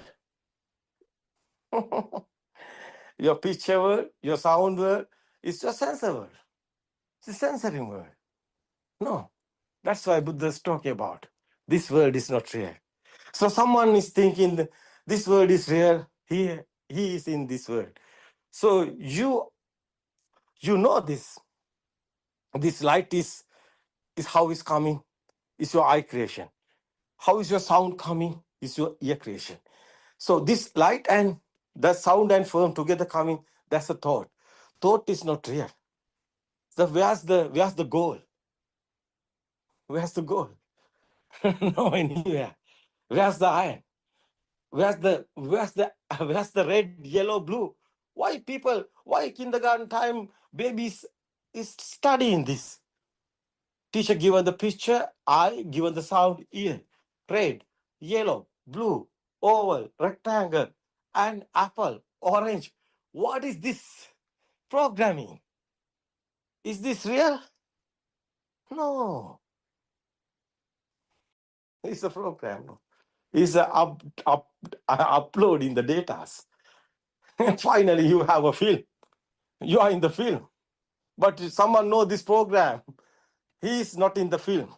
He's awakened to the film. No, that's the dream, like that film. It's not real. It's your film. It's not real. You are the producer. Finally, someone understood this truth. He is the producer. He know how his film is going. So that's the very important. That's the tranquility point. That's your freedom of mind. No, that's the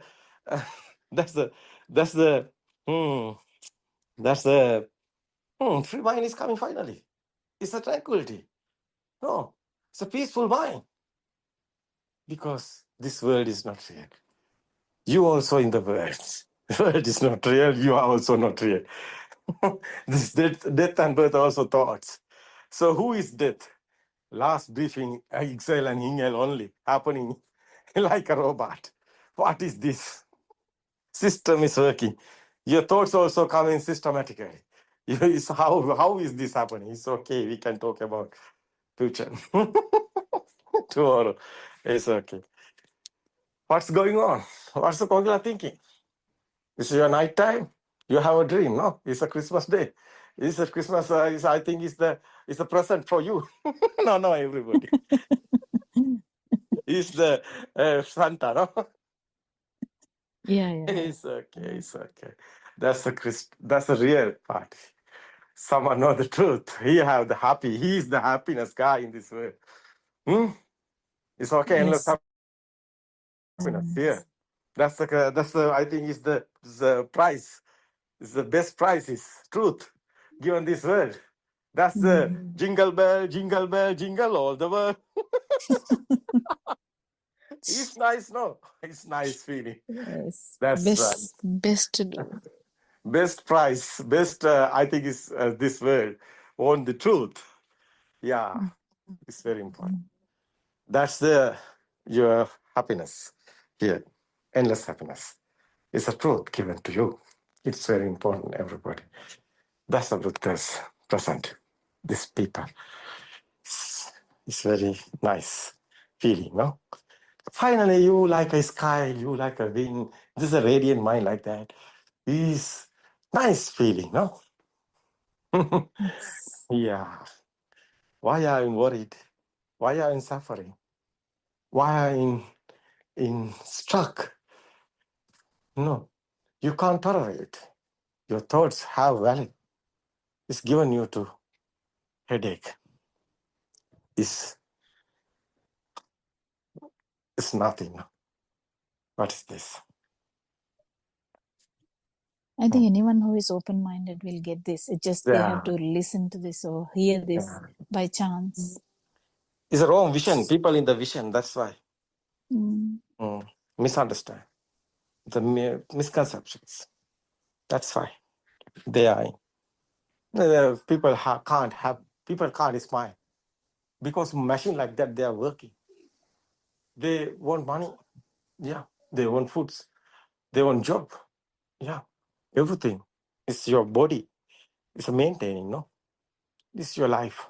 But why you are maintaining your body? You won't know the truth. You won't understand the truth. It's the freedom of mind. Finally, you have free mind. That's the tranquility. That's a peaceful mind. It's very important, everybody. No? Yes, sir. Yeah. It's finally fading the defilements, fading the ego. That's why nice person is coming. It's like a pure human. It's okay. Okay, Kokila, I think tomorrow you have more energy. Today I heard your voice and others' voice, no energy. So what I'm doing, given the energy, it's the truth giving you the energy. It's a nothingness energy. What do you think about Sri Lanka? Yes, there was an answer. Now is the Natal is coming. No, now is the Christmas coming. Have you Christmas tree? Yeah. No, I don't know. No decorations because your mind is no energy. No decorations. Christmas tree is empty. No shine, no sunshine, no any lights, no energy. What is this? Christmas tree now is energy have because truth are coming. Buddothpado in this world, no? Yes, That's right. It's very nice. It's okay, everybody. Have a Merry Christmas. Kokila, haven't you Christmas? Yeah, you have also Christmas. Yes. Yeah, why people thinking, why Teruan Sarana is not coming here? Triple Jembes? Triple Jembes also here. No problem for Merry Christmas. Yeah. It's nice, yeah, it's nice. What is these words? No, words haven't any value. No? No value. Only the words. It's okay. Yeah, happiness is very important. Yeah, everybody, be happy. It's you understood the truth. You try to understand the truth and be happy. Peaceful mind is coming. Free mind. Thank you. Tomorrow we can chat again. Tera Saranai. Namaskar.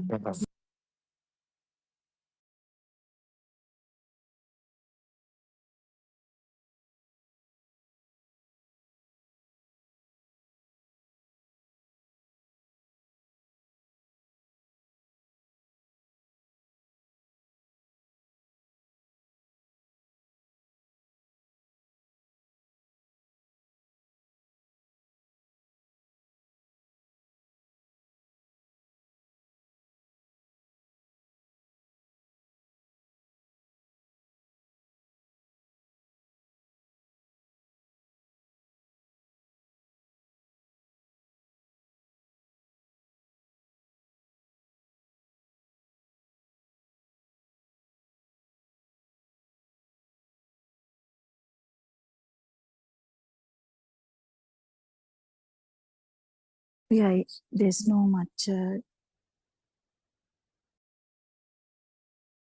We'll hope some friends will join the Zoom and so that we can have a discussion. So we have been discussing about what Buddothpado is discussing these days. It's a bit maybe bit too difficult for beginners. So we actually keep discussing from the beginning, and we discuss mainly about this non-self or non-self angle. So I can see Dr. Sakuntala is here. Dr. Sakuntala. Tera Saranai.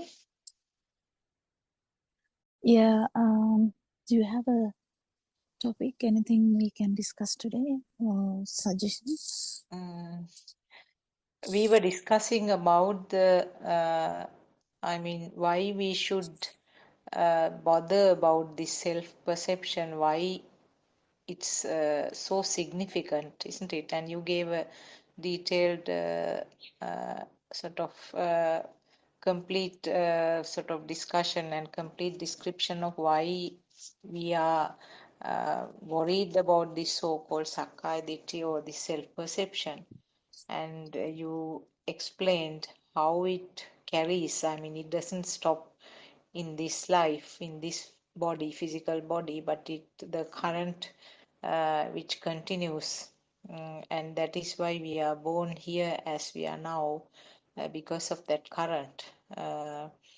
So maybe we can extend that discussion further, because that is Sakkaya Ditthi is something that is the most difficult part, I would say, in the understanding. We can know it. Yeah. One point is we keep highlighting this every day, but I think it is good to keep highlighting it every day, that there is no self. Just the basic truth. It's a universal truth. Actually, there's no self.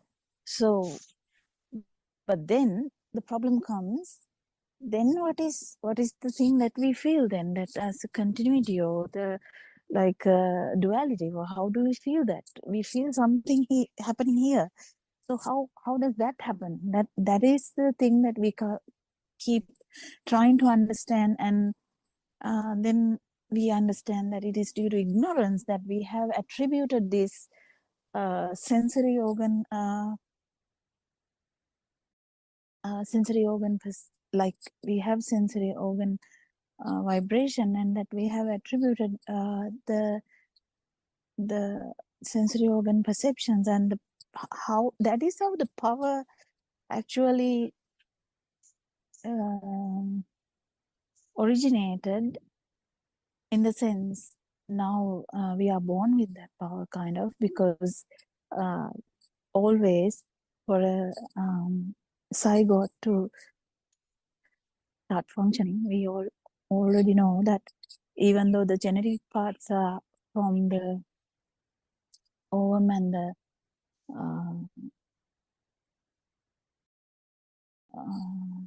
what the word also, but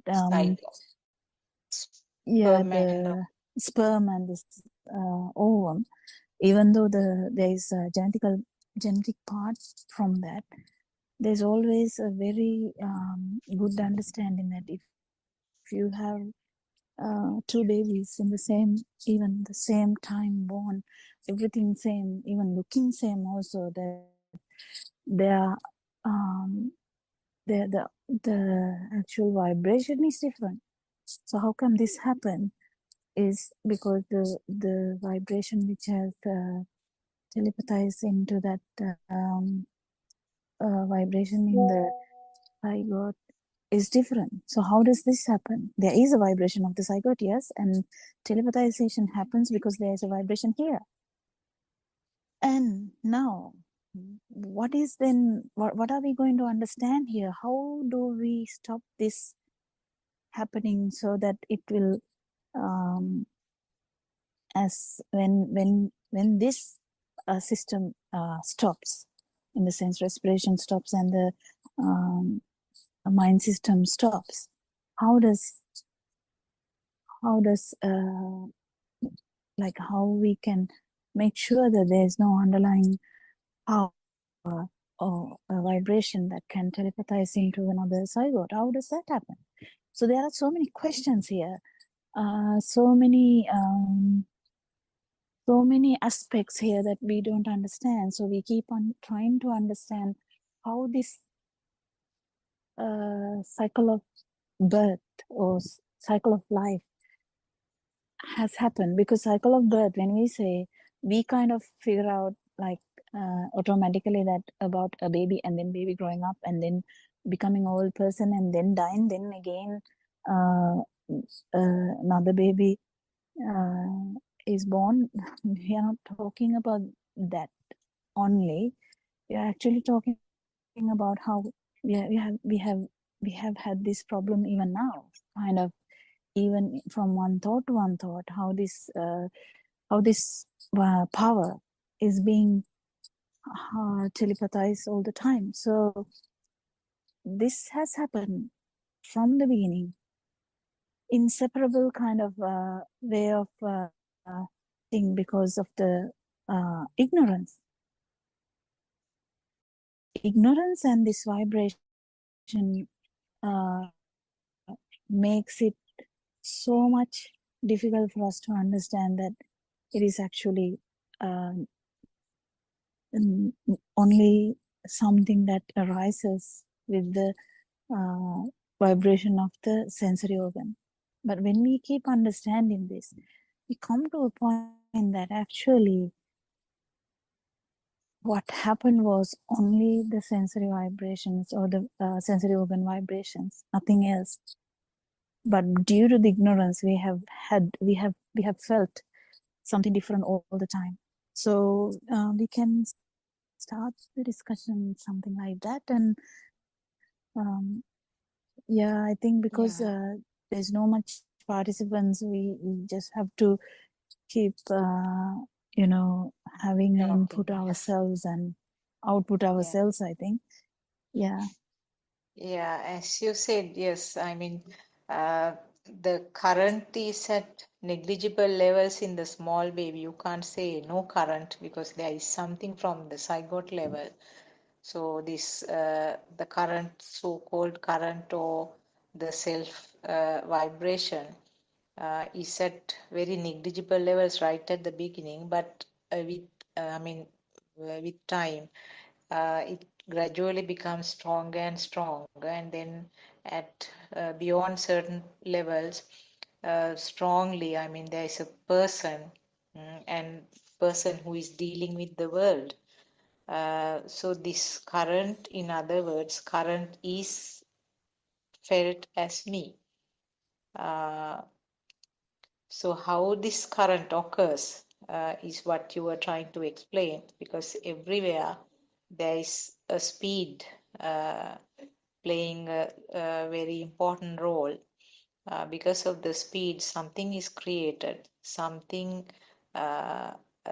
is shown as if it is there. So it may be at the sensor level where it's seen as a light or a shape, it's heard as a sound, and then it's felt as a taste, felt as a smell, or felt as something related to skin.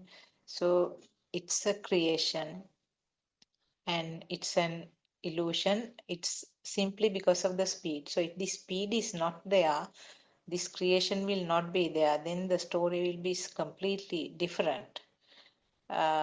Because of the speed and this sensor function creates something, and then it doesn't stop there. What happens is the thought is created again, some form of naming or some form of identification. That is the result of the telepathization or synchronization of a previous exposure or previous experience.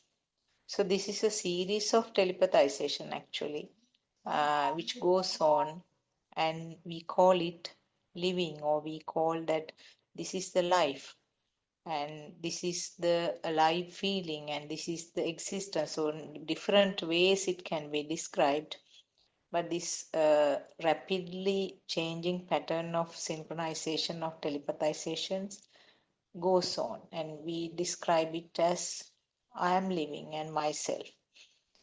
So that is how the current is getting more and more stronger. This current is not something that you can feel or see, but when it is manifested in in different forms, depending on that sensor function, it's named as something that you see, something that heard, like that. So this is a process actually, and finally, this process is the one which leads to this current, and current continues, and at some point, if the system doesn't get the chance of listening to this true Dhamma and find out what is this mechanism, how it happens, then there is continuity, and this current will continue, and this is what we name as samsara journey, or the birth cycles. So the importance is this, how this identifying or knowing how it happens. What is this mechanism? The fact that current is nobody's, I mean, no one is responsible for that. And there is no ownership to that current.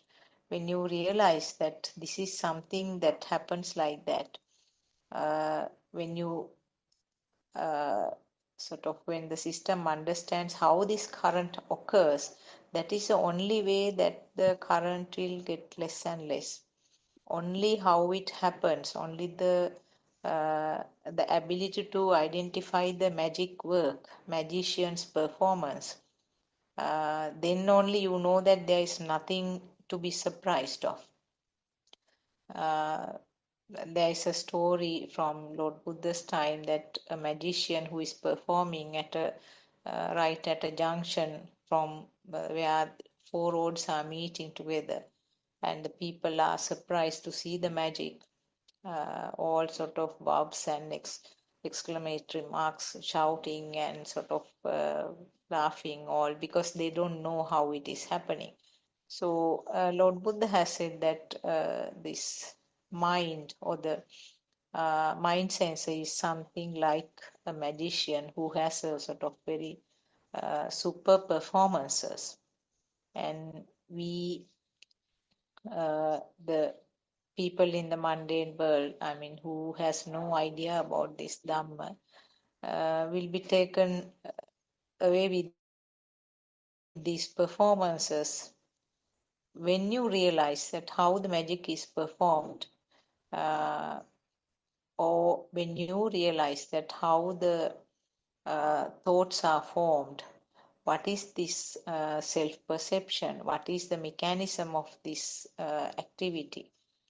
When you understand it equals to knowing the tricks of the magician, then you know that, I mean, still you can laugh and you can enjoy the magic show, but you know that it is a big, I mean, everything is fake and just a big lie. Then your interest to sort of watch it will get less and less. But still you can watch the magic and then have some fun, but there's no burn within you. So I think that is what I wanted to add. Anything else? Surangika also has joined. Teruvan Saranai. Teruvan Saranai, Dr. Sakuntala and Dr. Pofira. Pay respects to the Buddothpado and answer. Yes, that is the fine thing, isn't it? The understanding the magic of the mind by, I think this is one of the examples that has been written about, I think, in lots of Buddhist books, even not even Paramatha Dharma, even these other books that have been there for years and years. We have a collection at home, and in some of those books as well, this example is given because it is such a good example to understand the tricking part of the mind, the trick that it plays on this whole system, and with that trick brings that false sense of ego and self, which then gets perpetuated and takes that vibration through a samsaric cycle with that wrong perception of self or self-view, rather, isn't it? So that stage, all the world is watching its own vibration or feeling or experiencing that vibration with the ownership, as we discussed yesterday, thinking that whatever they feel, they see, they experience is something they experience, that there is ownership, that there is a self-perspective, self-lens to it. And it is only through understanding the Satya Jnana or through Dhamma that we break it down to understand that just as this Dhamma, through the Dhamma we explain that the body is not me, so too there is the explanation, there is the analysis that the mind is also not me.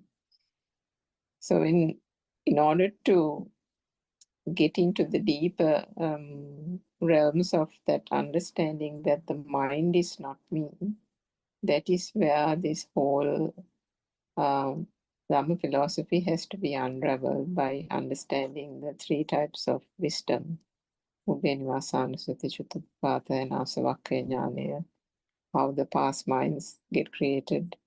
How does that then eventuate into understanding the present thought?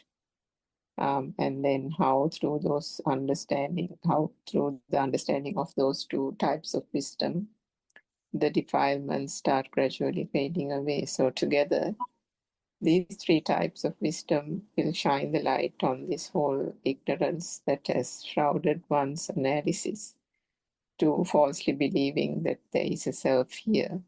And there is an identity here, which then leads to the notion and this, the impulse to protect, the impulse to experience things, the impulse to kind of enjoy every moment, every object, because unknowingly the system is not realized as a system. So the amazing thing about that stage example is that when you go to the backstage, instead of being in the front and you analyze the thought, the backstage is the understanding the workings of the mind. And when you do that, the whole thing gets unraveled. One can see that the senses are the stark reality of the senses, how they come about, as you said, Dr. Sakuntala, the vibrations, how it manifests due to the sheer speed. And it is just the aggregation of it and the feel that eventually arises, the consciousness, the light consciousness, the sound consciousness, the feeling that there is sound, the feeling that there is light, that light exists, sound exists. And then the culmination or the combination of all those consciousnesses to then give rise to the sense of a world, the sense of the world existing, the alive feel, and then all that again being tantamount to there being a self and self-view, and that the I is here, and all that then starts perpetuating. So yeah, so that example is an excellent example. I remembered when you were talking about it, the couple of other examples that the Buddha had given, particularly when one thinks about instead of analyzing the mind, instead of understanding how this whole thing is just a construct, if one just sits there at meditation. And at that point, I think the Buddha had said to different ascetics in different conversations about a person on a tightrope, isn't it? If a person who's on a tightrope is having, you can imagine the level of concentration that person has in order to be able to be steady, to plant that person's feet on the tightrope at a particular height, and then be able to walk across very slowly, very carefully, with pinpoint accuracy and concentration over that tightrope without falling. One can only imagine the level of concentration that person would be having to do that, to navigate the path over that tightrope. And then, but does that even help? I can't remember how it ended, but does that even help in terms of, can you then say that one-pointedness is going to bring salvation, is going to bring liberation? No, because the tightrope is real. The person being on that height is also real. All that is still real, isn't it? So the concentration alone into one-pointedness itself is not the way to get about it. There are so many things that people do in this conventional world where they think is the way to nirvana. The other example I remembered was somebody, the ascetics who used to go and bathe in the Ganges River in the effort to cleanse their defilements, because there were so many people in search of the truth back in the day, and one of the things was they did so many rituals. One of the rituals was that they went and bathed in the Ganges River, thinking that it was a sacred river and they could cleanse their defilements. But then again, the Buddha very laughingly, very lightly said, in that case, all fish have attained nirvana or liberation, isn't it? Because they're permanently in the water and they've completely cleansed their souls. So it's a beautiful, I mean, the Buddha has used so many beautiful examples to convey the Dhamma, isn't it? So I just thought I'd share that. And also, how about the other one where Lord Buddha said, okay, the blind person would have been then, when someone talked about not seeing the bad things or not seeing the good things, because that is going to build up this fire here. No, that is not the thing, it's the ignorance. So it's so beautiful. I mean, I was when I used the word beautiful also, I was thinking about that, because the word beautiful actually is not true. So, but the beautiful has the impression, isn't it? The impression, the value, the impression is okay. We know that when it says beautiful, we know that it is can't be ugly. When someone says beautiful, but beautiful to one person is different to beautiful to another person.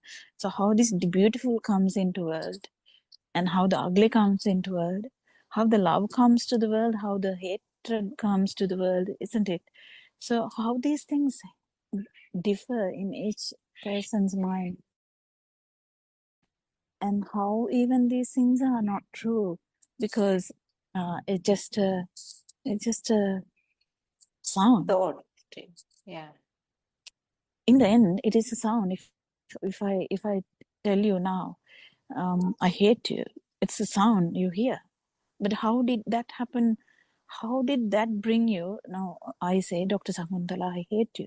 Then how does that brings you a sense of understanding? Like it's isn't it I mean, isn't it so good to understand that how this works? How a sound has the name, not only the sound, but a value, and also a kind of a picture to that. But when we say hatred, we don't have a kind of a picture. Like when we say milk toffee or a toffee candy, we have some kind of a picture. I'll give you a candy. I have few candies left, and it's then we have a picture there. But the hatred or love or beautiful or ugly, these adjectives, how do they have so much meaning? And they have, don't they? Like we definitely know that if I say, Dr. Sakuntala, I hate you, then we definitely know there's a difference. There's a meaning and there's a difference. So that feels heavy.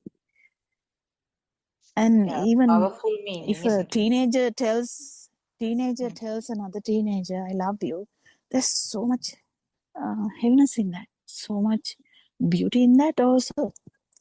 That girl might take it so heavy that, it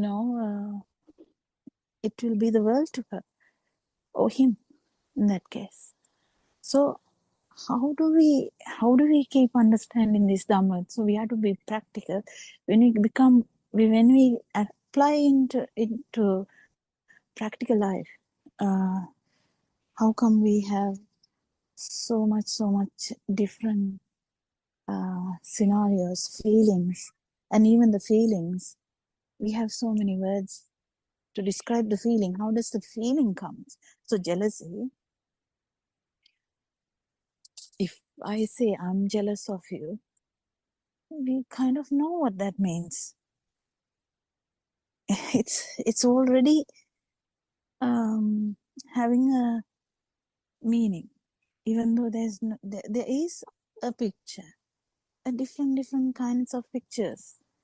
So when we say he's so kind, we have a picture,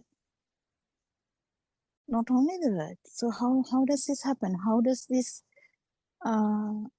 happen to each and every thought, that having all the features in there? So it is very, very, I mean, when we talk about like this, when we talk more and more about this, people will feel more and more about this. How on earth a beautiful would be a ugly thing to another person's mind. And even that, okay, now it is the mind, we can say, but is that true? Because sound, that over the phone, if someone hears, I don't like you anymore, then It's sound. How did that sound bring so much unhappiness to that person? So this meaning, in the sense the value, is so big that the whole the person can go into a cycle of depression even. Oh, that person doesn't like me anymore. Why can't anyone like me? A lot of kids, they have this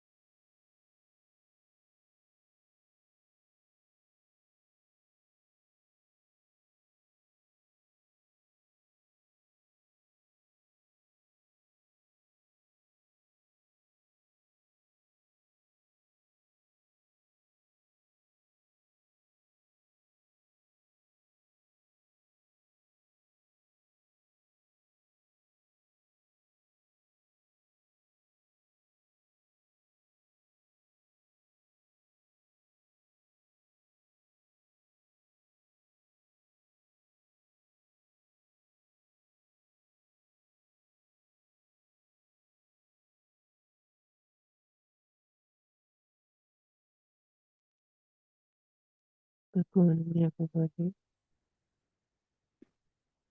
There are some answers. There are some Dhamma friends.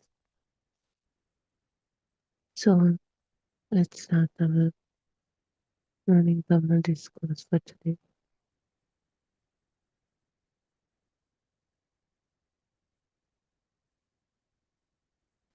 So let's observe this illusion. Feel it like illusion.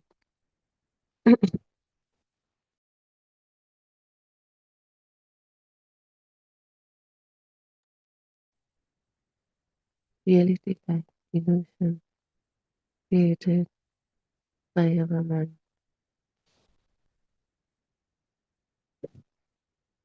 So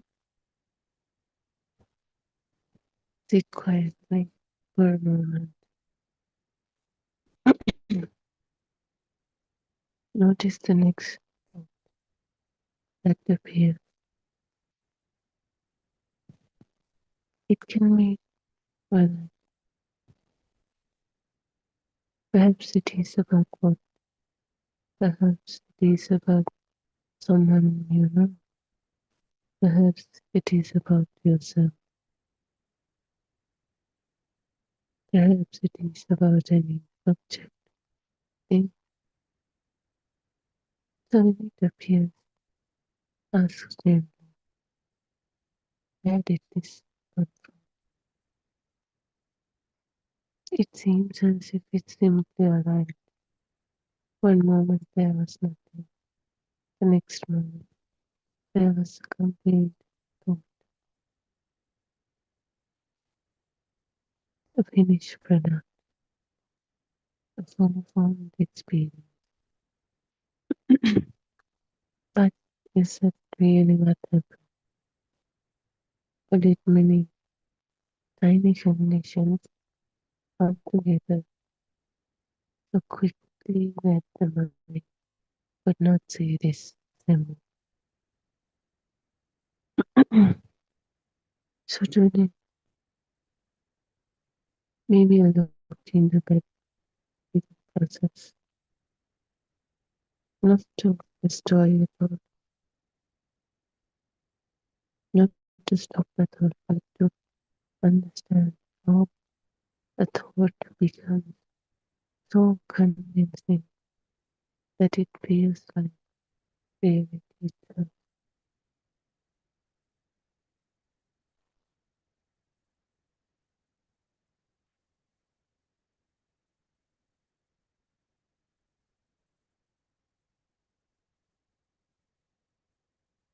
So we often speak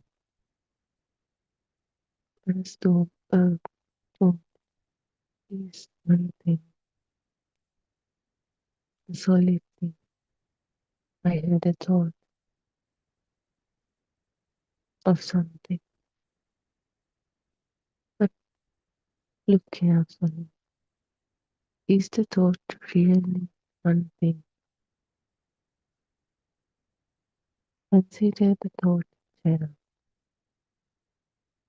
So at first it feels like singular, simple, complete.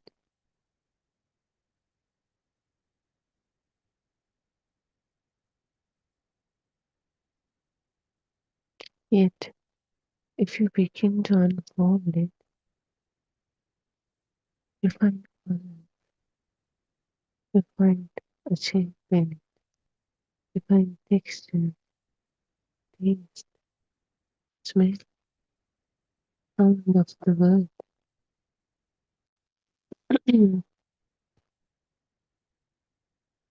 Perhaps many more thoughts, memory like thoughts of buying one, feeling, of biting, or touching, or sitting,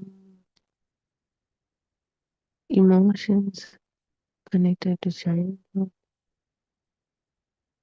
So what we call one thought is actually a gathering.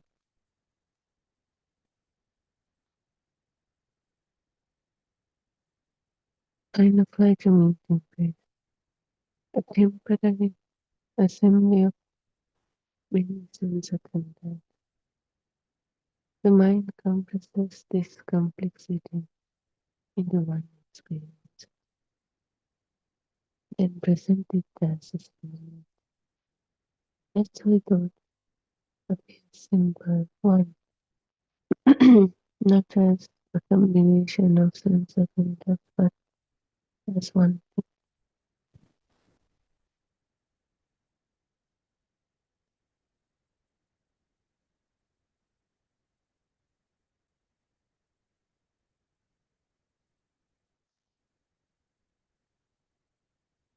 So imagine trying to build a house.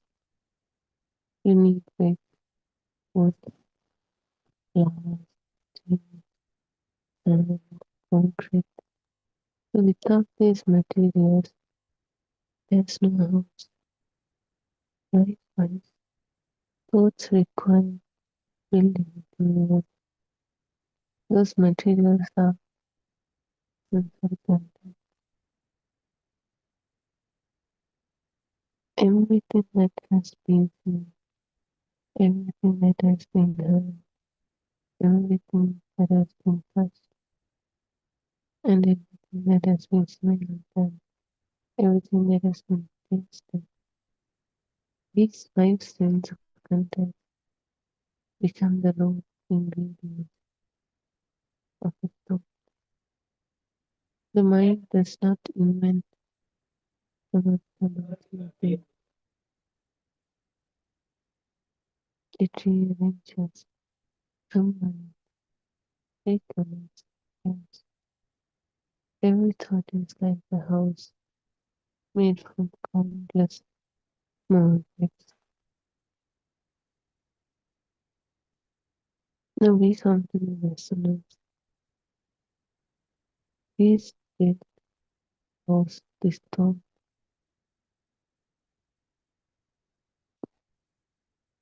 it was built at one point in the world as they got together. It was built, it was created, this thought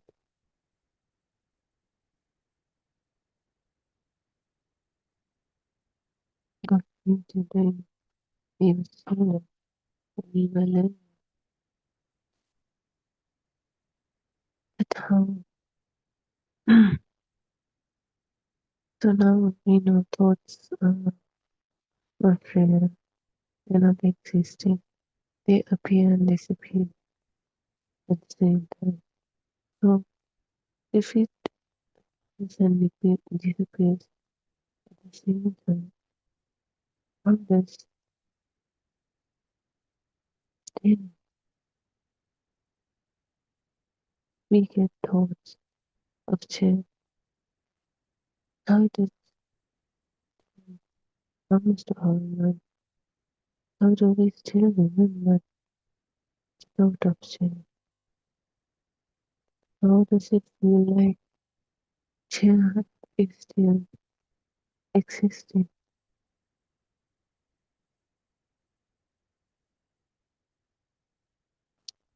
And now we come to the process of resonance. Imagine tuning. Feels right one, that other one. Only the ones with the same frequencies begin to vibrate.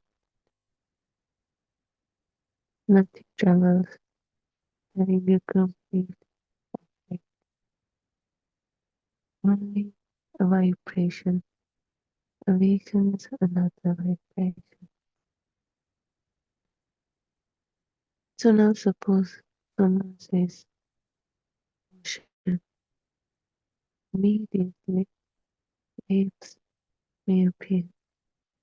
The smell of salt, the sound of wind, land beneath your feet, blue sky, perhaps memory like reconstruction of a holiday, a personal situation, but what really happened was a single sound. Okay, that's it. That single sound portion. It did not contain all of this. The sound can't carry these details through, but it knows it merely activated the network.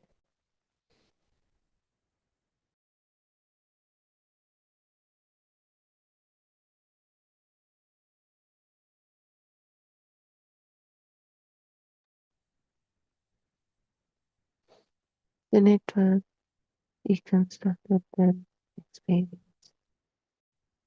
The mind experiences the reconstructed as one whole scenario. The Chaitanya resonance unfolded.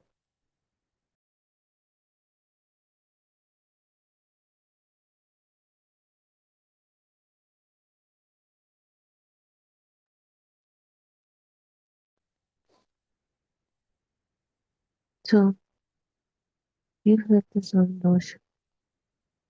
In that sound, there was nothing. And then the mind starts to hurt.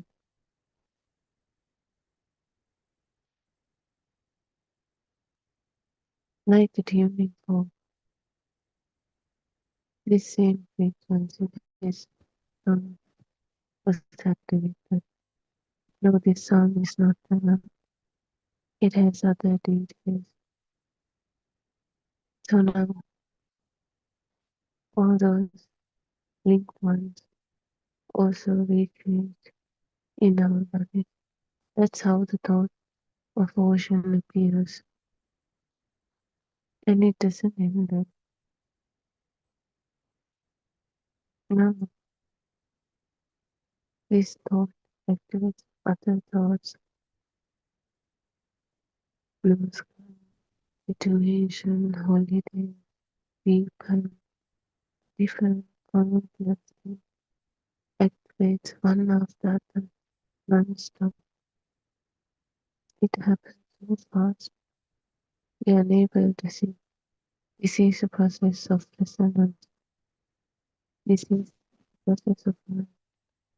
We already taken this in result as the thought, not just simply separate those.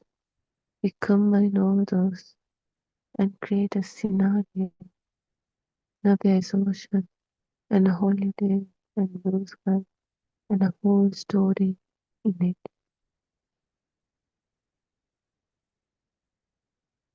That's how deep this illusion can get from one thought, from, from one simple contact, the thought gets activated, and that thought activates many more thoughts, and they don't get separated.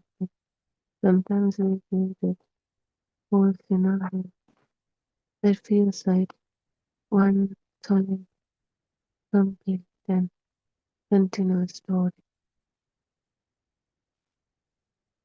That's why we are unable to see this illusion, this truth. That's why we believe it as reality, as the truth.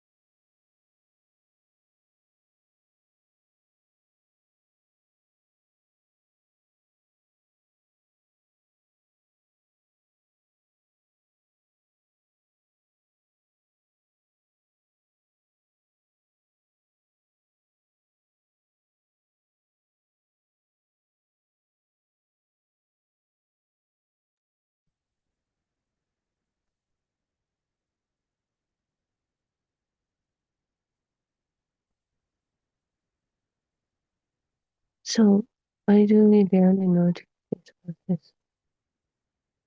Because it's astonishingly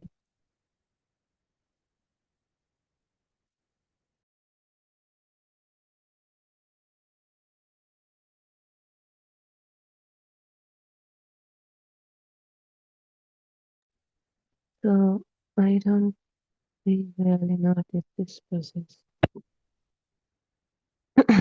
Because it's astonishingly fast. By the time this awareness notice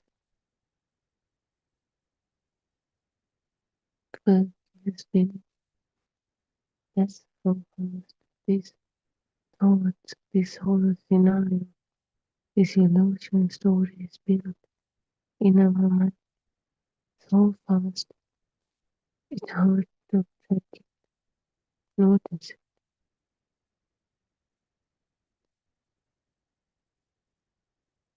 This breaks a already framework. Walls are standing, roof is complete, house is presented. Similarly, by the time we notice a thought, its construction has already happened. So the mind assumes it arrived complete, instant, independent, and real because it can see the construction. It's only the finished thought remains, just like the house. We can't see the build-up process of the house. So only they believe there's a house out of nowhere. In the house is there, and they take the end house as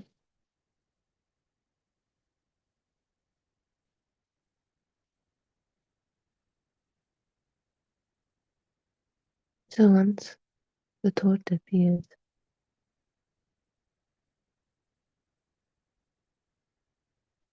it isn't simply anything. Our mind, it believes it, not as a thought, but as a reality. We think of a person, it feels like we are immediately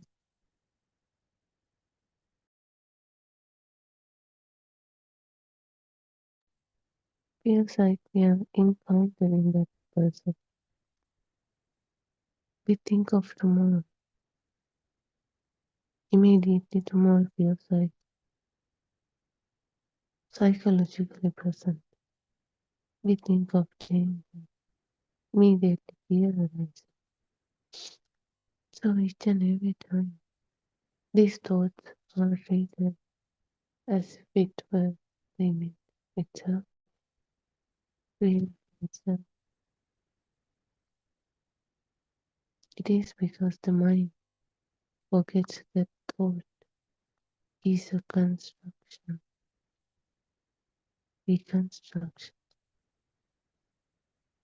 Because of that, this symbol, this final result become a thing real. This representation becomes reality.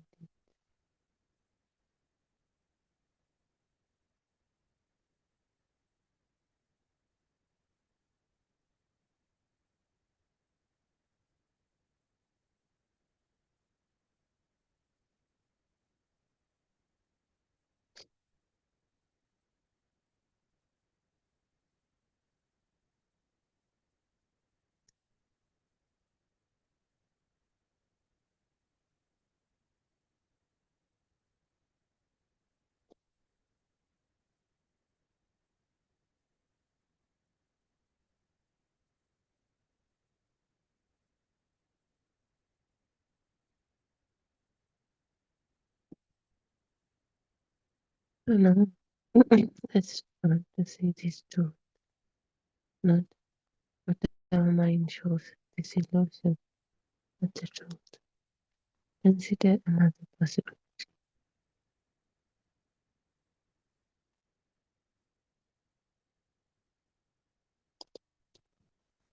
There are no locations, storages, fixed place, but thoughts to be stored. Instead, their network capable of resonating, activating. One activations awaken another with the help of resonation. The past is pre-built, not afraid, not coming back to this moment, but recreated, just as hearing a chair.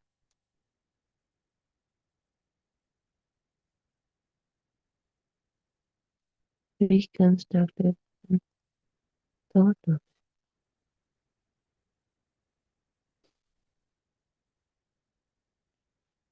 Only sound is heard, but immediately it reconstructed the thought of the chair. Hearing an old song may reconstruct an entire chapter of our life, not because the file was retrieved, but because the connected conditions resonated together. It triggered those thoughts, and those thoughts were recreated at this moment. That's how a thought appears. It's not that previous thought came from past to this moment. It ended at that moment, but something similar to that thought was recreated in this moment. Because of their same frequency, they feel identical, and that's why we misunderstand. This is that past event itself, but it's not. These thoughts are always different from one another. New, a fresh thoughts. Thoughts never stay, they appear and disappear. But something similar to the frequency of that thought can be reconstructed at this moment because this everything in this nature is driven by these frequencies, these vibrations, whether it's thoughts, whether it's this body, whether it's this sense of contact, everything is driven by frequencies.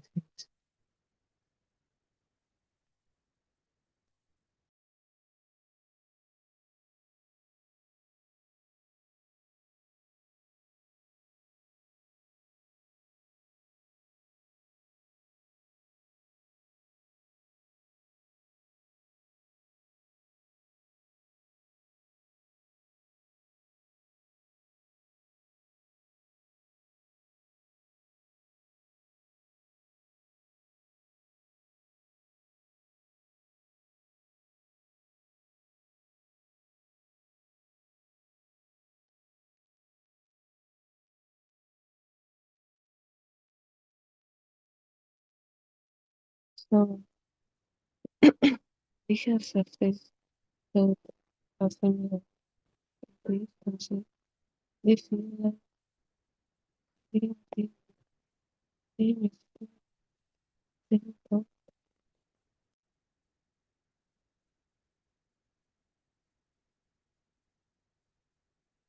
So that's why we got the memory, we remember the past thing, but that's an illusion.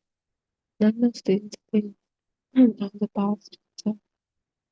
something similar to the past way of being has been constructed, at this moment has been done.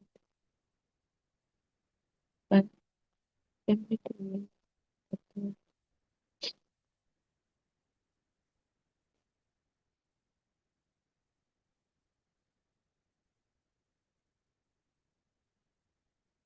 yet what is possible is a present presence of built in this moment.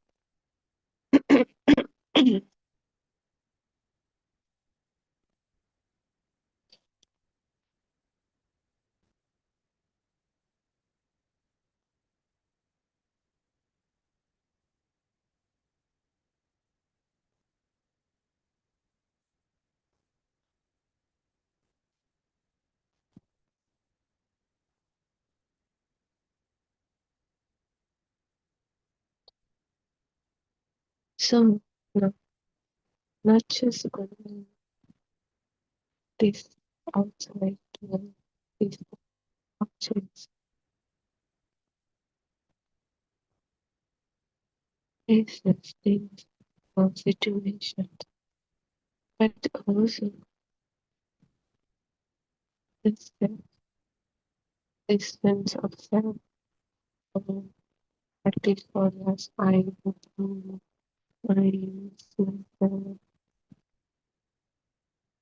This self is also built the same way,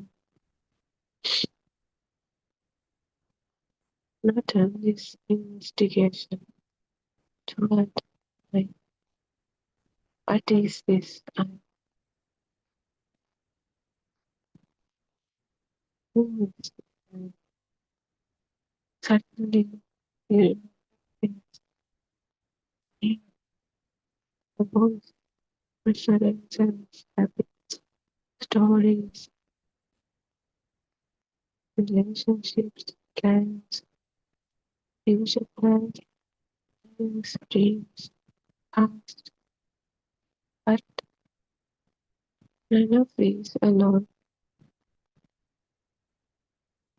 are the same. It's just a sound. The sound doesn't carry any of these, just sound vibration, toggled and simple. That's it. There's no story in this sound, in this sound. Yet resonance gathers them, creates a story. Ownership is there, and the mind says, "It's me." Just as sound, color, touch, smell, taste became a chair, clothes, each and everything is created from those things. So likewise, the self is also created from those as a thought.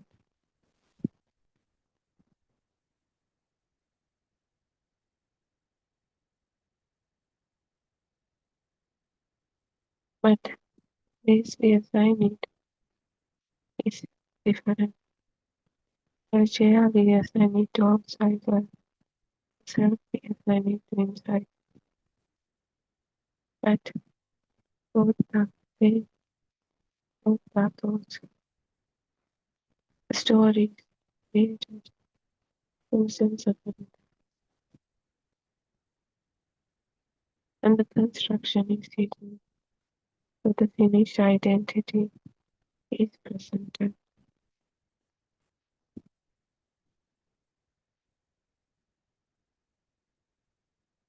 So in this Dhamma, it's not random. We don't have to stop thoughts because now thoughts are happening necessary. We cannot stop it.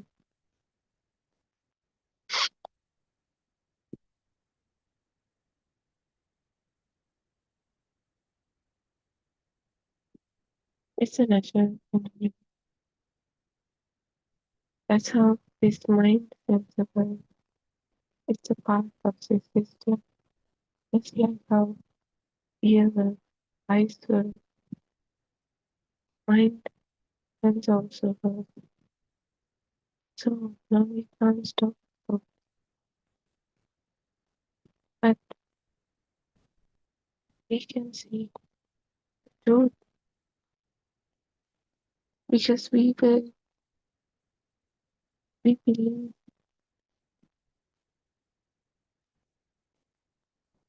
that both are in by now. And because we believe they are there, we give them value. So much value to the point we start suffering for our own mind's creation. So that's wonderful. So now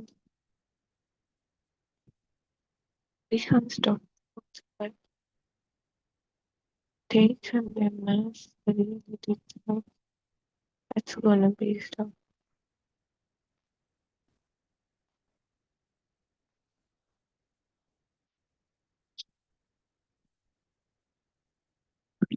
So, but then you have to experiment.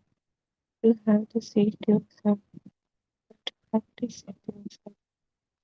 Not to reject the thought, but to become curious. Any thought appears, how it appears.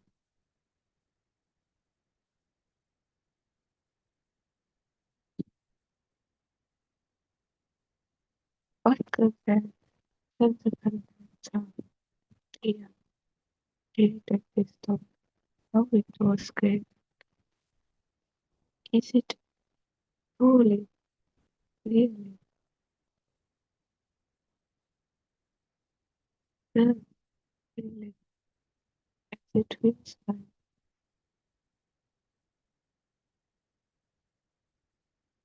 Try to observe the resonance, how it has awakened as thoughts, pieces came together. How did this thought reconstructed at this moment? It came from past, but it was reconstructed right at this moment.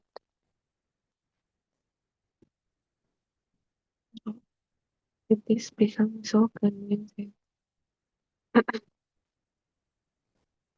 can I notice that simply instead of only the result, the little finding this hidden machinery become visible? You start to observe it.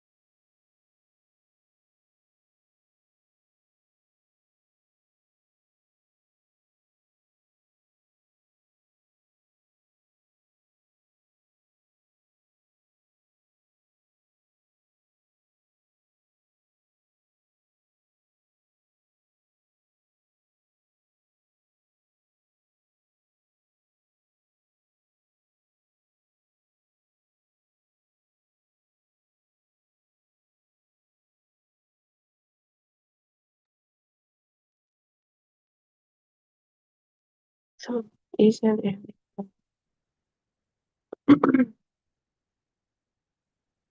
one try to observe the real nature of this thought.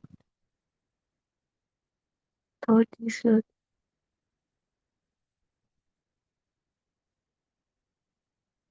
something that is existing, that is real. It is a combination of sense of content.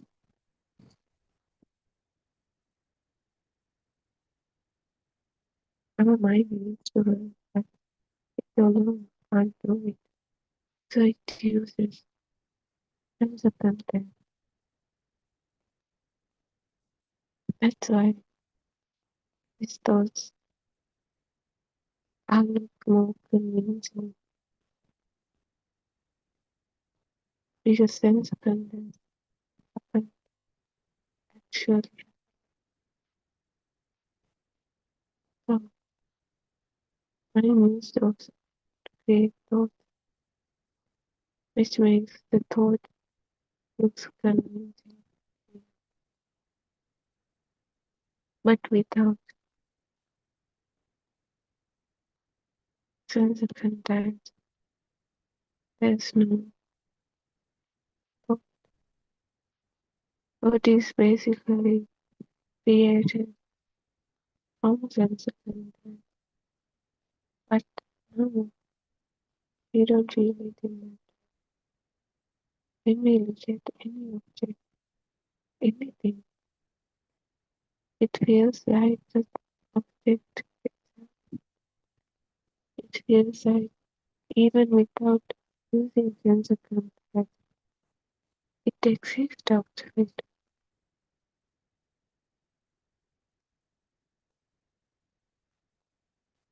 That's how strong thoughts have become. Not outside, but in our own mind. That's why when we see the chair, we feel as if it's really there, even without us looking at it, even without us remembering it. We still feel like it's there. And also we feel like even we can't see or hear or touch or anything, we still feel like there's a chair. That's how strong the chair. This thought, this object has become. But the chair that they have been or three-dimensional image that wind, that all shape, everything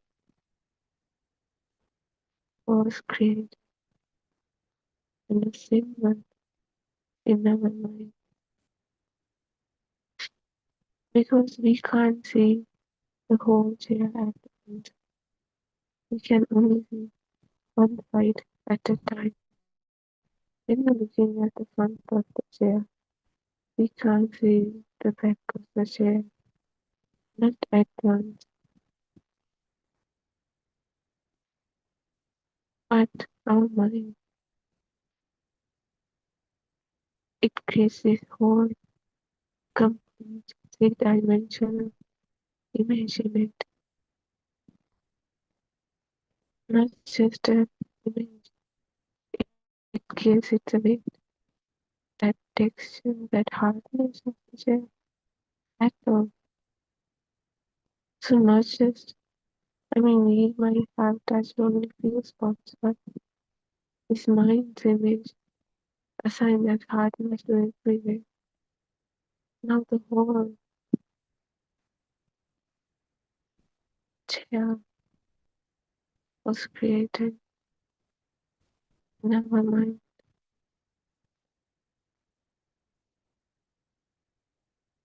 This mind assigns, assumes, assigns everything to its thought. And the illusion is when a sense of contact occurring, we think that our mind has created that whole three-dimensional this illusion, this mental formation, we think it's out there. We think it is there in that whatever sense of contact we get. We think in the end of that sense of contact, this mental formation is there. That's how illusional it becomes.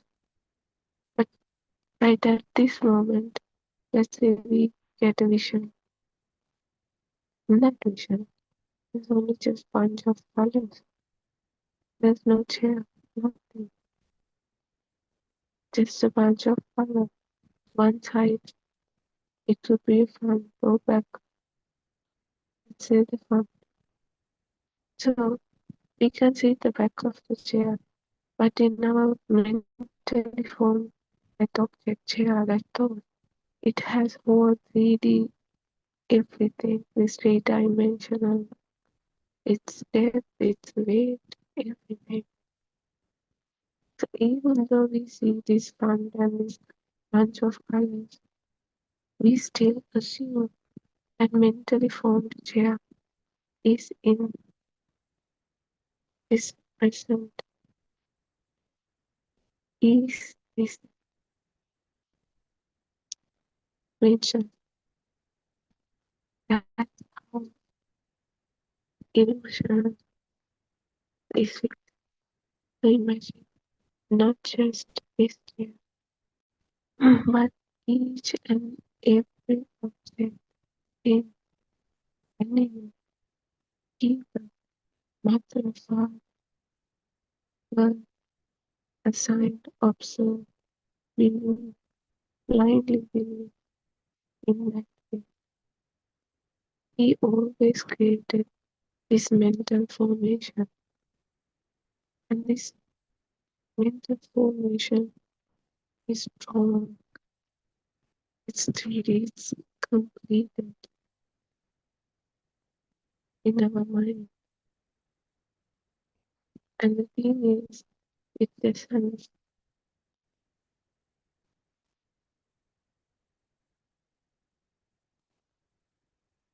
stay only in our mind.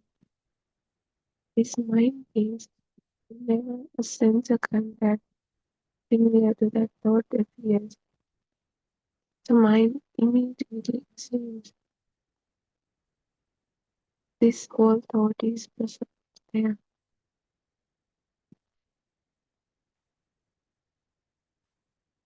Just only one simple sense of contact has to appear, and the mind feels brings that whole thought is there. It is using that side. We feel everything else object is deeper, even your parents. In that way. We see just a bunch of colors, and immediately we feel as if there's a person. We almost hear like their voice, and we remember their things. So this is how this mind works. Simple vision has to occur, and the whole story is created in our mind. But the illusion is that story doesn't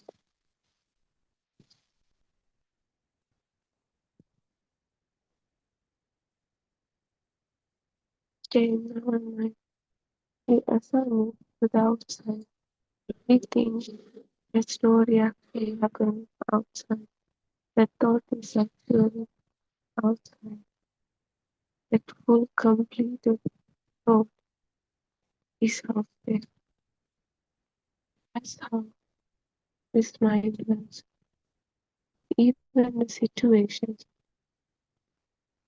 we all, everything is created in our own mind. But we assign it to the outside. We believe, we blindly believe, but this mind has created is out there. We just only need power of what used to create this thought. Could be a vision, could be a sound, could be a smell, could be a taste.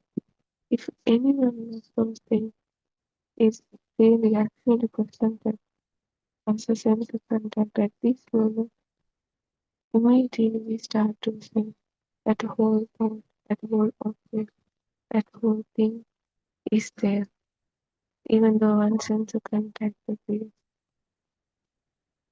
That's how each and everything that feels real happens. We believe our mental formation is real. It exists outside. Look how mind do these tricks.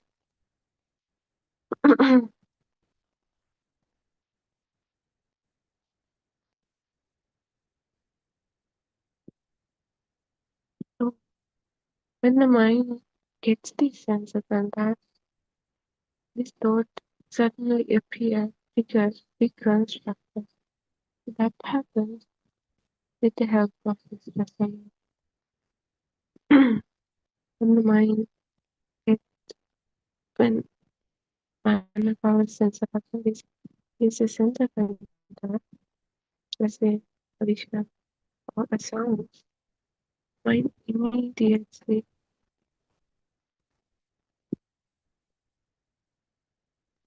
starts to create the thought that is related, used, similar to this sense of contact.